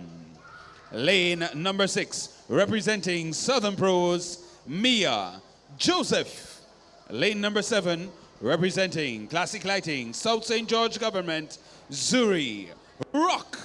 And rounding out the field, representing Classic Lighting 473 MVP, Tavia Latouche Matthew.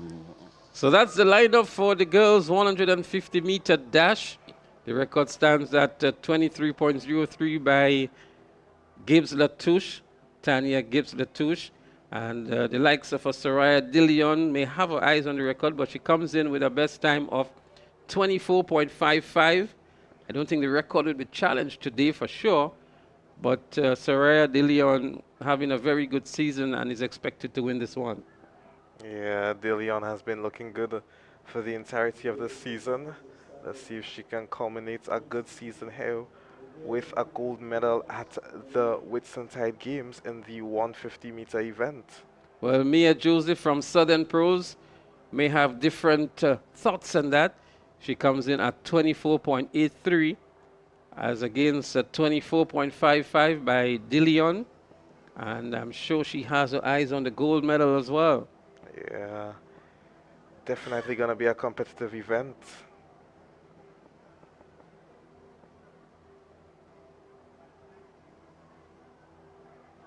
It's their moment to shine, the youngsters in the under 9 category. They're on the starters orders. They're up and running. A nice clean break here. Let's see who makes up the stagger on the turn and heads into the home straight. We're looking to see the likes of Soraya De Leon and Mia Joseph. And on the inside is looking good too is Jalea John from Mustangs. But here comes now Soraya De Leon from 473 MVP. In lane 3 is also looking good, Ava Ede. But here comes Soraya De Leon. She wins it. And second looks as though it's Ava Ede of Elevate Performance from Barbados.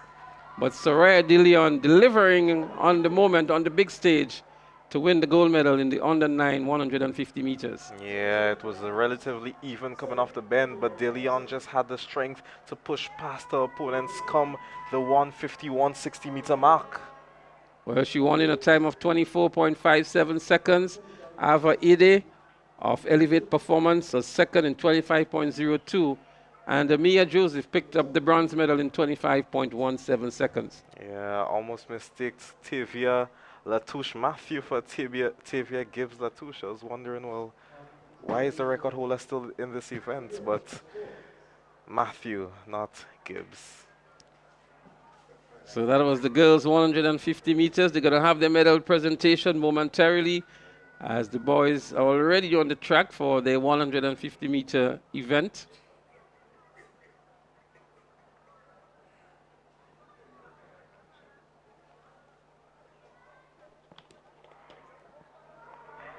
So the boys are up and running. The 150 meters for boys under 9. And Tyler Bain is there. So too is Damari Paul. Damari Paul struggling at the moment, but Tyler Bain is looking good. Also in lane 2 is Omarion Arthur.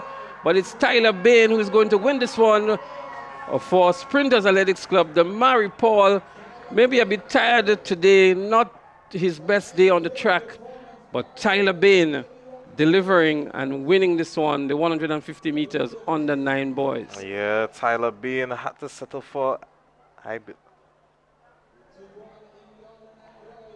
Well, Tyler Bain was playing second fiddle to Damari Paul all season. And now Tyler Bain has just won the event. We are with the official results on it. The fans are just as anxious as we are as well. Yeah, so that was Bain claiming the gold medal there over his 2 Barbadian counterparts.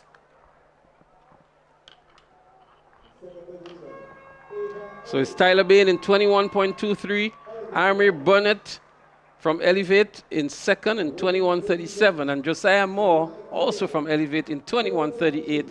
Damari Paul having to settle for the 4th position. I think that may have been his first 4th position for the season. Actually, I believe he came 7th, was it, yesterday in that 80-meter dash. So I guess coming down to the end of the season, not being able to hold his form, but that's okay at this tender age. Seems to be some issue there with Murray Paul for sure. And whatever it is, we hope that he can get over and come back next year again with some brilliant performances as we saw throughout the season. Yes, indeed.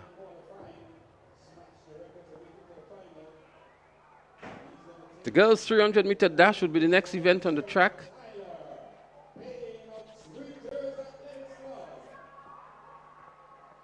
The men's triple jump open and international is also in progress.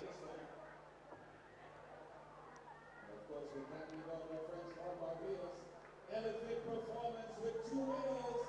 They take the silver and the bronze. And oh, what a mishap there in the triple jump. In the triple jump, we should see Joshua Richard, Aviel Jr. Williams, Christopher Latouche, Rick Cadet, Shemer Fleming, Rommel James, Christoph Caliste, Kyrifta gold medalist in the under-17 category, Timothy Greenidge, and Trevor Burgeon. These are the registered competitors in the triple jump open and international.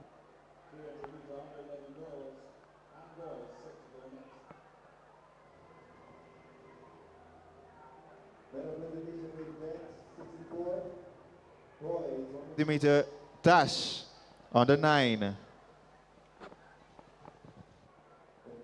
Position, Josiah Moore, elevate performance. In second, in third place, Josiah Moore. So you're going to check. In second place, Amir Bunnett, elevate performance. And winning this event, Tyler Bain, Sprinters Athletics Club, 21.323 seconds. These are winners of event 64, boys on 50-meter dash, under 9.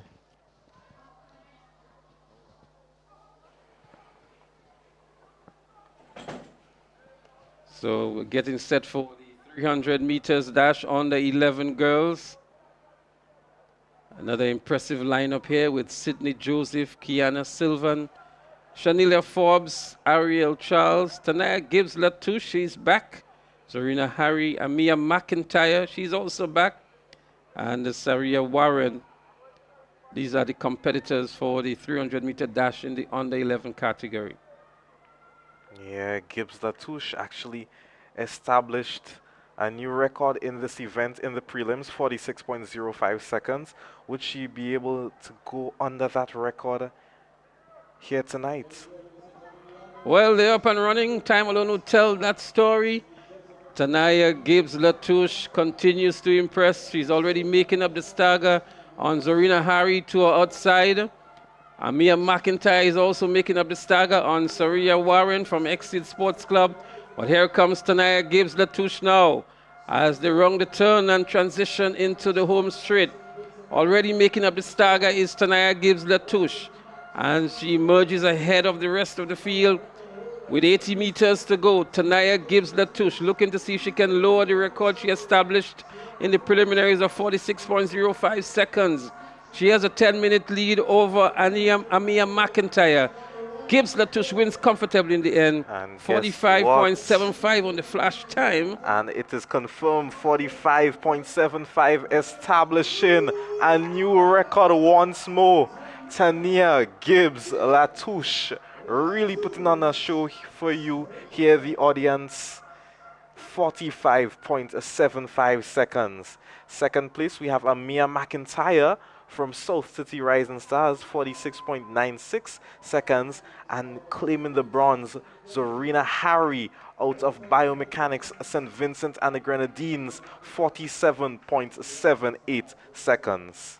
Well, I can tell you, Tanaya Gibbs Latouche might be nicknamed New Record.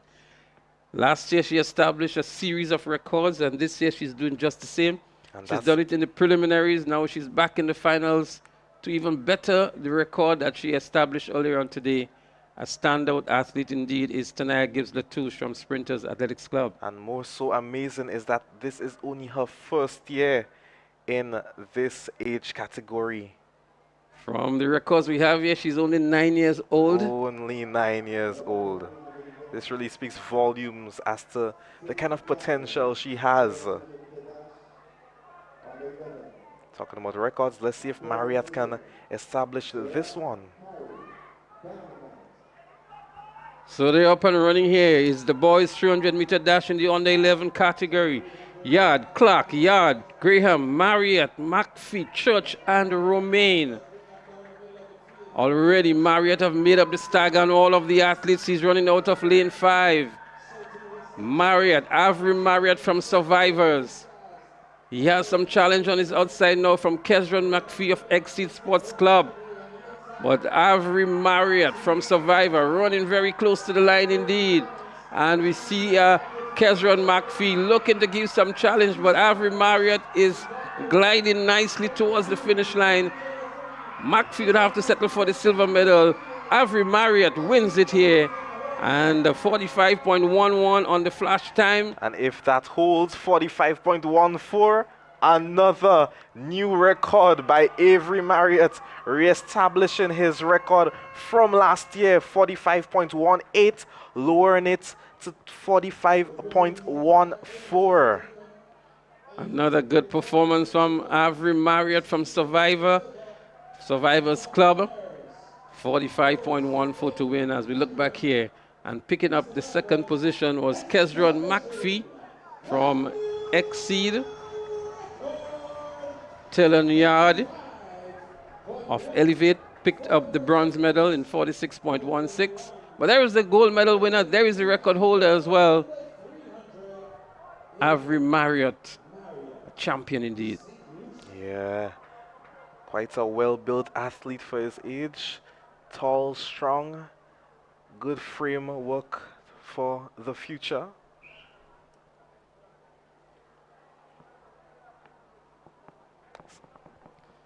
The St. Lucians must be in their glee. Again, I want to say good afternoon to my good friend there, Terry Finnis there. And all the folks there in St. Lucia. Your boy Avery Marriott has delivered record-breaking performances here at the Whitsuntide Games in 2025 and the 2026.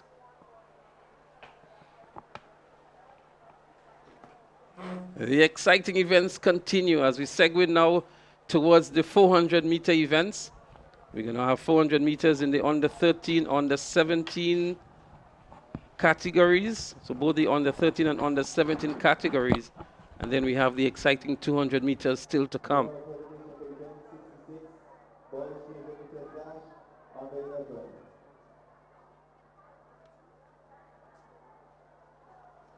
And so Clyde John is going to rejoin us in the commentary position to join me in bringing the exciting commentary to you.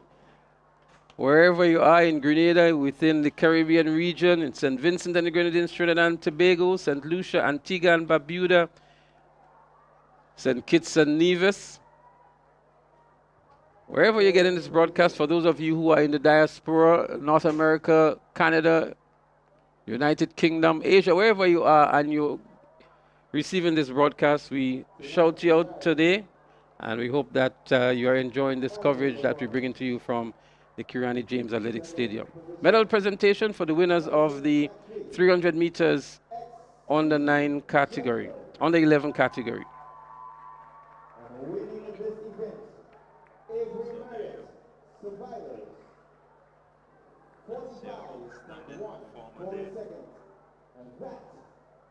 There you have it, the winners of the 300 meters.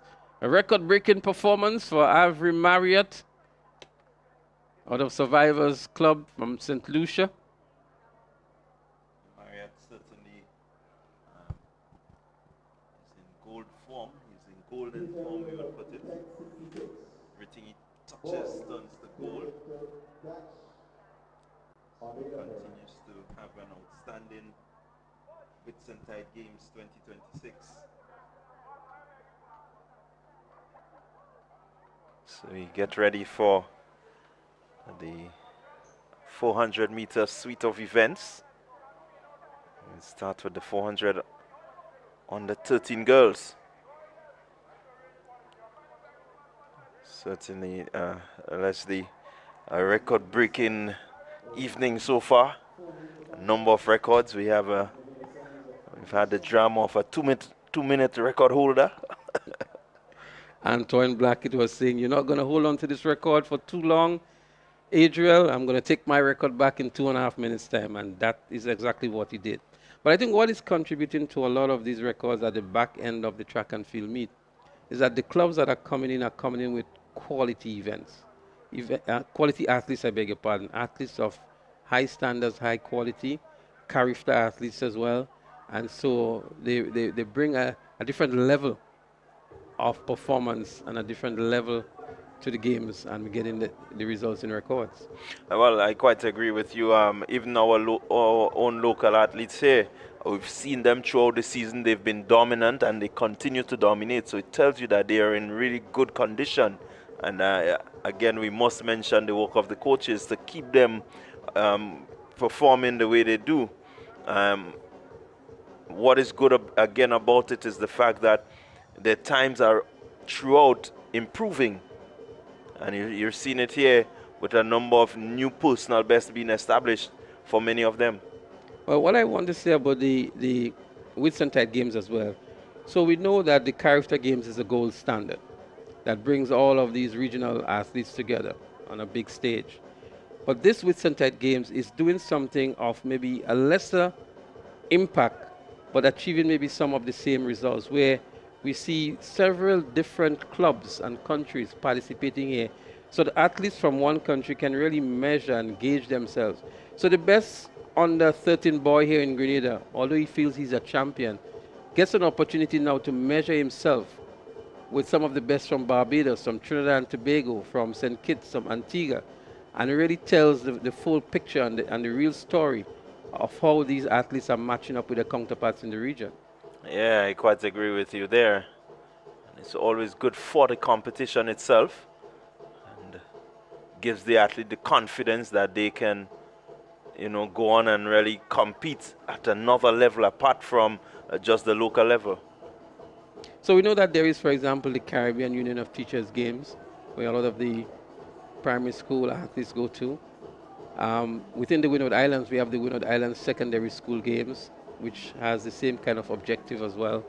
And so this one now, outside of the character, can develop into that kind of event that can bring a lot of the athletes who may not be able to make their country's character teams or national teams, but can come here and compete for their clubs and measure themselves, against the rest of the region. Yeah, quite rightly so. Many of these athletes may not make a Carifta team, but certainly you get to run among the athletes who have participated in the Carifta. And again, as Mr. Mitchell said earlier, we cannot leave out the younger ones. They get to compete to see, well, who within their age group they're going to be working against come future. So it does expose, a lot of talent. Well, the Triple Jump Open and International is still in progress, and we try to get an update on that. Well, on the track now are the competitors in the 400 meters for the under 13 category, girls division. Rising champs, Aaliyah Francis. Lane number 6, representing Classic Lighting. Finish line, fastest in qualifying, Jamie Smith. Lane number 7, representing Rising Champs, Amika St. Louis. And rounding out the field, lane number 8, Sprinters Athletics Club, Shaya Pear. So there we have it, the lineup for the girls 400 meters in the under 13 category. And they're on the starters instructions now. So we have Scott, Davis, Joseph, Stapleton, Francis, Smith, St. Louis, and Pear. And coming in with the fastest time, Jamie Smith of Classic Lighting, finish line, 1 minute 4.38 seconds. There they go. Nice clean start to the event. Jamie Smith, she's running out of lane 6 for Classic Lighting finish line. That's going down the back straight here, trying to make up this stagger, and Chaya Pear from Sprinters Athletics Club. But looking good also is South St. George. That's Kamaya Joseph. She ran by herself in the preliminary and came in with the 4th fastest time. Let's see when the move will be made by Jamie Smith from Classic Lighting finish line. But Kamaya Joseph from South St. George is looking good as they go around the bend here to head into the home straight. On the inside also, Tiana Scott from Excel Track Club is holding her own. But making a move now is Tanaya Stapleton of Mustangs. But on the inside is Tiana Scott. Stapleton is coming through like a bullet train here. Stapleton from Mustang wins the event. And in second is Tiana Scott out of lane 1 from Excel Track Club. And third was Anaya Francis, Kamaya Joseph from South St. George's fourth. And Jamie Smith seemed to have pulled up in the event. Did not finish at all. But nonetheless, Stapleton from Mustang, the winner in 1 minute 5.25 seconds. Yeah, good run there from Stapleton. She really wanted this victory. She had to work hard, dig deep, and to bring it home. The gold medal goes to her. Tiana Scott will have to settle for the silver. And Leah Francis of Runners Racing Champ, she goes away with the bronze. Good strong run there from Francis. She did 106 coming into the event, and again it shows that she's of quality. Rising Champs are a new club just making their way, and so they have good representation here.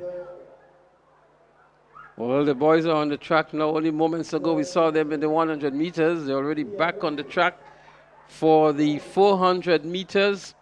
We're going to see the matchup again between JDL Andrew and Zavon Phillip. Uma Pierre is also there. Zavon Phillip has the best time coming in. We saw him beating or edging out JDL Andrew in the preliminary, 1 minute 0.54 seconds to 1 minute 0.98 seconds. As we witness now the winners for the 400 meters in the under 13 category. Congratulations again to Stapleton out of Mustang. So again, these under 13 athletes are really working well. They are put to the test here.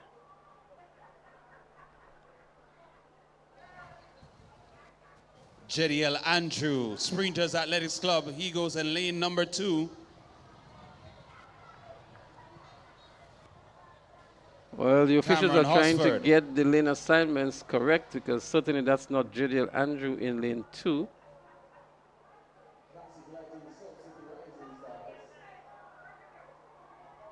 Seems to be some issues down there with the assignments. I'm seeing JDL Andrew quite out there in lane 8, it seems.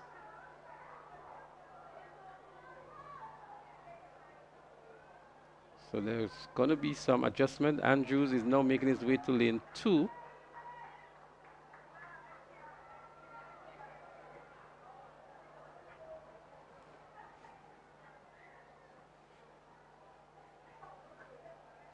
So that seems to be young Benjamin there with a throw. I know Nazim will be proud to see him launching the shot put. That's Nazim Benjamin Jr. He's the son of one of our technical experts here handling the live stream and the audio. Nazim, we won a gold medal this time. I hope that was the message that you communicated.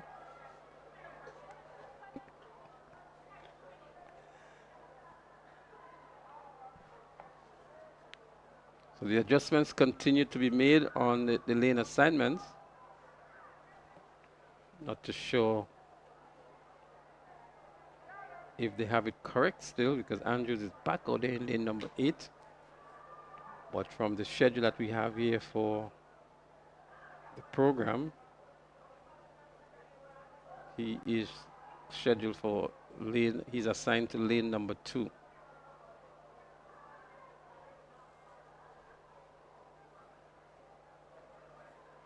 So we just may have a hold up in proceedings because the board will have to change.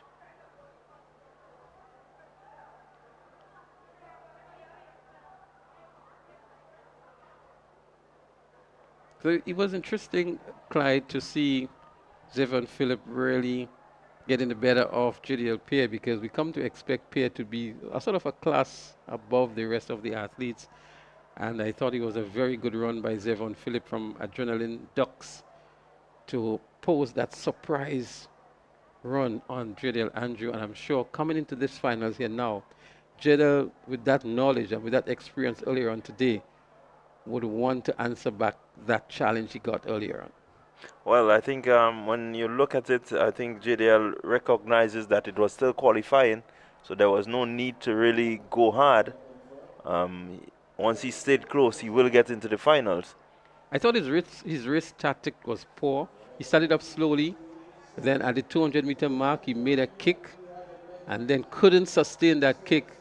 And Zevon Phillip, who maintained his form right through and kept his race strategy right through, was able to hold out in the end. So let's see what Jadel has done, what adjustment he has made.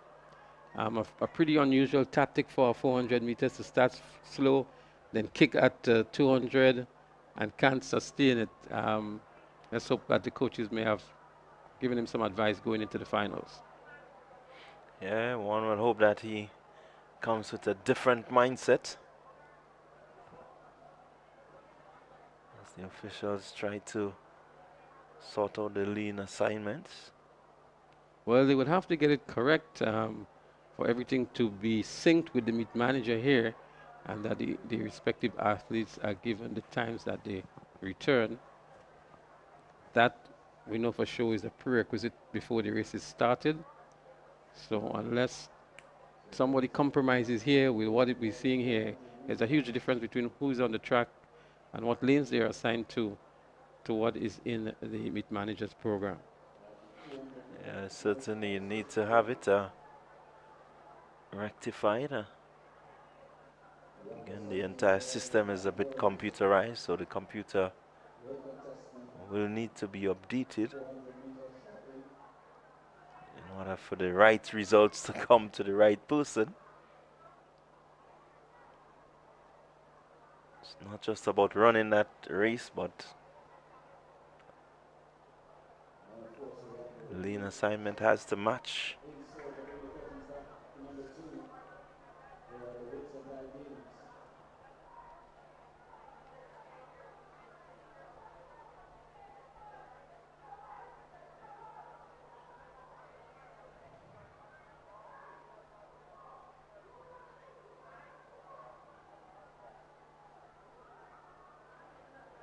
We have a slight hold up in proceedings, so we have the change on the board.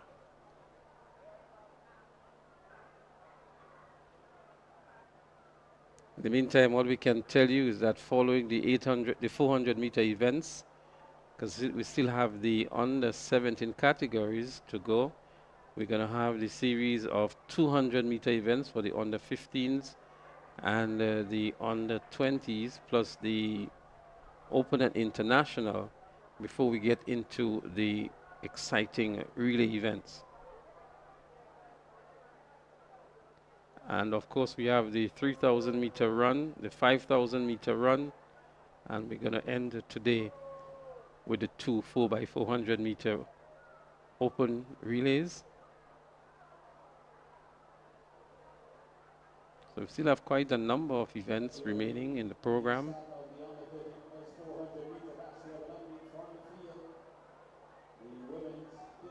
So the officials are making some adjustments here. I think they have spotted the same issues that we were describing.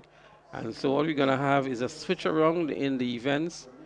We're going to have what appears to be the 400 meters for the under 17 girls happening before the boys. And then we're going to come back to the under 13.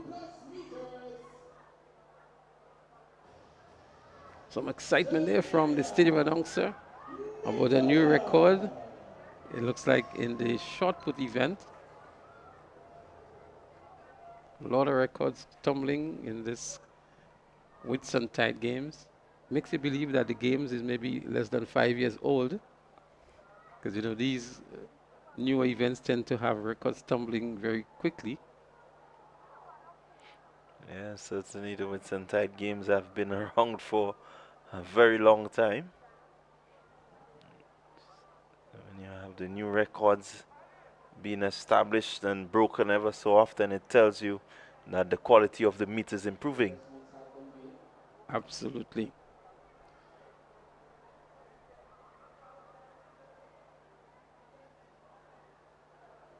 So they seem to have gotten it right now. The boys are back on the track. We see Jadal Andrew is now in lane 2. So a lot of adjustments have been made, but finally we have the boys back on the track.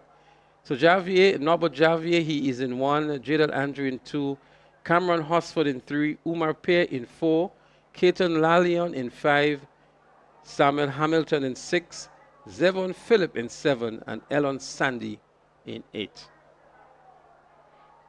It seemed to be right as the board reflects it, and so they should have the clearance to start.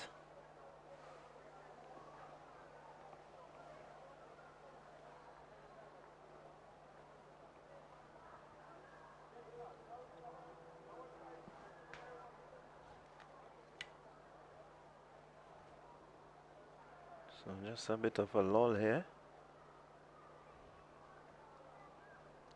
These athletes are kept over there for quite some time now.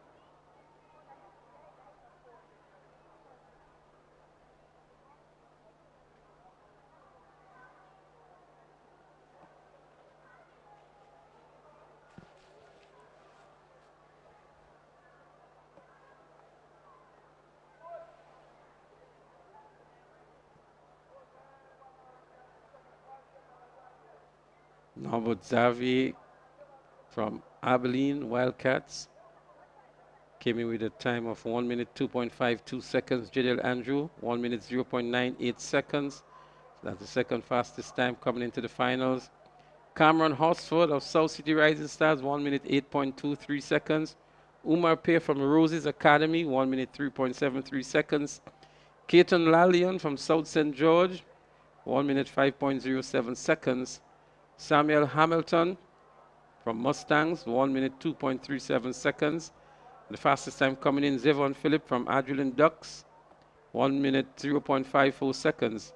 And we also have Elon Sandy from ITDAT, 1 minute 8.46 seconds.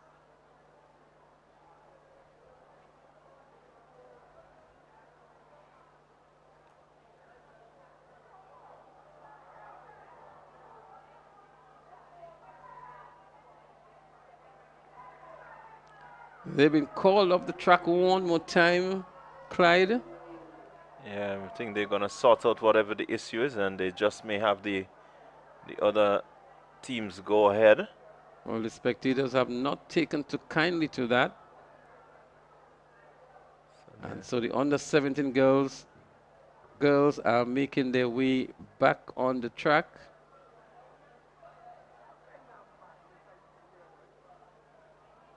Looks a little chaotic from our perspective here.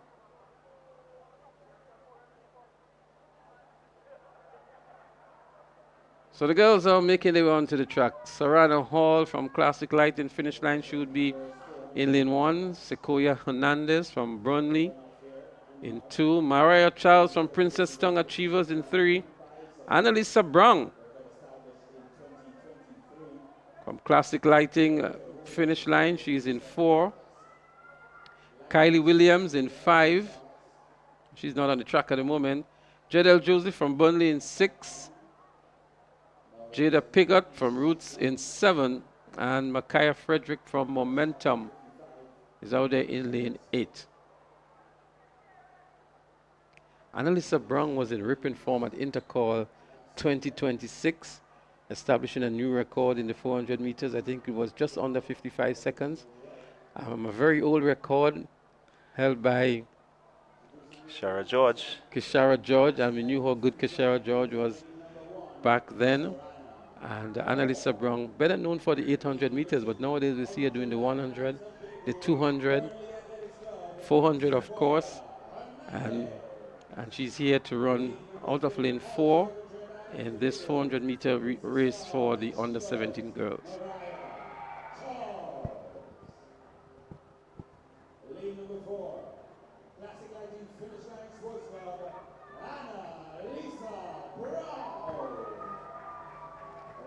Annalisa Brown, we know, is a Carifta medalist in 2026, also in 2024. I think she picked up the bronze in the under 17 category. She has been competing in the under 17 category for 3 years now. And this year she picked up the silver medal. Yeah, certainly been competing at this level for quite a while. Came in rather young. She has a billboard in her name and face as well. Annalisa Brown, Ethan Sam, coming out of the same area.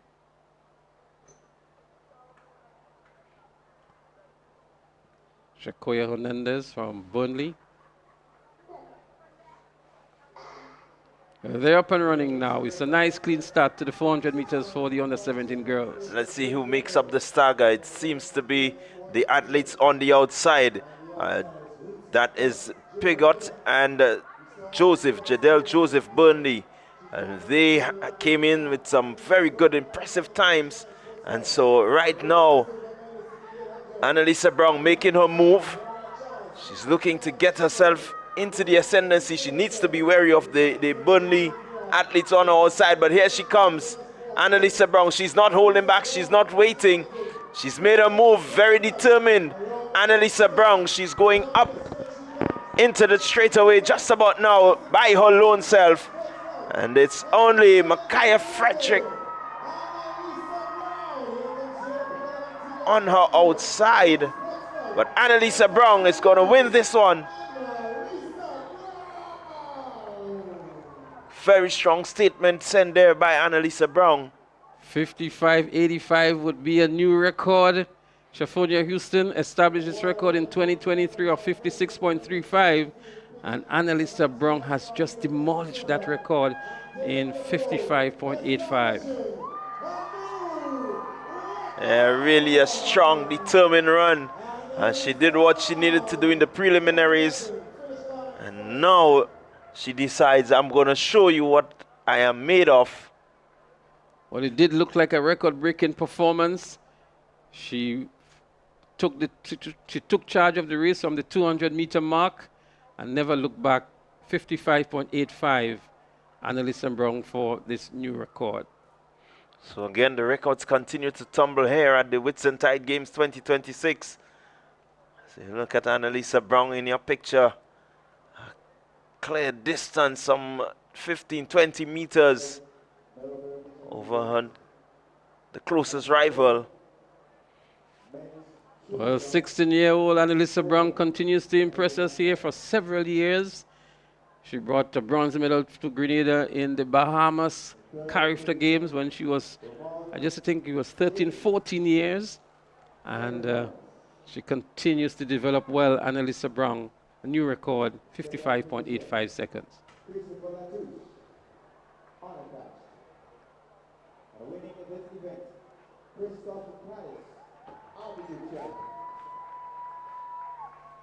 So the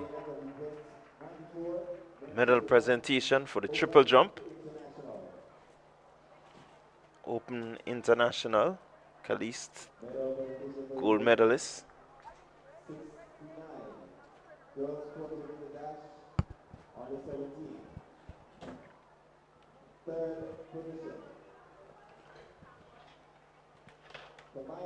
As the boys getting themselves ready, we still have the under 13 boys to go in the 400 meters.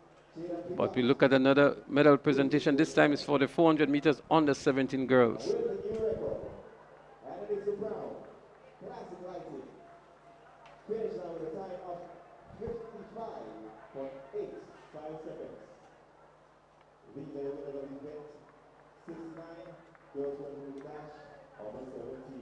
Well, the 400 meters for the under 17 boys is going to hold for a moment as we go back to the 400 meters for the under 13 boys.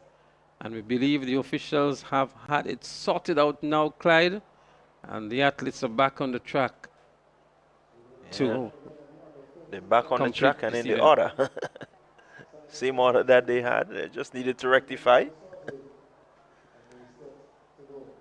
And that's just how it goes. You have to make sure you coordinate with the IT room.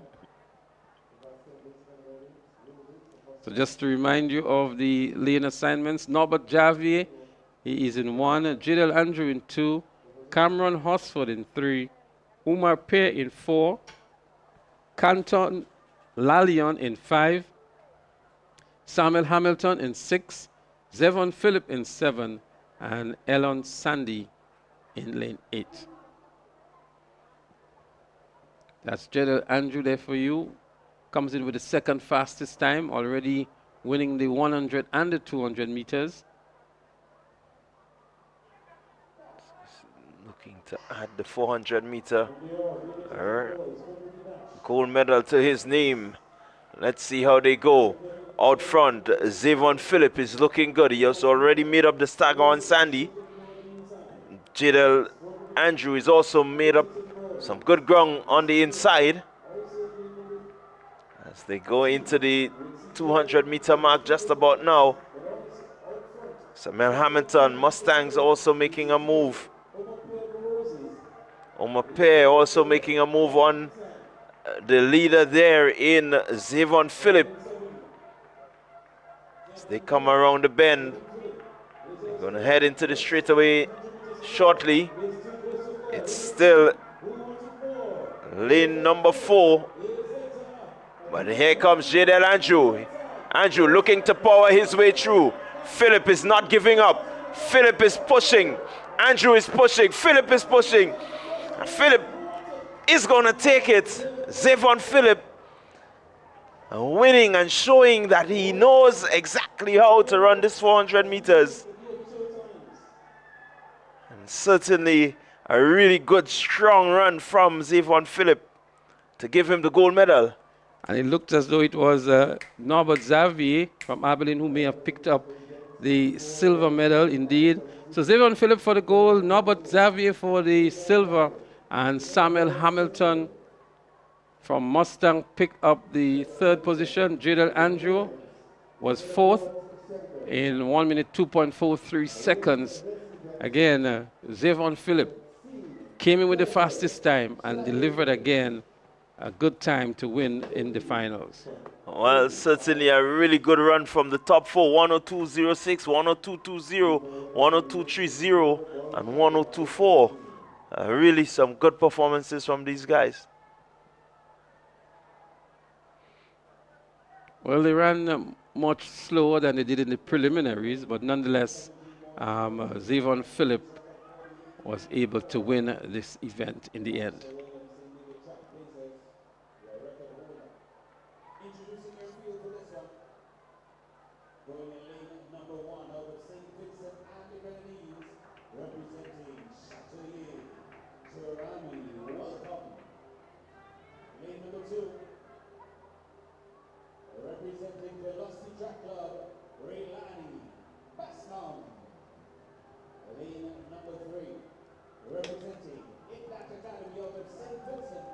So we're getting ready for the 400 on the 17s. Lane number 4, out of Barbados, representing Extreme Velocity, Rashawn Holder. Lane number 6, representing Georgetown Secondary School out of St. Vincent and the Grenadines, Marlon Burke. Out of Trinidad and Tobago, he goes in lane number 7, representing Brainwell Athletics Club, Isaiah John. And running out of field, out of St. Lucia, representing Abilene Wildcats, Naquan Antoine. Well, interesting here, Leslie. 5 of the competitors in this 400 under 17 boys have already run in the preliminaries on the 52 seconds. So it's going to be a nice tight race from what we see here. Yeah, but I looked at the times that they returned and really wasn't too impressed with the under 17 boys. Kind of dipped below 50 seconds. We saw Jeleno from Barbados in the under 15 category doing a 49 yesterday. And to see these under 17 boys with the best time at 51.67 or 51.58, I'm hoping that they can go a sub 50 in the finals. Yeah, one will hope that they can go sub 50. I think they will save enough and they will put out enough here. This is the finals. No better time to run and run fast. So there they go, the start of the 400 meters under 17 boys. Welcome, Bascom, Free, Holder, Burke, John, Antoine, and Felix. And making up the stagger nicely here already seems to be the athlete out there in lane number 6, Marlon Buck. And on the inside in lane 1, Durrani Welcome. He's also looking good from Chatoya.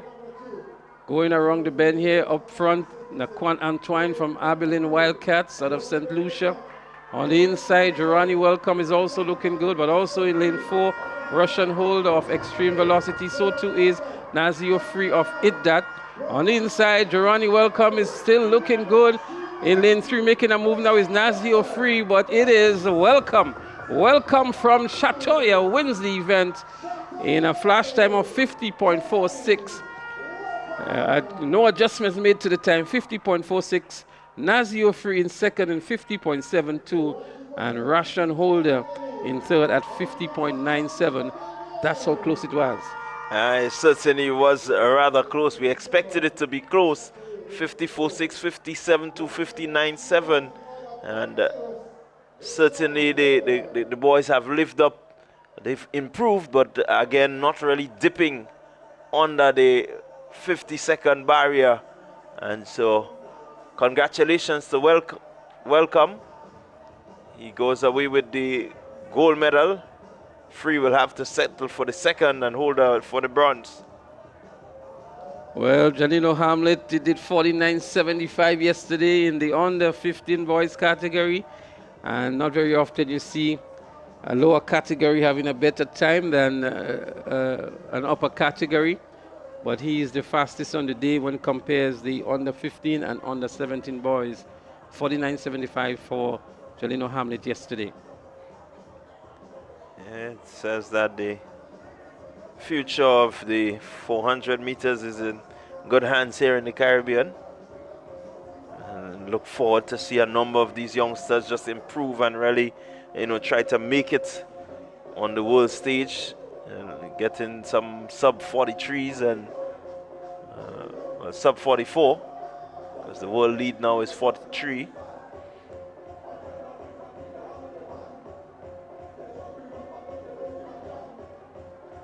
So shortly we are going to have the suite of 200-meter events.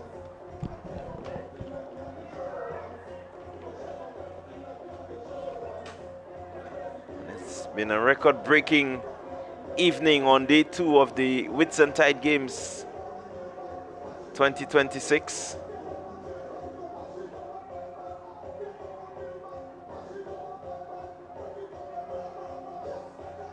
Number of events to come before we get into the final events, the final 2 events which most persons look forward to, the 4x400 events.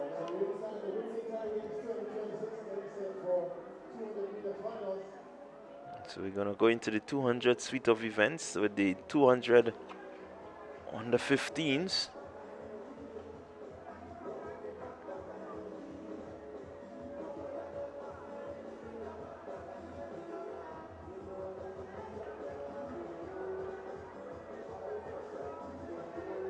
And 5 200-meter events to come.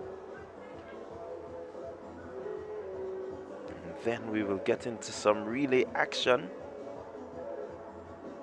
Number 4x1s on the 11, on the 13. We also have the 4x1 on the 20. And then of course we have the 3,000 and the 5,000 meter. Then we will close it all off with the 2 4x400 meter events. Just one to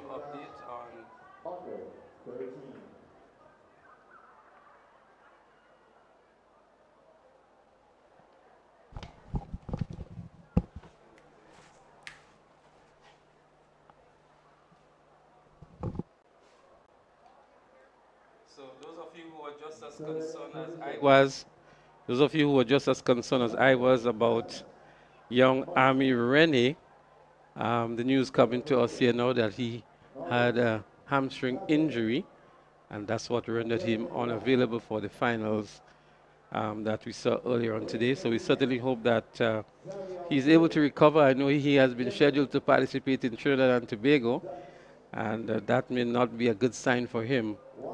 As we know, these hamstring injuries do linger for quite some time.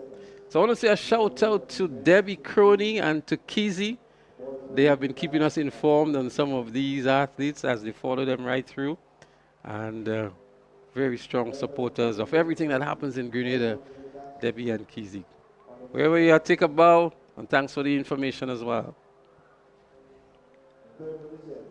So we have a medal presentation that is going to be happening just about now. So we will take in the medal presentation as we wait for the start of the 200-meter events.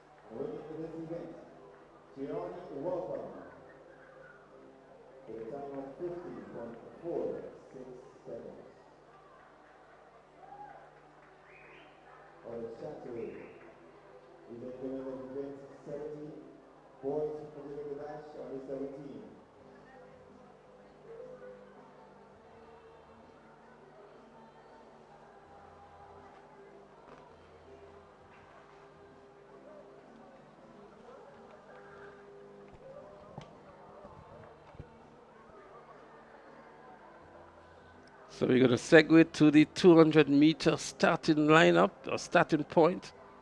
And the first of the 200-meter events would be the 200-meter dash for the under 15 girls.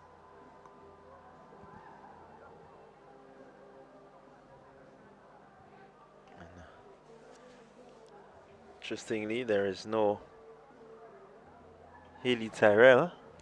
Well, we saw her pulling up in the preliminaries. It would have been good to see a matchup with herself and Tamara Newton and also Rena Horsford. But it's not going to happen today. Aria Carter from High Performance is also there. Tamara Newton has been having a good season, and most people don't know she's also the sister of Shadi John. And these two have been dominating for St. David's Trailblazers and St. David's Catholic Secondary School in the two categories.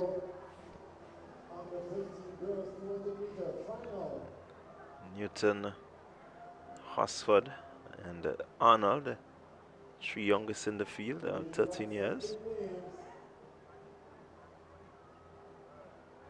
Tamara Newton is certainly one for the future. She comes in with the fastest time of 26.17 seconds. The next fastest time is by Aria Carter of High Performance, 26.52. And then we have the second fastest with 26.48 by Destiny Arnold of Burnley. And Carter, 26.52 would be the third fastest time. Aria Carter, lead in number 3, Classic Lighting Finish Line Sports Club, Ariel Edwards. And lane 4, Sprinters Athletics Club, Rena Horsford. Lane number 5, St. David's Trailblazers, fastest in qualifying, Tamara Newton.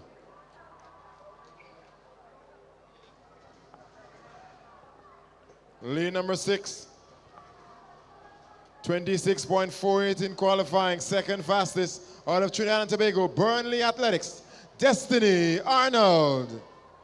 Lane number 7, Antigua and Barbuda, Roots Sports Club, Mika Simon. And lane number 8, Classic Lighting South City Rising Stars, Ava Plenty.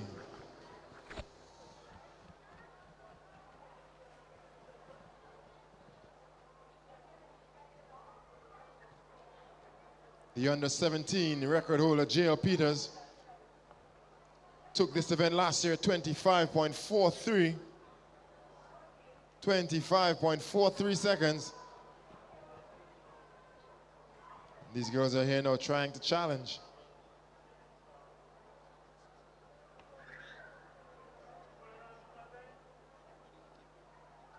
So there they are getting ready for the finals in the 200 meters on the 15 girls category. It's going to be Moe, Carter, Edwards, Hosford, Newton, Arnold, Simon, and Plenty. Going for gold.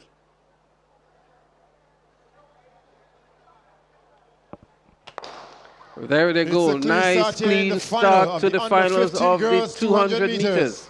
Defending champion is up to you on the 17s. No Haley Tyrrell, 100-meter champion here. Somebody's going to get the gold. It's Burnley Athletics, lane number 6. Trinidad and Tobago. Here comes St. David's Trailblazers. Tamara Newton. Down they come, heading to the line. Grenada, Trinidad and Tobago. St. David's Trailblazers. Tamara Newton. Well, a good strong run here by Tamara Newton to win in a flash time of 25.61. The official time 25.61. Rena Hosford second in 26.31. St. Vincent gets the bronze. Sprinters Athletic gets the silver. Yeah, good and run St. there by David's Newton. Trailblazers, they take the gold. Tamara Newton.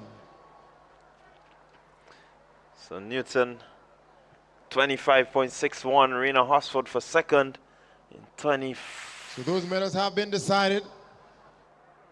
6.31 for Hosford. And Aria Carter, high performance. She will earn the bronze medal. Good strong run there from Tamara Newton.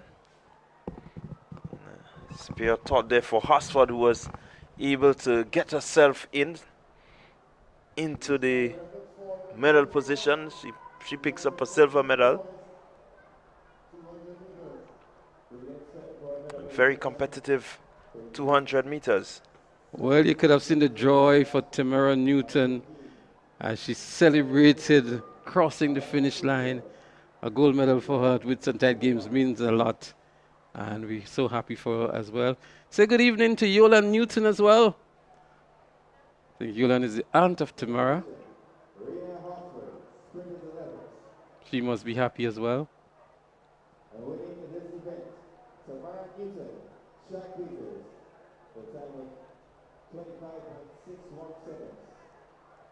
There they are, the winners of the 200 meters in the under 15 girls category. The boys are up next on the track, and we will see Aquil Cumberbatch from Top Flight Athletics, Tyler Bernard from Altitude, Jomer John from IDDAT, Rain Kane from Georgetown Secondary, Akel Briggs from South City Rising Stars, Jalino Hamlet, one to definitely look forward to, sub 22 seconds, Aaron Besden from St. Vincent Grammar School, Roy George from IDDAT. He was very good in the 100 meters. I think it was 11.1 he did. So we're going to look out for him as well. Zakai Warren from Extreme Velocity. He is also in there in lane 8.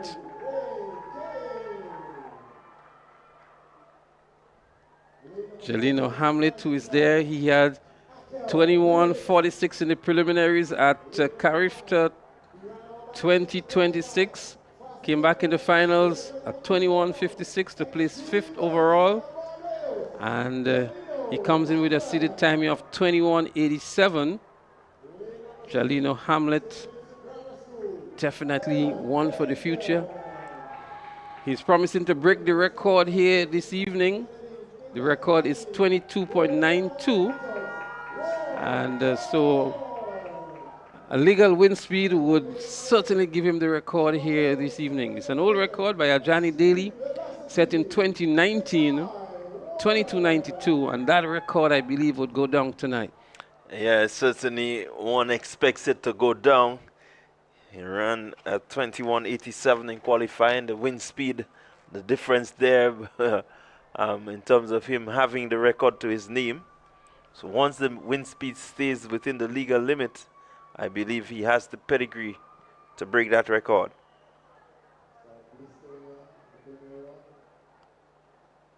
Well, only moments away from us knowing exactly what he can do. But he has sent out the message very early this morning. He's going to break the record in the 200 meters tonight. Roy George is there. Roy George, who was very impressive he's only 14 years old as well. And Jelani Briggs was only 14 years a month ago. And at 13 years, he was actually doing sub 22 already. Sub 49 as well in the 400 meters. Not very often you come across a 13-year-old doing a sub 49 time in a 400 meters. We expect them to be maybe around 57, 58 seconds. And he's way above his time, I would think. Yeah, certainly.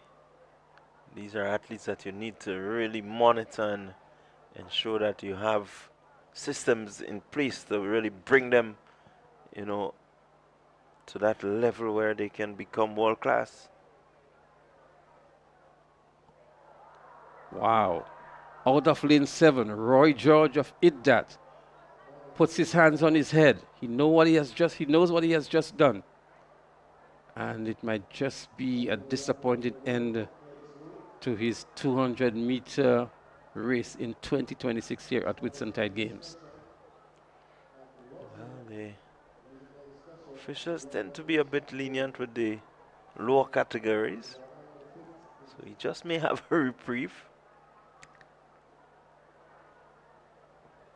As we look back here one more time, we look towards lane 7.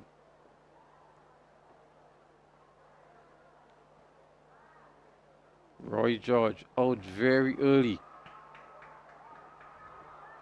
He's been given a reprieve here. He's given a reprieve. He will continue to participate in the event.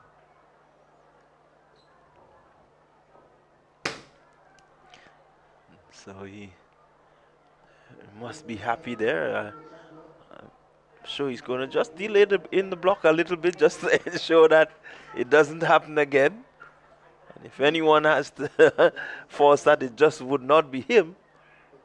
Well, let's just hope that's what his thinking is. Comes in at 23:59. A number of the athletes at sub 24, 23:74 for Cumberbatch, 23:92 for Kane, 23:80 for Briggs, 23:78 for Basedan, 23:59 for George, and 23:98 for Warren. Yeah, 6 sub 24 times. And within that 6, you have someone on the 22 seconds. Clean start. Here we go. Even Steven about now, but here comes in lane number 4, Rain Kane. Lane number 5, that's Hamlet. Hamlet making his move. He's way ahead. Hamlet way ahead of the group here. He's certainly running for the record. Let's see what happens. Flash time. 21.73 on the flash time. And with a legal win, that will be a smashing of the record, not just breaking the record, but obliterating the record. 21.71, the adjustment made. The wind speed at the 0.0 meters per second, as still as the day you can call it, and a record-breaking performance. And this record would remain here for some time. Jalino Hamlet of Barbados establishing a new record of 21.71 seconds in the boys under 15 200 meters. I'll tell you what, this is a really outstanding performance from Jalino Hamlet. 21.71. Didn't just break it, he smashed it into pieces. What a performance indeed from this young man, Jalino Hamlet from Barbados. He was here at Carifta Games, a little bit disappointed in the 400 meters. He false started, but did 21.46, his best time at Carifta Games, and just doing 21.71. That's your record breaker right there, Jalino Hamlet from Extreme Velocity Track Club out of Barbados. So again, the records continue to tumble here on day 2.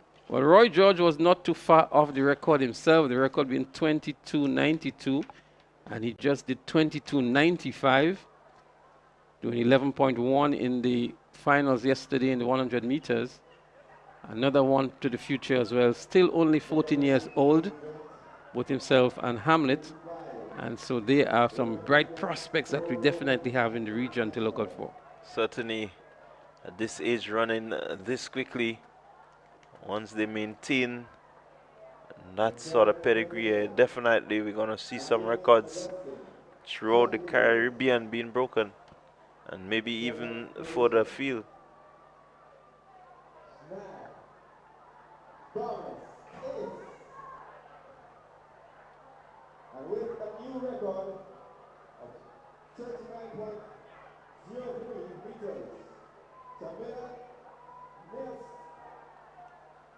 Nicholas. Trailblazers. These are the winners of event 85. Medal presentation for event 74.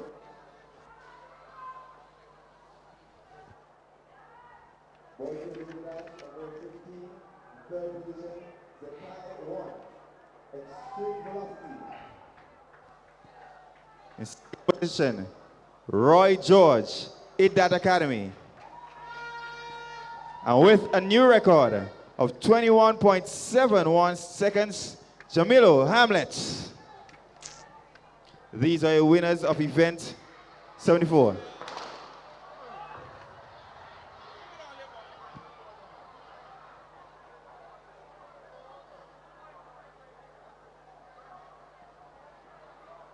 So we're getting ready for the next event on track. As the 200 meters dash for the under 20 boys.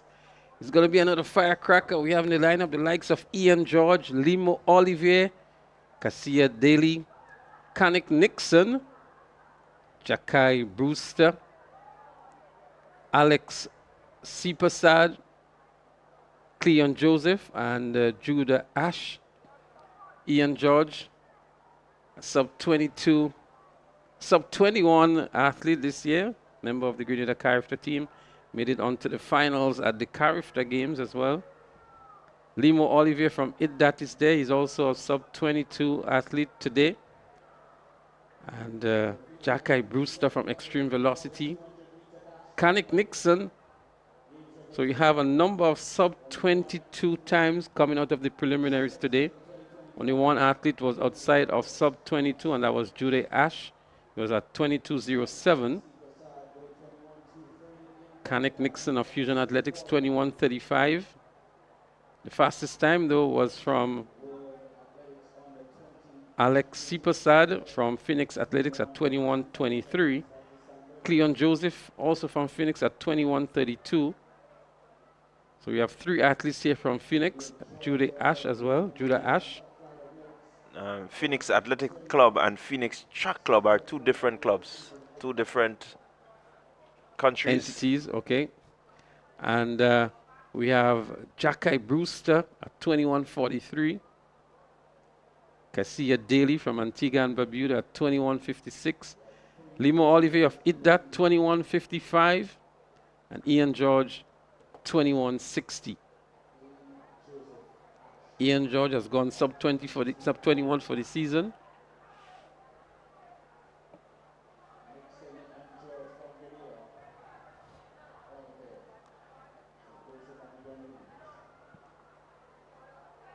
Brewster of Barbados. We head over to the Alex starter. Sipasad was the winner of the 100 meters in 10.46. Ian George was second at 10.50. And Daly was third at 10.50.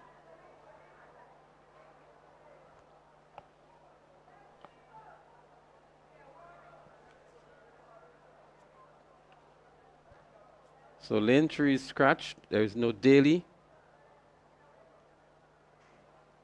They're up and running. A nice clean start here to the 200 meters under 20 boys. Ian George in lane 1 is making up the stag already on Limo Olivier of IDDAT.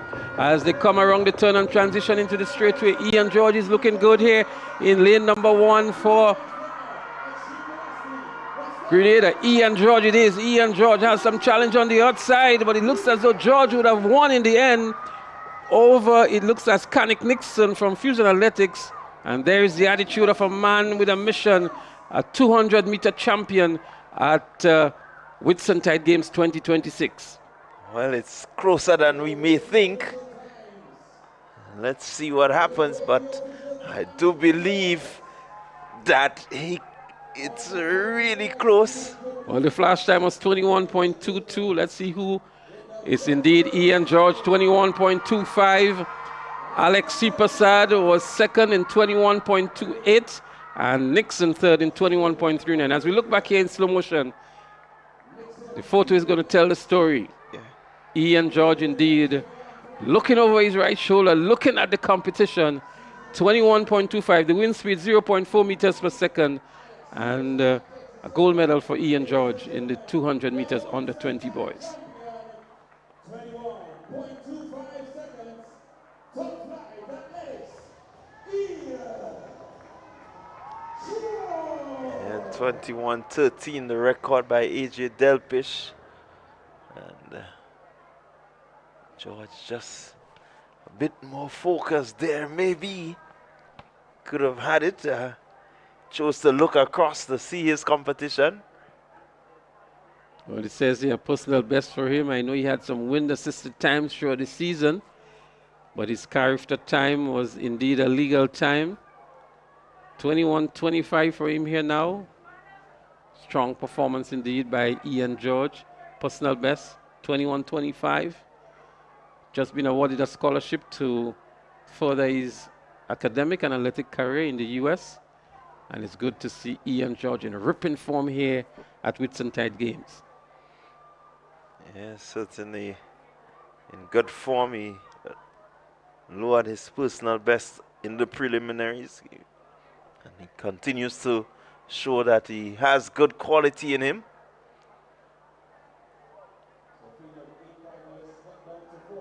I really love to see him just continue to focus in and go as fast as he can. Meantime, we're getting ready for 200 as we look back at it here. It's the 200 meter dash open international. Some 4 athletes here competing. It seems to be Phoenix Track Club. Let's see what happens. She's running away with it. A flash time 24.51. Rounded now to 24.54.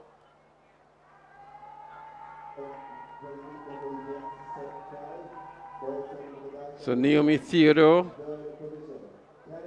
the winner of the 200 meter dash open and international from Phoenix Athletics Club.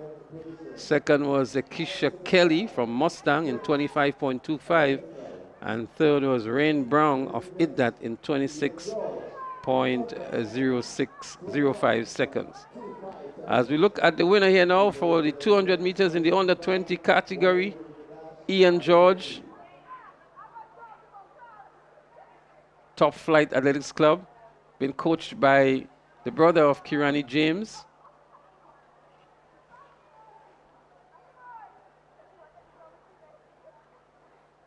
So getting ready for the 200 meter men open international. Again, a number of athletes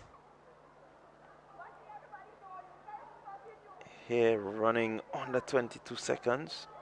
Fastest in the field, Shakon Toussaint. He's on, has the only sub 21 time, 20.82. He runs in lane 6, representing Ace Track Club. Well, they had a duo and a battle yesterday in the 400 meters, and Michael Francois got the better of them with a sub 46 time. They're back here now in the 200 meters, so Shakon Toussaint of Ace, he's there, so too is Michael Francois. Matthew Paul is also there, Troy Mason, a number of these athletes from Ace Track Club is there. Jalen Diet from Antigua and Barbuda, Samuel Green from Fusion Athletics, and AJ Delpesh from Mustangs, making up the lineup here in this 200 meters.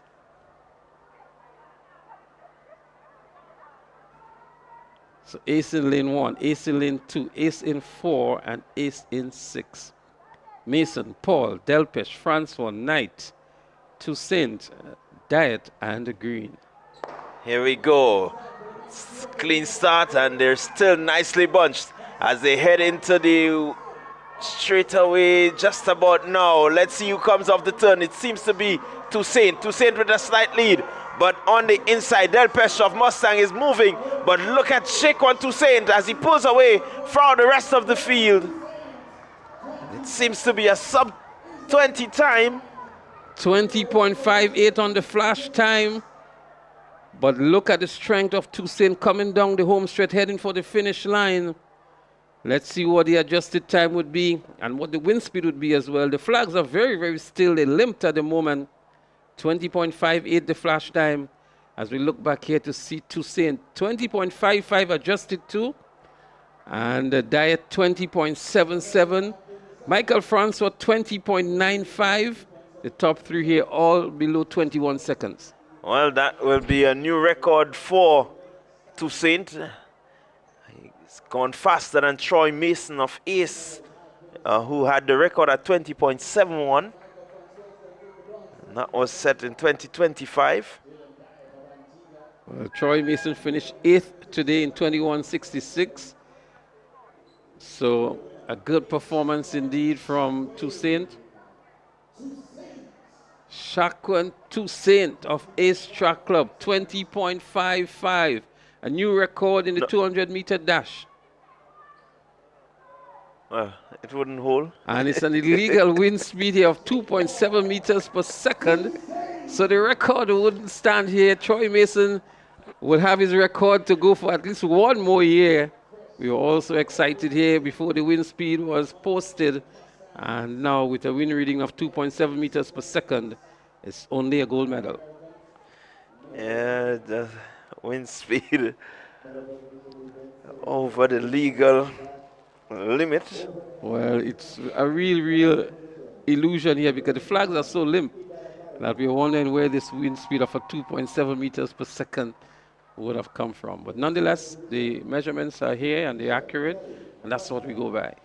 Well, it's a positive wind speed, so it says that the wind came from his back and pushing him forward. Which you look at the flags, and as you rightly said, Leslie, they're barely moving. But nonetheless, a really good run from Shaquan Toussaint. He will have to wait to get that record in his name.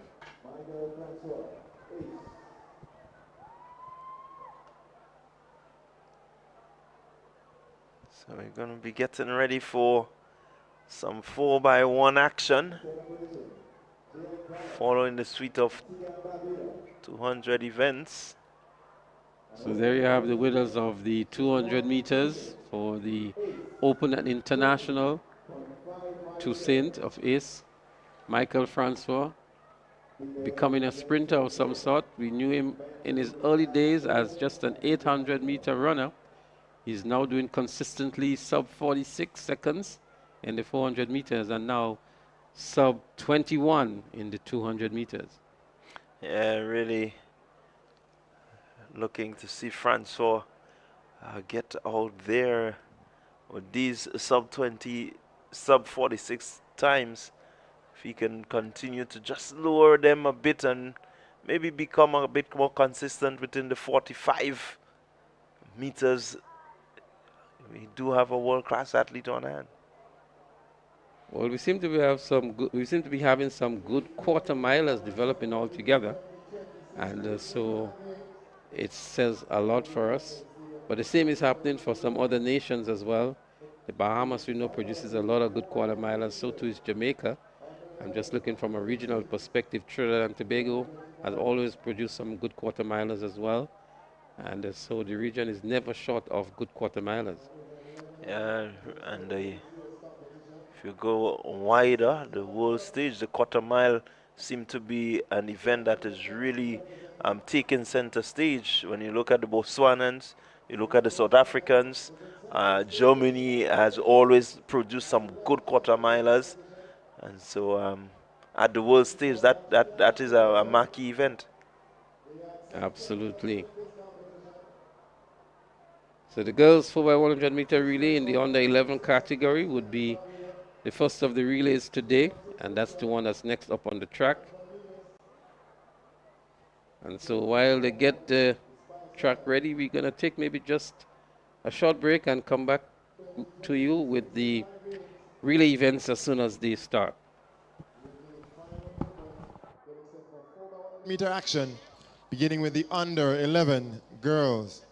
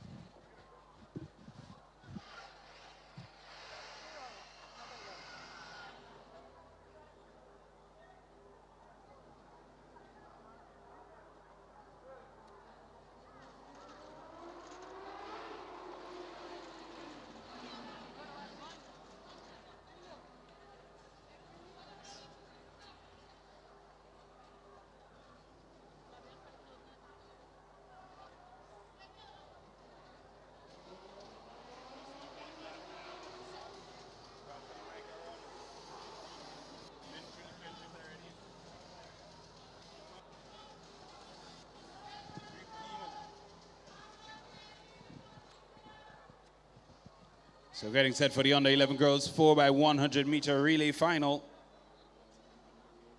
Momentum track and field goes in lane number 1. Classic Lighting, South St. George Government School, out of lane number 2. Classic Lighting, Finish Line Sports Club, lane number 3. Lane number 4, Elevate Performance Barbados. Southern Pros out of Grenada goes in lane number 5. Under 11 girls, 4x100 meter relay. So there you have it, the lane assignments for the 4x100 meter relay for the under 11 girls. The athletes have taken up their respective positions on the various legs, and now they're called to order by the starter. Momentum Track Club in 1, South St. George Government in 2, Finish Line in 3, Elevate Performance in 4, and Southern Pros in 5. They've been called up by the starter. The record they're chasing here is 58.87 seconds held by Sprinters Athletics Club in 2025. This time they're up and running. 4x100 meters under 11 girls in progress. And up front there it seems to be Southern Pros. But making up the stagger nicely too is a Classic Lighting Finish Line out there in lane 3. As the first handover is made and they move down the back straight. Sprinters is there. Southern Pros is there. Second handover, it is Classic Lighting Finish Line. But on the inside, Momentum Track Club is there, and South St. George is giving good chase as well. In lane 1 is Momentum Track and Field. But Classic Lighting Finish Line is holding their own. They make the final handover and heading towards the home straight and finish line. But look on the inside, a good run from Momentum Track and Field. But holding our own is Classic Lighting Finish Line. Here comes Momentum on the inside. Momentum has a slender lead and wins it now. Dips for the tape. And a strong finish indeed by Momentum Track Club. What an exciting conclusion to the 4x100 meter relay under 11 girls. Yeah, certainly a good tussle. And by all the teams, Southern Pros led for quite a while. But the quality of momentum. And the anchor there, a really good anchor. She really laid it down and showed that it stayed momentum track. Well, this is a big statement here for Momentum Track Club. Do you know where Momentum Track Club is from? That's Colin Peters? No? Oh, maximum potential is Colin. Momentum should be from St. Mark's. St. Mark's. Okay. So St. Mark's, it's your time to shine. Momentum Track Club has brought home the gold medal for you. And they've done that in the under 11 girls category.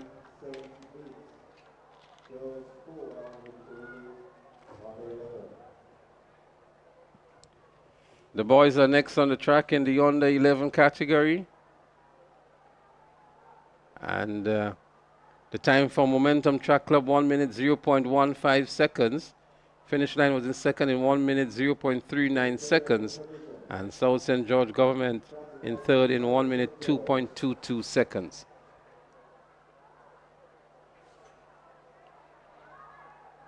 So we should have a full field for the under 11 boys.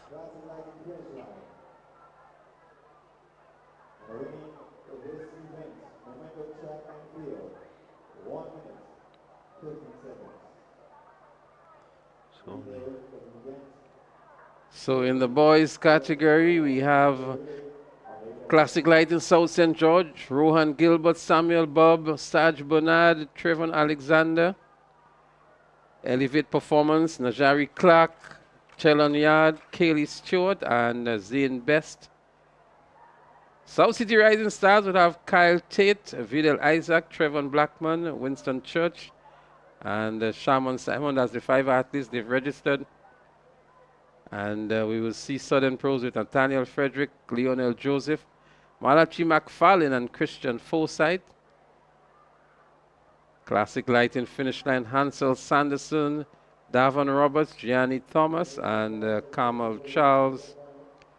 Sprinters would have Akaden Telesford, Noel, Makaden Charles, Holden Batiste, and Hayden Albert. Momentum, Tyrell Charles, Caden Richards, Morrison Charles, and Akim Mark.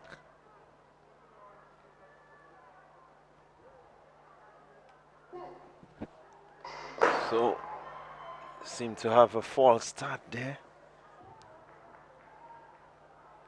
And just to round up the field there, Classic Lighting MVP. And they will have Rennie Brown, Zion Benjamin, Vaughn St. Louis, and Stefan Johnson. Of course, 6-year sprinters seem to have been out a bit early. But we know there is some leniency for this age group category. So the entire field may be credited here. They've been called back to the starting orders, so no one has been disqualified.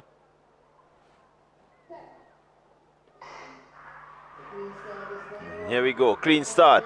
Let's see who will make the first handover. Seems to be MVP holding their own. It's still even here. All teams looking good. Handover made, nothing much between the teams right here still. MVP with a slight lead over Momentum. MVP extending that lead. As the handover is being made just about now. MVP out. Sprinters Athletic with a mishap. Here comes Elevate Performance. Elevate Performance, they have the lead as they head into the final handover. Elevate Performance. And here we go. Elevate, they have it in the bag. Look at him go. Here comes finish line for second. But it's Elevate Performance, Barbados. And they're going to win this one and win it comfortable. Finish line in second. Southern Pros will take the bronze. And I know that the mom of Kylie Stewart will be very happy. And you can hear the noise coming out from the posse just outside of the commentary box. Making noise because Elevate Performance, they have the gold medal.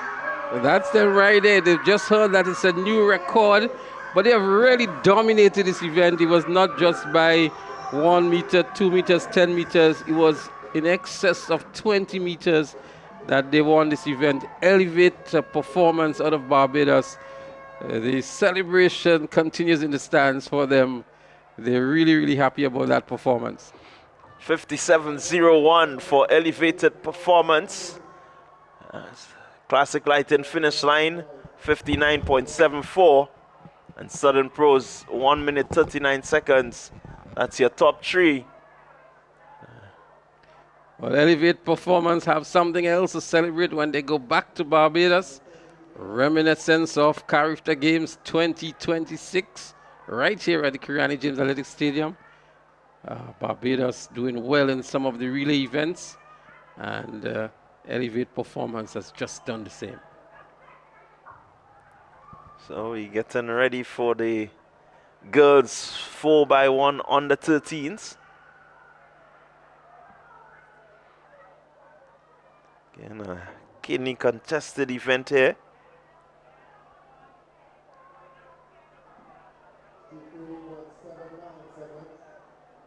Fastest in qualifying will be Sprinters Athletic, 54.84.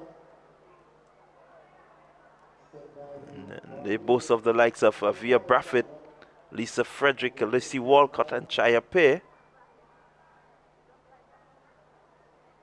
Need to keep your eyes on Classic Lighting. Finish line, they were the second fastest in qualifying, 55.21.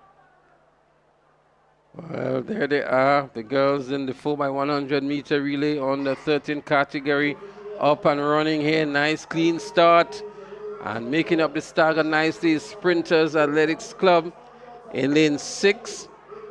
They're really doing well here. The first standover is Sprinters Athletics Club, also in lane 8 and looking good is IDDAT. And then MVP, 473 MVP is also looking good on the inside as well. Second handover about to be made now is still not much difference between the top three here. IDDAT looking good, so too is Sprinters, and then 473 MVP. South St. George is running hard on the inside as well. The final handover comes up now. Sprinters is out, and it's going to be Curtin's call with Latouche, but she has good challenge on the outside from IDDAT. IDDAT in the lead at the moment. IDDAT is going to be winning this one. She celebrates early, and it's IDDAT winning the relay for the 4x100 girls under 13. Yeah, a really good run there from IDDAT Academy. The quartet of Nalik Cumberbatch, Karis George, Nyla Stevenson, and Zandra Walker bringing home the gold medal. Sprinters Athletic, who was the fastest in qualifying, they will have to settle for second position. Well, indeed, a very good run by the quartet out of IDDAT. And Olivier and his team must be very proud of the performance in this relay. There we see Olivier towards the bottom right-hand corner, receiving some congratulations as well from his Vincentian colleagues.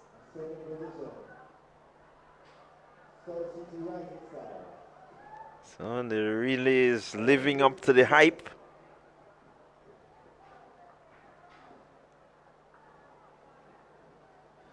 Shortly on track will be the 4x1 under 20s. Some more fireworks on the track, if you want to describe it like that. And in the under 20s, we will see Mustangs, we will see South City Rising Stars, Track Blazers, Ace, Altitude, Track Academy, Fusion Athletics, Roses Academy, and the Extreme Velocity Track Club. The winners of the 4x100 under 13 receiving their medals.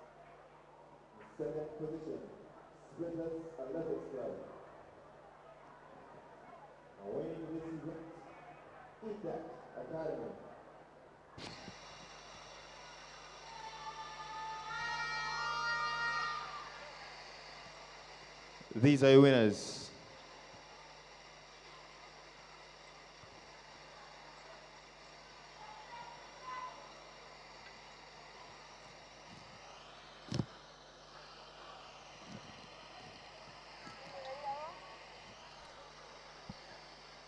It's the under 13 boys. So the under 13 boys will go before the under 20s. And in the under 13 boys, we will see Under 13 boys, 4x1 set to go now. On your marks.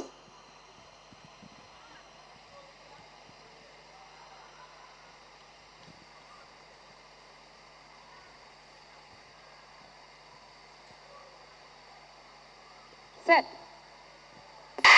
Here we go. so Clean high start performance for the is under out there in 13 lane boys, 1. 4x1 Sprinters record in went. 2. And we have rising champs in 3. But let's see who makes up the early stagger here. Looking good. It's out there in lane number 7. Momentum Track Club. Classic Lighting finish line is also there too. But look at Sprinters Athletics Club go now. The second handover is made. Going around the turn here before they make the final handover.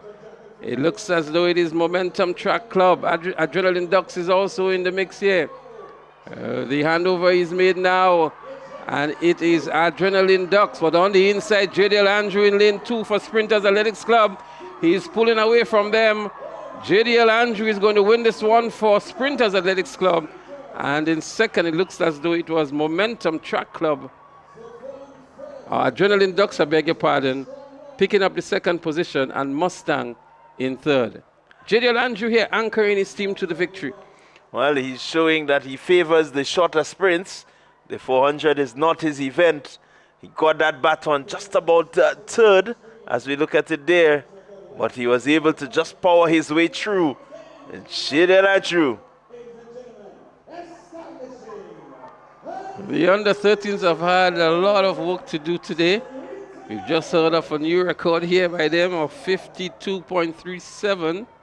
The old record was 54.29 by performers last year. And so Sprinters Athletics Club establishing a new record of 52.37 seconds in the under 13 boys 4x100 meters. Yeah, really good run from the under 13 boys from Sprinters Athletic. Kimon Hall, Jelani Fort, Ajal Pascal, and JDL Andrew. Record-breaking performance, gold medal performance from them.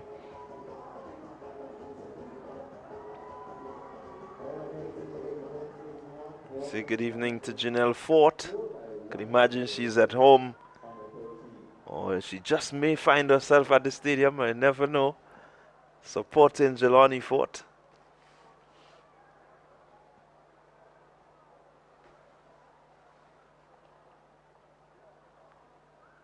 The action continues as we draw closer to the end of day 2. Whitsuntide Games 2026. Seconds, Sprinters Athletics Club. These are your winners of event 81, boys 4x100 meter relay, under 13. So the under 20 boys will be next up on the track, and we're going to have out of lane 1, Mustangs, lane 2, South City Rising Stars, lane 3, Track Blazers, lane 4 is going to be Ace Track Club, Altitude will be in 5, Fusion in 6, Roses Academy in 7, and Extreme Velocity would be in lane 8. Well, this one promises to be a very close one. Did not have the prelims. It's a straight final. 41.45 the record set last year by Idlat Academy. And that's the time I'm sure the teams from Ace and others might be looking at. 41.45. We have a seeded time here for Ace of 41.72. And the lineup here would include the likes of Delron John, Kazim Dubiset, Ethan Sam, Kyle Ned, Kimmel Murray, and Tevez Lewis. These are the athletes that are registered here for Ace Track Club. Well, the got to Quite keep. frankly, I don't see the caliber of athletes there to break the record of 41-45. But let's see what they can do this afternoon. Well, the quartet from the Altitude Track Academy, they boast of some good pedigree also. Deron Sincere, Cadet, Christoph Kelly's, Randy Jones. That's a formidable quartet indeed. Randy Jones, Christoph Callis, Deron Sincere, all sub-11 performers.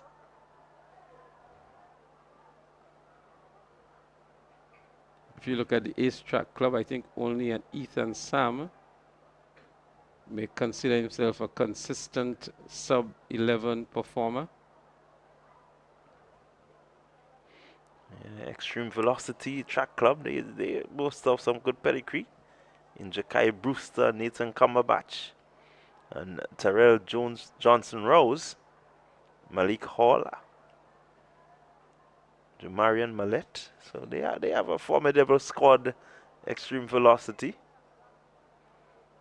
Track Blazers with Killon Moses, Tyreek McSween, Johnson Lewison, Tevez Newton.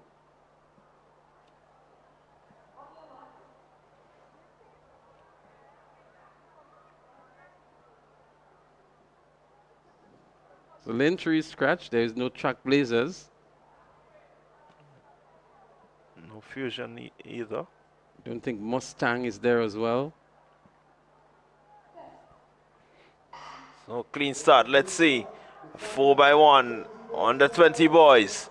And quite early you can see Altitude Track Academy making up some ground as they go into the first handover. Altitude Track Academy, they're out.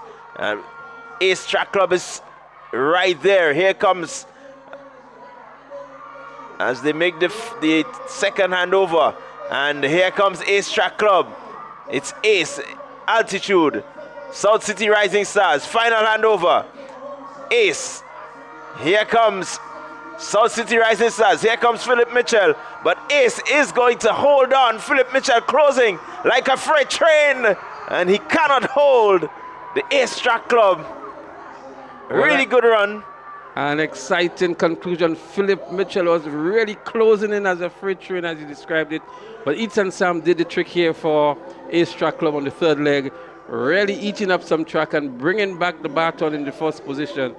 41-44. That would be a new record for Ace Track Club. And Philip Mitchell and his Altitude team would have to settle for second in 41-53. So 41-53 would just be outside of the record. 41-44 is the new record, the old record being 41-45. And a good run by Ace Track Club to establish a new record. From the lineup, they didn't look all that impressive, but I saw Ethan Sam there. I knew he was an excellent sub-11 runner at 10:45, and he really did it for them on that third leg. Yeah, really good, strong performance there. 100th of a second, and whether it's 100, whether it's a tenth, whatever it is, once you dip under the record time, the record belongs to you. Ace Track Club, record holder, gold medalist in the 4x1 under 20. Well, I thought Altitude Track Academy had a brilliant start on the first leg, but Ace really came into their own on the second and the third legs. And Philip Mitchell, with all the speed he have at a 10:75 athlete, just couldn't close in on Ace Track Club. And in the end, a record-breaking performance. Yeah, really a good run from the quartet from Ace, but spare thought for Mitchell. He got that baton and you could see the focus, the determination.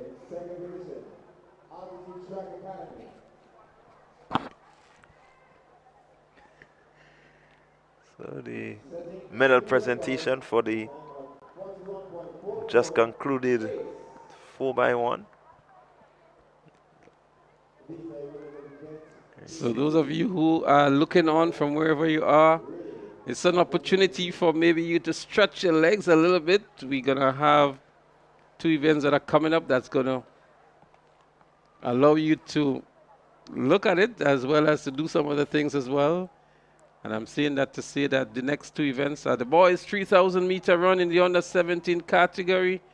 And then we have the men 5,000 meter run in the open and international. Before we get into the final two relays for the day, the 4x400 meter open and international for women and the 4x400 meter relay open and international for men. And these 3,000 for on the 17s should see Michael Moses,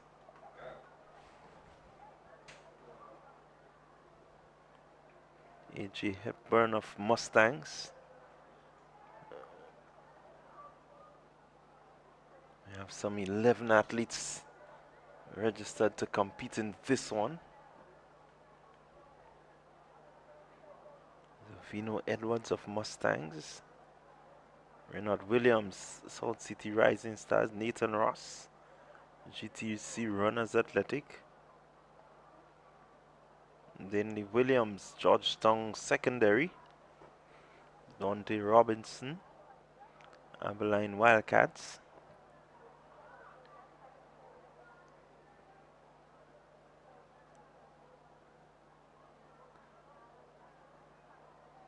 Jet Luling of That Academy should be there also. Jeremiah Wright rather, from That Academy.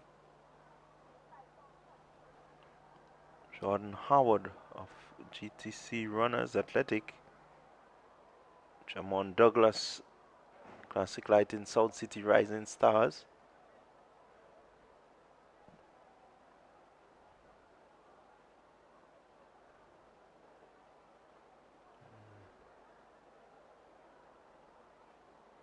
So it makes for a really interesting event.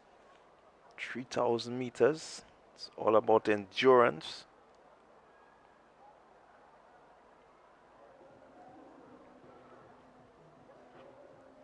And even the 3,000 meters, in recent times, we've seen this event become somewhat a sprint to the finish. 2 more relays left for this one, the 4x400. First we got the 3,000 meter under 17 boys. So 11 competitors registered. We're not too certain how many we will get. We'll know that momentarily. 7:30 a.m. to 5:30 p.m. at the World Trade Center. But certainly day two, the weather doing its part, and the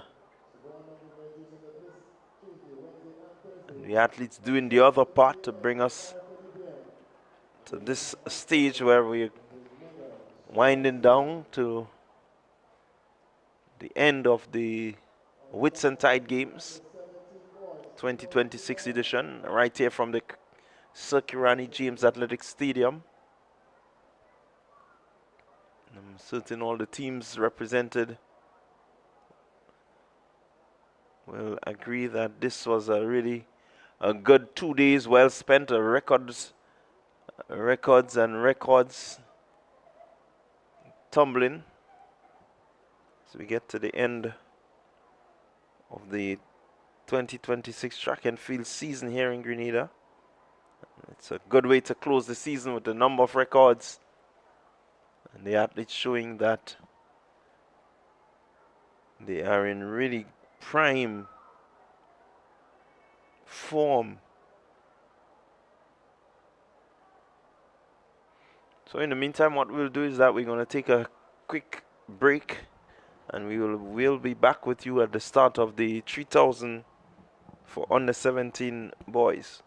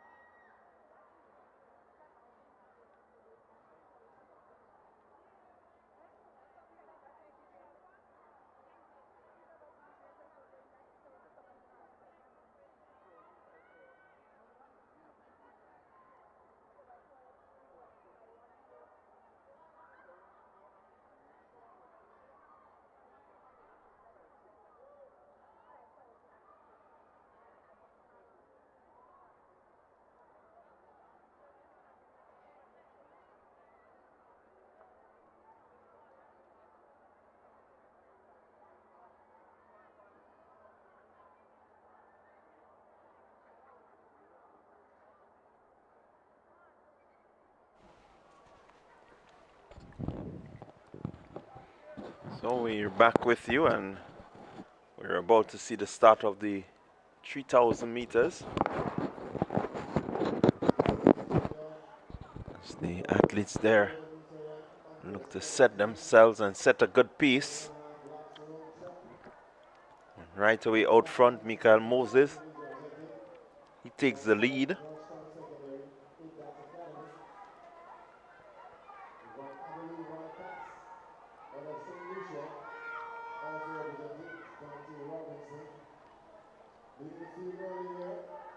So Moses just looking to assert his lead on this event.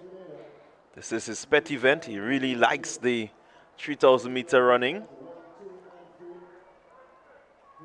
9 athletes in this one.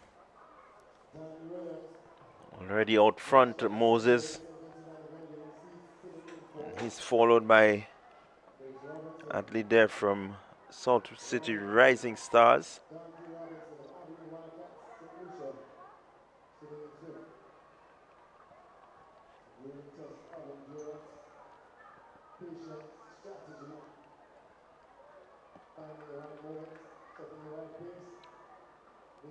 So it's Moses with a comfortable lead.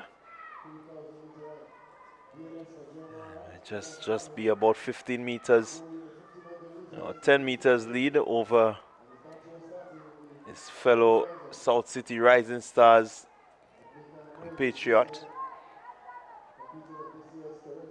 So South City Rising Stars occupying the first, second, and fourth position so far. It's early days in this one. Generally, when the field is spread like this, it tends to remain the same way. So Moses continues out front.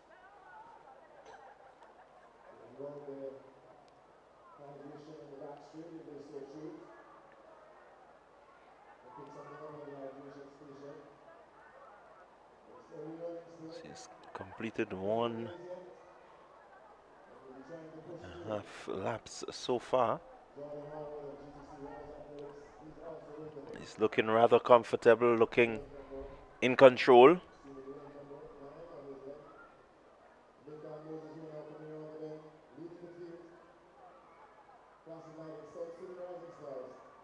So it's Michael Moses. I make it a 60-meter lead.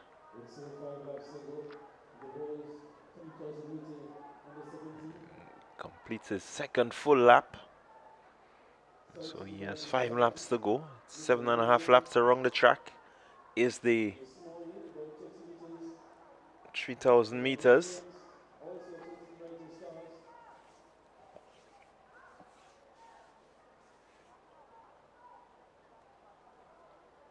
So Moses clearly ahead. Field of his own.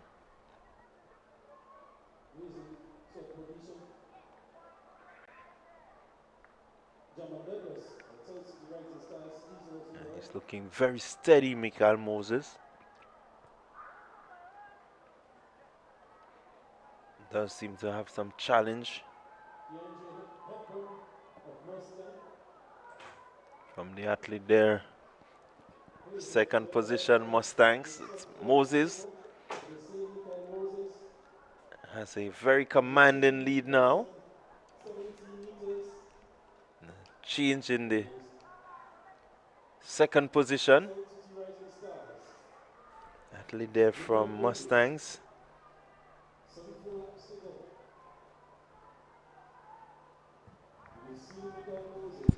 Well, Clyde, we saw young Moses doing excellent work at the 3,000 at some of the local events. A lot was on his shoulders for Carifta.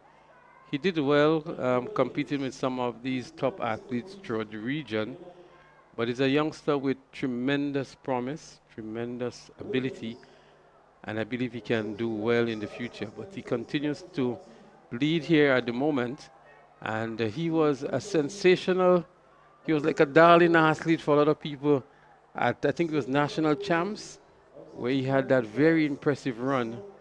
And the expectations for Carifter really was built around that performance we saw at the national champs. Yeah, I quite agree with you. 9:33:44. That was the time for the national championships, and really everyone was expecting that he would have at least be amongst the medal. But he was just outside the medals at Carifta. So he has a bit of work to do in terms of ensuring that as he transitions into that upper category, because the 3000 under 17, you have some really good under 17 runners at 3000 meters who are a bit older than he is. Well, he's only 15 years old now, so he still has maybe at least one more year in the under 17 category at Carifta Games. Should see some dominance coming from him then. Does need to look out for a few athletes, but nonetheless, the quality that he has shown, once he continues to improve, then he should be able to bag a Carifta medal come next Carifta.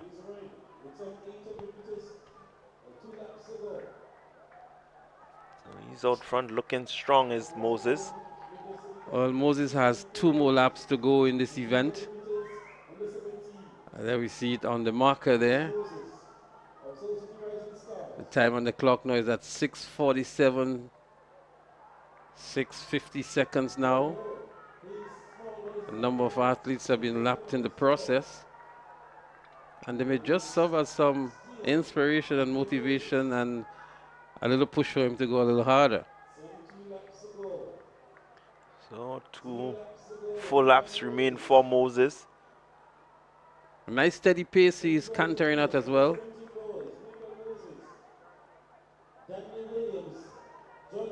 Williams of Georgetown is currently in the 2nd position.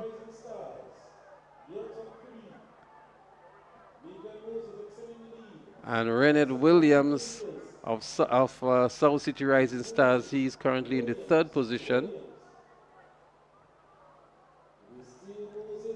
And then we have Jamon Douglas from South City Rising Stars, Renard Williams and Douglas, both of South City Rising Stars, currently in 3rd and 4th.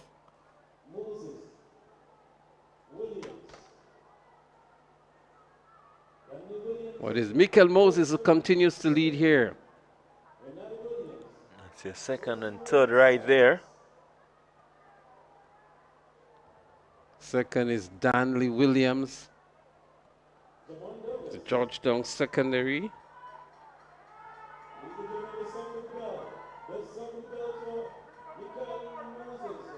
This is the bell up here for Mikel Moses and the 2 Williams who are now in 2nd and 3rd. Well, that's Mikel Moses here, the leader of the 3,000 meters in the under 17 category. Goes before us in front of the main stands here for the final time. And he's maintaining his pace, he's maintaining his speed. He has his eyes on the athlete in front of him. That will be an urge for him to go a little faster. Going down the back straight for the last time is Mikel Moses.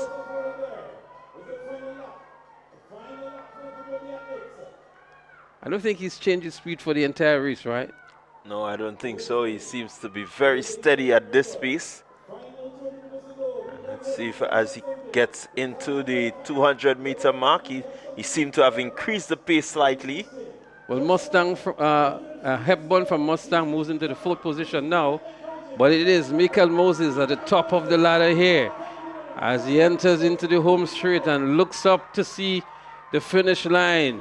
He begins to motor a little faster now. He puts in the kick here now and is sprinting towards the finish line, maintaining good form as well. Mikel Moses, a standing ovation he's receiving here from the appreciable crowd at the Kirani James Athletic Stadium. just under 10 minutes as well. That's Williams. Michael Moses has a message here for everybody. We're looking at the second place finisher here now. That's Danley Williams from Georgetown Secondary School. He's going to take the silver medal. And Renard Williams of South City Rising Stars will come up shortly. He's going to take the bronze. But a good run from Williams from Georgetown Secondary as we look at the other Williams who picks up the bronze medal now from the South City Rising Stars. That's Renard Williams. Yeah, again, the athletes are not really able to catch Moses from the time he left.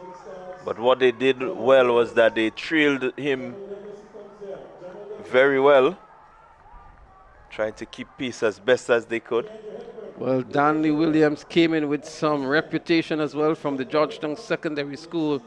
But today he was absolutely no match for Michael Moses with a dominating performance of 9 minutes 44.11 seconds. A little bit slower than what he did earlier on in the season. Williams in 10 minutes 20.2 seconds, and the other Williams, that's Renard Williams, 10 minutes 20.0 seconds.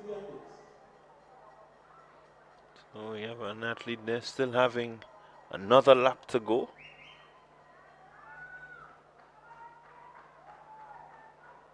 So quite a bit of running still to do in this one.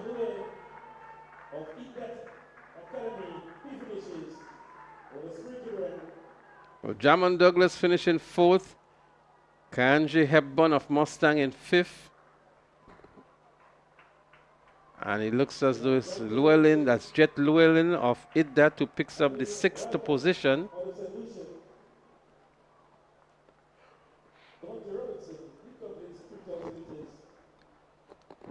Dante Robinson now, he would pick up the seventh position.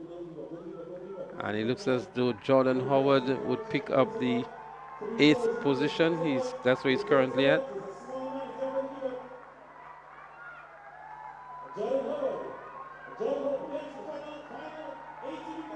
So the stadium announcer is trying to spot on Jordan Howard. He has just a couple more meters to go, maybe 50 meters or so, to pick up the eighth position.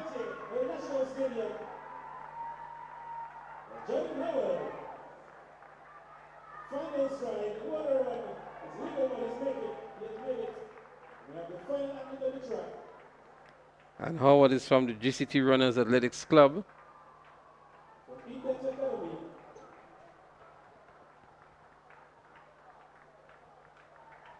Still have one more athlete on the track.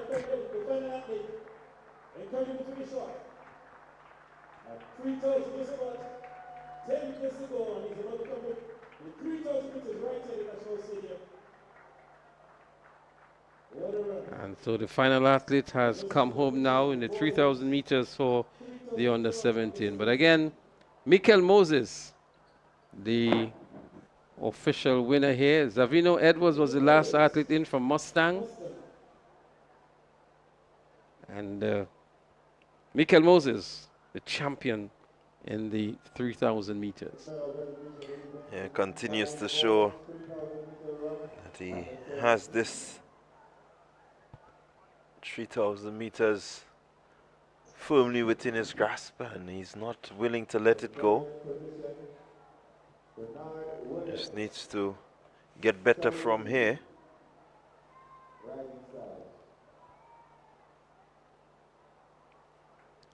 The next event on the track would be the 5,000 meters, as we're witnessing here now, the medal presentation for the winners of the 3,000 meters. Renard Williams was in third. Daley Williams was in second, and of course, Michael Moses picking up the gold medal.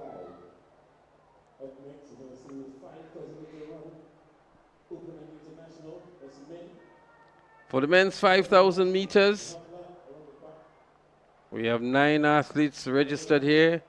Asanda Kara Solin from Mustangs, Sheldon Paul from Top Flight, Henry K. Francois from Mustangs, Gonzalez Lyndon from Classic Lighting Finish Line, Malachi Nero from Exceed as they up and running here, Jay Phillip from Classic Lighting Finish Line, Shondell Finley from Finish Line as well, Dwayne Newland from Top Flight, and Diallo Burgeon from IDDAT. So we do have 7 athletes competing. 9 registered, but 7 out there. Well, Sheldon Paul from Top Flight is not there. So too is Malachi Nero from Excess. So these 2 did not start.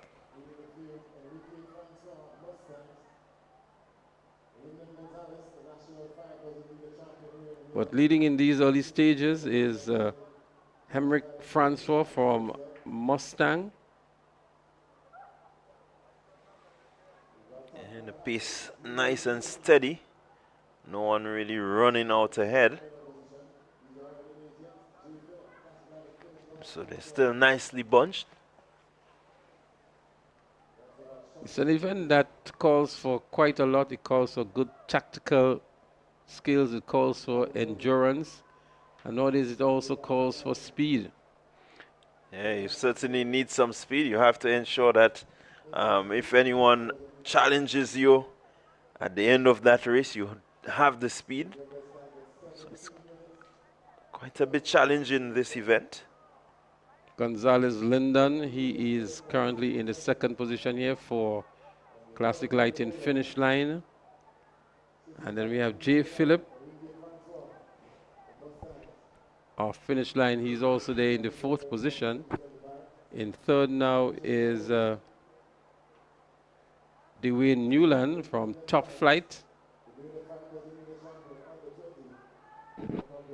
So the field just separating a bit. The top 5 athletes bunched nicely together, all by themselves right there. Stride pattern looking like if they're matching. Well, the current record holder is in the event.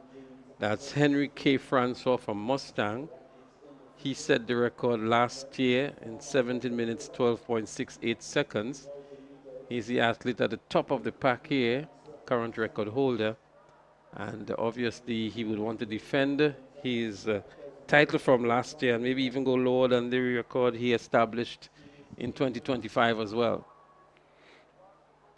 Yeah, he's closely followed by Gonzalez, so just may be looking at a bit of strategy there, just as to being able to evade the trailing pack.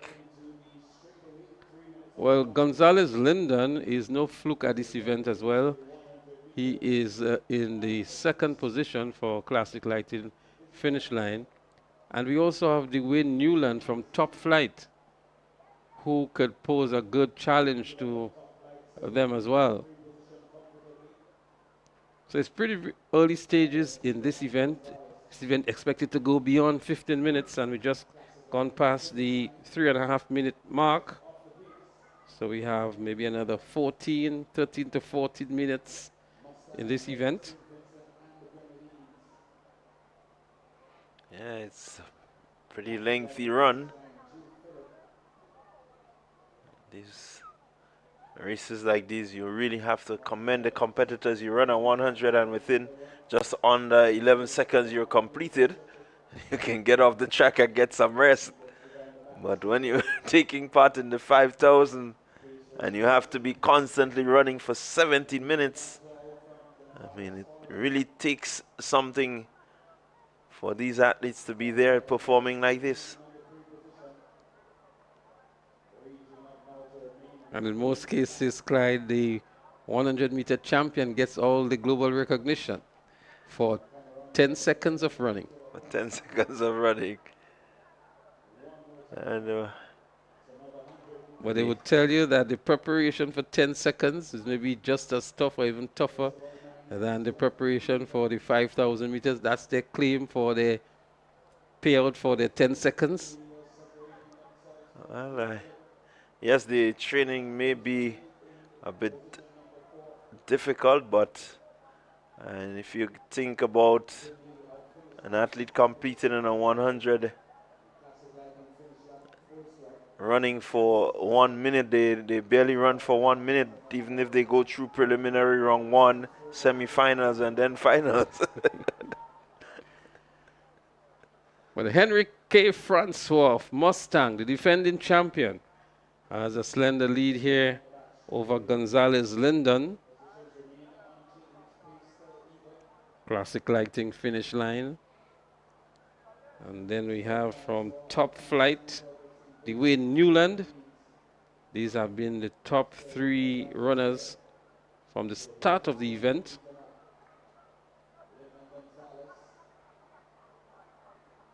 Just wondering whether or not somebody would make an early move just to see what the others have. A sort of a kick and then hold back, just to put some pressure on the field. But they all look very comfortable at the moment. They really look comfortable there, just striding nicely. No one are really trying to do too much. I think they know the need for endurance. Gonzalez making a little move here. Francois would not be too perturbed about that. You know, gone are the days, Clyde, when at the completion of 3,000 or 5,000 meters, everybody would be laid all flat on the track. These guys behave as though they're ready to run another 3,000 or another mile. I mean, that's how well they're prepared for these events these days. Yeah, the conditioning of the body certainly is something that is required. The more you condition it, the more you work at that event, then the better you get. And then the muscle memory as well is another important factor, you know. By doing it repetitively, the muscles get in tune to it and accommodate accordingly, you know. But the pace is picking up a little bit here now. I think Gonzalez wants to make a move. He wants to challenge really hard here Henry K. Francois. In the meantime, Dwayne Newland has fallen off the lead pack. He's still in the 3rd position, but no longer on the shoulders of those two. Here is Francois making another move. Moves back into the lead here. It's good to see these two athletes, you know, exchanging these leads and exchanging these tactics as well. Yeah, it's all about strategy. You test to see what the other has, and are they going to really go flat out? But again, Gonzalez not really wanting to go flat out as yet, just looking to keep a decent pace. But they're setting up a stage here for some exciting finish as well, and I would love to see the two of them coming into the home straight here, shoulder to shoulder, and battling for the finish line. Just may have it as the lead changes again. Gonzalez looking to get ahead. And you know, we're enjoying the games that has been played here between these two athletes. Gonzalez, Lyndon here, putting on maybe a 10-meter lead. But Francois, I'm sure, is not to put up. He's backing his ability. He knows what he has in him, and he's going to allow him maybe to go a little bit here and then catch up with him again. But some tactical moves being deployed here by both athletes. I think the key here for Gonzalez, he wants to see how much Francois will push to ensure that he gets close to him. Francois just deciding to allow the gap to widen, which is not what is recommended.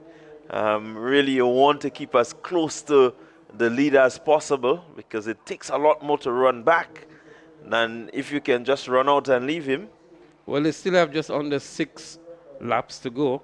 We saw a very tactical move being made at Carifta Games this year by the young McIntyre, the Bajan, who knew she didn't have the kick at the end, and what she did on the Jamaicans, that she established a sizable lead into the event. And although the Jamaican had that speed and was catching up on her, she ran out of track in the end, and the gold medal went to Barbados. I'm sure they're still happy about that. We've heard from the coach this morning of the performance of the Bajan team at Carifta. They're going to be hosting Carifta in 2028, and I'm sure they want to put in a spectacle as well. They want to do well next year and continue along that trend in 2028. Well, the structures that Prime Minister Motley have spoken of to ensure that Barbados gets its name recognized at the Carifta Games are more frequent. They will be looking to ensure that it bears fruits. It looks like a 50-meter lead here being established by Gonzalez Lyndon over Henry K. Francois.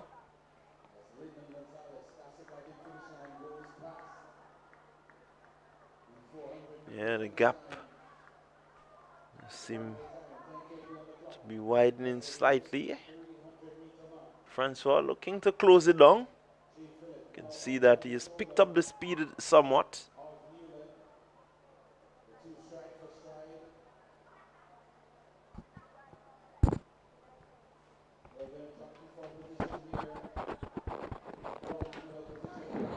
Lyndon Gonzalez continues to lead.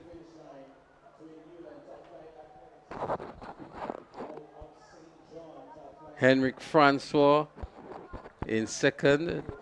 Dwayne Newton still in third position.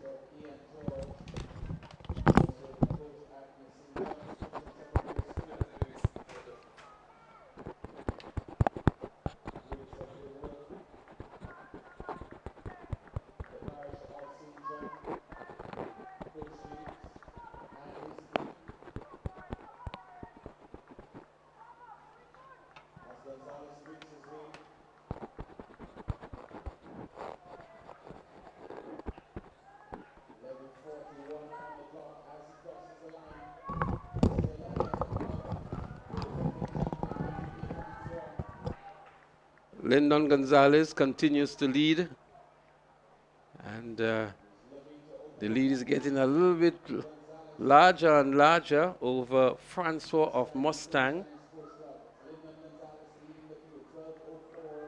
Gonzalez does have about 4 laps remaining. Well, the time on the clock is now 12:12, so 12 minutes gone. 4 laps to go for Gonzalez.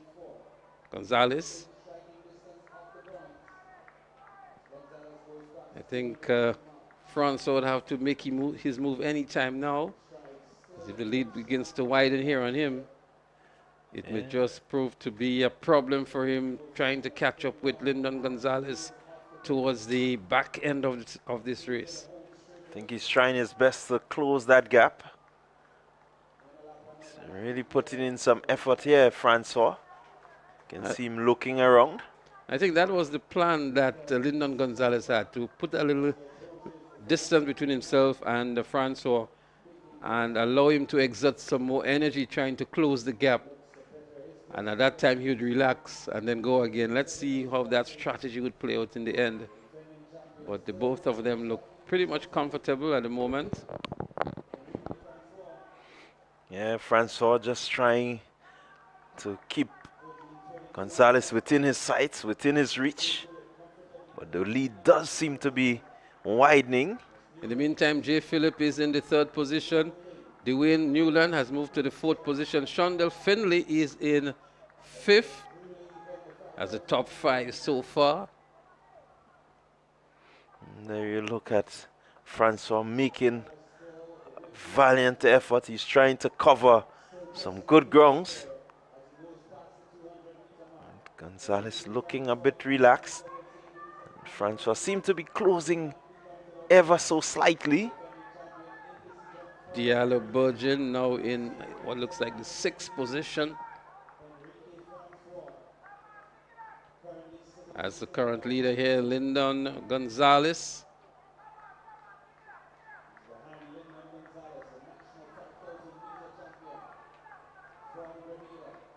Yeah, just about a 40-meter lead. Francois would have his work cut out for him because Lyndon Gonzalez, we saw him at National Champs. He was actually the winner there, and a virtual unknown to many persons. I think he goes to the Boca Secondary School. He's been coached by Charles there from the Finish Line Sports Club, and impressed many who were here at the National Stadium, we can see Francois making a real effort here now to close the gap. And I think he's playing directly into the hands of Lyndon Gonzalez. That's exactly what he wanted, to put some pressure on Francois.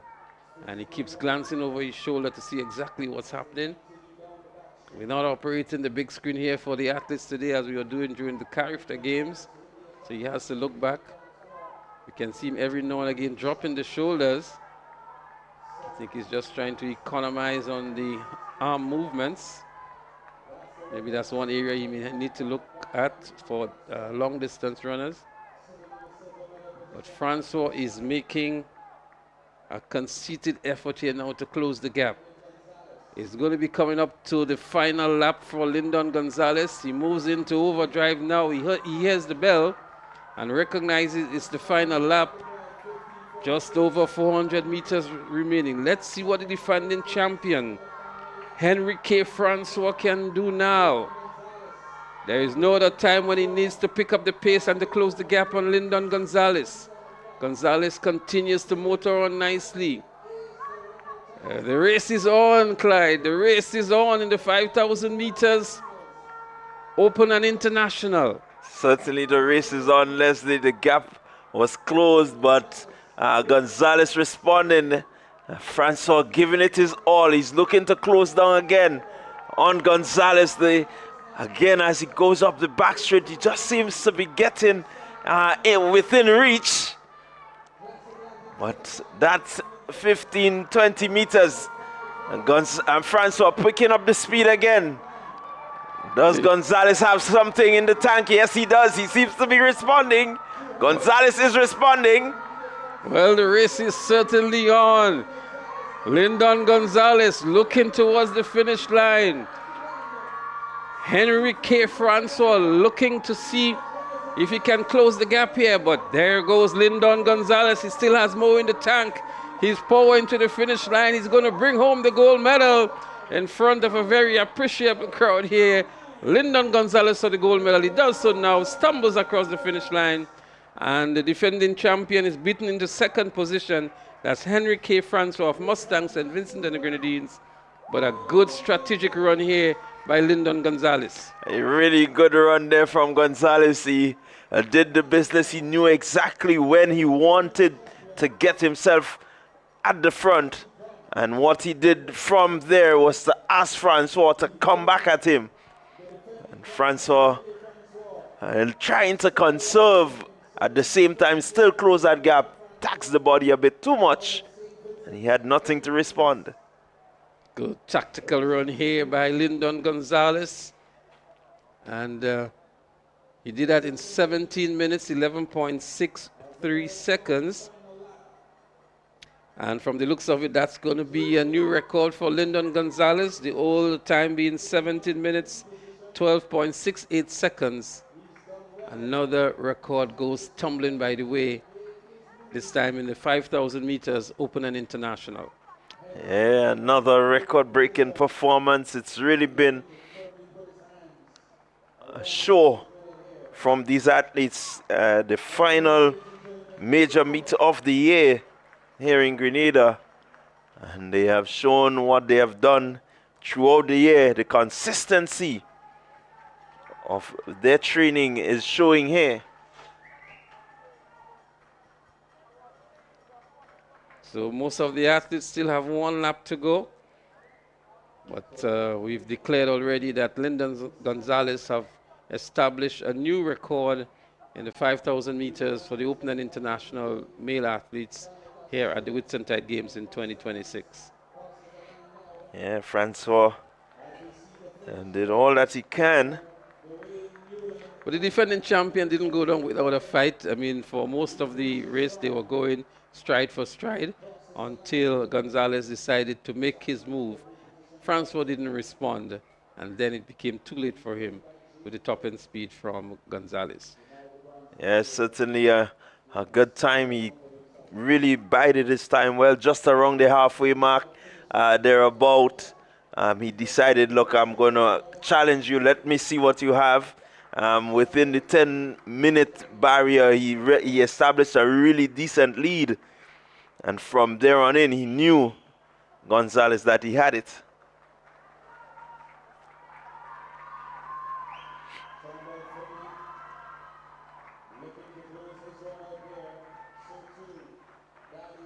Well, in third position was J. Philip Dwayne Newland from Top Flight, finishing fourth. Shondell Finley from Finish Line, finished in the fifth position.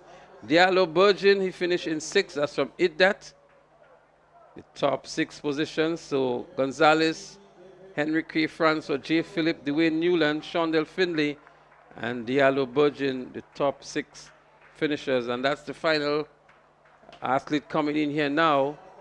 From Mustang, Sandaka Solin. Still has one lap to go.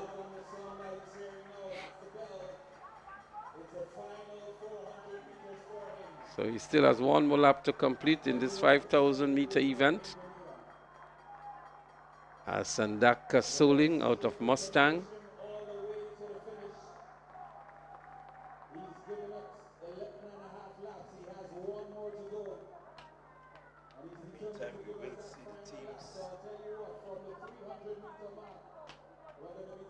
Following the 5,000 meter, there's going to be the final two relay events. We did have some rain delays today, and we've been pushed all the way, almost 9:30 p.m. local time.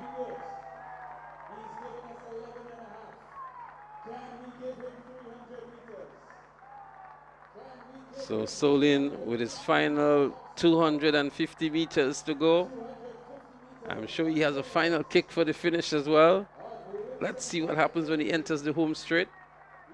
Should have a kick for the finish.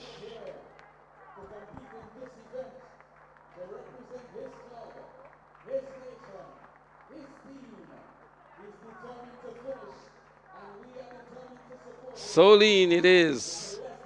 Rounding the turn for the final time before he enters into the home straight and has his eyes on the finish line.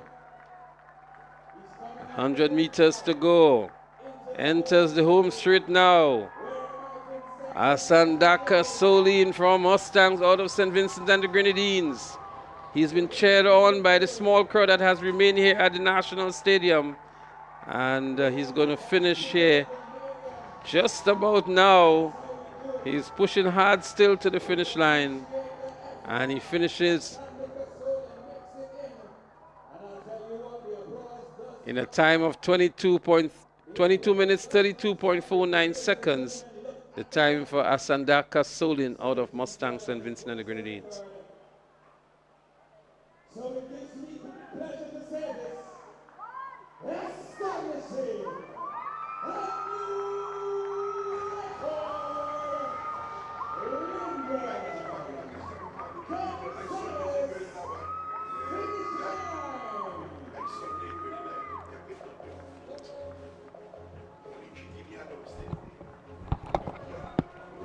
So there we have it, the official results of the 5,000 meter run, open and international. The new record established by Lyndon Gonzalez of 17 minutes, 11.63 seconds as we get set for the final two events of Whitsuntide Games 2026. Yes, certainly the final two events promises to be events that will be highly charged. It's the 4x400 meter races. Well, if you look towards the top of the screen there, you will see the athletes making their way onto the track, just about the starting area for the 400 meters. The girls are on the track, or the ladies are on the track now. And we're going to see representatives from Timing Track Club, South City Rising Stars, Altitude Track Academy, Roots Sports Club, Classic Lighting Finish Line, Ace Track Club, Roses Academy, Peak Performance Track Club, Sprinters Athletics Club, and IDDAT. These are the clubs that are registered. As we look at the medalists for the 5,000 meters, the new record holder, Lyndon Gonzalez, defeating the old champion out of Mustang. That's K. Francois.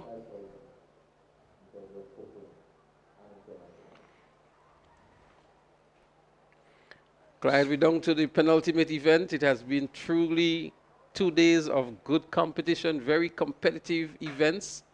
I mean, we understand it's the back end of the track and field season, and so we don't have the bumper crowds as we've come to expect here at the Kirani James Athletic Stadium.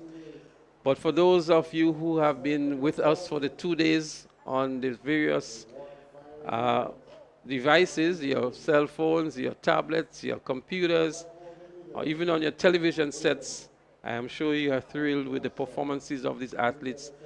We were not able to tally the total number of records that were broken, but this has been indeed a record-breaking performance at Whitsuntide Games 2026. Well, I continue to say that 2026 in Grenada has been a year of record-breaking performances from start to end. We have a number of records being set and new ones established. The old ones broken, not just broken in some instances, but obliterated. 2026 continues to be that year where the athletes are showing that they're ready to move to a new level.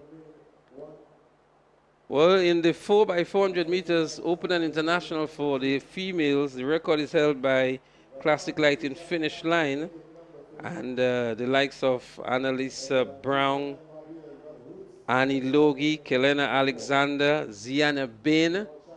These were the athletes that established that record, and many of them, well, except for Ziana Bain, I don't think she'll be running today, but Annie Logie, Kiana Alexander, and we also have Annalisa Brown.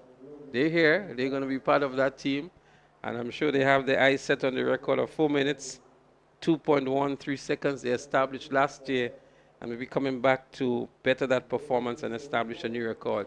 So maybe it's not yet over for the record-breaking performances. We still have 2 events remaining. And I'm sure for the final event, the 4x4 Ace Track Club, and maybe even Extreme out of Barbados, with the Janani Hamlet and others, Jalino Hamlet and others, may have their eyes on the record as well. Well, the Classic Lighting Finish Line in the females, certainly they have a good quartet, and they will be setting their sights on that record. So the quartet will come from Kiana Alexander, Annie Logie, Saraya Phillip, and Annalisa Brown. The only difference here is that Saraya Phillip replaces Ziana Bain. And with the improved performances we've seen from these young ladies, they're in line to run even better than they did last year. And they've been strengthened here by Saraya Phillip as well. And it's going to be an interesting combination here. And let's see what they can return at the end of the event. Ace has Shaffonia Houston with them. They are Gavia Walker, Kishona Phillip, and Maya Stanisklaus. Brynell Thomas and Zania Belfort are also part of the team, so they will decide who would be the 4 that they would put forward here. Altitude Academy has Peaches Panchu, Brianna Oliver, Christina Charles, Kamaya Alexander. Haley Tyrrell is also listed. I doubt she would run at all. And Kelina Modeste is also part of the team from the Altitude Track Academy. South City Rising Stars have Olivia Latouche, Kayla Allen, Montisha San Bernard. We haven't seen her throughout these games at all. And Kylie Williams as well as Angelica Waldron. And the Sprinters Athletics Club has Tishanti Gibbs, Kenisha Calise, Nicola Peer, Rena Horsford, Chaya Peer, and DeAndre Henry. So they would have to decide who would be the top 4 as well. But I think the runnings here would definitely be between maybe an Ace Track Club and a Classic Lighting Finish Line. The Classic Lighting Finish Line quartet looks a formidable one here, I must admit. And let's see what happens on the track. And they certainly do look a formidable squad. Saraya Phillip has been running well the 400-meter hurdles. Throughout the season, she's improved on her times. And so she has no barriers to clear, so it just may mean that she can go a bit faster than if she had the hurdles, and thus making a good replacement for a record-breaking team. Well, Annalisa Brung on the straight 400 did a 55.55, I think it was. And so I'm sure she would anchor the team. They're on their marks.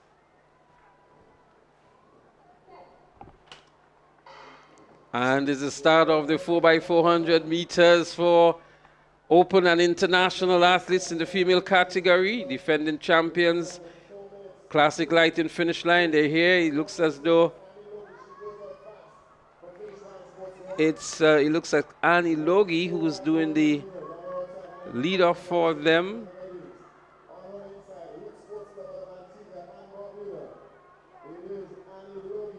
Indeed, it is Annie Logie who is leading off here for the classic lighting finish line. Part of the St. Joseph Convent St. George's double winning team at Intercol Games in 2025 and 2026. Roots Sports Club is in second position here. Annie Logie has some challenge on her inside. Peaches Panchu is also there for Altitude Track Academy. The first standover, marginally so for. And here we go. It's still classic lighted finish line. And I make it Kiana Alexander on that leg. And she will look to establish a decent lead. But Roots Sports Club seem to be challenging as they make the break for the inside lane. It's Kiana Alexander, finish line with the lead. Classic Lighting South City Rising Stars making a good run back, but it's finish line followed by Roots. Here comes Altitude. Altitude making their move now, but it's still out front. Kiana Alexander looking to establish a further lead on the trailing teams. And she's pulling herself away in it. Just a few more meters before she makes the handover. And that handover will be to Soraya. Soraya Phillip has the baton for her team. Well, a good run here by finish line. Second and third is in close contention here between what looks like Altitude and Rose's Academy, but a good 40-meter lead extended here by finish line, and they still have Annalisa Brown to anchor them home. It's going to be Curtin's call. Well, there they go. Altitude Track Club now moves into the second position. Well, this is the leader of the 4x400 meters relay here now. It looks like Soraya Phillip off Classic Lighting finish line. They're closing in on slightly, but it's still a commanding lead to hand it over to Annalisa Brown, who has just returned a 55-second 400-meter moments ago. Annalisa Brown to anchor home. Annalisa Brown with the baton. And she will look to press home the advantage that she has. And she's looking to open up a gap. And just about, I make it 50, 60 meters lead over this team in second position. Annalisa Brown really moving quickly.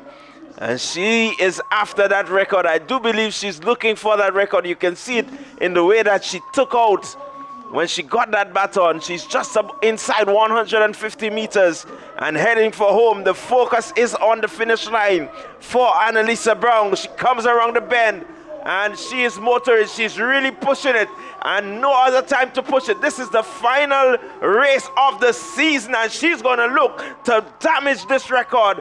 Annalisa Brown, as she heads to the finish line, keep your eyes on it. 3 minutes, 55.1 seconds on the flash time.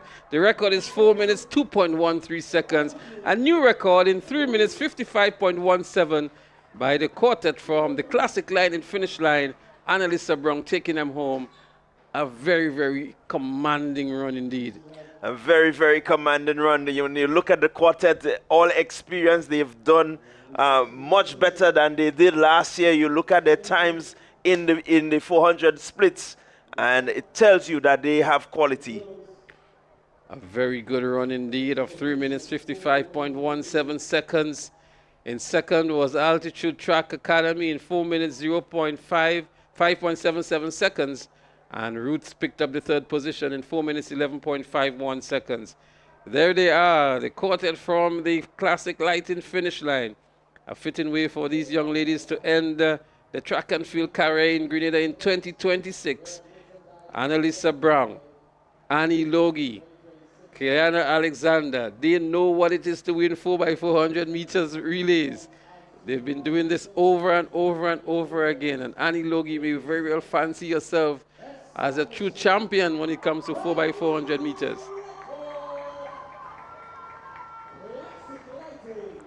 Yeah, the records continue to tumble. And 2026, the record-breaking year. We still have one more potential record to go. We've seen the Ace Track Club dominate the 400 flat out, the top 4 in the 400 finals from the Ace Track Club. I'm going to tell you something, Clyde. If Ace Track Club feels Michael Francois, if they feel Toussaint, if they feel, just give me a second here, if they feel Toussaint, if they feel Troy Mason, they don't need to put anybody else in there. Well, they certainly have the pedigree. They have the quality. They still have a Kyle Nair, a Matthew Paul, a Lennon Williams. As a matter of fact, Ace Track Club could afford to field more than one team for this final event. They would have to look at Extreme Velocity Track Club with Jalino Hamlet, Tyrell Johnson Rouse, Shamari Greenwich Lewis, Nadal Seal, and Jake Brewster. So I believe Brewster would be there for sure. Hamlet would be there for sure. And I'm not sure who would be the next two for Extreme Velocity. But we saw what Hamlet did at Carifla Games 2026 right here in Grenada to bring home the gold medal for Barbados. And let's see what he can do as he's back here at the Spice Isle one more time. Yeah, he will remember and have in his memory that run to bring home his team. Will be one of his favorite memories. I can tell you the record is at 3 minutes 9.10 seconds, and guess who is part of that record-breaking team from Ace Track Club? Troy Mason, Toussaint, Kyle Ned, and Michael Francois. So if we were to take a similar leaf out of what happened previously with the quartet from Finish Line who established the record last year, improved on their performances in 2026 and came back to break the record, establish a new record in 2026. The same thing will very well happen in the men's category.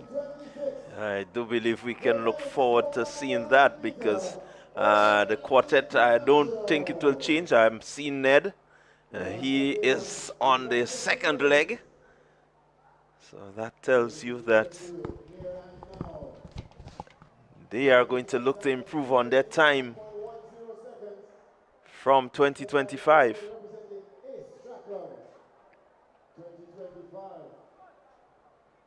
You know what I would like to see? I would like to see somebody getting the baton maybe 10, 15 meters ahead of a Michael Francois on that final leg to really create that level of excitement going into the last event or closing off the last event of the Games 2026.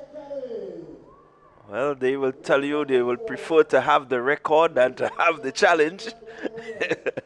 So I do believe the rest of the team, they're going to run hard and get that baton to Francois. Well, Extreme Velocity, they're here. We have 13 teams registered for this event. But for sure, we don't have 13 teams here.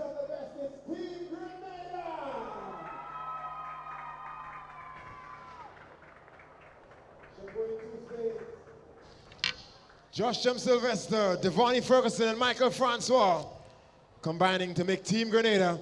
And out there in number 7 from St. Vincent and the Grenadines, it is That Academy.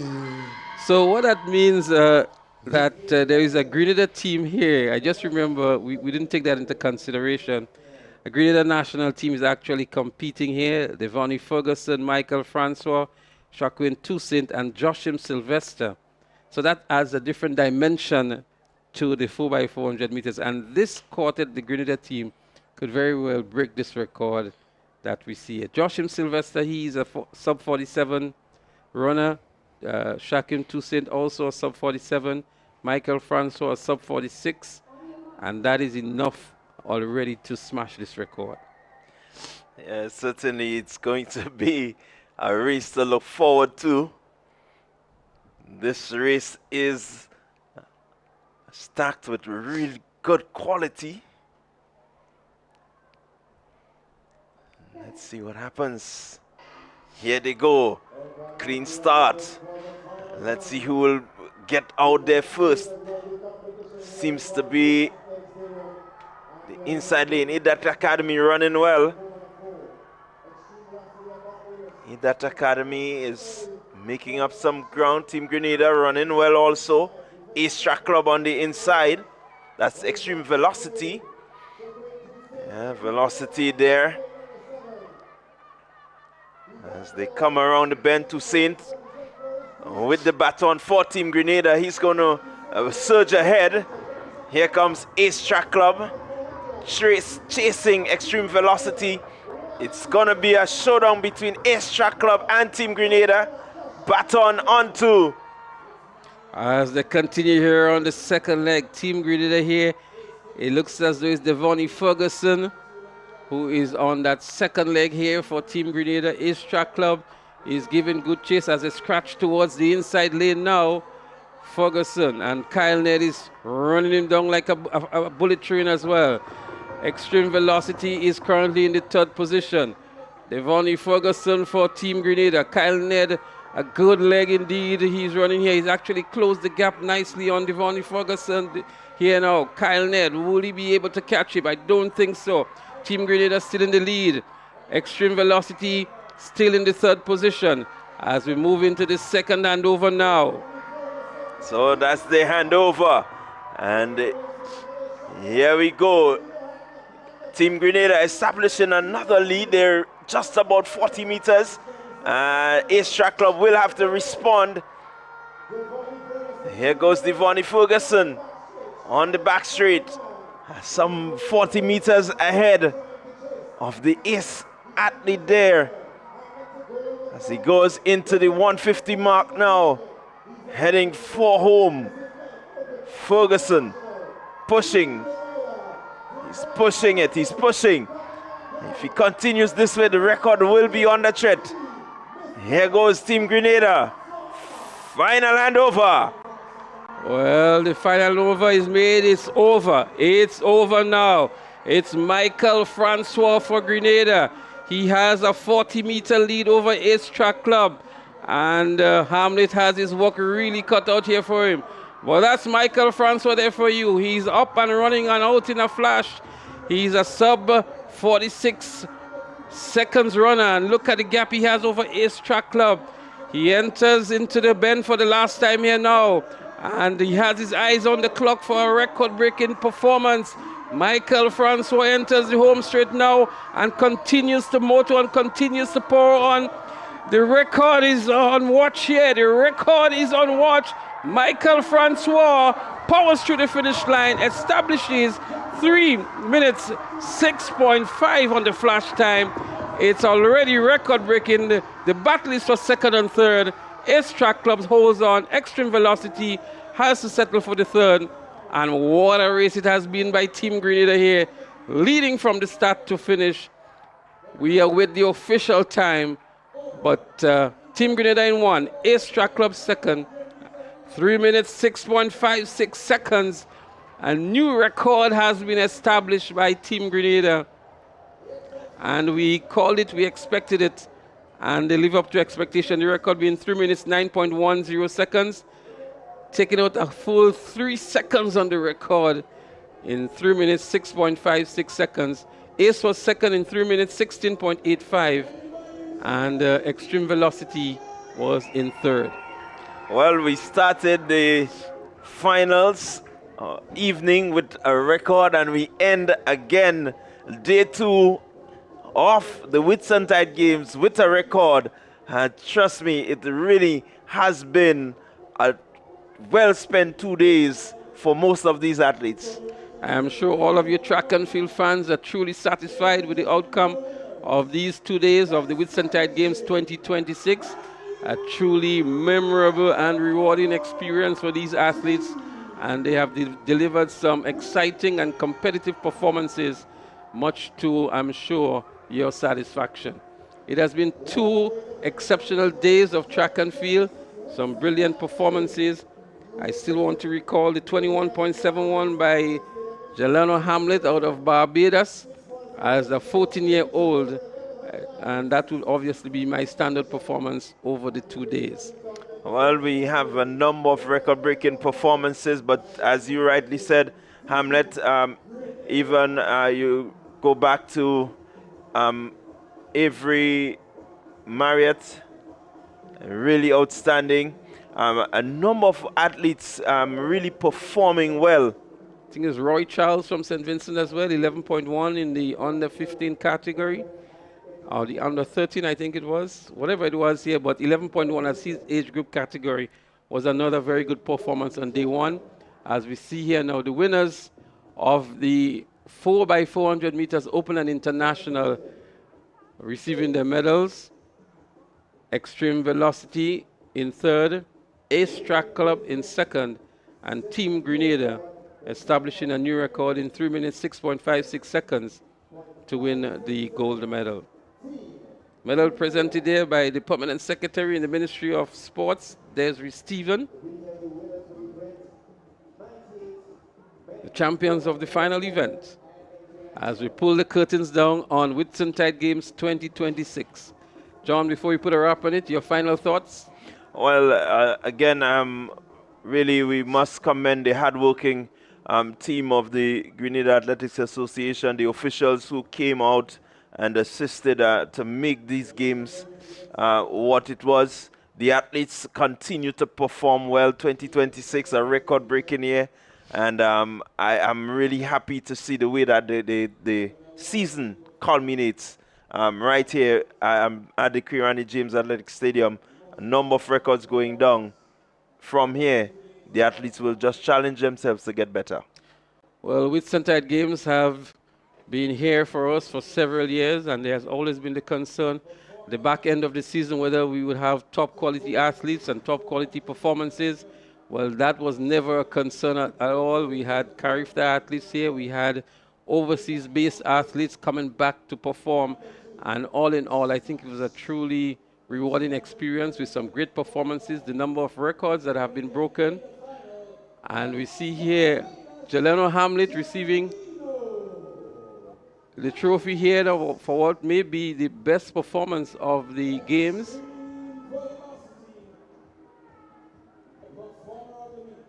The performer of the meet indeed, and I mentioned a moment ago the 21.71 seconds in the 200 meters, and of course a sub 50 time in the 400 meters for a 14-year-old, deservedly so, the best performer of the meet, Jelano Hamlet, out of Extreme Velocity in Barbados.